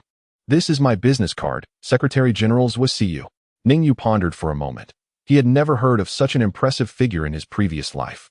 Otherwise, she would surely have been invited to the alumni celebration. By her appearance, she ought not to be struggling. If I am not mistaken, you are the one who organized this Entrepreneurs Alliance, are you not? How long has it been running? Wasiyu paused, then chuckled. You have a keen eye, Junior. I'm a sophomore, and this is my first year. You possess exceptional skills, deftly playing the game of empty-handedly reaping rewards. That is not entirely fair. I genuinely intend to facilitate communication among entrepreneurs and will invite some esteemed alumni to our gatherings. Do not feel aggrieved. Your expenditure is not in vain. Indeed, I harbor no grievances. Having spent 200 yuan to meet someone of your caliber is quite worthwhile. Wasiyu furrowed her brow, puzzled by his insinuation, and jested. So you think spending 200 yuan entitles you to pursue a senior? You are rather audacious. Ning Yu, no longer irked, smiled and replied, in our brief acquaintance. Allow me to impart a piece of advice. Be cautious not to let your cleverness lead you astray, or your life may become fraught with challenges. Thank you for your suggestion, Junior. The 200 yuan is non-refundable. You will receive a text notification for any upcoming alliance events. In the second class, noticing Ning Yu's gloomy demeanor, Lu Xiaoro unusually drifted off during class. She used her notebook to share a joke with him. Xiaoming got a new haircut. And the next day at school, his classmates laughed. Xiaoming, your hairstyle looks like a kite. Feeling quite wronged, Xiaoming ran outside to cry, and as he wept, he began to float away. Ning Yu pondered the joke for a while, failing to grasp its humor, and jotted down another. After 100 days of separation, Xiaoming sent a text to Xiaohong. I'll be waiting for you at the old place. Later, Xiaohong spent an entire afternoon by the seaside, while Xiaoming stayed at a Super 8 for 3 days. This joke, however, seemed unsuitable for Lu Xiaoro. Throughout the class, she did not utter another word to Ning Yu, keeping her head down, her face as red as a tomato. Ning Yu felt a tinge of awkwardness himself. It's all Xiaoming's fault. At noon, feeling indebted for borrowing her notes, Ning Yu invited her to lunch. Having passed through her shy phase, she engaged in conversation with him as if it were a normal occurrence. Preferring not to dine in the bustling hall, he led her to the second floor. The meals there were slightly more expensive than those on the first floor, yet the crowd was notably less. They ordered Suzhou braised pork, red braised lioness head, 5-spice crispy fish, and a dry pot cauliflower. Although there is a plethora of dishes available, Lu Xiaoro can certainly indulge. The other party's body is severely lacking in nutrition, as they usually consume meals devoid of richness. Thus, these greasy dishes are perfectly suitable for her.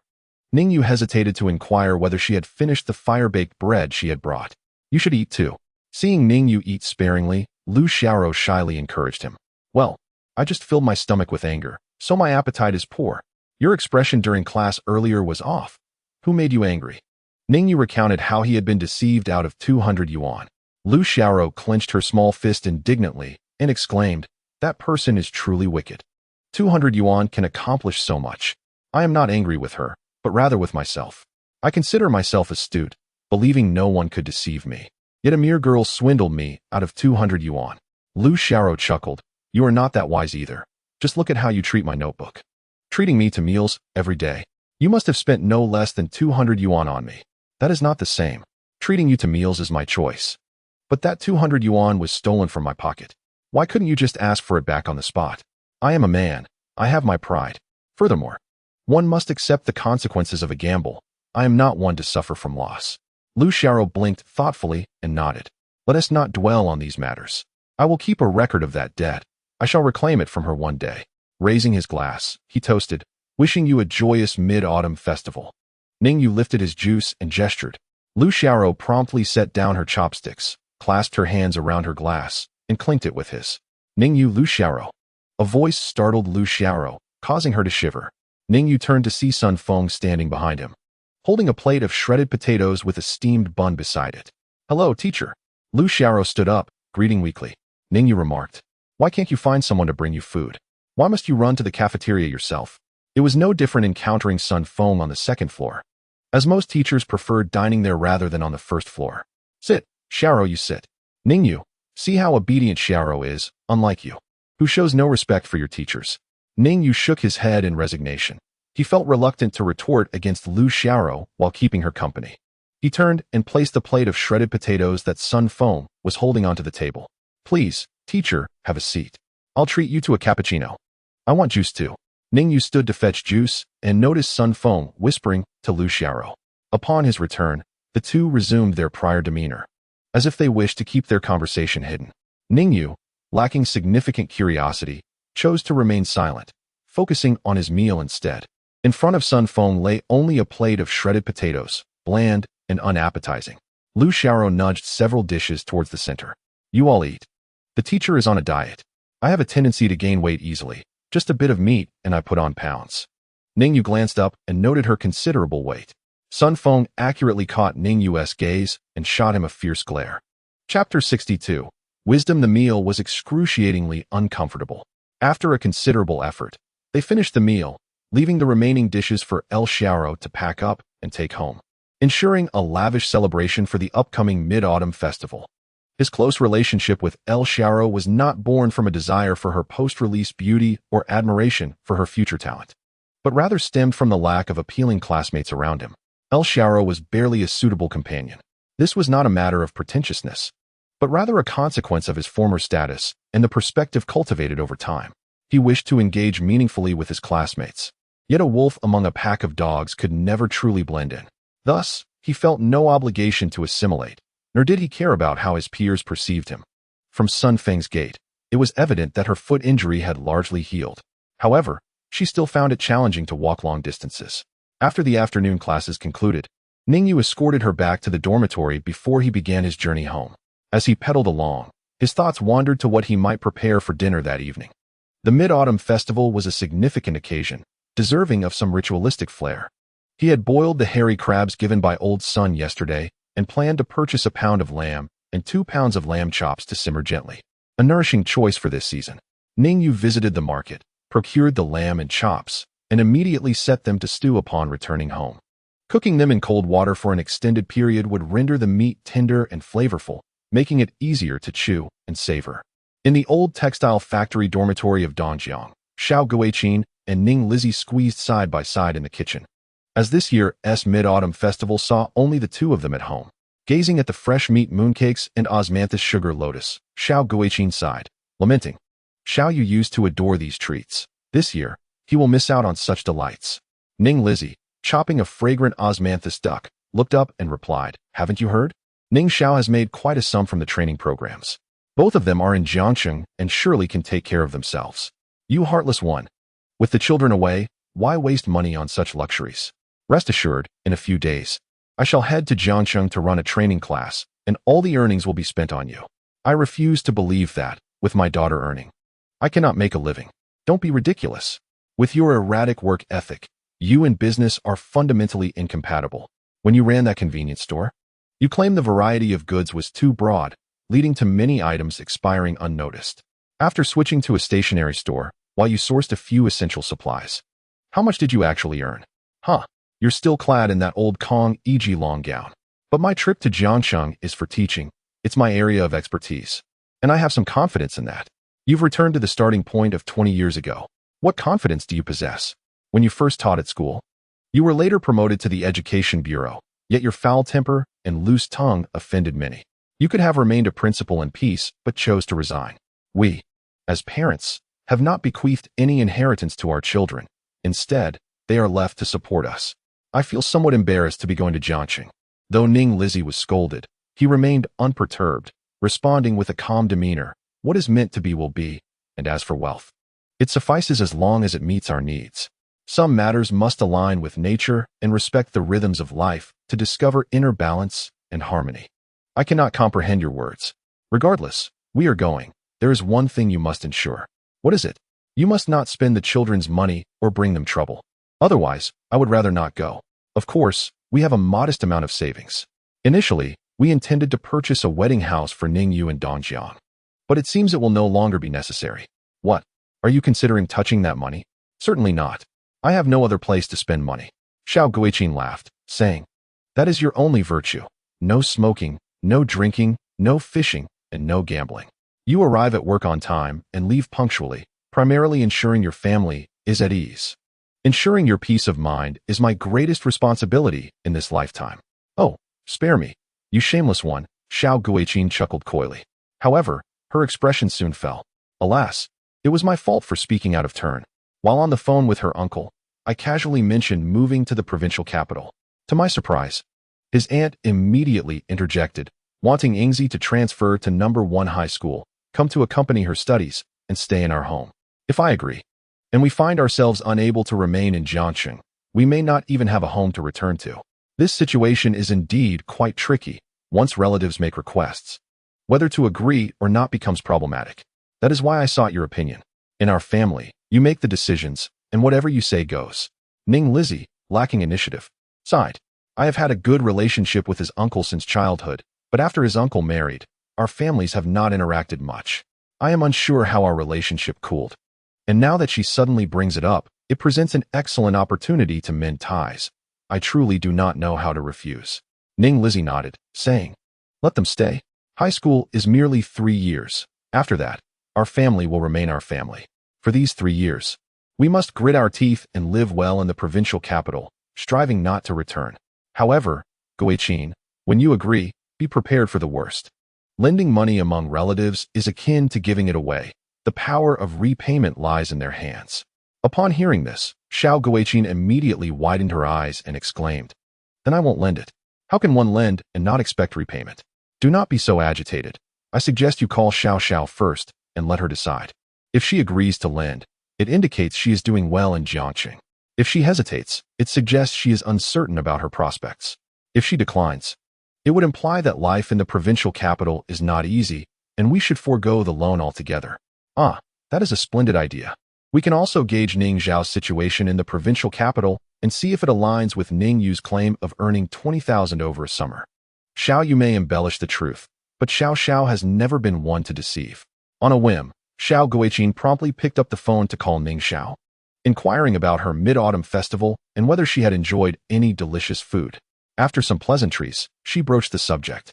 Ning Xiao, occupied with arranging a large shipment of green plants and various items for the new campus, simply replied, "Whatever you decide." After hanging up, Xiao Guiqin was puzzled, but Ning Lizzie slapped his thigh. "It's settled."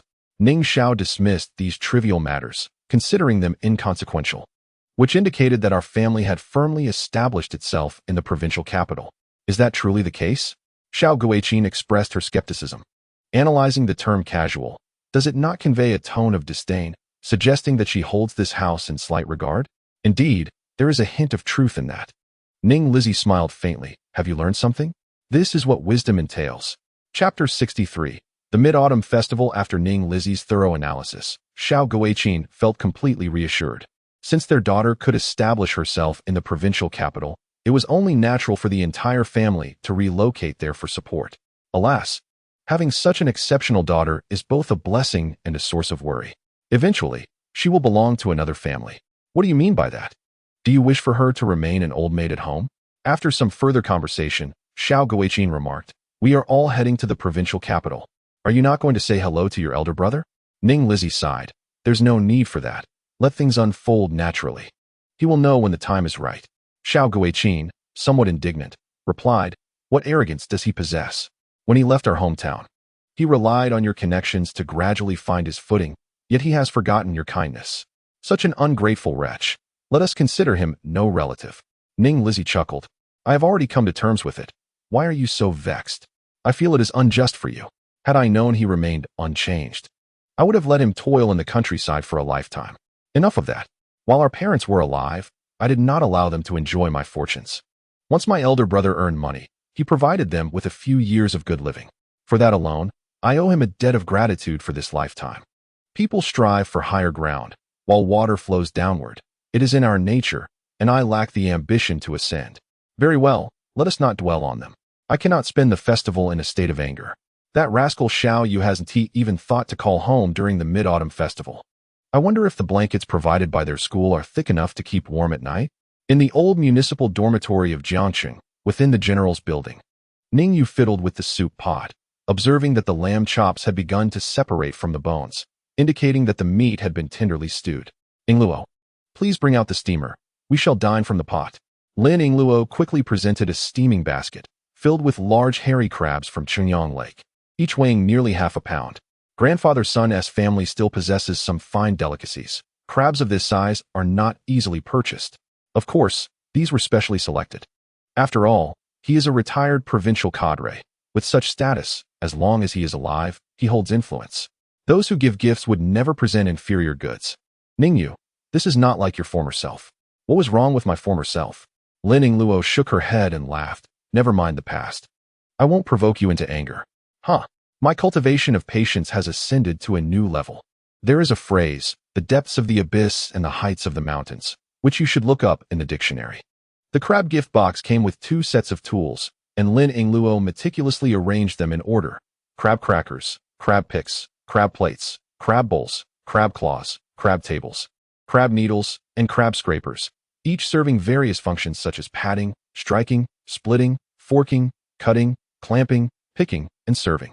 Ning Yu ladled the lamb meat and soup into 2 stainless steel bowls, tossing a lamb rib to a wagging dog nearby. Beside the dishes lay several clusters of crystal-clear grapes and a few stacked mooncakes. This mid-autumn feast, though simple, was indeed sumptuous. Lin Yingluo produced a bottle of red wine and 2 elegant goblets. Ning Yu inquired, shall we indulge again? Have you not learned from your last bout of drunkenness? Didn't you mention the importance of ritual? A significant festival like this without wine lacks the essence of celebration. That is true, yet you must be cautious. Your petite frame may struggle to handle too much alcohol. I am aware of my limits. That is splendid. Just don't expect me to tend to you. Lin Yingluo retorted, somewhat displeased. How can you say such things without a hint of shame? Since moving here, have I been the one serving you? Or have you been serving me? Who cleans, who cooks, who washes the dishes? That seems rather unjust. I prepared this lamb soup tonight, as well as the chicken from a few days ago. I could count them on my fingers. Ning Yu chose not to bicker with her, as that would only reveal his pettiness. He took the initiative to uncork the bottle and poured some, shaking it gently to aerate the wine. This festival held significance, indeed. Let us celebrate our rebirth. The 2 clinked their glasses and took a sip. Ning Yu then prompted, Miss Lin, do you possess any talents to enliven our gathering? Does performing a split and an elbow strike count? If needed, I can entertain the boss.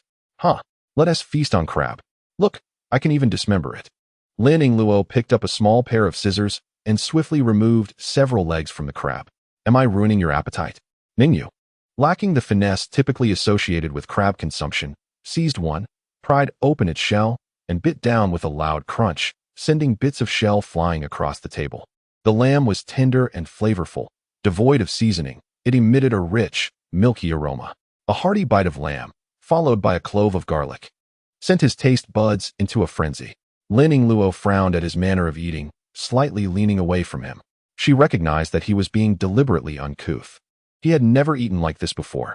He was merely compensating for his inability to best her in conversation with his actions. Hey, Ning Yu, aren't you going to call home and check in? The delicate nature of a girl's thoughts prompted Ning Yu to consider it. Ultimately deciding a call was in order. With greasy hands, he placed the phone on the table and activated the speakerphone. The call was answered by Xiao Guiqin, her voice tinged with a hint of tears. Xiao Yu, are you celebrating alone this year? Are you eating well? Ning Yu glanced at the lamb and hairy crabs, reflecting on his past mid-autumn celebrations, and replied, it's fine, but of course, it cannot compare to before. Xiao Guiqin assumed he meant it was not comparable to his childhood at home. Poor child. I even bought your favorite fresh meat mooncakes and osmanthus sweet lotus root. But alas, you cannot enjoy them this year. Ning Yu heard his father's voice softly interject. Those were specially bought for you. Ning Yu's culinary preferences were inherited from Xiao Guiqing.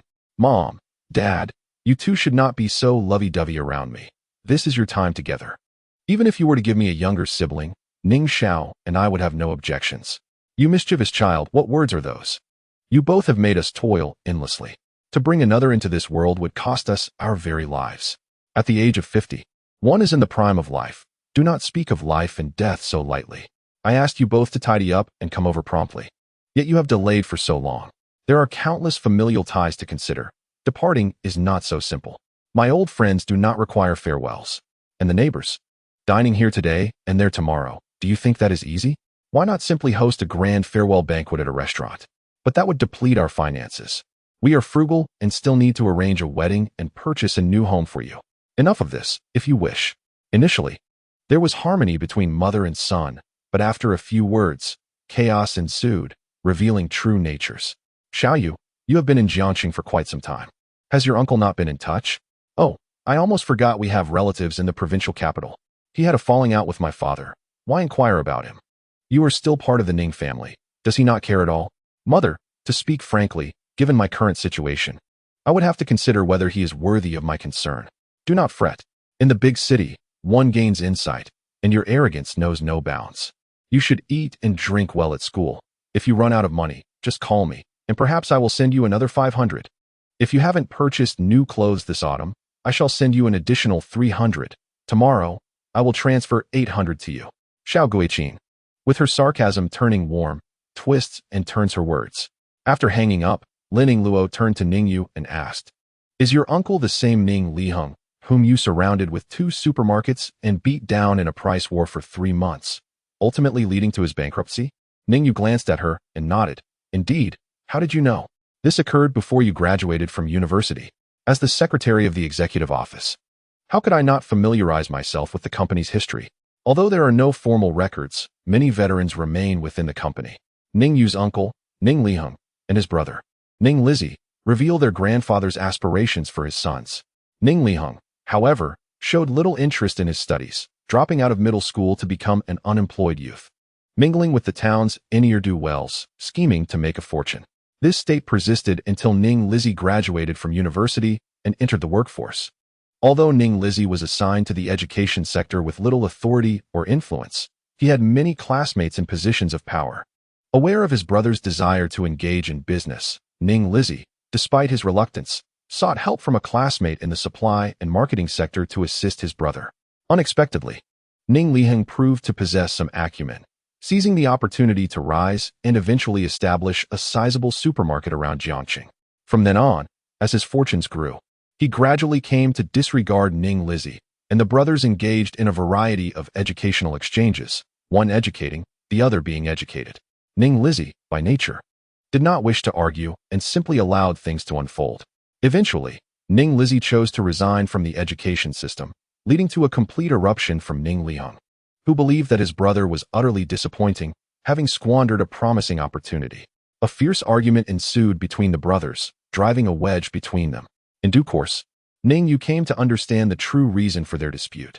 Ning Liheng felt stifled in his development and sought Ning Lizzi's assistance to leverage connections on his behalf. When Ning Lizzi declined, Liheng erupted in anger, leading to a complete breakdown in their relationship. Every year, when Ning Lizzi returned home to pay respects to their ancestors, he would pass by his family's home without entering, often returning in a fit of rage if they happened to cross paths. One year during the Qingming festival, while Ning Yu was working as a contractor, he accompanied his father back to their hometown for the ancestral rites and witnessed their quarrel firsthand. Had it not been for his father's restraint, he would have confronted them physically. Following this encounter, Ning Lizzi fell gravely ill from the stress, which subsequently triggered Ning Yu's desire for retribution. At that time, Ning Yu had already transitioned his career from selling discs to becoming a contractor. Although his financial status had significantly improved, the reputation of a contractor was less than favorable, and he refrained from boasting about it. He drove a dusty cheetah SUV and wore drab work clothes, his trousers perpetually stained with mud, presenting the appearance of a mere construction worker. Meanwhile, Ning Liheng, accompanied by his family, flaunted his wealth in a Land Rover Discovery, taunting the father and son. If not for his father's presence, Ning Yu might have retrieved a shovel from the trunk to bury them, given the conveniently available grave sites. Upon returning home, Ning Yu investigated Ning Liheng's assets and discovered that he operated a 3,000 square meter supermarket, Liheng Supermarket, with monthly revenues exceeding 10 million and profits in the hundreds of thousands. Yet still inferior to Ning Yu's initial strength. At that juncture, thoughts of entering the real estate sector began to stir within him. The substantial cash flow was enticing, as the real estate industry often languished for liquidity. With such a robust cash flow, banks would eagerly seek him out for loans. Possessing a business that complemented real estate would undoubtedly ease his path.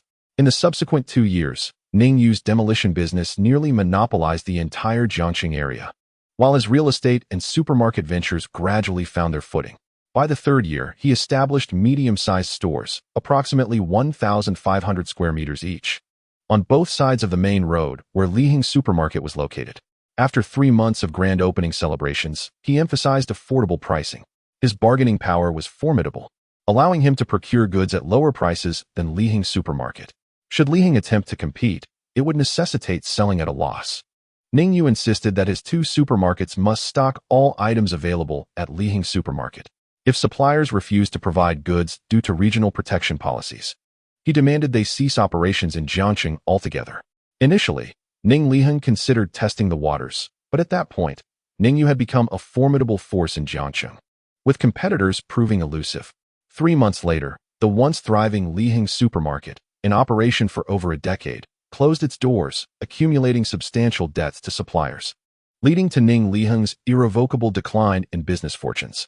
Thus unfolds the tale of Ning Yu's uncle, Ning Liheng. In the company, many harbor fear towards you, a sentiment perhaps influenced by your uncle's actions. If he is so ruthless towards his own kin, one can only imagine how he treats outsiders. I do not consider myself a virtuous person, yet I am not entirely malevolent. If someone provokes me, should I not retaliate decisively?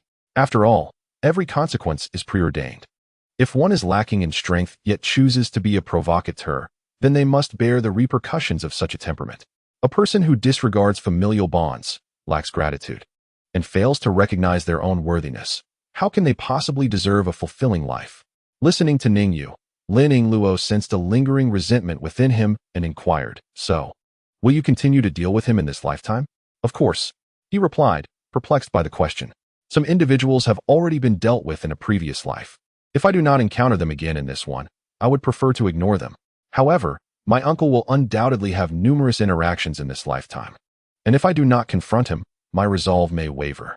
Nonetheless, we must approach the matter with strategy and finesse. The sheer brute force we employed in the past is no longer an option." Lin Yingluo twirled her cup and smiled, having endured so much. "Our perspectives and methods have evolved significantly. Even without brute strength, through commercial competition alone, I can manage him." Ning Yu nodded in agreement. "Very well. Once we earn our first profit, we must revitalize our presence in the retail sector. The city is developing rapidly, making this an opportune time for swift expansion. We are already over 6 years ahead compared to our previous life, which will reduce competition considerably. With such a valuable asset, I believe it will alleviate our financial strains to some extent. Shall I invest 60,000 yuan to open a store as a trial? After all, we must gradually accumulate resources from suppliers," he suggested. 60,000? Haven't you earned over 10,000 in recent days? Perhaps we should hold off for now. There is too much happening this month. We are preparing to launch the new campus, and the funds from the old campus have yet to reach me. Additionally, I need to repay a 50,000 yuan mortgage. If the money doesn't materialize from there, I may need to borrow from you temporarily," she replied. Noticing Lin Yingluo was about to speak again, Ning Yu quickly added, "It will be a bridge loan, and I will calculate the interest for you." Chapter 65. Harmony for all. Lin Yingluo seemed to have lost all sense of decorum as a secretary. One early morning, while Ning Yu was still asleep, she barged into his room and yanked the covers away. Fortunately, he did not have the habit of sleeping in the nude, but the sudden chill startled him awake. After confirming he was in the right room, he exclaimed angrily, "What are you doing? Come on, it's time for some exercise." She insisted, "I'm not going. Give me back my blanket. Stop sleeping. The fresh air outside is invigorating, and the birds are singing in the trees." Ning Yu scoffed. "Do not mistake my reluctance to engage with your childish remarks as an indication of my considering you a child. What are you doing running into my room? A lone man and woman?" She chuckled. "Even if I were to give you courage, would you dare?" Ning Yu was at a loss for words. What purpose does exercise serve? This life is not about fighting and killing. What good would it do me? At the very least, one should possess a healthy body. Listen to yourself at night. Your snoring is thunderous, a clear sign of suboptimal health. Your daily consumption of nutrients may lead to an excess that, if not expended through exercise, could result in obesity. Imagine, in a few years, resembling a figure with a protruding belly. Is that truly desirable? The rooms of the two individuals are adjacent, and occasionally, when the doors are tightly closed, they can hear each other's voices within. Upon hearing the other's remarks, Ning Yu felt it was indeed time to engage in some physical activity. Yet, he was concerned about appearances and thus retorted cleverly, I merely drank too much last night and slept heavily, which explains the snoring. It's not usually like this. Even if you snore, you remain unaware. Now that you're awake, rise and shine. Today, you shall be my sparring partner. I need to strengthen my leg power, as I feel my strength has been increasing rapidly of late. Lin Yingluo tossed the clothes hanging by the door onto his bed before descending the stairs with quick steps to stretch and warm up her joints.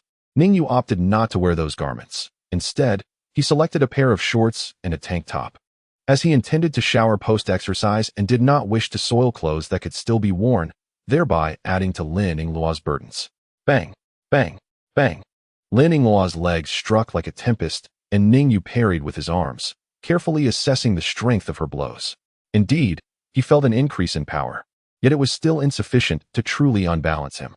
However, her slender calves, akin to bony sticks, were somewhat painful upon impact. Occasionally, he would counter with a few strikes, only to discover that Lin Yingluo could defend against them, realizing that his own strength was not as formidable as he had presumed. After a while of back-and-forth exchanges, Ning Yu found himself slightly breathless, while Lin Yingluo merely glistened with beads of sweat on her forehead. He could not help but wonder how this was possible. How could a grown man be outmatched in stamina by a young girl? If a sports expert were present, they would explain that an untrained individual stepping into the arena would exhaust their energy within 3 rounds, while Lin Yingluo had been engaged in high-intensity training for over a month, allowing her body to adapt to such vigorous activity. How about that? You're not as impressive as you thought. Lin Yingluo paused, noticing his state, and offered him the towel draped beside her. I'm merely playing along with you in this sparring match. I must conserve some strength and refrain from striking too hard. If it were a genuine contest, you would have already been on the ground. I acknowledge your point, but your stamina and endurance are truly lacking. When a man's endurance is mocked, even Ning Yu felt a twinge of irritation. Gazing at her slender form, he refrained from voicing any overly harsh words. The phone resting on the low wall rang. It was a call from the business agency, informing him that there would be a site inspection at 9 o'clock today, urging him to prepare for a successful first-time approval. Should there be any items requiring rectification, the subsequent inspection would be delayed by at least a week. For Ning Yu, this matter was not of monumental significance, yet it stood as the most pressing concern at present. If delays in his business opening were caused by documentation issues, the financial chain could face severe complications. The income from the old campus alone was insufficient to sustain all expenses. The new campus must be put into operation promptly to fundamentally alleviate the financial predicament. After a refreshing shower and donning a suitable attire, he brought along several packs of Suyin cigarettes and proceeded to the supermarket to purchase a few shopping carts. The business agent called to inform him to prepare, which essentially meant gathering these items. The individual leading the on-site inspection was a minor section chief from the Industrial and Commercial Bureau, whose appetite was not overly demanding. He was well-versed in the subtle rules of the game and adept at timing his gifts perfectly. Upon arriving at the Jinxing Training's new campus, Ning Xiao was already engaged with several individuals in organizing the space, as many items purchased the previous day needed to be set in order. Among the girls were Li Jia and Xia Tian, while he recognized only one boy, a marketing specialist he had initially recruited. The campus, no longer the desolate space it was a few days prior, had seen some classrooms properly arranged, and a portion of office furniture had been procured. However, the expansive office area still felt somewhat vacant. As Ning Yu entered, Ning Xiao was directing people to adjust the positioning of the reception area as sofas. What brings you here? The Industrial and Commercial Bureau is coming for an on-site inspection today, and I want to accompany the entire process for peace of mind. Will our tidying up here cause any disruption? Not at all. The inspection primarily concerns site planning and fire safety. The rest is inconsequential. Upon hearing that his work would not interfere with the inspection, Ning Xiao turned to continue arranging other areas. At 8:30, an officer from the business agency arrived with materials, and Ning Yu engaged in conversation with her, informing her of the preparations he had made. She assured him that there were no significant concerns. If this location failed inspection, then word could possibly pass. There were also some basic protocols to observe, such as addressing the visiting personnel appropriately, despite their rank, referring to the section chief as the deputy director. At 9:30, a white Jetta adorned with market regulation insignia slowly pulled up to the campus entrance. A man dressed in a white short-sleeve shirt stepped out, and the leader among them briefly displayed his credentials. Is the person in charge present? Yes. Ning Yu, having awaited this moment, stood and approached the group. Quite youthful, and the space is indeed spacious. The newcomers assessed him and then scanned the surroundings, playfully remarking, "Director Jiang, please, have a seat and enjoy some tea before we commence our work." Ning Yu warmly shook hands with the individuals present, expressing his enthusiasm. "No need for that. We still have several locations to inspect. Let us proceed with the inspection. First, let us review the company bylaws and quality management system." The other party adopted a formal demeanor as the business agent's officer handed over several documents. "Director Jiang, this is our client. I kindly ask for your assistance." Director Jiang glanced at her with a smile, commenting, "Xiao Wang, your business is quite extensive. This company appears to possess considerable strength. Indeed, they are a long-standing client." Observing the camaraderie between the two, Ning Yu grasped the underlying dynamics, realizing that today's inspection would likely proceed without a hitch, especially if he presented a few additional tokens of appreciation. How formal this all is, it certainly made me a bit anxious. It is not difficult to comprehend that business agents are predominantly operated by officials at the bureau level. They leverage their connections to expedite the procedural formalities for the entrusted companies. Simultaneously, these officials cannot neglect those who labor under them. Thus, during crucial phases of acceptance, they subtly suggest that the entrusted party offer small tokens of appreciation, allowing their subordinates to savor a taste of reward. This creates a harmonious environment for all involved. In Chapter 66, when soldiers come, block them. When water comes, bury it. The individual responsible for acceptance lingered for half an hour. Ning Yu seized an opportunity to discreetly present a shopping card, after which the pace of acceptance accelerated. 10 minutes later, the group departed. Ning Xiao furrowed her brow and remarked, "Ning Yu, did you really offer a gift? Are we not following the proper procedures?" Ning Yu responded, "Sister, since you have embarked on this path, you will eventually acclimate.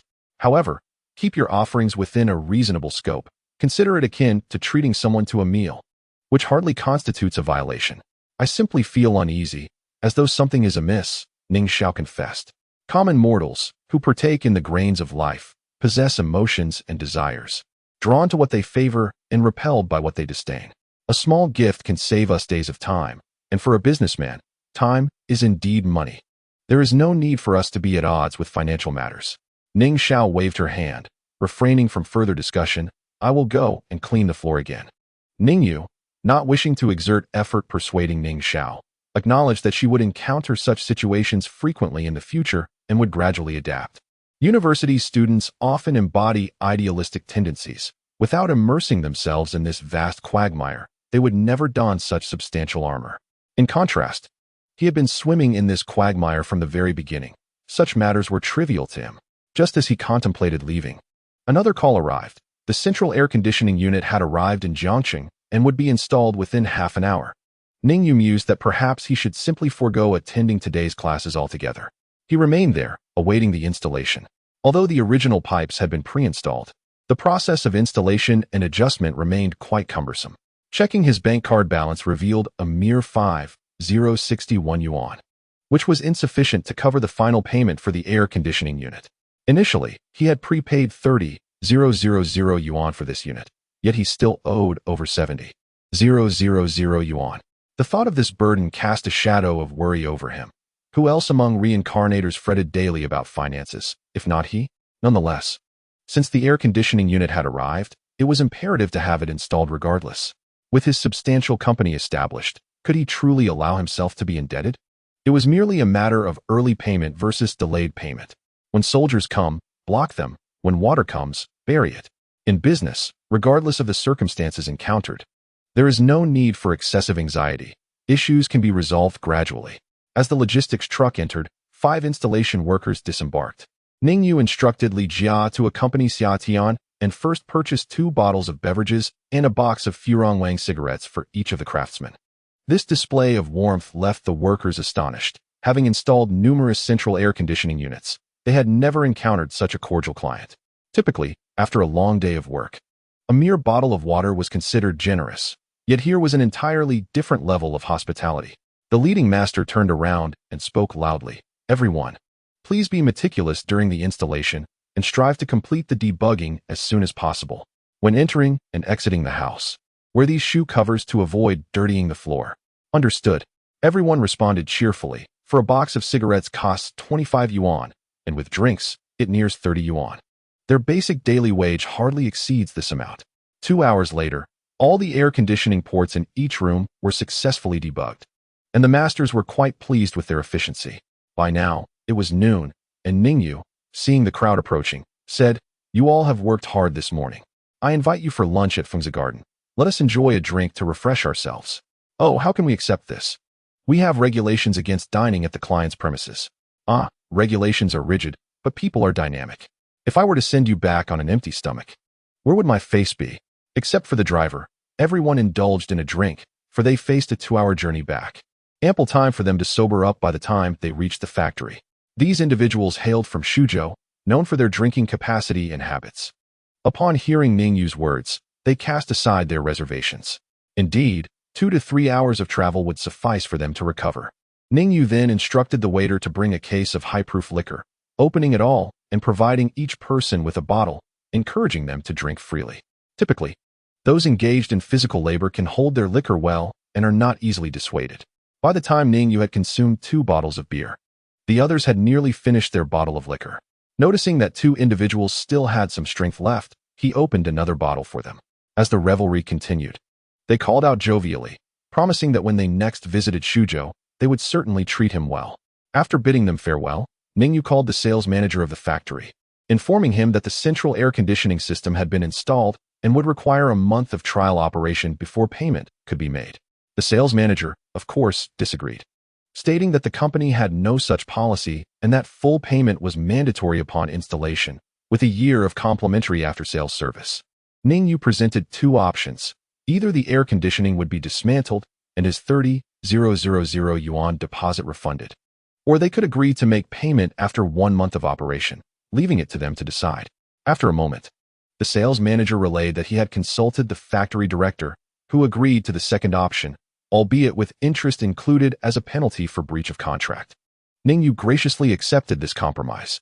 Ning Zhao's office had already been partially arranged, featuring a 3-meter-long executive desk, a boss's chair, a set of 113 sofas, a matching tea table, and several potted plants, giving it a semblance of formality. After drinking at noon, Ning Yu took a nap in her office. Upon waking, he saw Ning Xiao arranging books on the shelf. "What time is it?" "It's 5 o'clock. I need to pick up the child." What are you planning to do?" Ning Xiao, not having heard clearly, asked again. Fortunately, Ning Yu was still somewhat groggy from sleep, speaking with unclear articulation. "It's nothing. I said we should quickly arrange for the child. Is it that you are running short on funds?" "I am your sister. Do not deceive me." Ning Yu, not wishing to cause her concern, replied, "There is no need to worry about finances. Simply proceed with the preparations for the opening event as planned." Still being stubborn. "This afternoon, when you called, both Xia Tian and I were next door cleaning and overheard everything. If you truly had the funds, you wouldn't have delayed payment to the air conditioning manufacturer for a month." Ning Yu scratched his head. This is not a significant issue. Deferring payment for large items is a common business practice. The staff's salaries have already been disbursed, and the new campus is nearly equipped. The finance department still has 20,000 yuan available, which I will transfer to you tomorrow. No need for that. I currently have no expenses. There are many costs associated with the opening event, so keep it at the school for emergencies. Once the new campus becomes profitable, then you can reach out to me. Seeing that Ning Yu was reluctant to accept, Ning Xiao said, "I plan to bring people over tomorrow to invite them for trial classes, aiming for conversions during the holiday in November." "Fine, you are the principal, you shall make the decisions. Additionally, I intend to transfer some students from the old campus to this one to utilize a few rooms on the first floor. which will help attract more traffic to the new campus. Indeed, that is a good idea. The conversion of the old campus relied heavily on your assistance with those training classes. Ning Xiao felt elated at Ning Yu's approval and eagerly shared more of his thoughts, to which Ning Yu listened affirmatively. Chapter 67. Gratitude. Noticing the time. It was nearly 5:30. Lin Yingluo should be finishing school. Ning Yu mused that Lin Yingluo had finally come into her own in this life. No longer serving as a secretary, but now a cherished individual. Yet, she still needed to be picked up and dropped off, not being his own child. He truly lacked the patience for such tasks. Sister, I must leave. I have missed classes all day and need to borrow notes from a classmate to catch up on the lessons tonight. Hurry along. Your primary task now is to study. As Ning Yu reached the first floor, he nearly collided with Xia Tian, who was meticulously wiping the stair railing with a cloth, appearing deeply troubled. A young girl's thoughts are hard to conceal, especially in the eyes of someone as experienced in life as Ning Yu. Had it been another employee, he might not have inquired, as it was their personal matter. However, Xia Tian was someone he had introduced to the company, and in a sense, she was under his care. Noticing her furrowed brows, Ning Yu asked, Xia Tian, is something troubling you? If you're facing difficulties, please inform me promptly. Not at all, boss. I feel very fulfilled and happy here, Xia Tian exclaimed, startled and quickly waving her hands. Then why the troubled expression? Look in the mirror. Your features are all knitted together in distress. Is it due to family matters? Ning Yu immediately recalled the 70,000 yuan. After all, with an increase in funds comes the challenge of distribution. In rural areas, girls like Xia Tian often hold little status. They are considered as belonging to others. Like water poured out. If she were to return the money home, she would likely lose her autonomy over it. Not quite. As summer deepens, one takes a deep breath, as if there lies something unsaid. Ning Yu, however, paid little heed. If the other party was unwilling to speak, there was no need for him to press further. He intended to step past her and continue on his way, only to find that Xia Tian too had taken a step forward, resolutely blocking his path. Ning Yu furrowed his brow, observing her as she inhaled deeply and, trembling slightly, retrieved a card from her pocket, extending it toward him. Boss, I know you're short on cash right now. This is my commission of 70,000 yuan. I have no use for it, so please take it. Her words stumbled forth, awkward yet earnest. A realization dawned upon Ning Yu. Earlier, while upstairs, he had overheard Ning Xiao mention that she and Xia Tian had listened in on his phone call with the air conditioning manufacturer. A smile crept onto Ning Yu's face as he mused internally. How could I, having been reborn, find myself in need of a young girl's hard-earned money? Thank you, Xia Tian. But rest assured, the company is not in such dire straits as to require your funds. Keep it for yourself. Were it not for you, I would not have this money at all. You were the first person to extend help since I came to the city to work. The girl's words flowed more smoothly now, but her eyes were already misty, as if the mere thought of him refusing would bring forth tears. Ning Yu frowned slightly and replied, Very well, I shall accept it. I will calculate interest for you later. Upon hearing this, Xia Tian bowed with delight. Thank you, boss. Ning Yu chuckled. No, I should be thanking you. What are you thanking me for? I am grateful for the chance to repay your kindness. Now, focus on your work and refrain from overthinking. This money is a reward for your labor, not a gift from me. Understood. Xia Tian shyly dashed away, leaving Ning Yu with an exasperated glance at the bank card in his hand, which conveniently bore the password 737420. What in the world is this? Is this how a boss-employee relationship is supposed to be? In his 2 lifetimes, Ning Yu had never encountered such a situation. Having picked up his little ancestor, he noticed that there were few children remaining at the school gate. Lin Yingluo's homeroom teacher was staring at him intently, likely curious about how someone so young could have a child of this age. Ning Yu did not approach to greet her. Instead, he waved from across the street, prompting Lin Yingluo to run over. Upon returning home, Ning Yu took out Xia Tian's bank card. There are 70,000 yuan on this card. You should keep it for stock trading. Lin Yingluo queried. Aren't you short on cash lately? What is this about? It's temporarily unnecessary. I'll just let it accrue interest in your securities account. Huh. The stock market is fraught with risks. Enter with caution. A 10% interest. Will you use it? Of course. I wish my initial capital were larger. Lin Yingluo snatched the bank card eagerly, stashing it away swiftly. After picking up Lin Yingluo, Ning Yu made another trip to the school. This time, he genuinely sought to borrow notes, as he faced a total of 6 classes that day. including advanced mathematics and programming languages, both of which he found exceedingly challenging to self-study, necessitating the assistance of L. Xiaorou's class notes. Upon arriving at the school, when Ning Yu called Lu Xiaorou, she hesitated to respond. He inquired whether she had forgotten to take notes, to which she denied. After a moment of silence, she finally revealed the reason for her distraction. She was currently working in the school cafeteria, assisting with serving meals and handling payments, earning a modest wage of 5 yuan per hour. In addition, she was entitled to a complimentary dinner each day, provided there were leftovers. This work-study application had been submitted at the beginning of her enrollment, and after a 2-week wait, she was finally assigned a position. Working 2 hours each day would yield her a total of 10 yuan, amounting to 300 yuan over the course of a month, sufficient to cover her expenses throughout her university years. When Ning Yu arrived at the cafeteria, he observed Lu Xiaorou, who appeared shy yet determined to adapt to her new role. He felt that this job was exceptionally suitable for her, not due to its outstanding nature or high earnings, but rather because of the free dinner it provided. Although Ning Yu could have found her a better job, he saw no compelling reason to do so. They were merely good friends, and if one party contributed excessively, it could taint the balance of their relationship. "Master, I would like a portion of 8 treasure fish." Lu Xiaorou suddenly looked up and met Ning Yu's smiling gaze, her initial shyness deepening. "You're here. Where's your plate?" Ning Yu waved his hand dismissively. "I want tea served. Having one more person serving here might lead to your portion being consumed."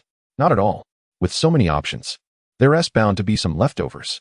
You truly are practical. I suggest you bring your own utensils next time and select what you desire first." "How could I? Just being able to eat the leftovers for free is already a great deal." As Lu Xiaorou became more familiar with Ning Yu, she no longer felt embarrassed about her financial situation. "Then you must learn to flip the ladle quickly, just like those aunties do. Shake it vigorously, and the dishes will never run out." Lu Xiaorou chuckled at the memory of her training, which primarily focused on the art of ladle flipping. Originally, a pot of food worth 100 yuan could be increased to 150 with just a little skill. Chapter 68, A Confession. Since Lu Xiaorou was unable to leave her post, she called her dormitory to retrieve her notebook. This was the first time Ning Yu had seen Lu Xiaorou's phone, a model long since discontinued in the market. It was entirely black, featuring a small cord and a flip cover that concealed a hidden keyboard, boxy, retro, and quite hefty. If Ning Yu remembered correctly, this phone was called Ericsson. It resembled the first phone his father owned 5 or 6 years ago. After finishing her call, Lu Xiaorou quickly tucked the phone away and informed Ning Yu, "There are people in the dormitory. I've asked Tian Rongrong to wait for you with my notebook downstairs." Ning Yu nodded, having already heard this information. "Then you focus on your work. I shall take my leave now. I'll return your notes first thing tomorrow morning." No trouble at all. Upon receiving Lu Xiaorou's call, Tian Rongrong felt a delightful dizziness. She had not anticipated such fortuitous events unfolding so suddenly. Delivering the notebook to Ning Yu, the opportunity to be close to her crush overwhelmed her with excitement. After meticulously arranging her appearance, applying lipstick, defining her eyebrows, blending eyeshadow, and dusting blush, she spritzed on some perfume. Yet, as she stood before the mirror, a lingering sense of dissatisfaction enveloped her. Han Lin reclined on her bed, her legs elevated, admiring her exquisite limbs as she remarked, "What are you doing, suddenly acting all extravagant? My prince is crossing mountains and rivers to meet me." "Your prince? A groundhog, perhaps?" "Han Lin, can you speak in a way that makes sense? It's merely a pair of attractive legs. What is so remarkable about that? Indeed, perhaps it's not so extraordinary. But this pair of legs is the dream of countless men." Tian Rongrong preferred not to engage in a quarrel, as she was always the one getting hurt. She opened the drawer of Lu Xiaorou's study desk, retrieving 2 notebooks, and made her way out. "I understand now. It was Lu Xiaorou who called earlier. Ning Yu didn't attend class today and is borrowing her notebooks, right? Wait for me. I'll accompany you." Upon hearing this, Tian Rongrong became irate. "Don't you dare compete with me for Ning Yu, and stop harboring thoughts about him." Li Ronru, holding an electric hair removal device and meticulously grooming her underarms, couldn't he help but interject, "You both truly have ambition, falling out over a man. Once best friends, now mere plastic, it seems. If you wish to argue, find a secluded spot. I can't afford to lose face if this gets overheard. Plastic is plastic." I was blind to consider her a sister. After Tian Rongrong exited, she locked the dormitory door behind her. Ning Yu was reluctant to wait aimlessly beneath the girls' dormitory, and intentionally slowed his pace on the way. By the time he arrived, Tian Rongrong was already waiting in front of the dormitory. Observing the affectionate gaze she cast upon him sent a shiver down his spine. After all, he was merely there to retrieve a notebook, yet it felt akin to facing a guillotine. Ning Yu, you've come. Where's the notebook? He chuckled awkwardly. Are you free on October 1st? I have no time. When will you have time? I never have time. Ning Yu took a deep breath to alleviate the awkwardness. Tian Rongrong, you're a good girl. Now, hand over the notebook. Her expression brightened, and she handed it over. Ning Yu tugged on it forcefully, but she held on tightly. Growing somewhat irritated, he asked, what do you want? This situation had caught him off guard. Had he known it would unfold like this, he would have never come to collect it, even if it meant missing class. I just want to have a meal with you, watch a movie, and hike together. Ning Yu retorted, do you want to wake up together too? How fanciful. Do you not realize my future worth? With a sudden pull, he yanked the notebook away and sped off on his electric bike. What a world we live in. Are girls really this bold now? His own dorm mates merely lingered in the realm of idle fantasies, while these female classmates had already taken significant strides forward. Yet, he mused, his unparalleled charm undoubtedly captivated women. Though it may be somewhat awkward, when confronted with a confession of affection, Ning Yu felt little aversion. Rather, it ignited a hidden sense of pride within him. Upon returning home, he inadvertently revealed this sentiment while instructing Lin Yingluo, who perceptively noted his demeanor. Did you earn a few billion today? What is going on? You look just like you did when you closed that major deal. Riding high on the winds of fortune. Are we? Enjoying success and love? Did you sleep with someone today? Lin Yingluo teased. You'd better watch your words and match them to your station. In the following days, Ning Yu found himself skipping classes more frequently. The new campus was set to officially open on October 1st, and prior to that, it was imperative to secure a substantial list of trial class invitations. The old campus of Jincheng Training originally had 10 staff members, but during this period, an additional 15 had been prepared for the new campus. Ning Xiao blended the old and new employees, leaving only 5 substitute teachers at the old campus while transferring the rest to the new location, gearing up for the inaugural battle. Ning Yu also participated in this endeavor, albeit in the capacity of a marketing officer. To him, Ning Xiao's development was of greater significance than merely earning money from this event. If Ning Xiao could successfully spearhead the marketing campaign and opening activities, he would be able to entrust her with complete autonomy for future openings. 20 individuals gathered at the reception area on the first floor, creating a somewhat congested atmosphere. Among them were 2 in human resources, 1 accountant, 7 substitute teachers, 3 teaching assistants, and the remainder were marketing officers. Ning Yu stood at the back of the crowd, where only a few of the older employees recognized him. The new staff assumed he was merely Ning Xiao's brother. Ning Xiao addressed the group from the staircase, exclaiming, a month ago, we began preparing for a singular event, the opening of the new campus. For this occasion, you have undergone 2 weeks of training and 2 weeks of practical experience. And now we finally stand here. This will be our battlefield. Moving forward, we must validate our efforts through action.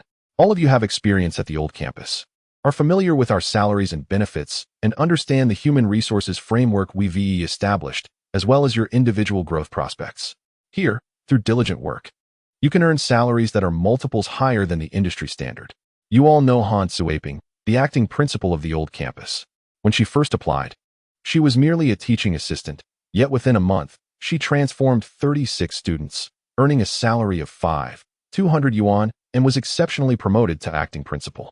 After 3 months, should she pass the evaluations, she will officially assume the role of principal at the old campus, with a guaranteed salary of no less than 10,000 yuan, as long as she meets the monthly performance targets. Chapter 69. The most simple form of promotion. A few days ago, we disbursed the salaries for the first month. Among them, 5 individuals earned over 3,000 yuan, 2 earned between 2,000 and 3,000, and no one received less than 1,500 yuan. What does this indicate? At Jincheng Training, the salary is determined by your own efforts. It hinges on the amount of time and energy you invest. Ning Xiao's voice resonated powerfully. Indeed, in an era where the average salary barely exceeds 1,000 yuan, Jincheng Training is justified in making such a statement. The performance of the old campus is thriving. Within less than 2 months, enrollment has surpassed 100, and each individual is richly rewarded. In this society, It is not necessarily the case that the better a company's performance, the higher the employee's compensation. Conversely, some enterprises may seek to reduce a portion of the commissions due to their excessiveness. For instance, the incident that occurred during the summer. Since its inception, the company has only been operational for less than 2 months, and we now boast 2 storefronts. In the future, we will replicate this success throughout Jiangqing. And as soon as this campus becomes profitable, we will prepare for the next one. We aim to create a miracle in Jiangqing. Simultaneously, many of you seasoned employees will ascend to management positions, becoming integral to the company. I hope that when the time comes, you will all be ready for the opportunities that await. Now, without further ado, I will assign each person's designated area. Our grand opening offensive officially begins. After assigning the roles, everyone took to their respective battlegrounds armed with promotional flyers and trial class registration forms. Jincheng Training lacks financial resources, hence there is no advertising budget. The key to driving the entire initiative is the people. Ning Yu also set out with materials, and to accommodate him, Ning Xiao specifically assigned him near Jiangnan University, where he would traverse the surrounding communities to post small advertisements and distribute flyers. He is the leader of Group 8, with 2 team members, Li Jia and Xia Tian. Their professional orientation is in human resources and administration, arguably the weakest in terms of expertise. It is unclear what Ning Xiao's intentions were in assigning them. Ning Yu glanced at the 2. Their confidence was quite evident. Li Jia also had a small electric bike, and at that moment, she rode ahead with Xia Tian, shouting with exuberance, "Charge ahead. Youth is a blessing." Ning Yu watched with a tinge of envy, as such exuberant antics were beyond his current capabilities. Upon arriving at the entrance of a neighborhood, the 3 were halted by an iron gate, where a security guard in uniform inquired, "What are you doing?"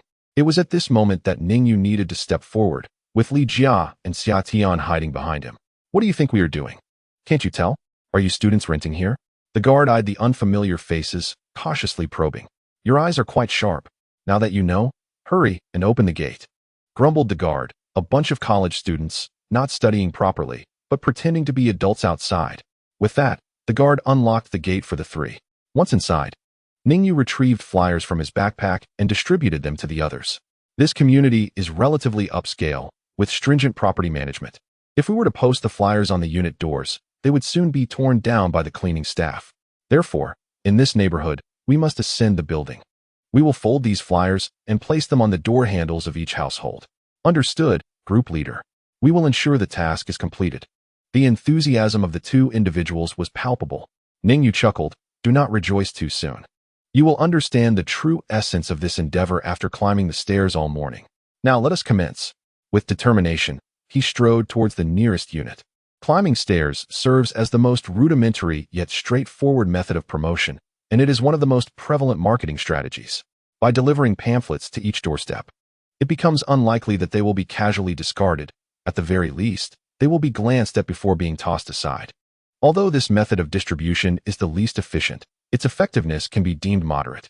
Within 2 hours, the trio managed to distribute pamphlets throughout the modest community. Summer and Li Jia were utterly exhausted, preferring to remain seated on the ground, reluctant to rise. Ning Yu, with trembling legs, purchased 3 bottles of energy drink, feeling slightly revitalized after consuming them. "Boss, do we still have to climb stairs? I have no energy left." Li Jia lamented. "One must endure hardship to achieve greatness." Li Jia, you and Han Suiping joined the company on the same day. While she applied for the teaching assistant position, you took on administrative roles. She has now risen to the position of acting principal, while you have yet to secure your position. Have you considered where the disparity lies? Boss, I initially joined the company for its proximity to home, thinking I could enjoy a few extra minutes of sleep in the morning. I do not harbor grand ambitions. Besides, last month's salary was over 1,800, whereas my previous pay was a mere 800. I am already quite content. Lack of ambition, Summer, do not follow in her footsteps. I think Sister Li Jia is impressive. She possesses a wealth of knowledge and can discern a person's character merely from their resume. Do you really have such a skill? Ning Yu inquired skeptically, suspecting that she was boasting due to her 2 years of experience. Indeed, I am preparing to self-study for a bachelor's degree in psychology. In this profession, I need to interact with more people, and I believe this field aligns perfectly with my aspirations. Very well. If you can obtain a certification as a psychological counselor, I shall grant you a raise. Really? Boss, let us shake on it. Despite not having spent much time with Li Jia, he had not cultivated a commanding presence as a boss, especially since the company was currently under Ning Zhao's management, which rendered her unafraid of him. Isn't that childish? Do you think my words lack weight? Summer, you too. You graduated from high school. You can certainly acquire knowledge and continue with self-study examinations. Well, I also want to study psychology, Summer replied without hesitation. Li Jia was overjoyed. Great. We will be both colleagues and classmates. Self-study is quite challenging, and I am genuinely concerned about maintaining my perseverance when alone. After resting sufficiently, Ning Yu, feeling disinclined to climb any more stairs, led the pair to the Intai department store. He parked the bicycles in front of the plaza, stuffing a pamphlet into each basket. The three then separated. Ning Yu took one side while Li Jia and Summer took the other, distributing pamphlets to passers-by. Distributing pamphlets also requires finesse. Identifying the right clientele is crucial, and one must articulate the core selling points to have a chance at successful engagement. Rejection and indifference are commonplace. Only through ample attempts can one discover the right individuals amidst the vast sea of humanity. The language of invitation scripts has become quite familiar to everyone during training. After a brief moment, Group 8 also began to compile their invitation lists. Chapter 70. Shuchong. 2 hours later, it was already noon. After the three of them gathered, Ning Yu inquired, "How many people did you manage to invite?" Li Jia and Xia Tian wore expressions of pride. "We collectively secured 9 invitations. I managed to invite 5. While Xia Tian invited 4. Have the fees for the trial classes been collected? Of course at 0.99 each. All have been paid. Not bad. Please hand it over to the finance department when we return." Ning Yu nodded in agreement and placed a stack of coins into her hand. "Boss, how many did you manage to invite?" "Hee, not too many, just around 20 or 30. It's only been 2 hours. Boss, you're simply incredible. You are my idol." Xia Tian exclaimed as she took the registration form from Ning Yu, eager to learn his record-keeping methods, only to notice an issue. "Boss, why do you have so many clients with children in kindergarten on your list?" Ning Yu's expression momentarily faltered. "Early childhood education is quite popular. As long as the parents have a need, we can certainly open a class to accommodate them." He couldn't reveal to the two that he had a particular knack for engaging young mothers. Many of these youthful mothers were drawn to his robust and handsome demeanor. Although they were not his target clientele, their enthusiasm was undeniable. A few words from him, and they were reluctant to leave. After a long morning, "What would you like to eat?" "It's on me. Spicy and sour noodles." "Malatang." The two chimed in with differing preferences, though similar in flavor. "Aren't these essentially the same?" Ning Yu mused, struggling to distinguish between them. Girls always seem to favor these peculiar dishes. Wouldn't a bowl of Lanzhou beef noodles with added meat be more delightful? Of course, they are different. However, both can be found at the same restaurant. Ning Yu shrugged nonchalantly. It was their choice what to eat. If they desired noodles or hot pot, he couldn't insist on taking them for seafood. The 5th floor of Intai Mall was a food court, bustling with a variety of culinary options, akin to a university cafeteria, yet lacking the stringent quality control of a school. Were it not for the company of the two, Ning Yu would have preferred not to dine in such a place. As they ascended to the 5th floor, a cacophony of noise and heat assailed them. Li Jia commanded, "Xia Tian, you go secure a table while the boss and I fetch the food." Dining had turned into a tactical operation, complete with commands and coordination. After Ning Yu made the payment, Li Jia collected 3 meal numbers, then directed Ning Yu to sit with Xia Tian while they awaited the food. The waiting time was considerable, and Ning Yu found himself growing increasingly bored. He noticed a tattooed man at the neighboring table smoking without a care in the world, prompting him to light up as well. He had no desire to inhale secondhand smoke. Smoking in public also had its etiquette. Upon seeing Ning Yu take out a cigarette, the tattooed man hastily stowed away his premium Yushi brand. At that moment, a box of Yushi worth over 20 was undoubtedly a luxury, nearly equivalent to the daily wage of most people, leaving the average individual unable to afford it. The tattooed man likely never anticipated encountering someone even more ostentatious than himself today. He took a couple of deep puffs, then extinguished his cigarette in frustration. Ning Yu did not put away his cigarette. Instead, he placed it prominently on the table. He understood that for someone who values their reputation, displaying an expensive cigarette would discourage others from revealing their own inferior brands. Perhaps no one truly noticed or cared. Yet this individual felt an acute sense of embarrassment, an intriguing psychological response he could not quite identify. It was akin to wearing a new outfit, perpetually believing that all eyes are on you, when in reality, few might even notice the change. If an ordinary person could overcome this notion, they would become shameless. Clearly, this heavily tattooed man was exceedingly concerned about his image. "Ning Yu, what brings you here?" A voice exclaimed in surprise as a newcomer stood opposite him. "You're still smoking." "Class monitor, this is not school," he replied, noting the light blue sheer hanfu that Xu Chang wore as she gracefully seated herself before him, her laughter ringing like chimes. Ning Yu furrowed his brow imperceptibly. He was merely reserving a seat, yet this square table could accommodate her presence without difficulty. "What do you think of my outfit? There's a mid-autumn event at the mall, and I'm here to play the role of Chang'e for a couple of days. Isn't it lovely?" Xu Chang twirled her shoulders, the tassels swaying delicately. "Yes, it is beautiful. Is that all? You want to add a few more adjectives? What would you like me to add?" Ning Yu inquired, his gaze fixed on her. "Perhaps 2 fried eggs?" This remark irked Xu Chang. "Why do I feel as if you harbor some grudge against me?" "Ning Yu, we hardly interacted. Indeed, their exchanges had been minimal, having scarcely spoken more than a few words.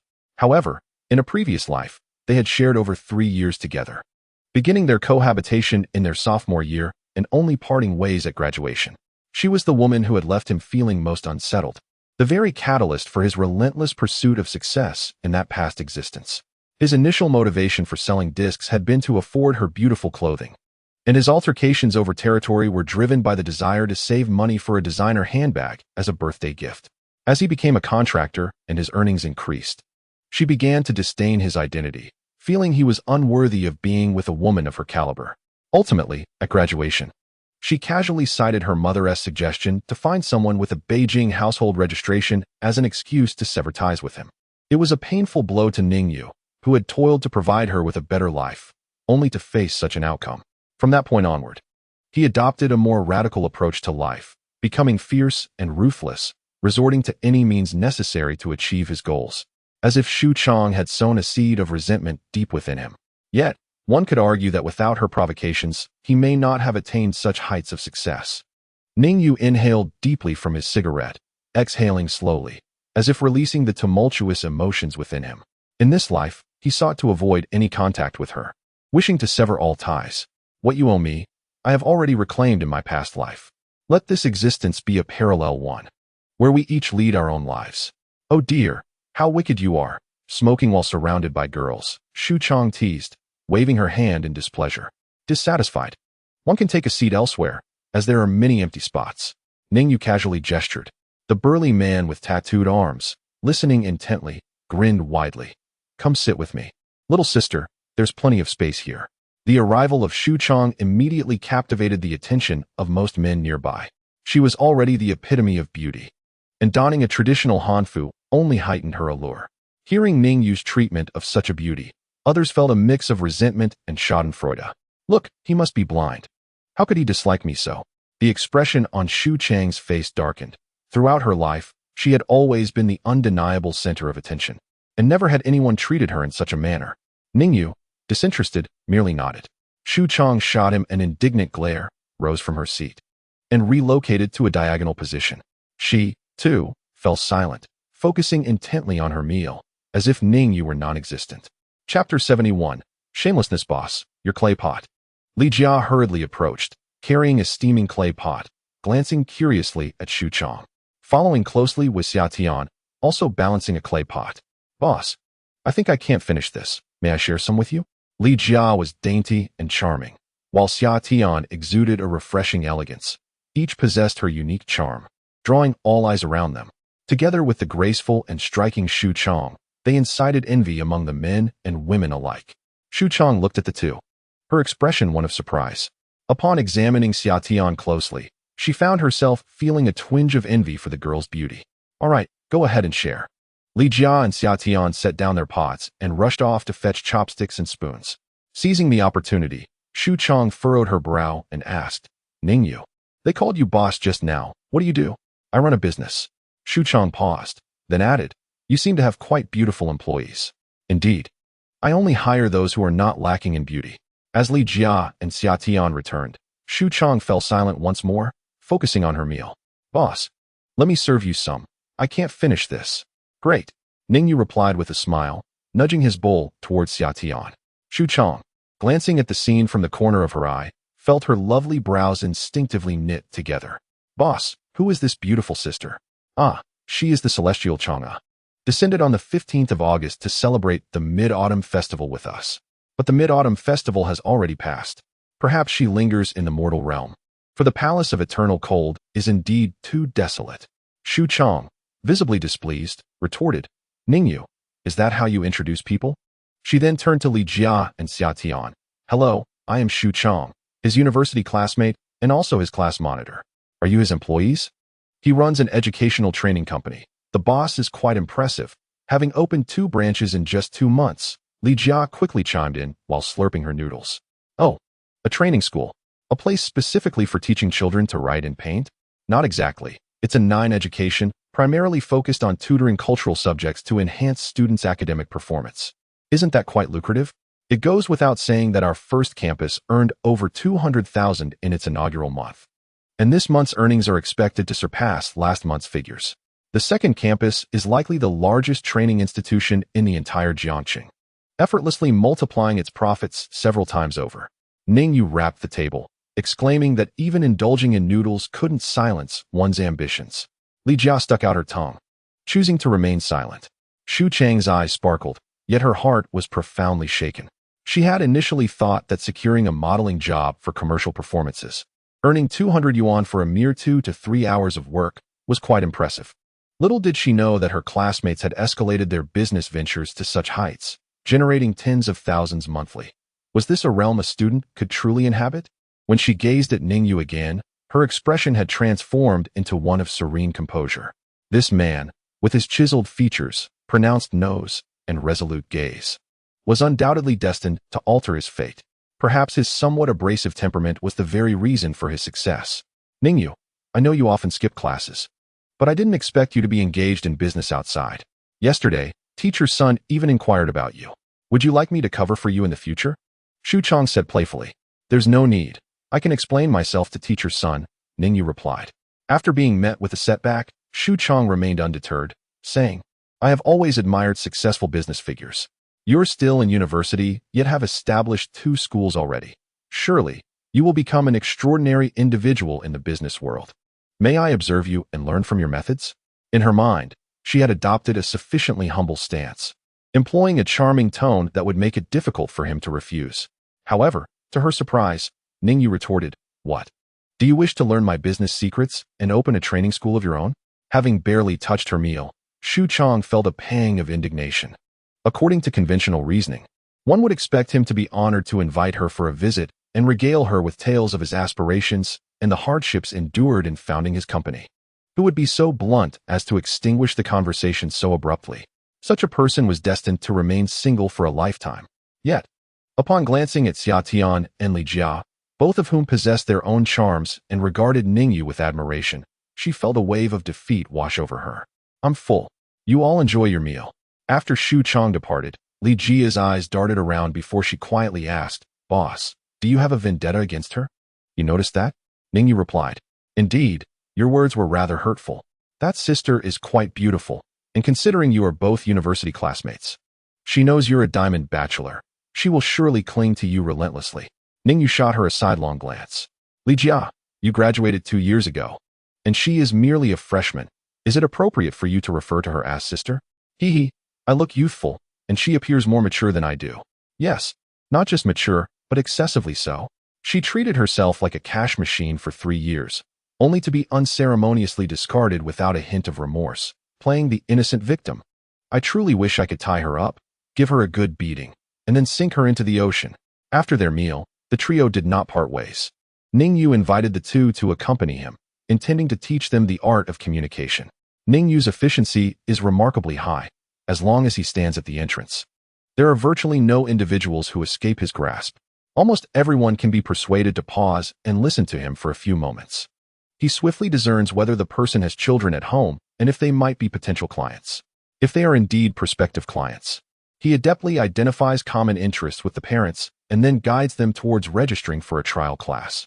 Filling out forms, collecting payments, it's all executed seamlessly. Lu Jia and Xia Tian watched in astonishment, realizing that inviting people was indeed this straightforward. rapidly filtering effective clients, quickly finding common ground, swiftly extending an invitation for a trial class, promptly collecting payments, and then swiftly sending them on their way. Throughout this process, Ning Yu exhibits a dynamic range of attitudes. At times, he speaks softly and gently, while at other moments, he is resolute and assertive, actively steering the emotions of his audience. He does not appear to be merely distributing flyers. Instead, he resembles a seasoned educational expert. Though the words he uses are fundamentally the same, when articulated by Ning Yu, they gain a significant increase in credibility, capturing the attention of parents. What have you learned? Ning Yu inquired, placing the registration forms and money into Li Jia's hands. Boss, this is truly remarkable. Why are they willing to stop and listen to you while I am ignored when I distribute flyers? This is due to personal charisma, something you cannot easily replicate. Now, what insights did you glean from your observations?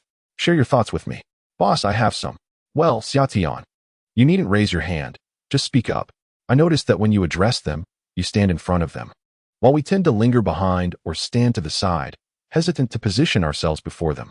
Indeed, that is one point.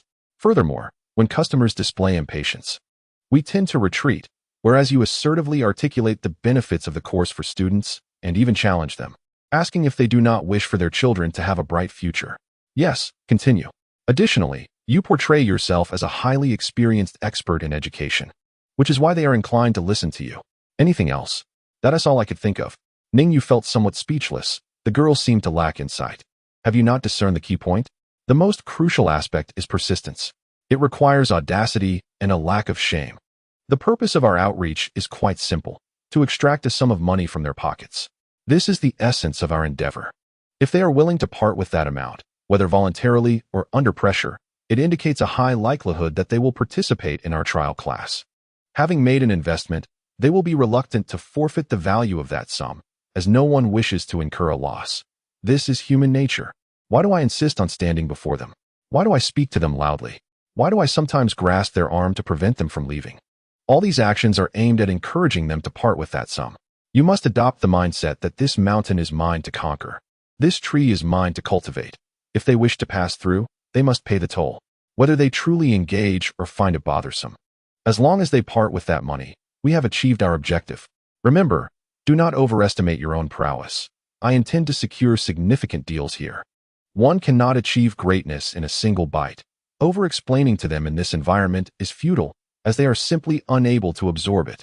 Initially, we should invest a mere $1 to establish a connection, enticing them to attend a trial class, for it is only within the classroom that we may convert them. Do you all comprehend? Chapter 72.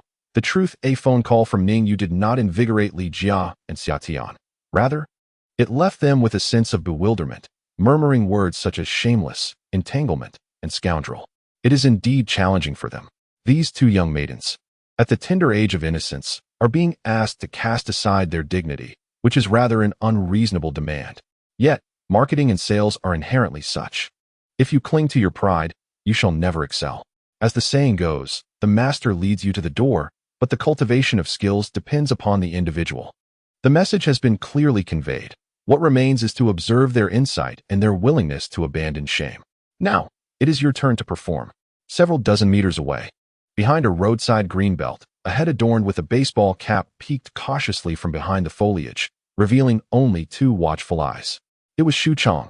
After departing from the food court, she had not left, but rather stealthily followed the trio, keenly observing their activities.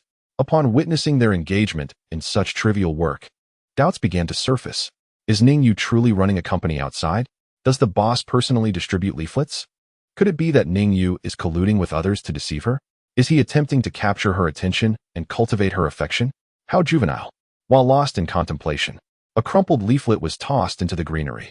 She cautiously retrieved it and unfolded it. Jinsheng Chain Training New Campus, Grand Opening Celebration. Present this leaflet to enjoy a 20% discount on course registration.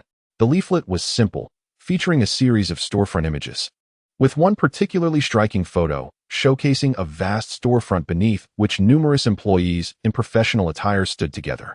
There were also images displaying the interior scenes. As Xu Chang examined the leaflet, she pondered, there are only 2 campuses. How could there be so many storefront photos?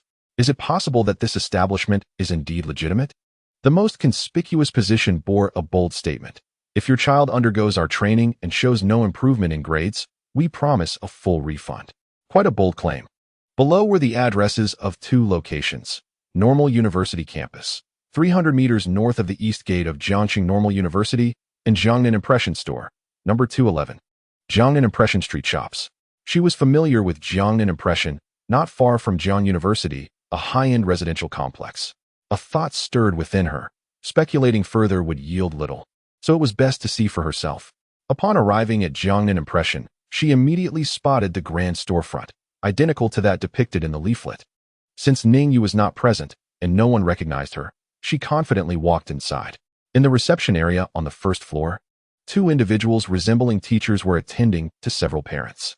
"Why is your training so expensive?" inquired one mother. "Our pricing reflects the quality of our services," replied the representative.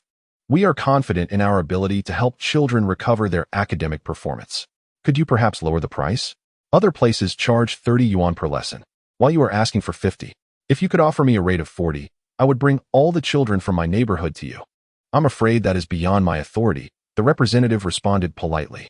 "However, I suggest you bring your child to our trial class, where you can assess the quality of our teaching. We will also host several activities that day, such as a lottery and a golden egg smashing event. Our principal has mentioned that the prizes are quite generous, with the grand prize being a full year's worth of classes, essentially a buy one get one free offer." "All right, I'll sign up. If I bring in more children, could you apply for a discount on my behalf?" "Certainly, I will make a note of that." After bidding farewell to the parent, the reception teacher hurried over to Xuchang. "I apologize for the wait. Are you here to inquire about the trial class?" With a smile, Xuchang replied, "I'm here to see your principal." "The principal? She is on the third floor. It's impressive that your school has grown so large." "I've heard she is still a student." "Yes, she hasn't graduated yet. She is a student at the Normal University." "Is she male or female?" "Female." "Do you have something to discuss?" the substitute teacher asked, sensing Xuchang's ulterior motive. The truth became clear. Having achieved her objective, Xuchang quickly fabricated an excuse to exit Jincheng Training Center. Once outside, she mentally berated Ning Yu countless times. What a person, resorting to such tactics merely to capture attention. How could someone be so malevolent? She had no grievances with him, yet he devised such a scheme to deceive her. Xuchang felt a surge of anger. Throughout her life, whether from family, relatives, or friends, everyone had treated her like a princess, yet Ning Yu's treatment was appallingly harsh. And to think he had deceived her. Truly, he was the scum of the earth. Unbeknownst to Ning Yu, Xuchang had been tracking him and had even discovered the Jincheng Training Center. He spent the entire afternoon engaged in teaching. Although Li Jia and Xia Tian could not replicate his methods, their progress was evident. Before 5 o'clock, each had scheduled appointments with over a dozen potential clients, achieving more than a 50% increase in their success rate compared to the morning. After 5, they set off towards experimental middle school. Students were dismissed at 5:30, and some parents were already waiting at the school gate. The period before the students were released was the prime time for distributing flyers. Upon arriving, the trio quickly immersed themselves in the crowd. Every individual present was a potential client. They simply needed to engage with each one. Distributing flyers and inviting interest, they focused on speed. If someone was interested, they would engage. If not, they would move on. In just half an hour, they achieved results equivalent to half of their total accomplishments for the day. As the students exited, the effect began to wane.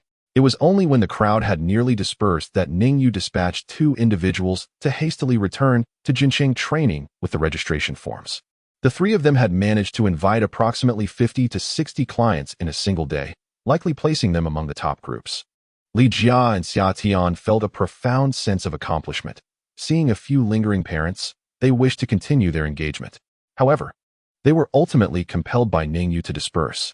With the workday concluded, he still needed to pick up Lin Yingluo from Jiangxing Vocational School. Chapter 73. The growth of Ning Xiao due to the delay, Lin Yingluo sulked on the way home. The environment indeed has the power to assimilate an individual. In just 2 months, certain behaviors of Lin Yingluo had become increasingly juvenile.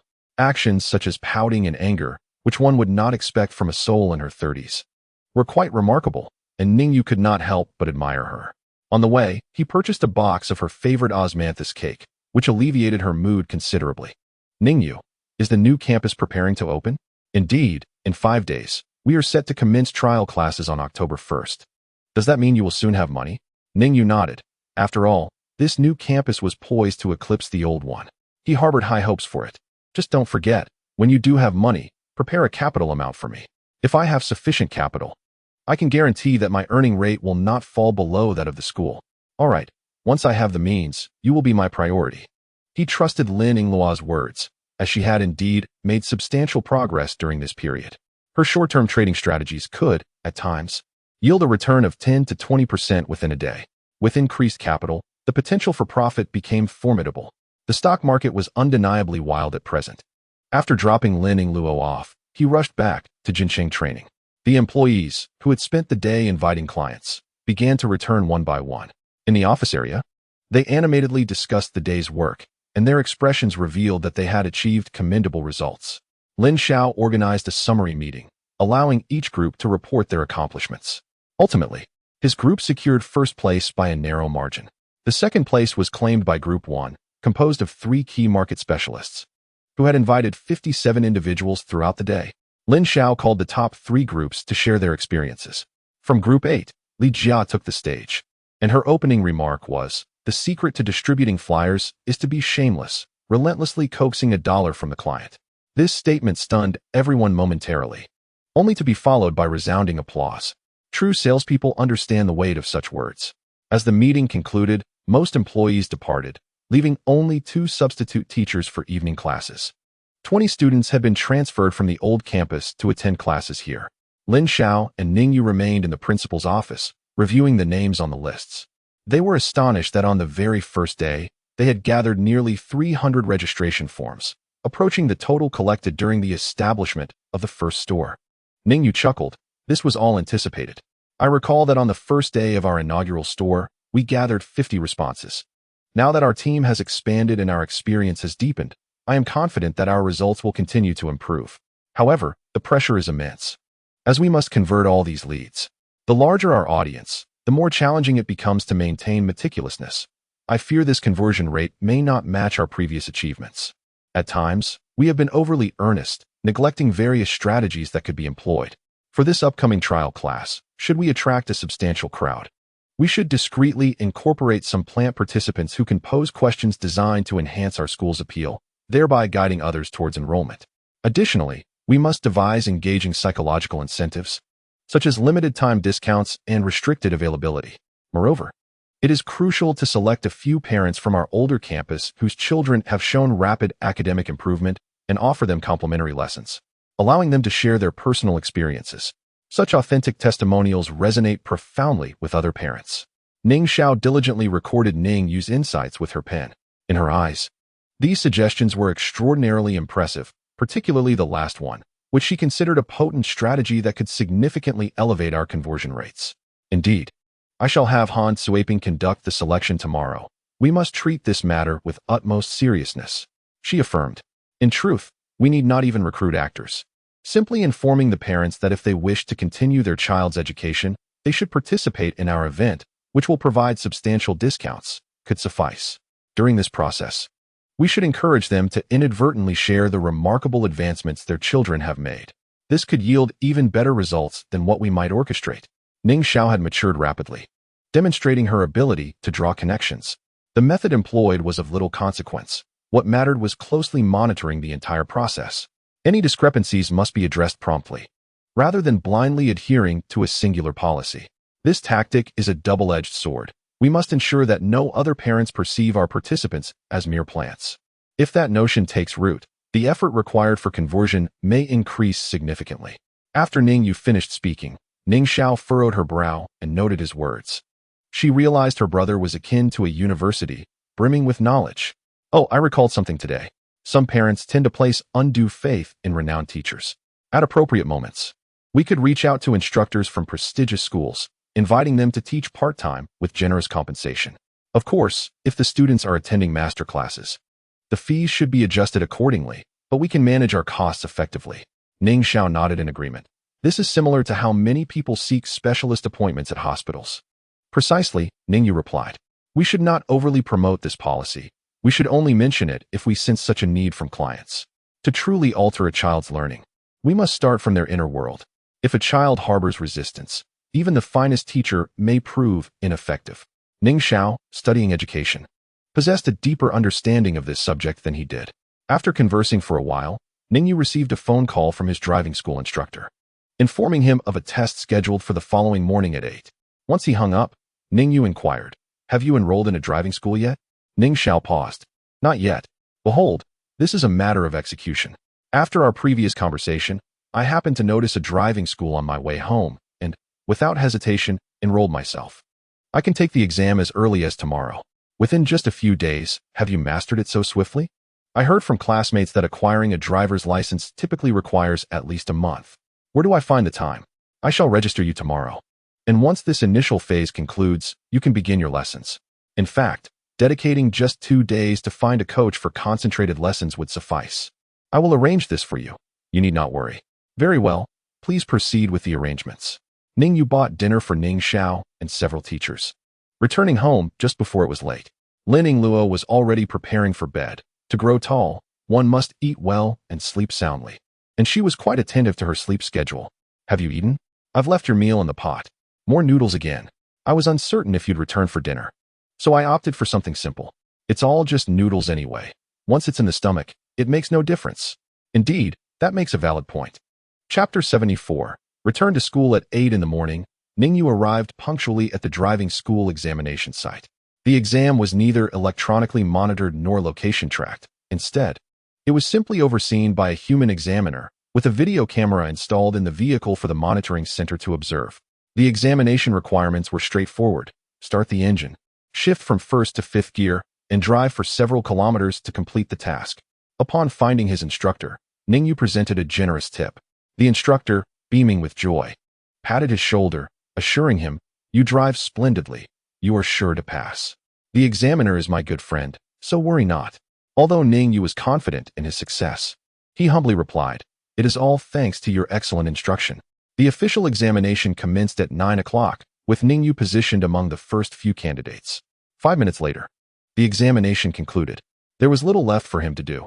He merely needed to return to the driving school to submit a medical examination form and a photo. And in a few days, he would receive his license. Even the basic traffic knowledge test had been effortlessly handled by the instructor, ensuring a worry-free experience. The entire process was remarkably smooth. Ning Yu found it puzzling how such lenient supervision could still result in some individuals failing repeatedly. Surely, only those who stalled the engine from the outset or were incapable of distinguishing between the accelerator and brake could falter. But how could anyone be so inept? As he contemplated the prospect of obtaining his license in a few days, Ning Yu mused that perhaps it was time to visit a dealership to explore vehicles. This small electric car was convenient, yet any longer journey necessitated laboriously pedaling back home. It would be far simpler to acquire a proper vehicle. After the exam, he did not return to Jincheng training, but instead made his way to Jiangnan University, where he could still attend a class at this hour. Having missed several days of lessons, he felt a tinge of unfamiliarity as he entered the classroom. He quietly slipped in through the back door and took a seat beside El Xiao. The seat next to her remained empty. Since her work-study in the cafeteria, she had found it increasingly difficult to make friends. A note was pushed towards Ning Yu, employing the familiar method of written communication. "You've been absent for several days. The counselor has been inquiring daily if you've attended class. Did she not call you?" "He called, but I did not answer." "You must be in trouble. Judging by the counselor's demeanor, she is likely quite upset. Although I have skipped classes, I have not neglected my studies. I have been diligently self-studying at home every day. As long as I do not fail my exams, she has no grounds to be angry. It seems that the counselor is particularly strict with you. There are others in the class who have also skipped classes, yet she seldom questions them. Ah, my unfortunate charm."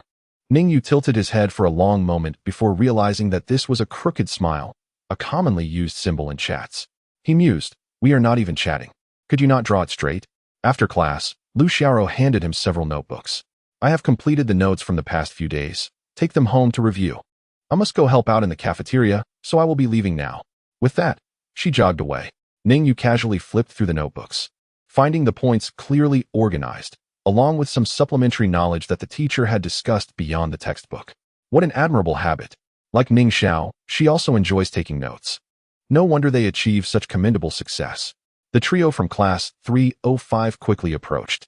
"Is that you, old three?" It has been far too long. We have missed you. Ning Yu tossed them a pack of Su-Yin cigarettes. You missed my cigarettes, didn't you? Initially, only Zhou Lianghan and he had smoked in the dormitory. But during military training, Wu Gang and Hao Run had also picked it up. Now they could discern the difference between good and bad cigarettes, realizing that a 2.5 yuan one is not comparable to a 50 yuan one at all. No fighting over them. When we return to the dormitory, I will distribute them, 6 each. Since old 3 has finally come back to school, I'll treat you all to lunch. How about each of you adding a chicken leg for him? Wu Gang pounded his chest, displaying a gesture of camaraderie. However, upon noticing the trio's silence, he suddenly turned to look back. Sun Feng stood behind them, arms crossed. Ning Yu, you haven't been to school for several days. After studying hard for over a decade, with your parents toiling tirelessly to support you, do you wish to squander all that effort in college? The trio from class 305 prepared to slip away, but Sun Feng shouted, come back. Students are not allowed to smoke, didn't you know? Reluctantly, Wu Gang placed the cigarette on the table. A crowd of onlookers gathered, amusedly watching Ning Yu's embarrassment, while Xu Chuang stood silently among them, smiling. Come, accompany me to the office. You will write a 1,000-word reflection. If you fail to recognize your mistakes, you shall not leave. Ning Yu was taken aback by Sun Feng's stern reaction, waving away the surrounding crowd. Disperse, disperse. Go about your business. Once the crowd had left, Ning Yu addressed Sun Feng. Teacher, could you not educate me privately? I am no longer a child. Must I lose face over this? After the previous incident, their relationship had grown quite familiar, and Ning Yu's jest was harmless. You care for your reputation while skipping classes with justification? This is just the beginning of the semester. If we do not curb this bad habit now, do you intend to spend your college years like this? Today, I must inform you that if you do not amend your ways, I shall retrieve your academic records from the archives and contact your parents to ensure they keep a closer watch over you. Sun Feng was exceedingly incensed, her anger palpable. Ning Yu hastily reassured her. Teacher, rest assured, I guarantee I will pass the exams and not hinder the class. Do not conflate concepts. You must not skip class. From now on, I will keep an eye on the lessons in class 3. Should I discover you absent again, you shall see how I will address this. Ning Yu felt somewhat speechless. With such a strict counselor, he could only resign himself to fate. Teacher's son, allow me to treat you to a meal. Let us forego the guarantee letter. Do you think yourself so affluent? I treated you last time. This time, it is the teacher's turn. After seated on the second floor of the cafeteria, Sun Feng ordered 2 meat dishes and a vegetable dish, along with 2 cups of juice. Ning Yu, tell me the truth. What have you been busy with outside? Sun Feng's inquisitiveness was evident. She was determined to uncover the truth and would not relent easily. In his previous life, he couldn't hide his selling of discs and working on construction sites from her, and it seemed this life would be no different. After a moment of contemplation, Ning Yu resolved not to deceive her and said, Teacher, my sister runs 2 training institutions, and her school is organizing a significant event these days. As her younger brother, I must assist her. Your sister also works in Jiang City? Strictly speaking, she is a senior student at a normal university, engaging in entrepreneurial endeavors while still in school. Sun Feng remarked, since she is your sister, she should understand the importance of your studies. How could she allow you to skip class to help her? This event is exceptionally crucial. If successful, it will help us overcome a significant hurdle. If it fails, our family will incur substantial debts. Sun Feng gasped, is it that serious? Indeed. But wait, as a student, how much help can you truly offer? Even if this matter is of great importance, it should not significantly concern you. It is related, as it pertains to my future prosperity or poverty. If I cannot afford to eat, can you provide me with meals daily, teacher? Ah, you wish to manipulate me, treating me as a long-term meal ticket, do you? Do I appear so foolish? Your sister is quite impressive, running a company while still in university. How old is she? Sun Feng suddenly took an interest in Ning Yu's sister. 21, just a couple of years younger than you. You are so annoying, why bring up my age? Haha, you asked first. Women are often sensitive about their age, and even counselors are no exception. Give me your sister's number. If you skip class again, I will promptly call her. I refuse. Teacher, I have already assured you that I will not skip class again. Why do you persist?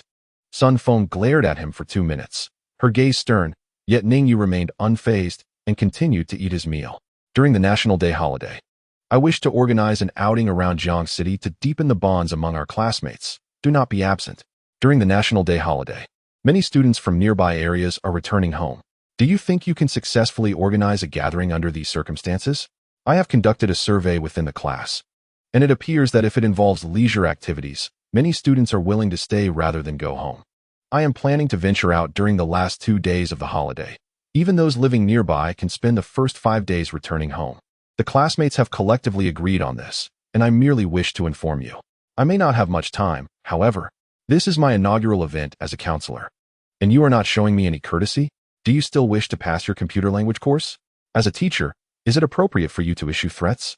Go ahead. You come from a family of traditional Chinese medicine practitioners, skilled in bone setting. If any mishaps occurred during our outing, having you around would provide me with some peace of mind. If you maintain this attitude, I might reconsider. Ning Yu rapidly contemplated. The new campus is set to open on October 1st, and spending 2 or 3 days there would suffice. He could then return home to fetch Xiao Guiqin and Ning Lizzie, which would not take more than 2 days. Personally, he could agree to this plan. But what about Lin Yingluo? He cannot simply leave her at home. Teacher, is it permissible to bring family members? My girlfriend? No, it's my cousin. Her parents are abroad and have entrusted me with her care. I cannot just leave her alone at home. How old is she? 18.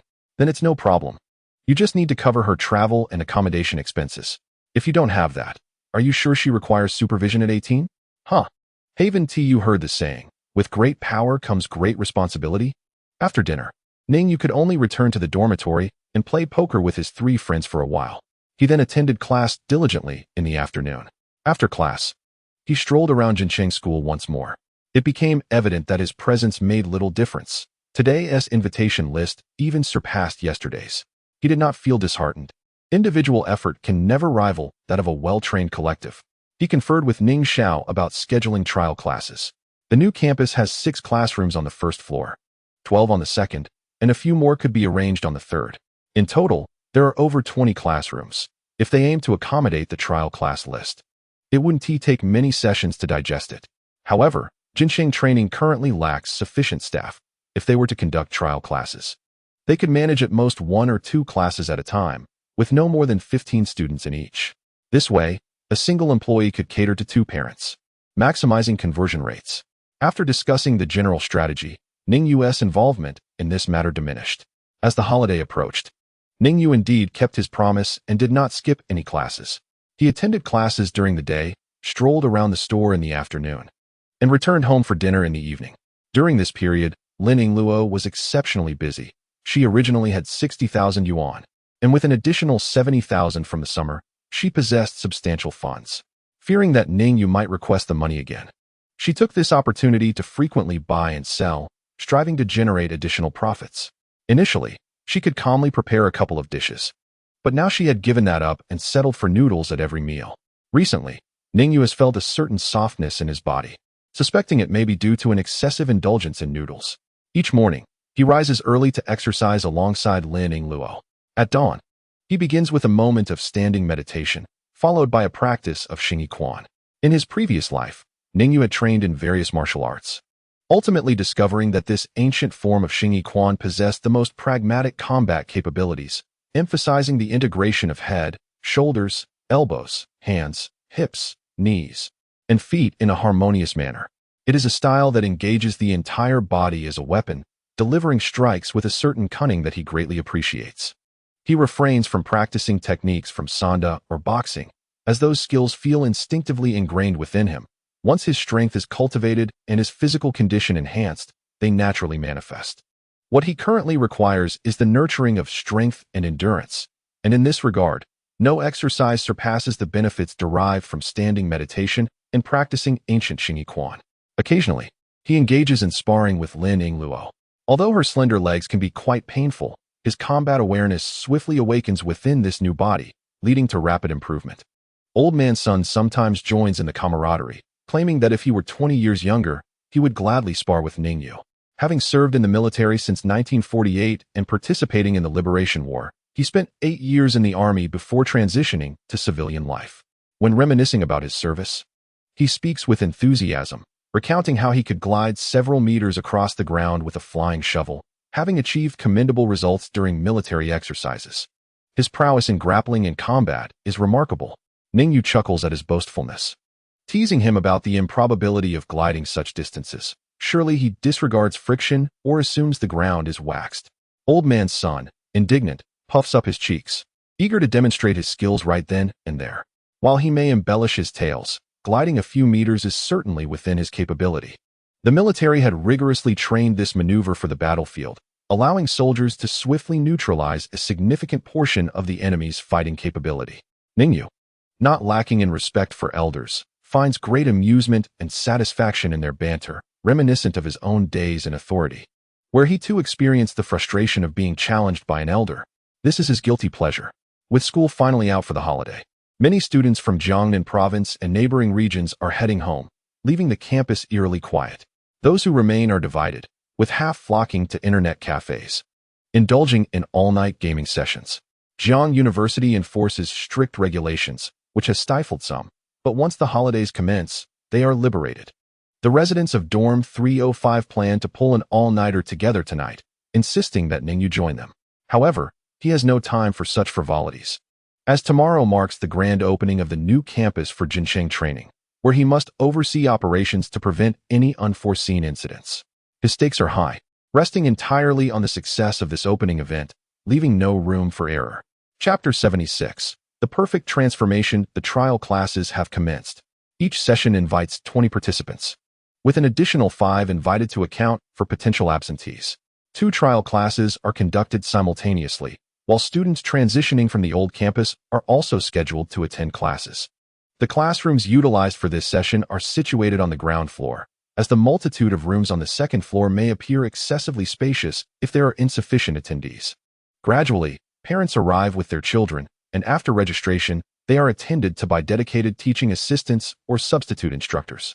The substitute teachers engage in casual conversation with the parents, gaining a comprehensive understanding of the children's academic performance and familial circumstances. This interaction involves numerous subtle techniques, from the family's address and the parents' occupations. One can infer the household's income level, subsequently recommending varying durations of study programs based on these insights. Prior to the trial lesson, no recommendations are made. The focus remains solely on conversation, with even pricing and promotions not being mentioned proactively. The environment is bright and immaculate, spacious and orderly, adorned with cultural walls showcasing numerous branch logos and photographs of teachers and students. This ambience distinctly sets it apart from other educational institutions as parents enter. The substitute teachers don standardized professional attire, each adorned with light makeup, presenting themselves elegantly, and their faces radiate warm smiles during interactions. Jinsheng Training is a highly reputable educational institution, boasting formidable resources in both hardware and software. This perception gradually forms in the minds of parents within moments of their arrival. Ning Yu refrains from engaging directly, choosing instead to observe the bustling scene from the front desk. Meanwhile, Ning Xiao personally interacts with parents, discussing the attitudes of adolescents towards learning, which captivates several parents who gather closely to listen. By 9 a.m., a total of 32 students have arrived. One class comprises 18 students, while another consists of 14, all arranged according to the original schedule without disruption. These students hail from nearby secondary schools, and prior to scheduling, the substitute teachers have accurately assessed the academic progress of each institution to avoid any confusion. The trial lesson covers mathematical content that these students have previously encountered in school. The objective is to enable the children to draw a comparison. Is their grasp of the material more solid at school or under the guidance of the instructors here? The substitute teachers employ specialized language to guide this discussion, articulating it to the parents. The outcome is irrefutable. The learning is indeed more robust here.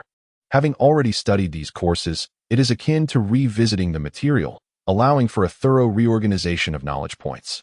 Furthermore, while a single teacher in a school may attend to 50 students, here, the ratio is significantly lower, with one teacher overseeing a mere handful of students, thus allowing for a greater allocation of focus and energy.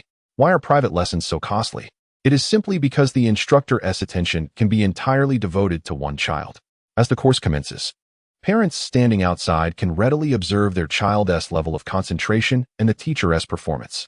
The diligent teaching assistants and substitute instructors, busy outside, are also well acquainted with the circumstances of each student, commencing their recommendations for courses and today's activities. Some parents, already inclined to enroll their children, find themselves swayed by the activities and begin to pose questions. Can we negotiate a lower rate? Can you genuinely assure us of effective learning outcomes? The substitute teachers and assistants then begin to address their inquiries.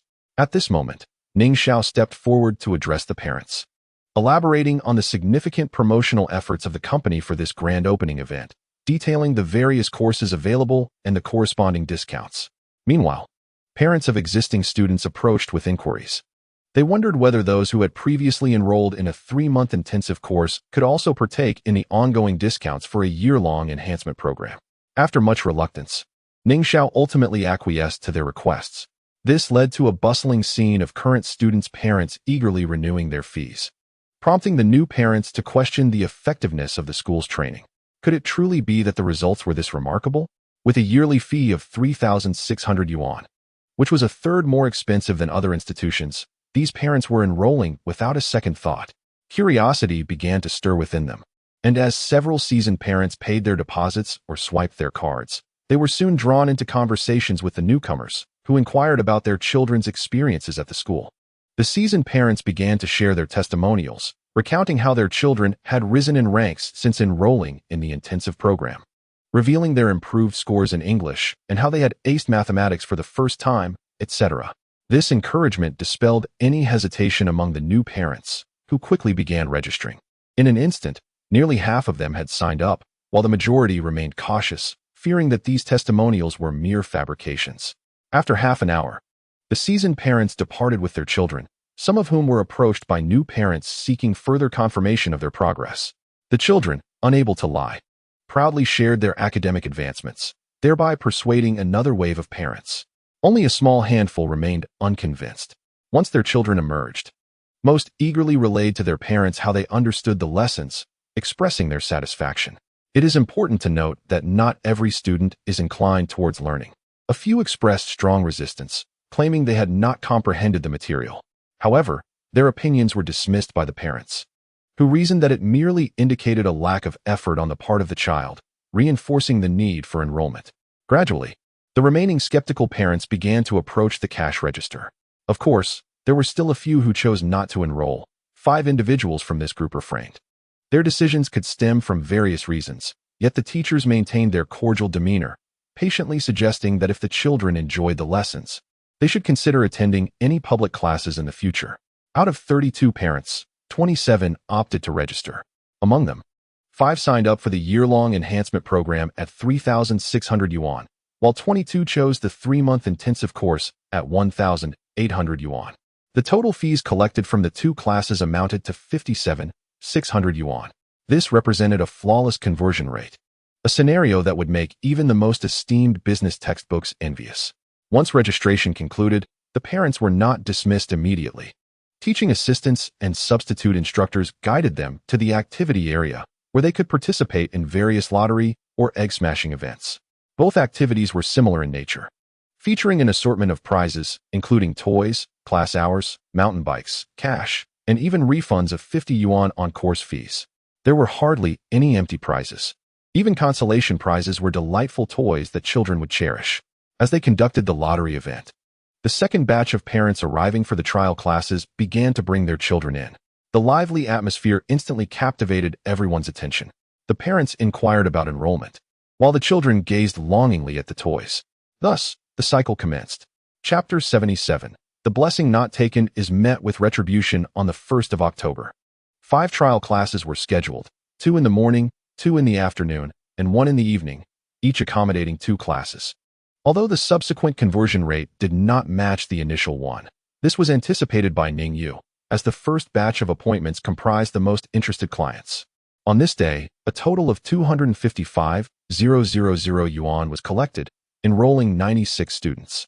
The earnings for this day matched the monthly revenue of the old campus. In the evening, after all the students had departed, Ning Xiao closed the door and began to instruct Li Jia to calculate each person's commission. This had become a tradition at Jinsheng training. Whenever there was an event, bonuses were distributed on the spot. Both invitations and conversions earned money, with the commission for conversions being somewhat higher. The highest earner received over 2,000 yuan in a single day, while others earned a few hundred, which greatly uplifted the spirits of all employees.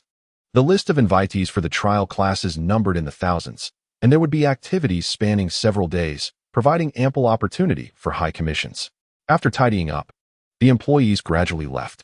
Observing the backpack on Ning Yu's shoulders, Ning Xiao remarked, "With so much cash, is it safe for you to carry it?" "It's fine. I'm not robbing anyone. If they dare to approach me, they must be out of their minds," he replied with confidence. "What gives you such boldness? Is it shamelessness?" she retorted. His response left her speechless.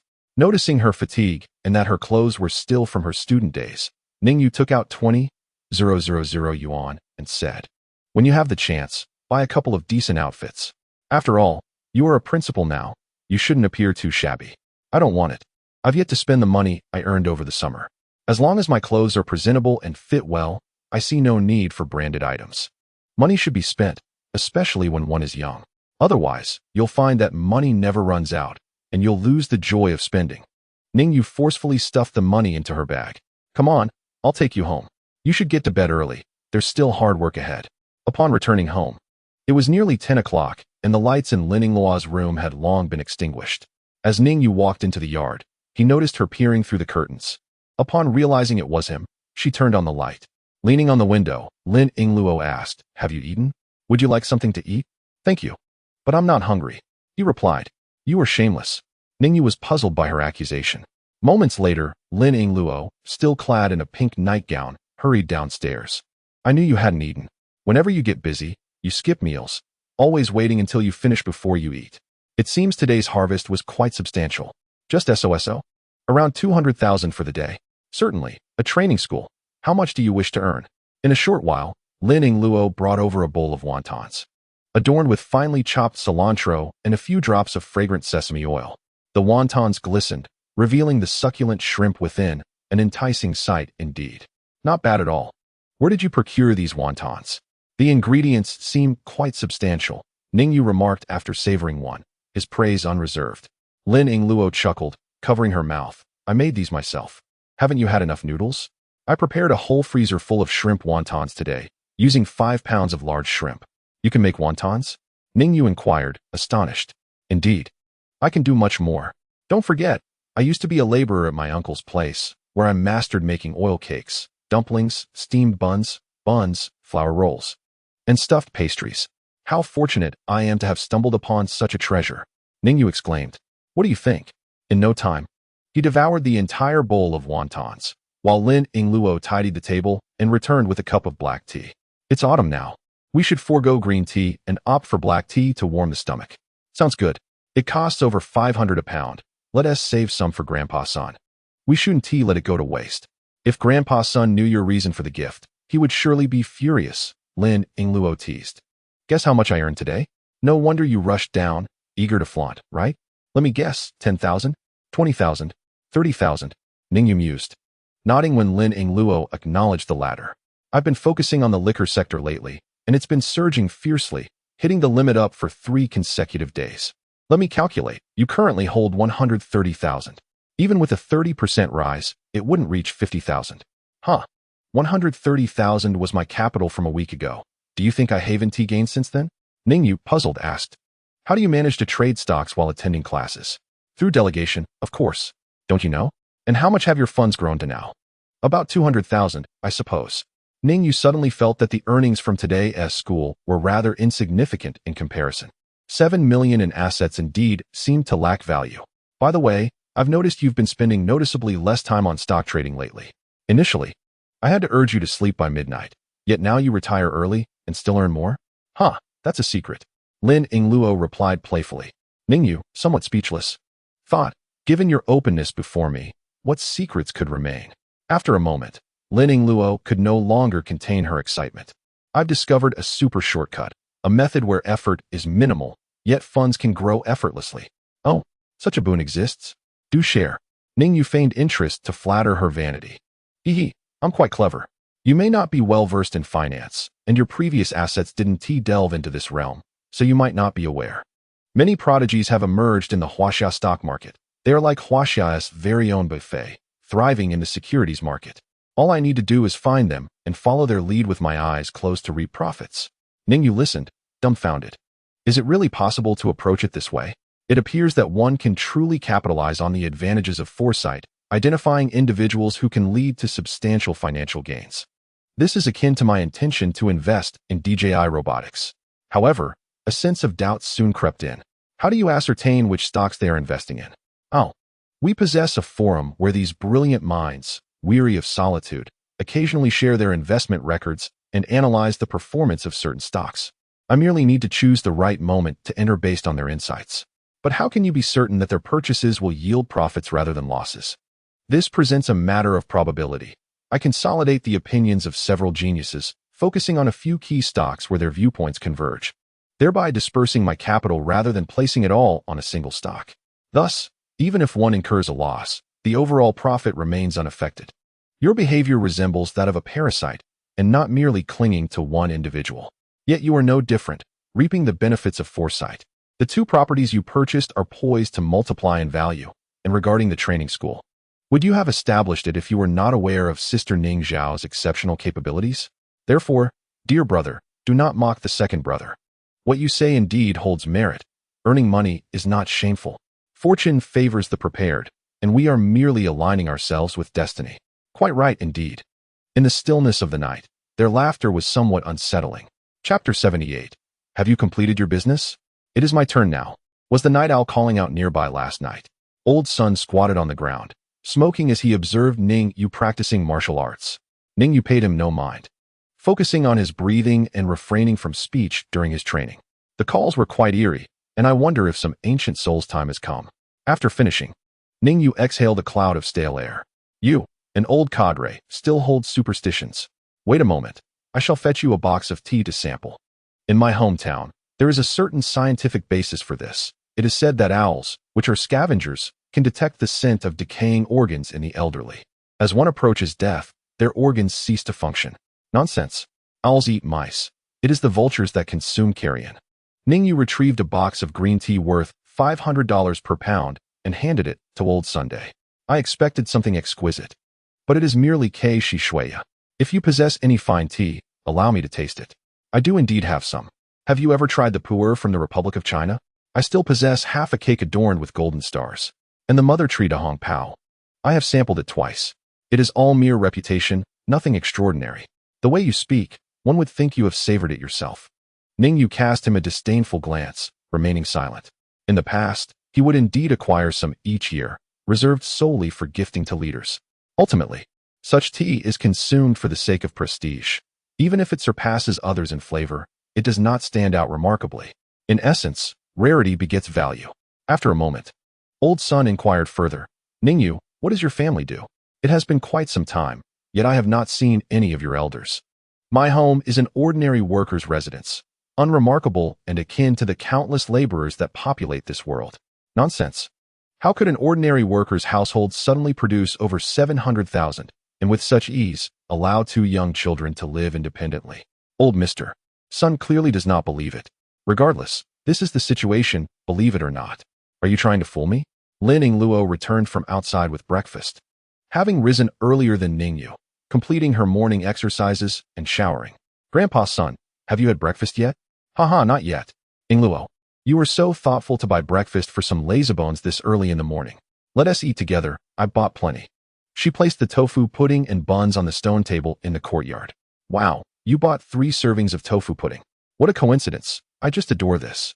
Old Mr. Sun happily approached, oblivious to the eager dog waiting at his feet. This dog had recently developed a preference for sharing meals with the two, eschewing its usual dog food. Thus, Lin Yingluo sometimes brought a portion for it, but today it was destined for dog food. In the morning, Ning Yu did not rush to the Jinxing training center. He waited until 8:30 before leisurely heading to the bank with a backpack full of cash. The bank's opening hours were relatively delayed, and based on past experience, he wanted to avoid waiting for an extended period. Indeed, despite his arrival after 9, the bank had been open for a while, but had yet to commence operations. He cursed under his breath and patiently took a seat. As a customer, he did not have to queue with the crowd. After waiting for half an hour, the bank staff finally set up the service sign.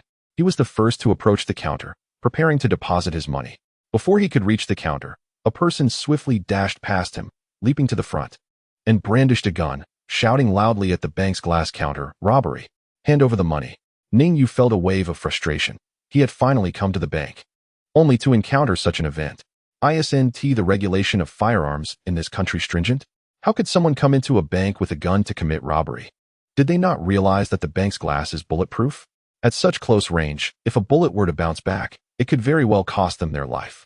Moreover, my dear fellow, if you must rob a bank, at least wear a mask or something to conceal your identity. Haven't you ever seen a pig run after having eaten one? Isn't this how it's portrayed on television? There are cameras everywhere. If you expose your face during a robbery, you might not even escape the city before being apprehended. Utterly unprofessional. Ning Yu observed that the tellers remained remarkably calm, all taking refuge behind the counter, as the alarm blared, signaling that someone had triggered the alarm. In stark contrast, the customers in the hall were thrown into chaos, shouting and scrambling for cover, most of them yelling as they rushed toward the exit. Ning Yu could not comprehend their cries. If you intend to flee, exert all your strength to run instead of shouting uselessly. Do they think their shouting serves as a warning for others? Security personnel burst in from outside, with one brandishing a riot shield at the front and another wielding a baton behind. Ning Yu felt somewhat speechless. After all, the assailant wielded a firearm while he himself was armed only with a fork. The reactions of the surrounding crowd flooded his mind, leaving him in an acute state of discomfort. Damn it! Why does this robbery scene appear so contrived? Moreover, the robber before him exhibited no signs of anxiety whatsoever.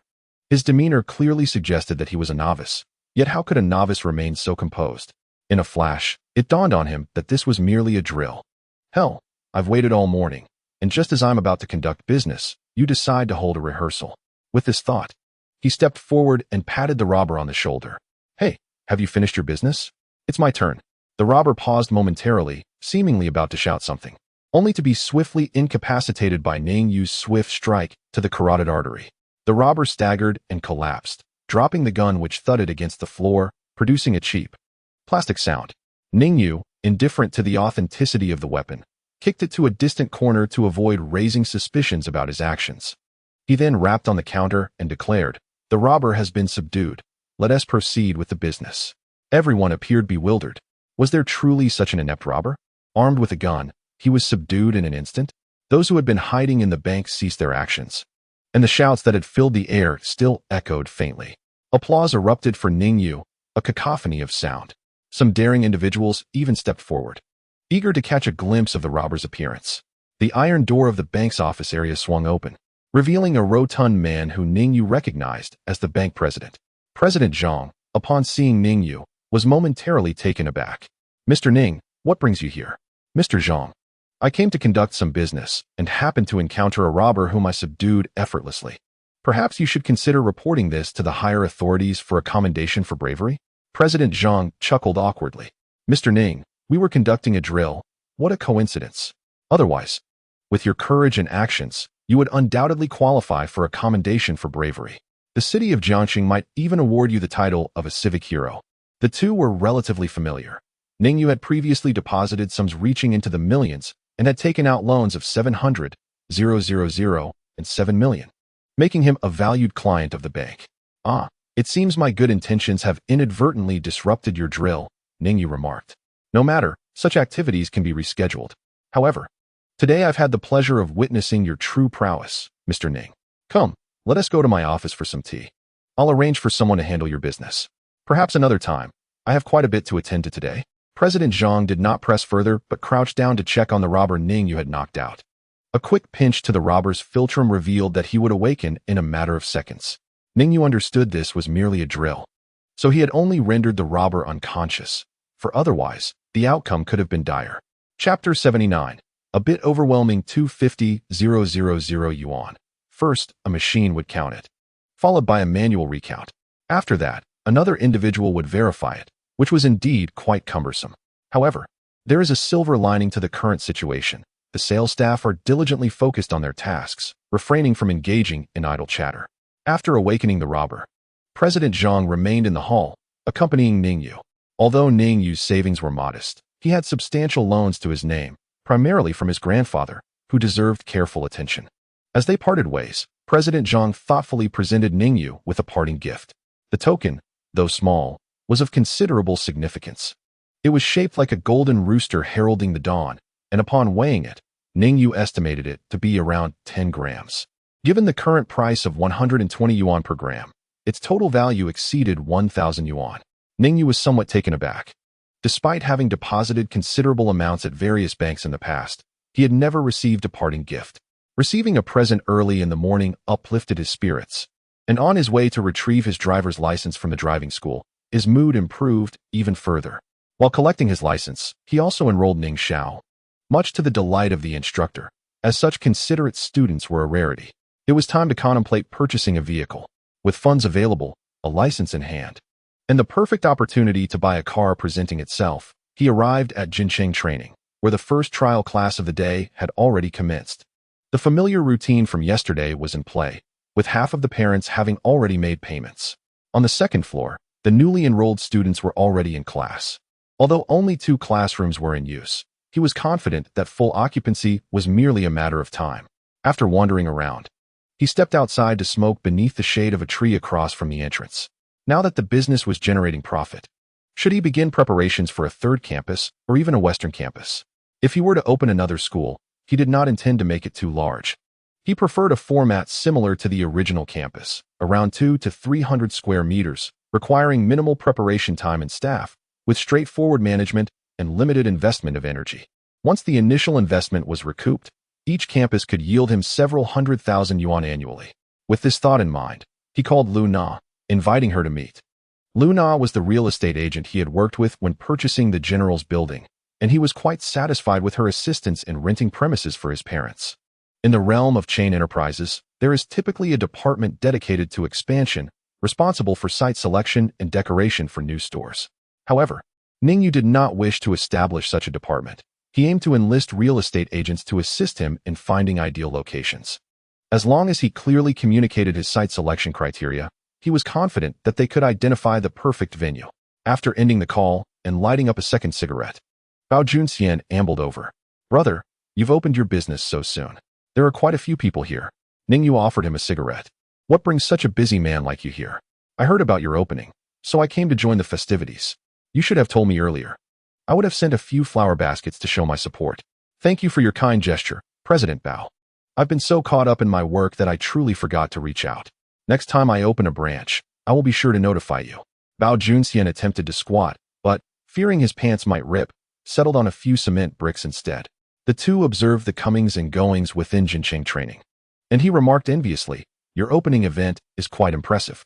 When our building was inaugurated, we hardly had any visitors.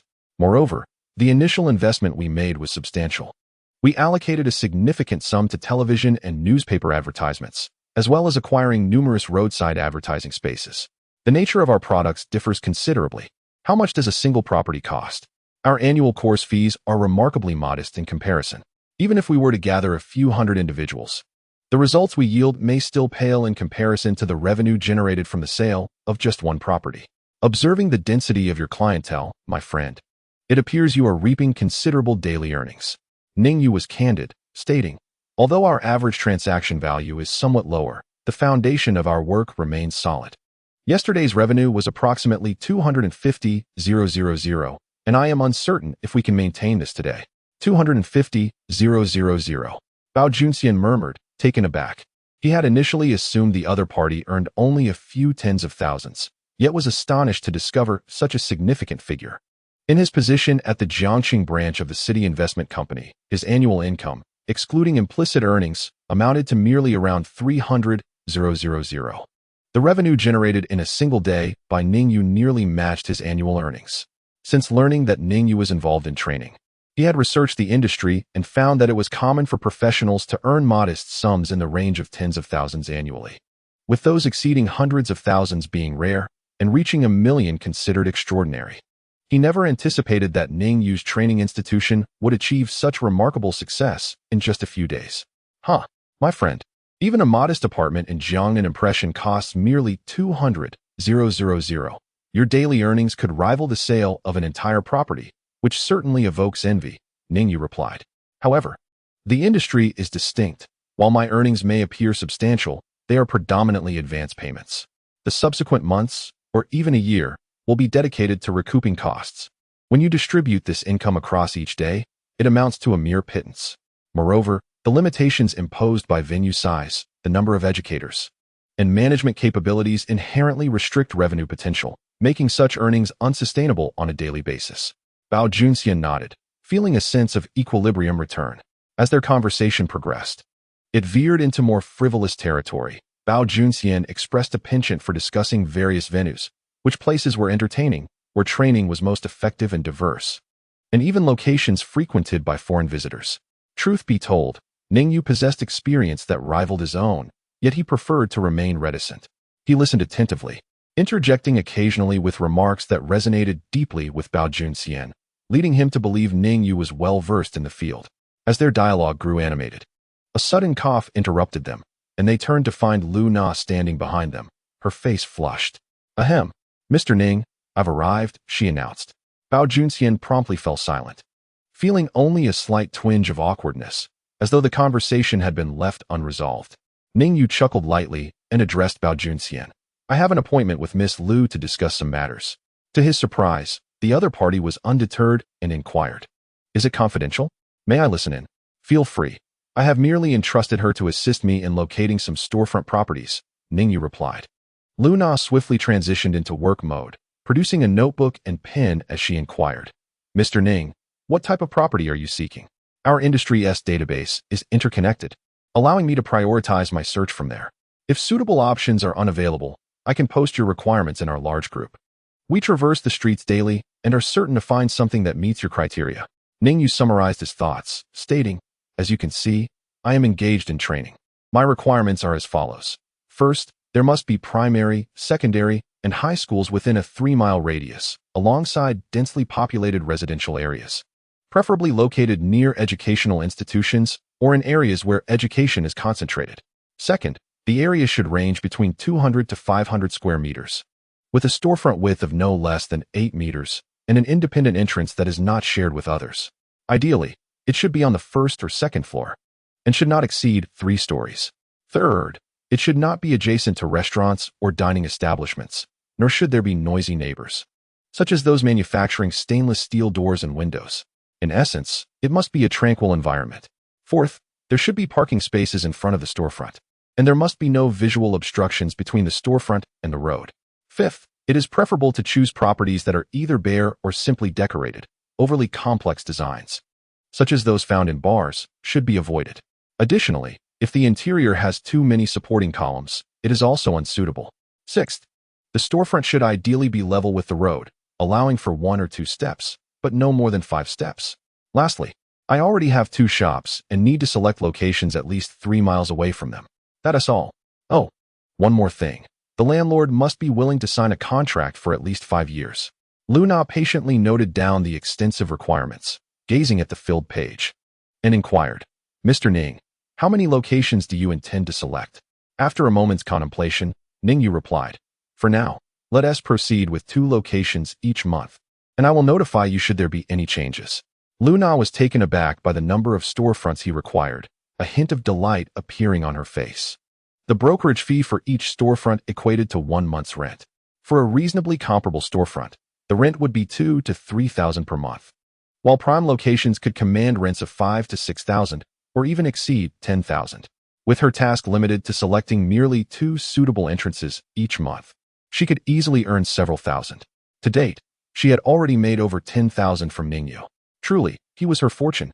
Standing nearby, Bao Junxian was equally astonished. Opening 2 schools in a month, what a pace! With such ambitious strides, was he not afraid of stretching himself too thin? How many flower baskets would he need to present? Had he known, he would have refrained from making that remark. He had been rather careless. Chapter 80. This deal is not simple. After Lu Na departed, Bao Junxian continued to tally up the numbers. With 2 branch schools opening in 1 month, the flower baskets he had to present would have to be in pairs. At least 2 were necessary, leading to a total of 18 throughout the year. However, how much profit could Ning Yu generate from so many establishments? If each shop averaged a profit of 500,000, that would amount to 10 million annually. Furthermore, this particular school alone could reportedly yield 250,000 in a single day, suggesting annual profits starting at several million. This insatiable individual could potentially earn tens of millions within a year. No wonder he was unflinching when taking out loans. Bao Junxian looked at Ning Yu, feeling a tinge of envy, not only for his youthful success but also for his striking appearance. If he possessed such a visage, entering entertainment venues would likely require no expenditure at all. Brother, since we have idle time, come, let us go to my office for tea. Was his invitation to tea genuine? Certainly, there is nothing improper in my office. Bao Junxian has a private office at the Jiangnan Impression Sales Center, lavishly decorated and previously visited by Ning Yu. He pondered that since he need not intervene in school matters, which were progressing smoothly, he merely needed to order a work lunch for the staff at noon. He followed his companion into the office.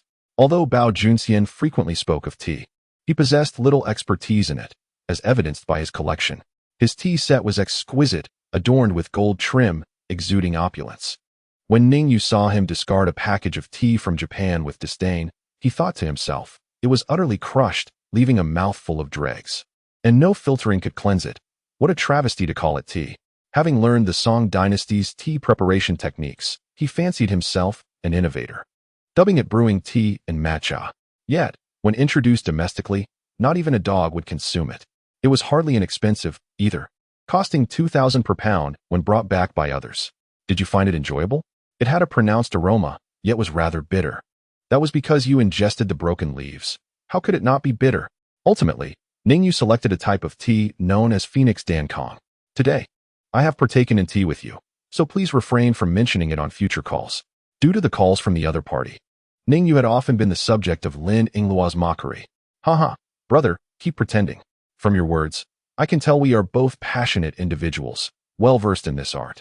Ning Yu felt somewhat resigned, thinking, whatever. I also have cigars, hand-rolled from Cuba, reputed to be crafted on the thighs of young ladies. Would you care to sample one? The mention of cigars stirred memories for Ning Yu. He once delighted in them, particularly a brand called Carico Royal Courtesan, made from rare Himalayan tobacco and irrigated solely with Fiji water, offering a unique flavor. He spent a fortune annually on cigars. Recognizing the emblem on the box in his companion's hand, he knew it was a brand called Cohiba, though he could not discern the specific variety. This brand varied greatly in price. One could purchase a box for as little as 100, while the more expensive ones soared to tens of thousands. This is a treasured item from my collection. Do taste it. It possesses rich layers and a unique flavor, lasting throughout the morning. Ning Yu watched as his companion snipped off the cap of the cigar and ignited it. Unable to contain himself, he thought, drawing in such fire would ruin the entire cigar. Clearly, Bao Junxian used it merely to show off, lacking any understanding of how to truly enjoy a cigar. Ning Yu chose not to expose this ignorance, but demonstrated instead. Slowly rotating the lit cigar, he took a deep draw, exhaling fully before inhaling fresh air, allowing the cigar's distinctive aroma to gradually unfold within his mouth. Bao Junxian's favorite pastime was to observe and interpret the subtleties of human behavior. As he witnessed Ning Yu's demeanor, he gradually grasped the appropriate approach, chuckling softly. It turns out my brother is quite the expert. I may have overstepped my bounds. I knew it. Such a prestigious cigar must be quite exquisite. I have 2 more boxes here, and I will gift them to you, my brother. You must be joking. These cigars are worth thousands per box. I cannot possibly take advantage of you like that. Ning Yu shook his head, firmly declining. Do not be so polite. The commission I earned from your recent property purchase is substantial. In the future, when you amass great wealth, consider buying another property here. This amount is hardly burdensome. Ning Yu mused to himself, acknowledging the truth in Bao's words. His parents were still renting, and Ning Xiao could stay at school for another year. Ultimately, he would need to acquire at least 2 properties, and once his finances allowed, he would purchase from Jiang and Yinjing. With this thought, he ceased his refusals and graciously accepted the gift. That crafty Bao Junxian certainly had a knack for networking. Just then, the phone rang, displaying an unfamiliar number. Upon answering, a female voice chimed in. Little brother, are you on break? Are you in Jiangsheng or Dongjiang? Little brother? He was taken aback, unable to fathom who besides Ning Xiao would dare address him in such a manner. Perhaps sensing the prolonged silence, the voice continued. Hello? Can you hear me, Ning Yu? Surely you haven't forgotten my number. After all, I helped you earn quite a bit. Although the Nokia phone was inexpensive, the audio quality was surprisingly good, and the speaker function worked well. Ning Yu noticed Bao Junxian's eyes spark with recognition. He recalled who the caller was. Haha, how could I not recognize Sister Yu's voice? The signal is a bit poor. Have you returned to Jiangxing? Yes, I took a little break for 5 days. Where are you? As your host, I insist on treating you to dinner. No need for dinner. It's rare for you to be back. You should spend quality time with your family. Spending time at home is quite tedious, to be honest. They keep introducing me to potential suitors. Just give me the address. I'll come to find you. After a moment's thought, Ning Yu realized he had no pressing matters and said, Are you familiar with Jiang and Yingjing? I'm on the second floor of the sales office. You'll find me there. Great. I didn't expect you to have purchased a property so quickly. I know Jiang and Yingjing. It's an upscale community. I'm impressed by your business acumen. With property prices rising so swiftly, it's far better to invest your hard-earned money in real estate than let it languish in a bank. Wait for me, little brother. I will be there shortly. After hanging up, Bao Junxian perceived Ning Yu's evasiveness and cautiously inquired, Who is this unfeeling person? Your thought process is certainly unique. You managed to connect everything to that trivial matter. She is someone I know from my hometown. She works in human resources at an electronics factory. I merely introduced her to a high school classmate who didn't make it to university, and he earned a bit of money there. That's the extent of our connection. There's nothing else. Bao Junxian was left speechless, astonished by this extraordinary revelation. A high school classmate who didn't get into university could still make money? That was not merely unfeeling. It bordered on mercilessness. However, I find myself quite admiring him. Given the chance, he would likely seek to profit from selling out his classmates. After a moment of surprise, he chuckled and remarked, no need for explanations. Hearing the voice on the phone, calling out little brother repeatedly, I could tell that your dealings are far from ordinary. Goodness, this fellow has nothing else occupying his mind. Truly lives up to the surname bestowed by his parents. Chapter 81. A dinner invitation. Half an hour later, Yuli ascended under the guidance of a saleswoman. Upon opening the door and catching sight of Ning Yu, she hesitated to recognize him. Although only 2 months had passed since their last meeting, the transformation was astonishing. Ning Yu's features remained unchanged, and his attire was not notably different, yet there was an unmistakable difference in his demeanor. He lounged languidly on the sofa, a hefty cigar clasped in his right hand, while opposite him sat an imposing figure, a robust man. Despite their physical proximity, it was evident that Ning Yu commanded the dominant presence, effortlessly overshadowing his counterpart. If Ning Yu were privy to Yuli's thoughts, he might explain that this shift in atmosphere was due to the opulent decor of Bao Junxian's office, which inherently exuded authority. Furthermore, since Bao Junxian occupied a position of influence, his association with him naturally elevated Ning Yu's own stature, subtly drawing out a certain gravitas. Upon seeing Yuli, Ning Yu rose with a smile, switching the cigar to his other hand, and approached her with an outstretched right hand. Sister Yu, it's wonderful to see you again. You appear even more beautiful than before. In response to Ning Yu's warm smile, Yuli felt an inexplicable shyness wash over her. She intended to jestingly call out little brother, but the words eluded her. Instead, she extended her hand and awkwardly replied, Hello, Ning Yu. It's good to see you again. Let us sit down and enjoy some tea. It's still a bit early. I'll treat you to lunch today, Sister Yu. So please grant me that favor. He continued, Allow me to introduce. This is Bao Junxian, the Executive Vice President of Jiangxing Branch of Jiangnan Provincial Investment. And this is Yu Li, the Human Resources Director of Get Acoustic. Bao Junxian, not merely relegated to a private conversation with Ning Yu, rose politely to shake hands with Yu Li, complimenting her as a formidable woman in the workplace, expressing that it was a privilege to meet her. After taking her seat, Yu Li felt as though she had stumbled into a den of wolves, her professional poise evaporating, leaving her largely at a loss for words. Bao Junxian, perceptive to Yu Li's demeanor, skillfully guided the conversation to ensure she did not feel neglected. After sipping tea for a while, Ning Yu glanced at his watch and declared, Let us go. I'll treat you to a splendid meal at Dreamship today. Then let us indulge. I'll ensure you're treated royally. Bao Junxian added with a smile, retrieving a bottle of Flying Fairy Mitai from the wine cabinet. Seafood demands a fine spirit. This bottle will do justice to your meal. Certainly, let us go, Sister Yu. Yuli's expression grew somewhat conflicted. Initially, she had intended to treat them, but upon hearing Dream Ship, she instinctively recoiled. The Dream Ship is the most upscale seafood restaurant in Jiang City, where a single meal can cost thousands. Although her salary is quite high, the thought of spending 2 months' worth of earnings on one dinner still stings her heart. However, her curiosity about Ning Yu's identity continues to grow. Initially, in Dongjiang County, she did not perceive anything particularly extraordinary about him. He merely seemed resourceful, knowing how to leverage the talents of his classmates who had not attended university to create value. Now, he mingles with figures like the executive vice president of the Jiangxing City Investment Company, appearing to take the lead in their interactions. The City Investment Company is a colossal entity, and even its executives carry administrative titles. They are esteemed guests in government and banking circles. Not someone an ordinary person could easily associate with. If Ning Yu were to purchase a property here and become akin to a brother with the vice president of a company, she would find that utterly unbelievable. Clearly, there must be secrets about Ning Yu that she is unaware of, perhaps related to his family background, but she cannot quite fathom it. With these thoughts swirling in her mind, she took a deep breath and followed the two out.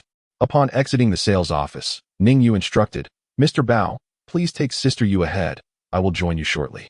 Bao Junxian understood that Ning Yu wished to check on Jincheng training, especially since they were hosting an event. Any owner would feel uneasy leaving things solely to others.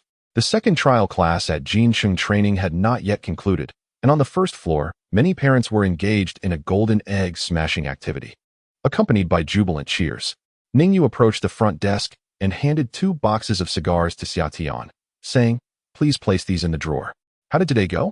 Xia Tian quickly flipped through her notes and leaned in to whisper, "We registered 42 students this morning, collecting over 180,000 yuan. Ning Yu furrowed his brow. Thinking the numbers seemed off, the unit price was over 1,000. Did some enroll for a 2-year course? Yes, Principal Han organized some parents to come for renewals. All for 2-year terms. Ning Yu nodded. That made sense. Han Suaping was the first employee he had recruited, and it appeared he had a good eye for talent. Such employees deserved proper rewards. Remember to separately account for the renewing students from the old campus, attributing them to its performance. Understood. The principal has instructed us. Did you participate in the conversions today? I did not. I was at the front desk receiving parents from early morning, and later I managed the card processing. Ning Yu nodded. It was reasonable for logistical staff to ensure service without participating directly. Their commissions should be calculated as a comprehensive total. Noticing everyone was busy, he refrained from greeting Ning Xiao. Upon arriving at the dream ship on his electric scooter, Bao Junxian and Yuli had already found their seats. I apologize for my delay as the host, Ning Yu said. We are all brothers. There's no need for formalities. We haven't even ordered yet. We were waiting for you. A server had been standing by with a menu. Ning Yu took it and inquired, Sister Yu, what do you enjoy eating? Today is primarily to treat you, and I sincerely appreciate your care during my time in Dongjiang County. It must be said that in general corporate collaborations, the finance department tends to delay payments for as long as possible. It is precisely due to Yu Li's assertiveness that the finances are compelled to disburse funds punctually. Although Ning Yu does not vocalize it, he harbors a sense of gratitude towards her. When Yu Li glimpsed the prices on the menu, a wave of anxiety washed over her, prompting her to exclaim, I have no dietary restrictions. I can eat anything, so please order freely. Technically, I should be treating you, as you have helped me fulfill half of this year's recruitment plan. Next time, I will be the one treating you, and I shall be more extravagant in my choices. Let's have a sashimi platter, salt-baked Australian lobster, garlic king crab, red wine braised beef, scallion braised sea cucumber, and seafood dumpling soup. Oh, and do prepare 10 servings of seafood fried rice and 11 servings of shrimp dumplings. The waiter, who was jotting notes, appeared somewhat puzzled upon hearing the extensive order. Sir, with such a large order, will you be able to finish it? It's not for us to consume. Please package it up for me and have it delivered to a specified location before noon. The restaurant offers this service, correct? Certainly, we can assist with the delivery. The service at upscale establishments is indeed commendable, as they are generally accommodating to customer requests. While his colleagues were all busy, he felt a twinge of embarrassment indulging in such a lavish meal. He decided to order a special dish for his colleagues, hoping it would ease his conscience a bit, especially since both individuals had previously lent him a hand. As for Yu Li, it goes without saying that his initial fortune was largely attributed to her assistance. Thus, this meal was indeed his obligation to treat her. And for Bao Junxian, who had first helped resolve Lin Yingluo's academic issues and subsequently aided Xia Tian with her salary deductions, he felt indebted to both. One cannot solely seek benefits without reciprocation. A balance of give and take fosters longevity in relationships. Chapter 82. An Unremarkable Talent. A colossal underworld tycoon, the Feitian Matai, brought by Bao Junxian, was rich and smooth, perfectly complemented by the delectable seafood from the dream ship. Yu Li, a poised professional, had traversed various occasions and could manage a bit of liquor. The three of them poured a glass and savored it slowly. As the drinks flowed, Yu Li's inhibitions lessened, and her conversation became more animated. She inquired, Ning Yu, what do you do in Jiangqing? Why haven't you returned home during the holidays? Ning Yu hesitated before responding, prompting Bao Junxian to chuckle. Brother Ning is quite the busy man. He has established a training company and has already opened 2 campuses in the past 2 months, with plans to expand to 20 or 30 campuses in the coming year. Wow, that's impressive. It has been 3 days since we last met, and I must say, I feel somewhat unworthy now, she replied with a laugh. Sister Yu, what do you mean? My first fortune was indeed thanks to you, Ning Yu responded. It is not solely about that. Our relationship is mutually beneficial. You could have chosen to work with Gongda Electric Sound, but opted for us. So I should be the one expressing my gratitude. Ning Yu, allow me to toast to you. Bao Junxian interjected humorously. Indeed, you two are mutually beneficial and supportive. Given your close ties, let us share a toast, symbolizing that you are within each other. Ning Yu shot him a bemused glance, recognizing that his friend's peculiarities were resurfacing, and his words had taken on an intriguing quality. With a blush adorning her cheeks, Yu Li clinked her glass against Ning Yu's. Although she possessed a certain competence, it was within the realm of her profession. The somewhat ribald culture of the drinking table was a milieu to which she was not entirely accustomed. She initially harbored the desire to inquire about more personal matters concerning Ning Yu, yet ultimately, the words remained unspoken. Nonetheless, old Bao was not without his merits. A master of atmosphere, he adeptly diverted the conversation, soon eliciting peals of laughter from Yu Li, causing her to forget her earlier shyness. After consuming 2.5 taels of white liquor, Ning Yu felt it was just right. It wasn't that he was incapable of drinking. Rather, this youthful body was still adjusting to the effects of alcohol. As they exited, Yu Li was both astonished and intrigued to see Ning Yu riding an electric scooter. Without hesitation, she leapt onto the back seat, declaring, I've been drinking, so I cannot drive. Take me for a ride. Although Bao Junxian had indulged in half a gin of liquor, his tolerance was considerable, and he nonchalantly drove out in his Audi 5. Upon encountering the two, he seized the moment to tease them. 100 years of cultivation are required for the chance to share a boat, 1,000 years to share a pillow. You two riding the same bicycle must surely have a bond that spans at least a millennium. Miss you, if you were to grasp his little waist. That would add another 500 years of fate. If you were to embrace Brother Ning, it might even extend to 5,000 years. Ning Yu chuckled. Drinking a little has turned you into a matchmaker. Where are you off to? To buy Jinhan Palace, perhaps? No, you go ahead. I'll call the traffic police and have them intercept you on the way. Brother, you must not be aware of my influence in Jiangqing. The traffic police and public security are all my friends. At that time, social media had yet to rise, and many ordinary occurrences carried no risk of exposure. Some individuals were naturally unrestrained, and for them, traffic violations were mere trifles. It was evident that Bao Junxian thrived within this privileged sphere. While riding the electric scooter, he inquired, where are you headed? If it's nearby, I can drop you off. Yu Li replied, could I visit your training school for a tour? Without a moment's hesitation, Ning Yu responded, I'm afraid that won't be possible. We've both been drinking, and the school will be filled with parents and students. It wouldn't be appropriate. Oh, then let us just stroll along the riverbank. All right. Ning Yu turned the scooter towards the scenic path along the river. At that moment, the riverside landscape had yet to be developed. This so-called scenic path was merely a 2-meter-wide dirt road, with the grass and foliage growing in a chaotic manner, lending it a certain rustic charm.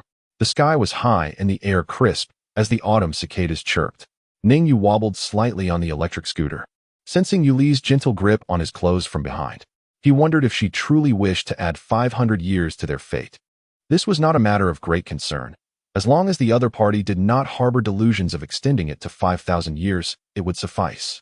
Though Yu Li was strikingly beautiful and possessed a slender figure that could entice any man, she was not to his taste. In this lifetime, he had no intention of indulging whims. Thus, in matters concerning women, unless it was someone he deeply cared for, he would not even entertain a touch. After a moment, feeling her delicate fingertips glide gently across his back, the softness of her touch and the sharpness of her nails sent shivers down his spine. His hand trembled, and the electric bicycle surged towards the river. Yu Li, startled and pale, instantly leaped off the rear seat, watching helplessly as Ning Yu dashed towards the riverbank. At the last moment, Ning Yu also jumped off the vehicle, standing at the edge of the river, gazing at the bicycle plunging into the water. They exchanged a glance, both revealing a hint of awkwardness. Ning Yu, are you all right? I'm fine. Perhaps the alcohol has affected my balance. Fortunately, you didn't plunge into the water, otherwise I would bear a heavy guilt. What does it have to do with you? I was riding the bike myself. If I hadn't come over, you wouldn't have been drinking. Besides, it was my suggestion to take that shortcut. Since we're both unharmed, let us not dwell on this incident. After such a calamity, whatever thoughts Yuli harbored were extinguished. After seeing her off in a taxi, Ning Yu began to walk towards the Jincheng training center. It was a pity about his little electric scooter, which had only served him for 2 months before meeting its demise. He felt a twinge of regret. It had been quite convenient for picking up children and grocery shopping. Upon arriving at Jincheng Training Center, several parents of students attending the afternoon trial class were already present. He did not linger on the first floor, but instead, with 2 boxes of cigars in hand, proceeded to Ning Xiao's office. Ning Xiao had just finished her meal and was tidying up her desk. Why are you so late for lunch? It's gone cold. How much are these shrimp dumplings per serving? They can't be cheap. 30. I happen to be dining at Dream Ship, so I bought some for you as well. Ning Xiao, noticing his slightly flushed face, said with concern, Xiao Yu, it is easy to fall into extravagance from frugality, but difficult to return. Now that you have money, do not squander it. Steer clear of gambling, drugs, and other vices. Sister, it was just a meal. Where is your mind wandering? You know me well enough. I have no issues with your friendships, but be cautious not to associate with unsavory characters. A person's decline often correlates with the company they keep. I understand. He truly couldn't believe that anyone in Jiangsheng could be darker than himself. After all, he had once been a notorious figure in the underworld. The very source of evil in Jiangsheng. Chapter 83. Buying a car, sis, since things here have stabilized. I plan to return to our hometown tomorrow and bring our parents over.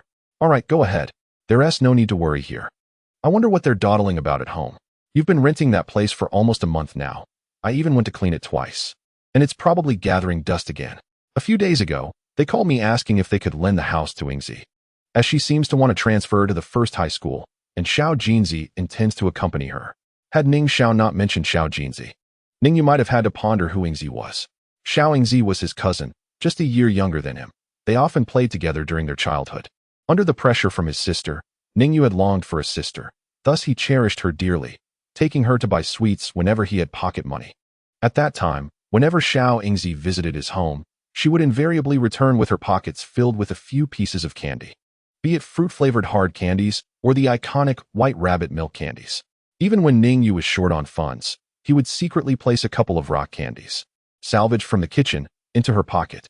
As they grew older, he could not recall the precise moment when their families began to drift apart, their relationship gradually becoming more distant. In his memories, the aunt was a woman of petty ambition, unappealing in both demeanor and character. It was largely due to her presence that Xiao Yingzi's fate in her previous life was fraught with adversity. Although she was accepted into a respectable university in another province, she ultimately returned to Dongjiang County under the machinations of her aunt and married a wealthy heir from the county, a son of a local fertilizer distributor. To call him a wealthy heir was a stretch. He was merely the offspring of a man who represented a brand of fertilizer, distributing it to towns and villages.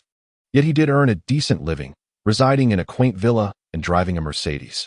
Subsequently, it was rumored that she suffered from mental health issues due to domestic violence. The already strained relationship between the families deteriorated further with the passing of Xiao Guqin, leading Ning Yu to withdraw from any interaction with them, severing ties entirely. When Ning Yu suddenly mentioned the uncle's family, he inquired, since they sought your advice, how did you respond? Ning Xiao replied, at the time, I was busy unloading goods and paid little heed to their request, allowing them to handle it as they saw fit. To me, it seemed inconsequential. After all, an unoccupied house would deteriorate over the years, and a bit of human activity might prolong its usability. Ning Yu shook his head, stating, you are still too young and inexperienced. This matter is far from simple.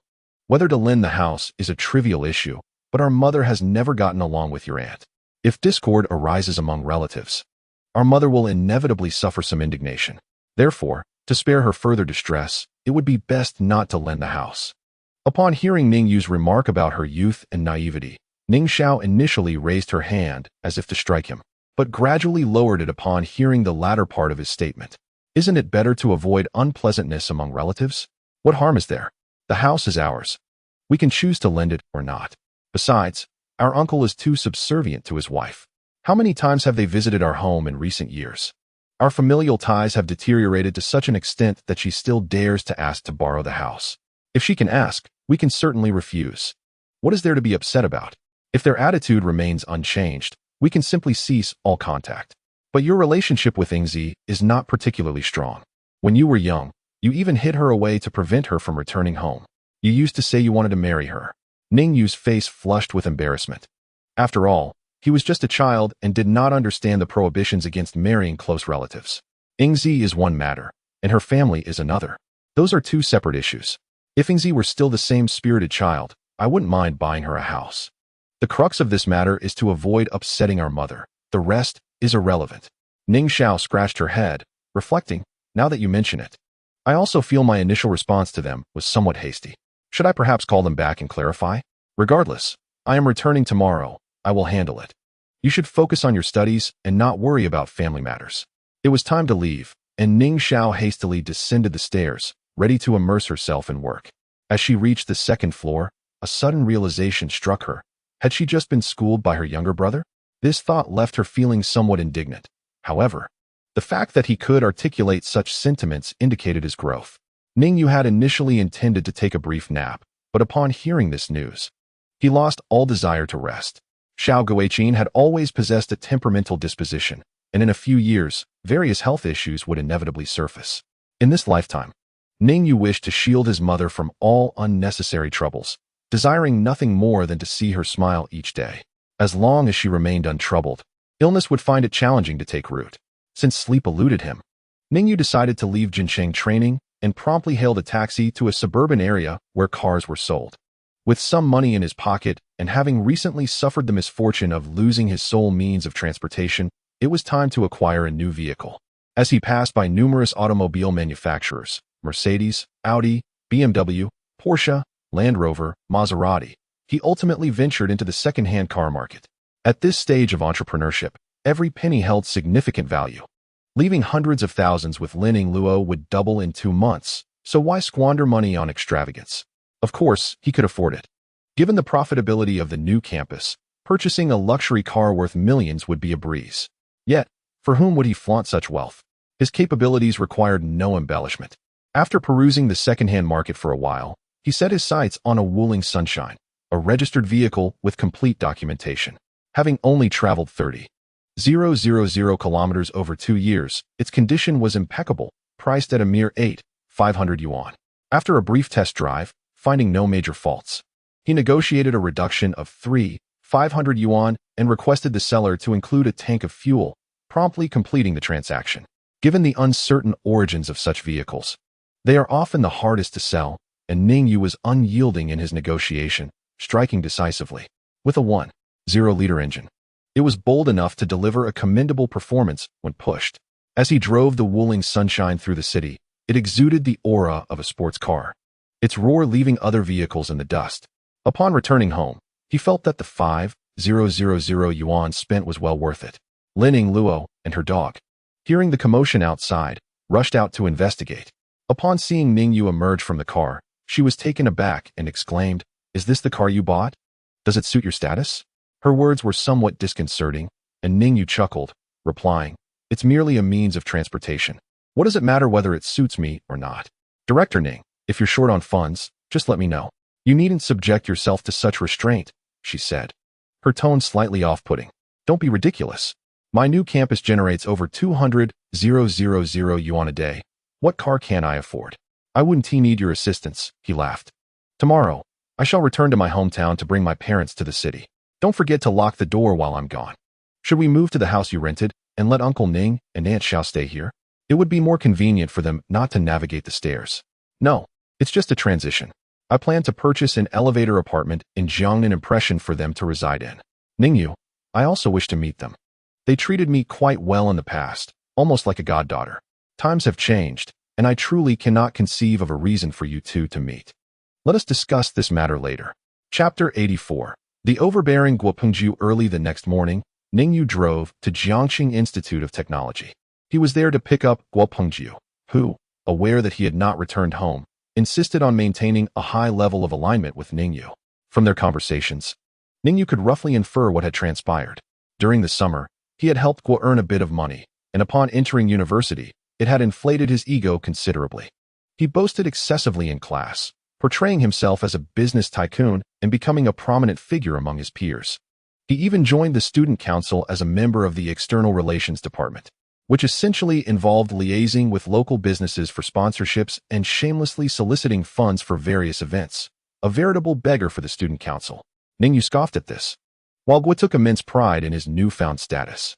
His involvement in the student council had significantly increased his opportunities to meet girls, and he had been fervently pursuing a rather attractive female classmate, reportedly spending quite a bit of money in hopes of successfully holding her hand.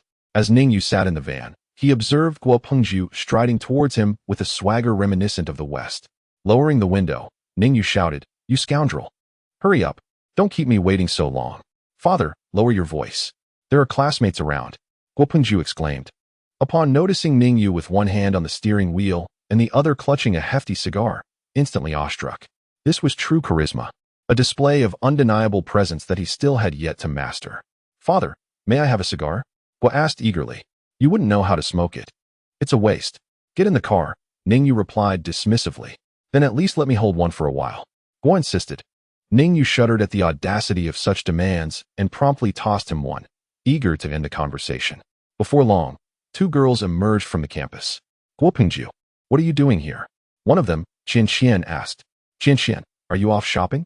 "I can't accompany you today. My family insists I return home," Guo responded. "You still smoke?" she remarked, noticing the cigar. "This is a cigar. I smoke it occasionally to stimulate my thoughts and enhance my concentration," he explained. "Hee. I saw on television that successful people smoke these," she giggled.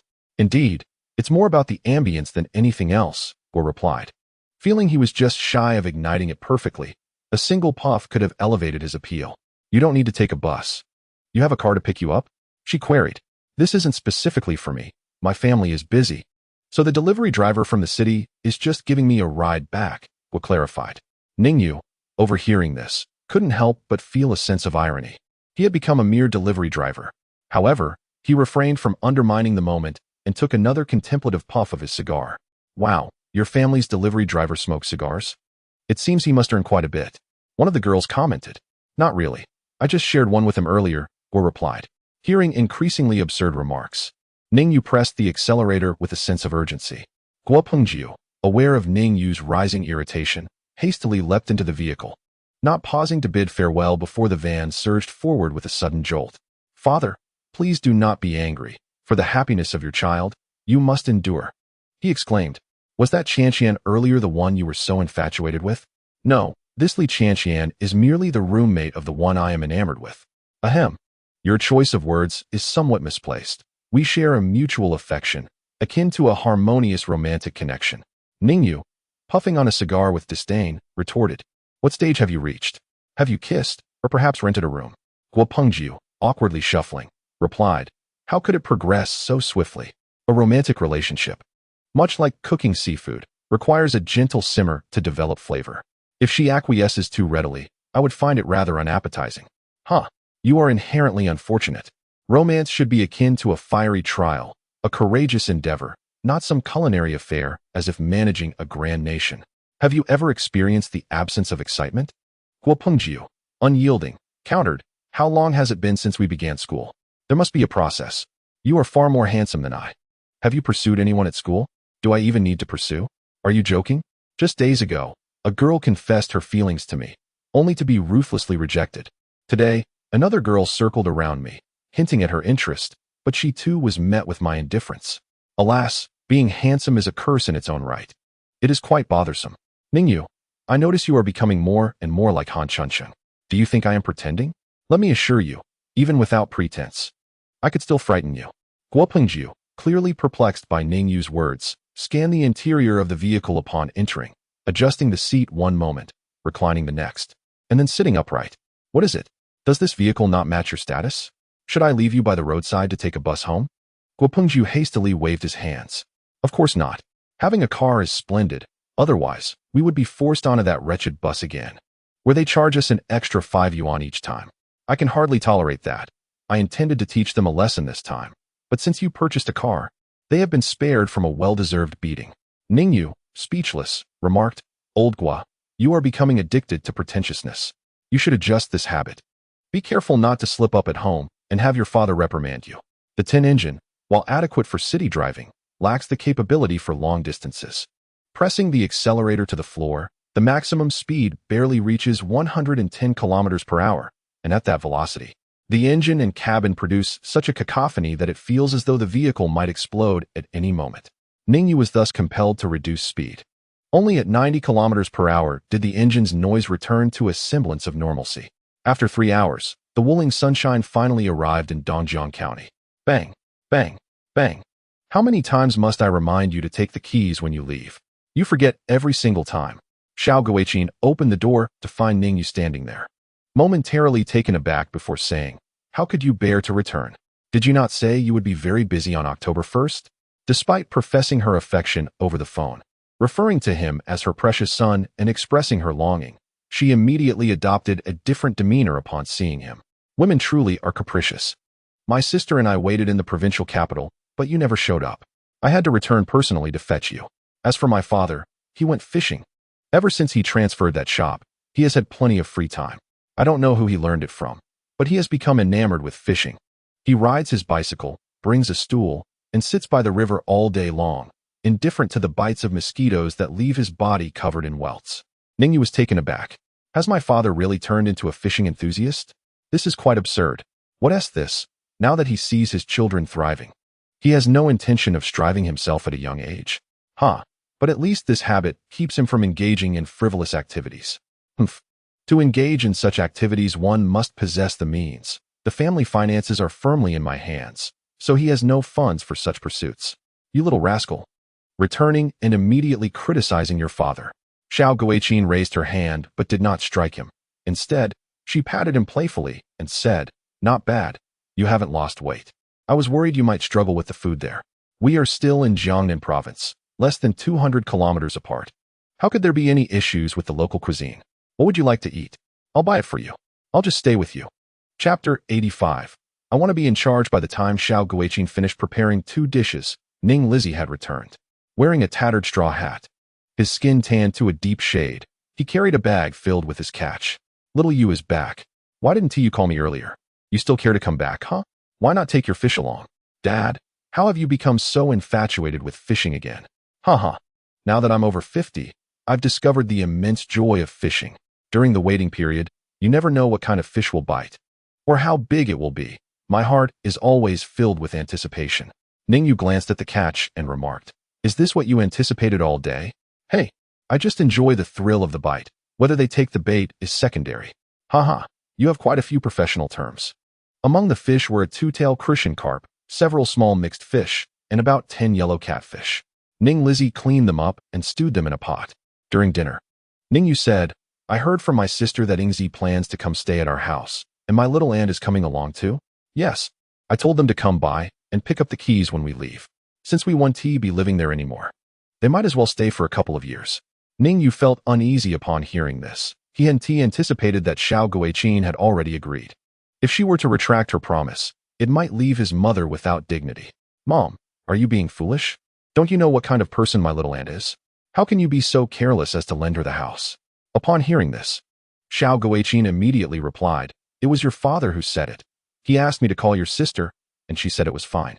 Your father then claimed that we likely wouldn't be returning, so I agreed to let your aunt stay.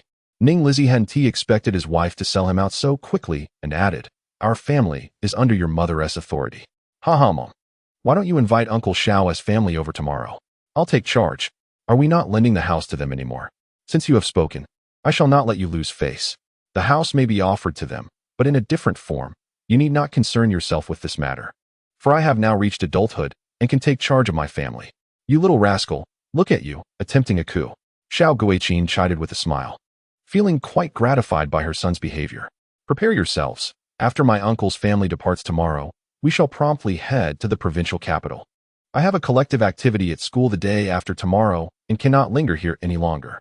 In such a hurry, I have yet to gather with my two sisters. Indeed, I have also arranged to go fishing with a few friends at the Black Pit in the west of the city the day after tomorrow. Ning Yu found himself at a loss for words. Had I not returned to fetch you, I reckon you too could have prolonged your stay for another month. It is difficult to part from one's homeland. We have lived here for over 20 years and grown accustomed to it. Last time I returned, you did not express such sentiments. You were eager, ready to make your mark in the provincial capital. Ning Yu felt that such parents were difficult to manage. Perhaps he should buy them a large house in the county to allow them to live comfortably here. This place holds familiar faces and sights, which would be beneficial for their spirits. Doubts began to creep into Ning Yu's heart. He tentatively articulated this thought, only to be met with Xiao Guiqin's opposition. Her reasoning was that she had already made arrangements with colleagues and neighbors to move to the provincial capital after some time. Now to remain would invite ridicule and accusations of boasting. Ning Yu then decisively declared that they would set off tomorrow, taking nothing with them, as everything they needed was readily available there. In the afternoon, during the time of Western pastries, Ning Yu received a text message.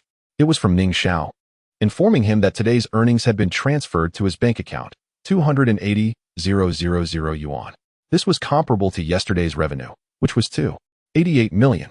He wondered if today's amount included the continuation fees from the old campus, or perhaps Ning Xiao had become increasingly adept at his own schemes. Over 3 consecutive days, his bank account had reached 820,000 yuan. Based on his calculations, the list for trial classes could sustain operations for another 5 days, by which time his account might swell to 2 million.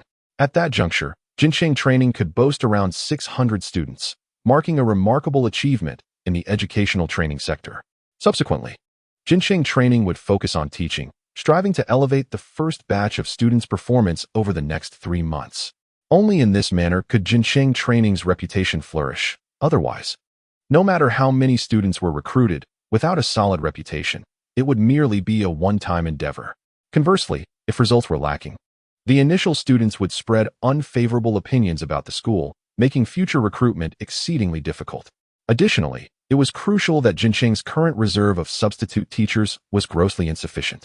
It was imperative to recruit a batch of outstanding substitute teachers to accommodate more students. Within these 3 months, his income would sharply decline. Perhaps he would only collect fees for 3 months, transitioning into a year or 2. After 3 months, once most students had exhausted their courses, Jinsheng would then encounter its next opportunity for profit. The education sector harbors this inherent flaw, the lack of sustainable profit. If only there were a daily income of several hundred thousand, how delightful that would be. It is still advisable to venture into large-scale markets. Although the work may be more intricate, it offers greater stability. It seems that Lin Yingluo enjoys a consistent financial return. And while I could allocate a portion of funds to her, I cannot entrust her with all of it. He possesses an innate skepticism towards the capital market, always fearing that money invested may slip beyond his control at any moment. Thus, I cannot relinquish all my resources to her, any funds I do provide. Ning Yu will prepare himself for potential losses, treating it as a mere gamble. I must retain a substantial reserve of capital to prepare for the next phase of concentrated training and opening new stores, aiming for 2 new establishments each month, which is the goal I have set. That evening, I unexpectedly received a call from Guo Meiting. On the line, she inquired whether I had returned to Dongjiang. I replied that I had not, and was still in Jiangxing.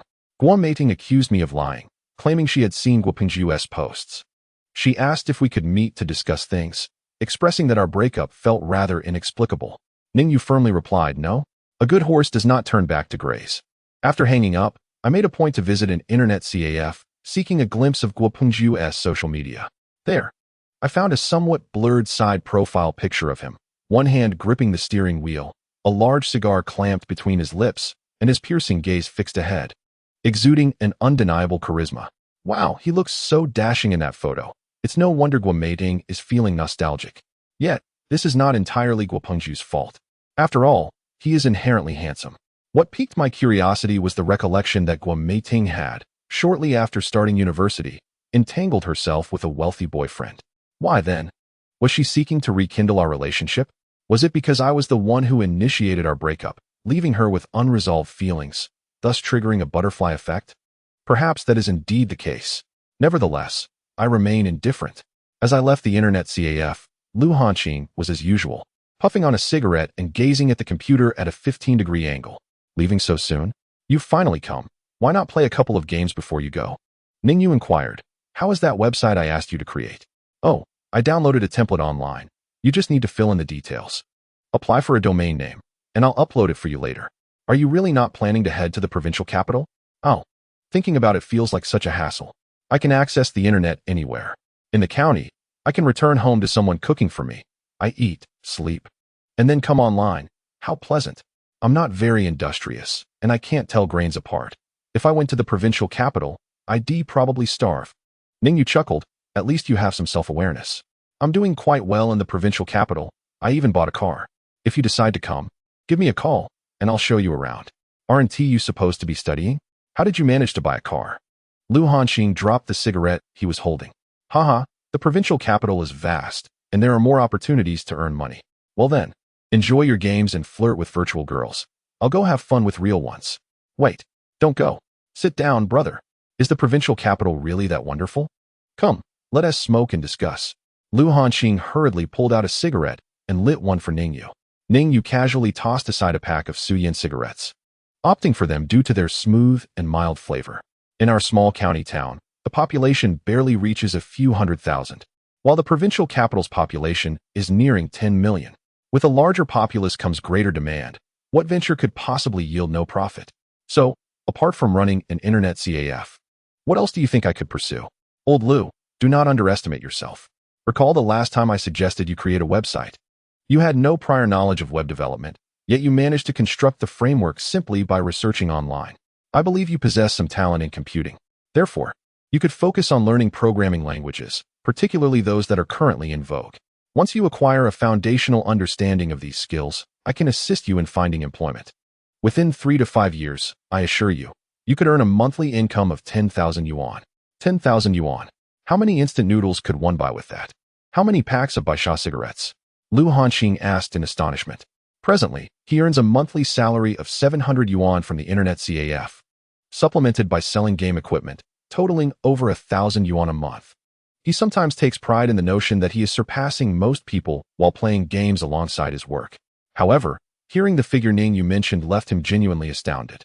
Given your current demeanor, I must confess that I am engaged in a small business in the provincial capital, where some of my employees earn salaries that reach that amount. Can I truly achieve this? Of course, but it will require considerable effort on your part to relearn from the ground up, particularly since your current skills are primarily focused on gaming, which is a waste of potential. After a moment of contemplation, Lu Hanxing resolved. I will accompany you to the provincial capital. I will no longer work at this internet CAF. Very well, I shall await your arrival in the provincial capital. Just bring along some luggage. I will arrange accommodation for you in advance. Ning Yu patted his shoulder, feeling a sense of satisfaction. Chapter 86. The rental agreement. The following morning, Ning Yu was roused from his slumber by incessant noise. It was Guo Pengjiu, who persistently called him despite his attempts to hang up. Damn it. I told you I would call you before leaving. I wouldn't forget you. It's not about that. Ning Yu, please, just answer Guo Meiding's calls. She bombarded me with calls all night long. What does that have to do with me? If you hang up on her a few times, she will stop calling you. We are all classmates, and she is a stunning beauty. How can I bear to ignore her? Then she deserves to be harassed. Ning Yu hung up the phone, pondering the fact that he had indeed dismissed Guo Meiding's calls multiple times the previous night. Little did he know, she had turned to harass Guo Pengjiu instead. After getting dressed, Ning Yu was subsequently cornered by Xiao Guiqin, who admonished him for still sleeping in. As university students, when will you truly grow up?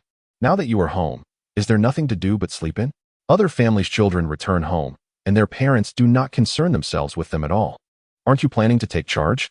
You are moving to the provincial capital this afternoon, so hurry up and pack your belongings. Gather your clothes and bedding into bags. I will check to see what pots and pans need to be taken. Otherwise, leaving them here would benefit your aunt. Mother, have I not already mentioned that some things can be purchased anew once we arrive there? And what about father? He has gone to fetch the car. Do you truly believe that the three of us can carry all these items to Jiangxing district? Did I not inform you that I drove back? You drove back? From where did you acquire the vehicle? How did you learn to drive? Xiao Guiqin inquired, setting aside her task to look up. The car was, of course, purchased. And I acquired my driving license through diligent practice, Ning Yu replied. My sister suggested that having a car at home would be convenient.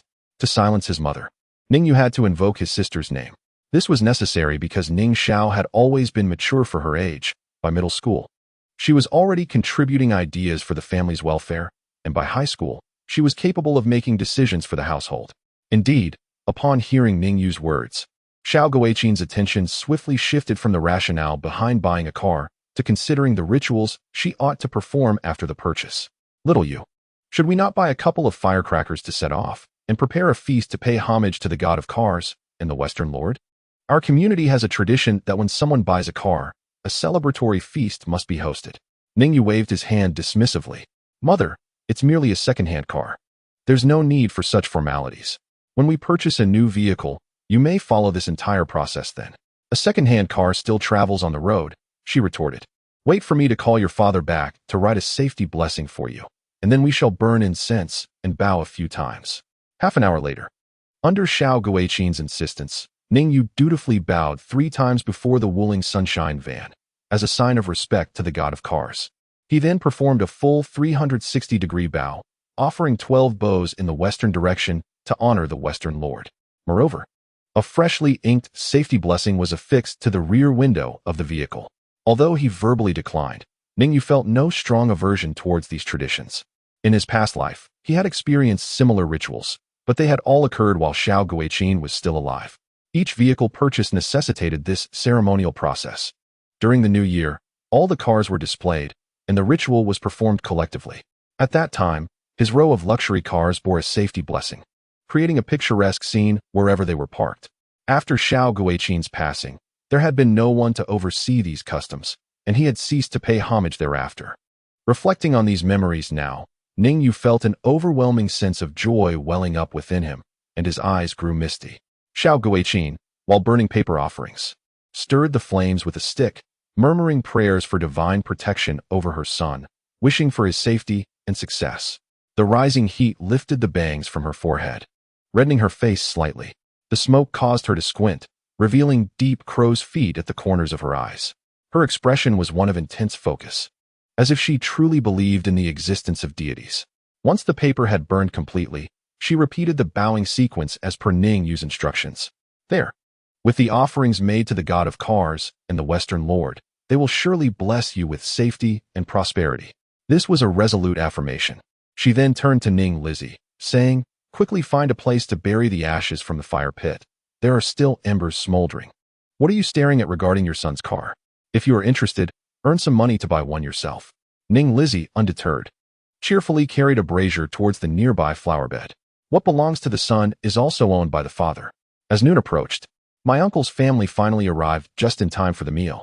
Upon entering, my aunt exclaimed, "Oh dear, we've been so busy that we didn't even have time to visit when little Yu was preparing for university.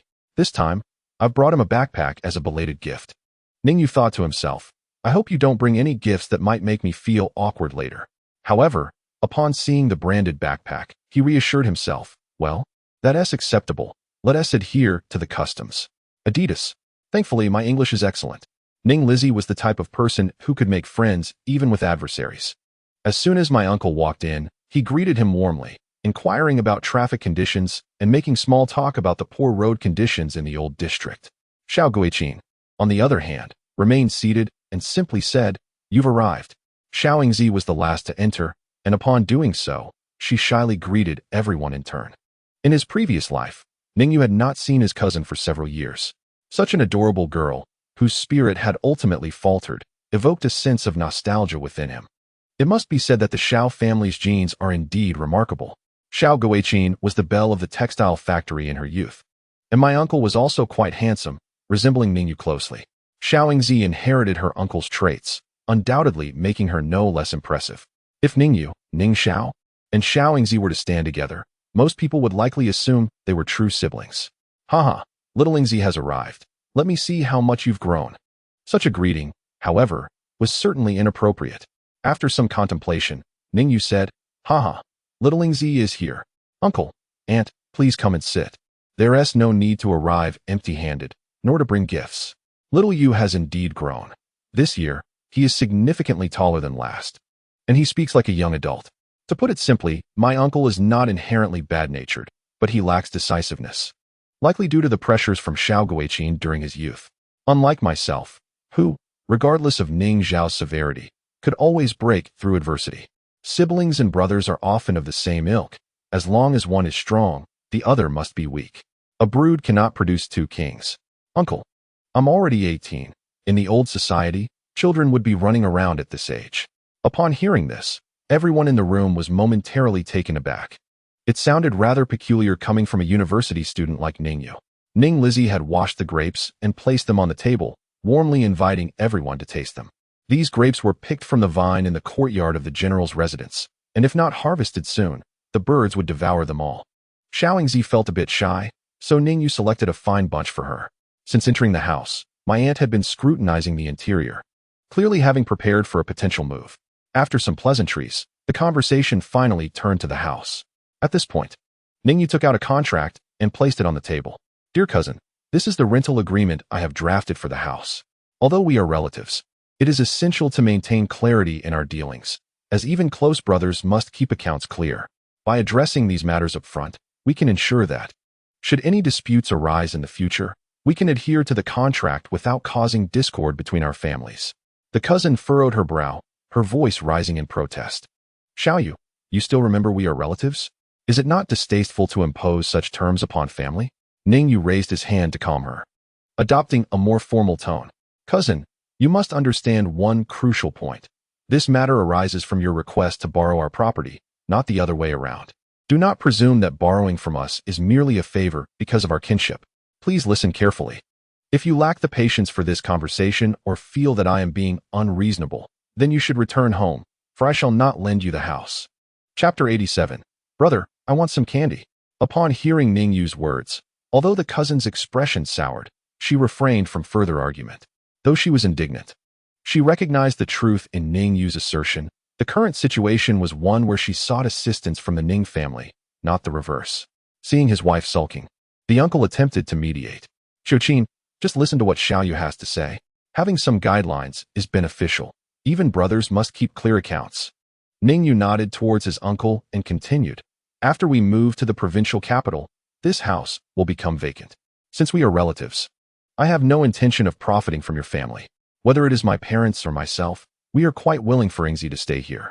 However, this accommodation must come with a defined duration. We can agree that it lasts until this time next year, by which point Yingzi will have been accepted into university, and I will return to collect the keys. Secondly, during the rental period, this house must not be sublet to others. Given the current market, renting this property could yield 200 to 300 yuan a month, which is quite a considerable income over time. You and my cousin must not presume to rent it out simply because we are not in the county. That is absolutely unacceptable. Thirdly, please maintain the house in its original condition, as we may wish to return someday and need a place to stay. Those are my requirements, and I have documented them in the contract. If you and my cousin agree, we can proceed to sign. This will provide a framework for us moving forward. Sounds good. Let us proceed as Xiaoyu has outlined. The uncle replied, eager to avoid further conflict with his wife, hastily signing his name on the document. Ning Yu felt a sense of relief. Such a challenging issue had been resolved without escalating tensions between their families. He tucked the contract away with a smile, saying, Uncle, please do not take offense. I have now become somewhat of a businessman. Everything is governed by contract. If you were to engage in business, you would surely understand my perspective. The uncle, not at all upset, inquired with a hint of curiosity, Aren't you a university student? How have you become a businessman? I am following in my sister's footsteps in business, learning from her, Ning Yu replied, cleverly shifting any potential awkwardness away from himself. As Ning Xiao was not present to feel the weight of the conversation, the child, Ning Xiao, has always exhibited the potential for greatness. Sister, you may await a life of comfort in the provincial capital. Comfort? After moving to the provincial capital, Old Ning plans to establish a training class dedicated to teaching handwriting. I hear the storefront has already been rented. I truly envy both of you for having such a remarkable daughter. I wonder if I will ever be able to rely on Yingzi for a good life in the future. Xiao Ming, you ought to aspire for greater things. Is it appropriate to frivolously spend your daughter's earnings? Regardless of how much she earns, it is her own, and possessing wealth ensures that she will not suffer in her future marriage. The little uncle grumbled, You speak so lightly. I have no son. The aunt could not tolerate such remarks and rebuked him. Xiao Ming, are you blaming me? Is the lack of a son my fault or yours? Bearing such a burden. Who knows if he will even support us in our old age? Xiao Guiqin, embracing Yingzi, admonished, both of you have issues. What nonsense are you spouting while focusing on the child? Xiao Yu, taking Zi out to play. Old Ning, you go prepare the meal. Her commanding words left no room for doubt about her authority within the household. Ning Yu suddenly realized that he need not intervene. Xiao Guiqin could handle the situation adeptly. Come, brother will take you out to play. As Ning Yu waved, Yingzi extended her hand for him to hold, reminiscent of their childhood. Once outside, Ning Yu discovered that there was little left to amuse them. In the past, whether chasing stray cats in the neighborhood or engaging in childish antics, they had found joy in every moment. Now, it was not fitting to indulge in such juvenile games. They walked along the alley, heading outward. Ning Yu inquired, "How are your academic results these days?" "Well, I rank about 30th in my class. However, if I transfer to the first middle school, I am uncertain how I would fare. I've heard the students there are quite formidable. Although the first middle school is indeed impressive. Given that you can rank within the top 30 in your current school, transitioning to the first middle school should not be too daunting. When will you transfer?" My father mentioned that the transfer application to the first middle school has already been approved, but our homeroom teacher seems reluctant to endorse my application. Ning Yu chuckled. A good student is a treasure for teachers. They would naturally be reluctant to let you go. Fortunately, your grades are commendable. Otherwise, the first middle school would not have accepted you. My grades are not that exceptional. You and Ning Xiao's sister perform far better. My father often says that neither of you has ever ranked in the top 10 of your grade. Xiao Yu, how is university life? You shouldn't concern yourself with university life just yet. During your senior year, you must focus fully, with a single-minded determination until after the college entrance examination. So, will you be doing business with Ning Xiao's sister in college, without it affecting your studies? Do your aunt and uncle not mind? With the vast sky above and the distant emperor, do you think they can truly govern my actions? To be honest, I skip classes every day in university. Oh, how delightful. Seeing the sparkle in her eyes, Ning Yu quickly cautioned, do not emulate me. If you are to learn, let it be after you gain admission to university.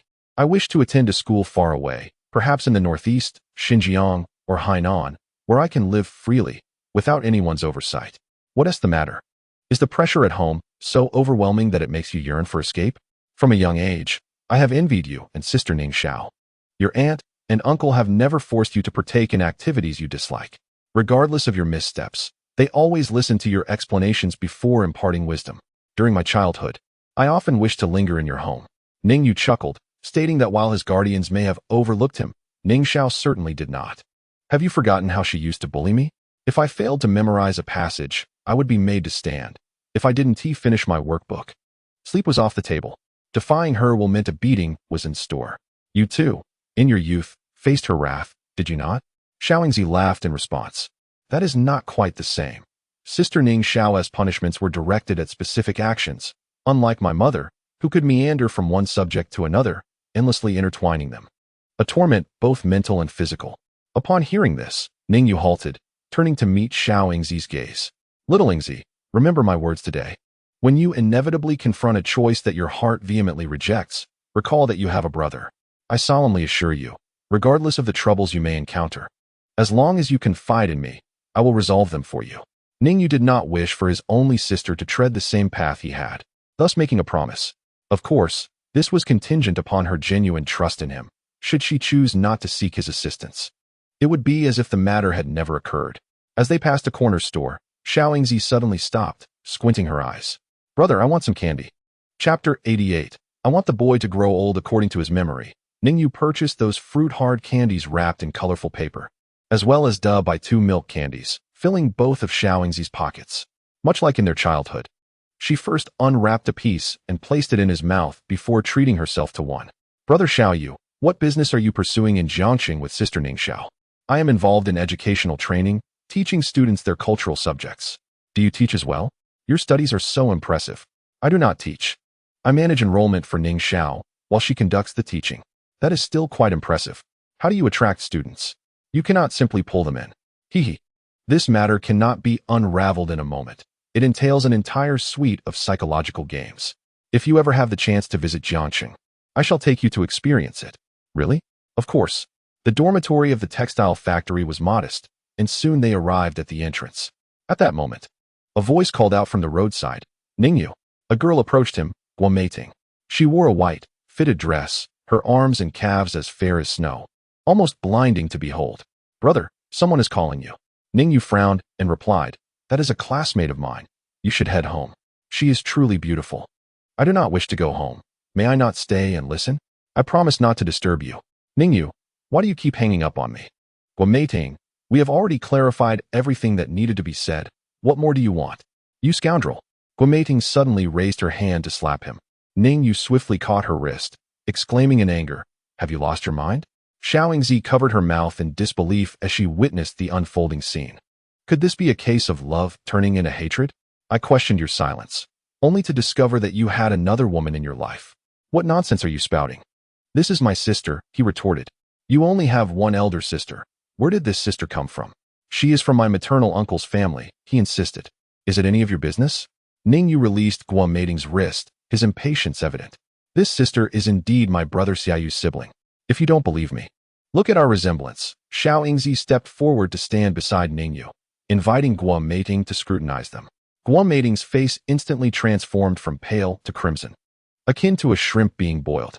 With her head lowered, she stammered, "I'm sorry, I misunderstood you both." Xiaoingzi graciously replied, "It's perfectly fine.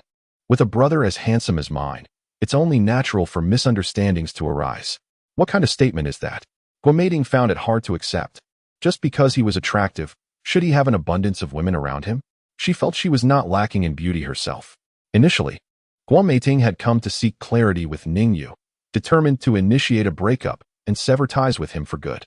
However, upon seeing such a stunning girl by his side, her pent-up grievances erupted uncontrollably. Now, learning that this girl was Ning Yu's sister, she felt mortified, her carefully prepared words evaporating from her mind. All she desired was to flee, overwhelmed by embarrassment. "Sister, are you my brother's girlfriend?" Before Guomating could gather her thoughts, Ning Yu interrupted, "Xiaoingzi, why are you prying into such matters? Just enjoy your candy." "Guomating, we had already made things clear last time. You follow your path, and I shall follow mine. Why can't you accept this?" Guomating was on the verge of exploding with frustration. She had intended to propose the breakup herself, only to have her lines snatched away. It felt akin to two individuals playfully sparring, only to be denied the final blow. Unwilling and frustrated, she declared, "Ning Yu, just wait. I will make you regret this." Leaving with those biting words, Guomating stormed off. "Brother, this sister is truly beautiful, just like Snow White. Why don't you like her?" Xiaoingzi mused. "Snow White encounters her 7 dwarfs. This woman is not one of them. Why are you so curious at such a young age?" Ning Yu contemplated ruffling her hair, a playful gesture he enjoyed in childhood. However, he halted midway, mindful of their grown-up status. At this moment, Xiaoingzi appeared much more lively, savoring her candy as she rediscovered the joys of childhood. "Brother, I'm just a year younger than you. I'll be an adult next year." After the incident with Guomating, Ning Yu lost his inclination to linger and took Xiaoingzi back home.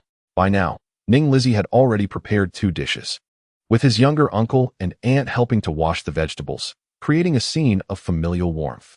Ning Yu gazed at this heartwarming tableau, a paternal smile of satisfaction gracing his face. Maintaining such a harmonious family atmosphere while balancing multiple roles is no easy feat, brother. Come here. Xiaoingzi grasped Ning Yu's hand and led him to the bedroom he shared with Ning Xiao. Behind the door, there were markings made with a pencil. Xiaoingzi crouched down, scrutinizing them for a moment before pointing to one of the lines. "Brother, this indicates my height when I was 7. See? It's almost the same as your height at 8. Ning Yu's expression shifted slightly, revealing discomfort as he replied, "It's common knowledge that girls grow faster." He continued, "I still recall many events from our childhood. I remember the time I came to your home when you had just started 1st grade, and you encouraged me to tear up all your textbooks. We both ended up getting scolded by Aunt." He reminisced about the night of their grandfather's passing when his father had sent him to stay at her house for 2 nights, where she held him as they slept. Back then, Ning Xiao insisted on cuddling, and I refused, leading to us both being punished with memorizing 5 ancient poems. The bed remained unchanged. They had once fit comfortably together on it. Xiaoingzi lay on his bed, seemingly yearning for the nostalgia of their childhood. However, upon glancing up, her eyes fell upon some scribblings beneath the bed. "Ning Xiao, the naughty one, sleeping with a donkey." 18 Dragons subduing palms. The dragon regrets. Demoness, meet your doom. The childish handwriting reflected Ning Yu's past grievances, insults directed at Ning Xiao. Amused, Xiao Yingzi chuckled softly while reading the phrases to Ning Yu. Careful not to raise her voice for fear of being overheard. Ning Yu found it amusing as well. These memories felt like echoes from 50 years ago, akin to a child's diary. I want to be the old man, she read aloud, inadvertently pronouncing the pinyin twice, sensing something was amiss. Turning to Ning Yu, she noted the darkening of his expression as he remarked, "Hey, who wrote this? It must have been Ning Xiao playing tricks on me." Ning Xiao had always enjoyed such antics. He pulled the bewildered Xiao Yingzi up and ushered her out of the room, then leaned down to peer under the bed. There, among the multitude of words, he indeed found a faintly written phrase in pinyin, clearly from when she must have been in kindergarten. Children speak without restraint. Oh dear, today I've lost all face. He quickly grabbed an eraser to remove the embarrassing inscription. Chapter 89. Reunion at the dining table. Ning Yu maintained an air of composure, his demeanor betraying no signs of distress.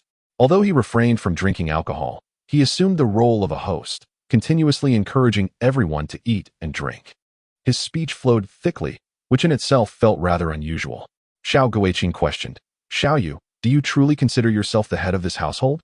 She added, "What is wrong with what I said? You've taken over your father's words. What is he supposed to say?"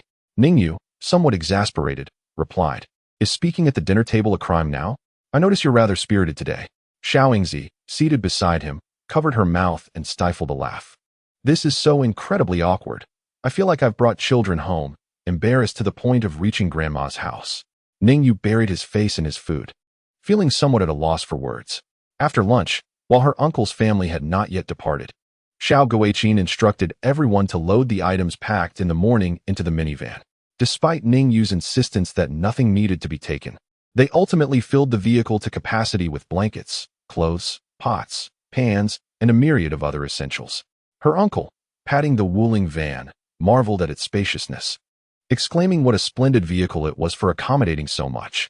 Even the little aunt, unusually cheerful, praised Ning Xiao for her capabilities, noting how she had earned quite a sum before even graduating from university. Xiao Guiqing thoroughly inspected the house, both inside and out, before entrusting the keys to the little aunt. As they departed from a place they had inhabited for decades, Ning Yu could discern a hint of reluctance in his parents. Perhaps this was the primary reason for their prolonged hesitation to move to the provincial capital. Leaving their homeland was indeed a poignant struggle. Ning Yu drove to fetch Guopingjiu, whose parents, aware of their family's impending relocation, had generously packed numerous local delicacies for the journey.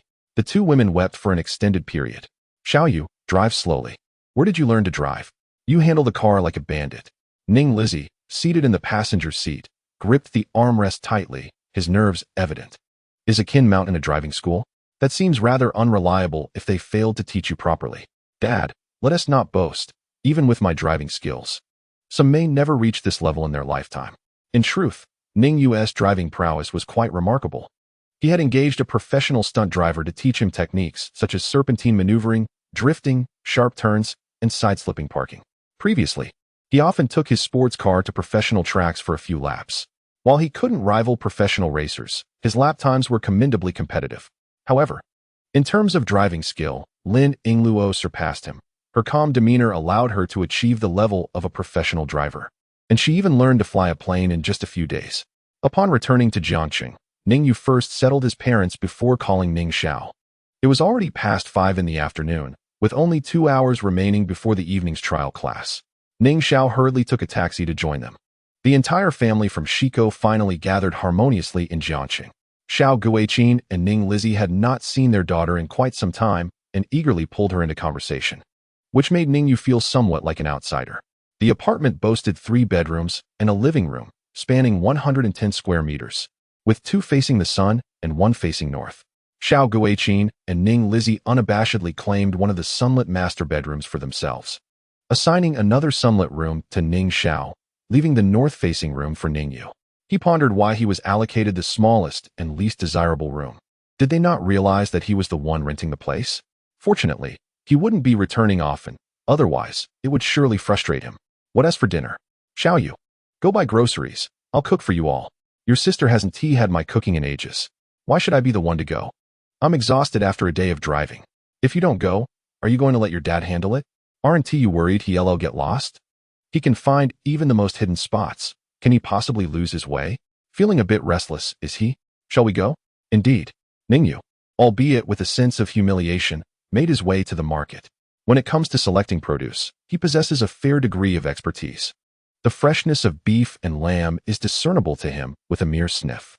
He can also identify which vegetables have been hastened by pesticides, which have been enhanced with fertilizers, and which have been artificially bulked up. He has lost count of how many times he has frequented this market. Many vendors recognize him, aware that he does not haggle and is generous in his purchases, prompting them to greet him warmly and showcase their finest offerings. After a thorough stroll, Ning Yu's bounty was substantial. He acquired an assortment of pork, beef, lamb, chicken, fish, and various vegetables. Since the apartment rented for his parents is equipped with a refrigerator, any excess can be stored, thus avoiding waste. It appears that this amount will suffice for the two of them for a week. Upon returning home, he found that the three had already arranged the luggage brought from Dongjiang County and were busy tidying up the house. The sight of Ning Yu returning with such a plethora of vegetables left them astonished. Xiao Guiqin even jested, asking why he hadn't brought the entire market home, which left Ning Yu feeling somewhat hurt. He plopped down on the sofa and resolved not to assist with any household chores. Xiao Guiqin and Ning Xiao were engaged in conversation. Cooking was the domain of Ning Lizzie, who excelled at it to a degree that elicited both admiration and concern. Unable to bear it any longer, Ning Yu took the initiative to help by washing and preparing the vegetables. Given the time-consuming nature of cooking pork, beef, and lamb, he opted not to prepare them. The chicken and fish were prepped and ready to go straight into the pot. During the meal, Ning Xiao exchanged glances with Ning Yu, silently inquiring whether the truth about their business dealings should be revealed, only to be met with a similar gaze of restraint. He believed that maintaining the current fade was ideal. Revealing the truth to their parents would necessitate further explanations, which he found cumbersome. Furthermore, he worried that if his parents discovered that the business was his undertaking, they would inevitably fret about it. If he earned more money, there would be concerns about extravagant spending. If he earned less, anxiety over potential losses would ensue. After all, his business was, in essence, the family's venture, while his sister's endeavors would eventually belong to another family. This distinction was evident in Xiao Guiqin's reluctance to spend Ning Xiao's money. The stakes of ownership elicited varying degrees of concern. Moreover, a crucial aspect of Ning Yu's plan involved transferring the educational enterprise entirely to Ning Xiao in a few years, at which point they could both spare themselves from undue worry. After much deliberation, it might have been wiser to remain silent from the outset. From the perspective of traditional Chinese medicine, maintaining a tranquil and unperturbed mindset, along with minimal desires, is essential for warding off ailments. Ning Yu wished for his family to remain untroubled by his affairs. After enjoying a reunion dinner, Ning Xiao, harboring her own thoughts, departed early. Ning Yu accompanied the two on a stroll around the community, informing them about nearby amenities and recreational facilities. As they passed by the Lizzie Calligraphy Training Center, he opened the door for them to take a look inside. Ning Lizzie was somewhat reluctant about the center bearing his name, feeling it lacked cultural sophistication and likening it to a humble barbecue stall or a local hair salon. It ought to be named something like Ink Pool or Ink Trace. Wang Shiji diligently practiced daily, transforming the entirety of a pond into ink. At the head of my family's ink-washing pond, trees bloom, each flower delicately adorned with faint ink traces. Such names possess a refinement far superior to mere calligraphy training classes. Alternatively, one might incorporate jargon into the name for an air of elegance. Regarding Ning Lizzie's suggestions, Ning Yu scoffed dismissively, asserting that the sign should be straightforward and immediately convey its purpose. It should not be so cryptic that potential clients pause in confusion upon seeing it. How can one expect to attract customers that way? Does he presume everyone possesses his level of erudition? Ning Yu, disinclined to elaborate, recognized that such an explanation would inadvertently flatter him, and he refused to grant him that satisfaction. He merely stated, "I've already prepared the sign. You'll have to make do with it." Xiao Guiqin retorted, "Look at you. So capable. You haven't contributed a single penny or an ounce of effort, yet you still aspire for more. Why don't you just ascend to the heavens?"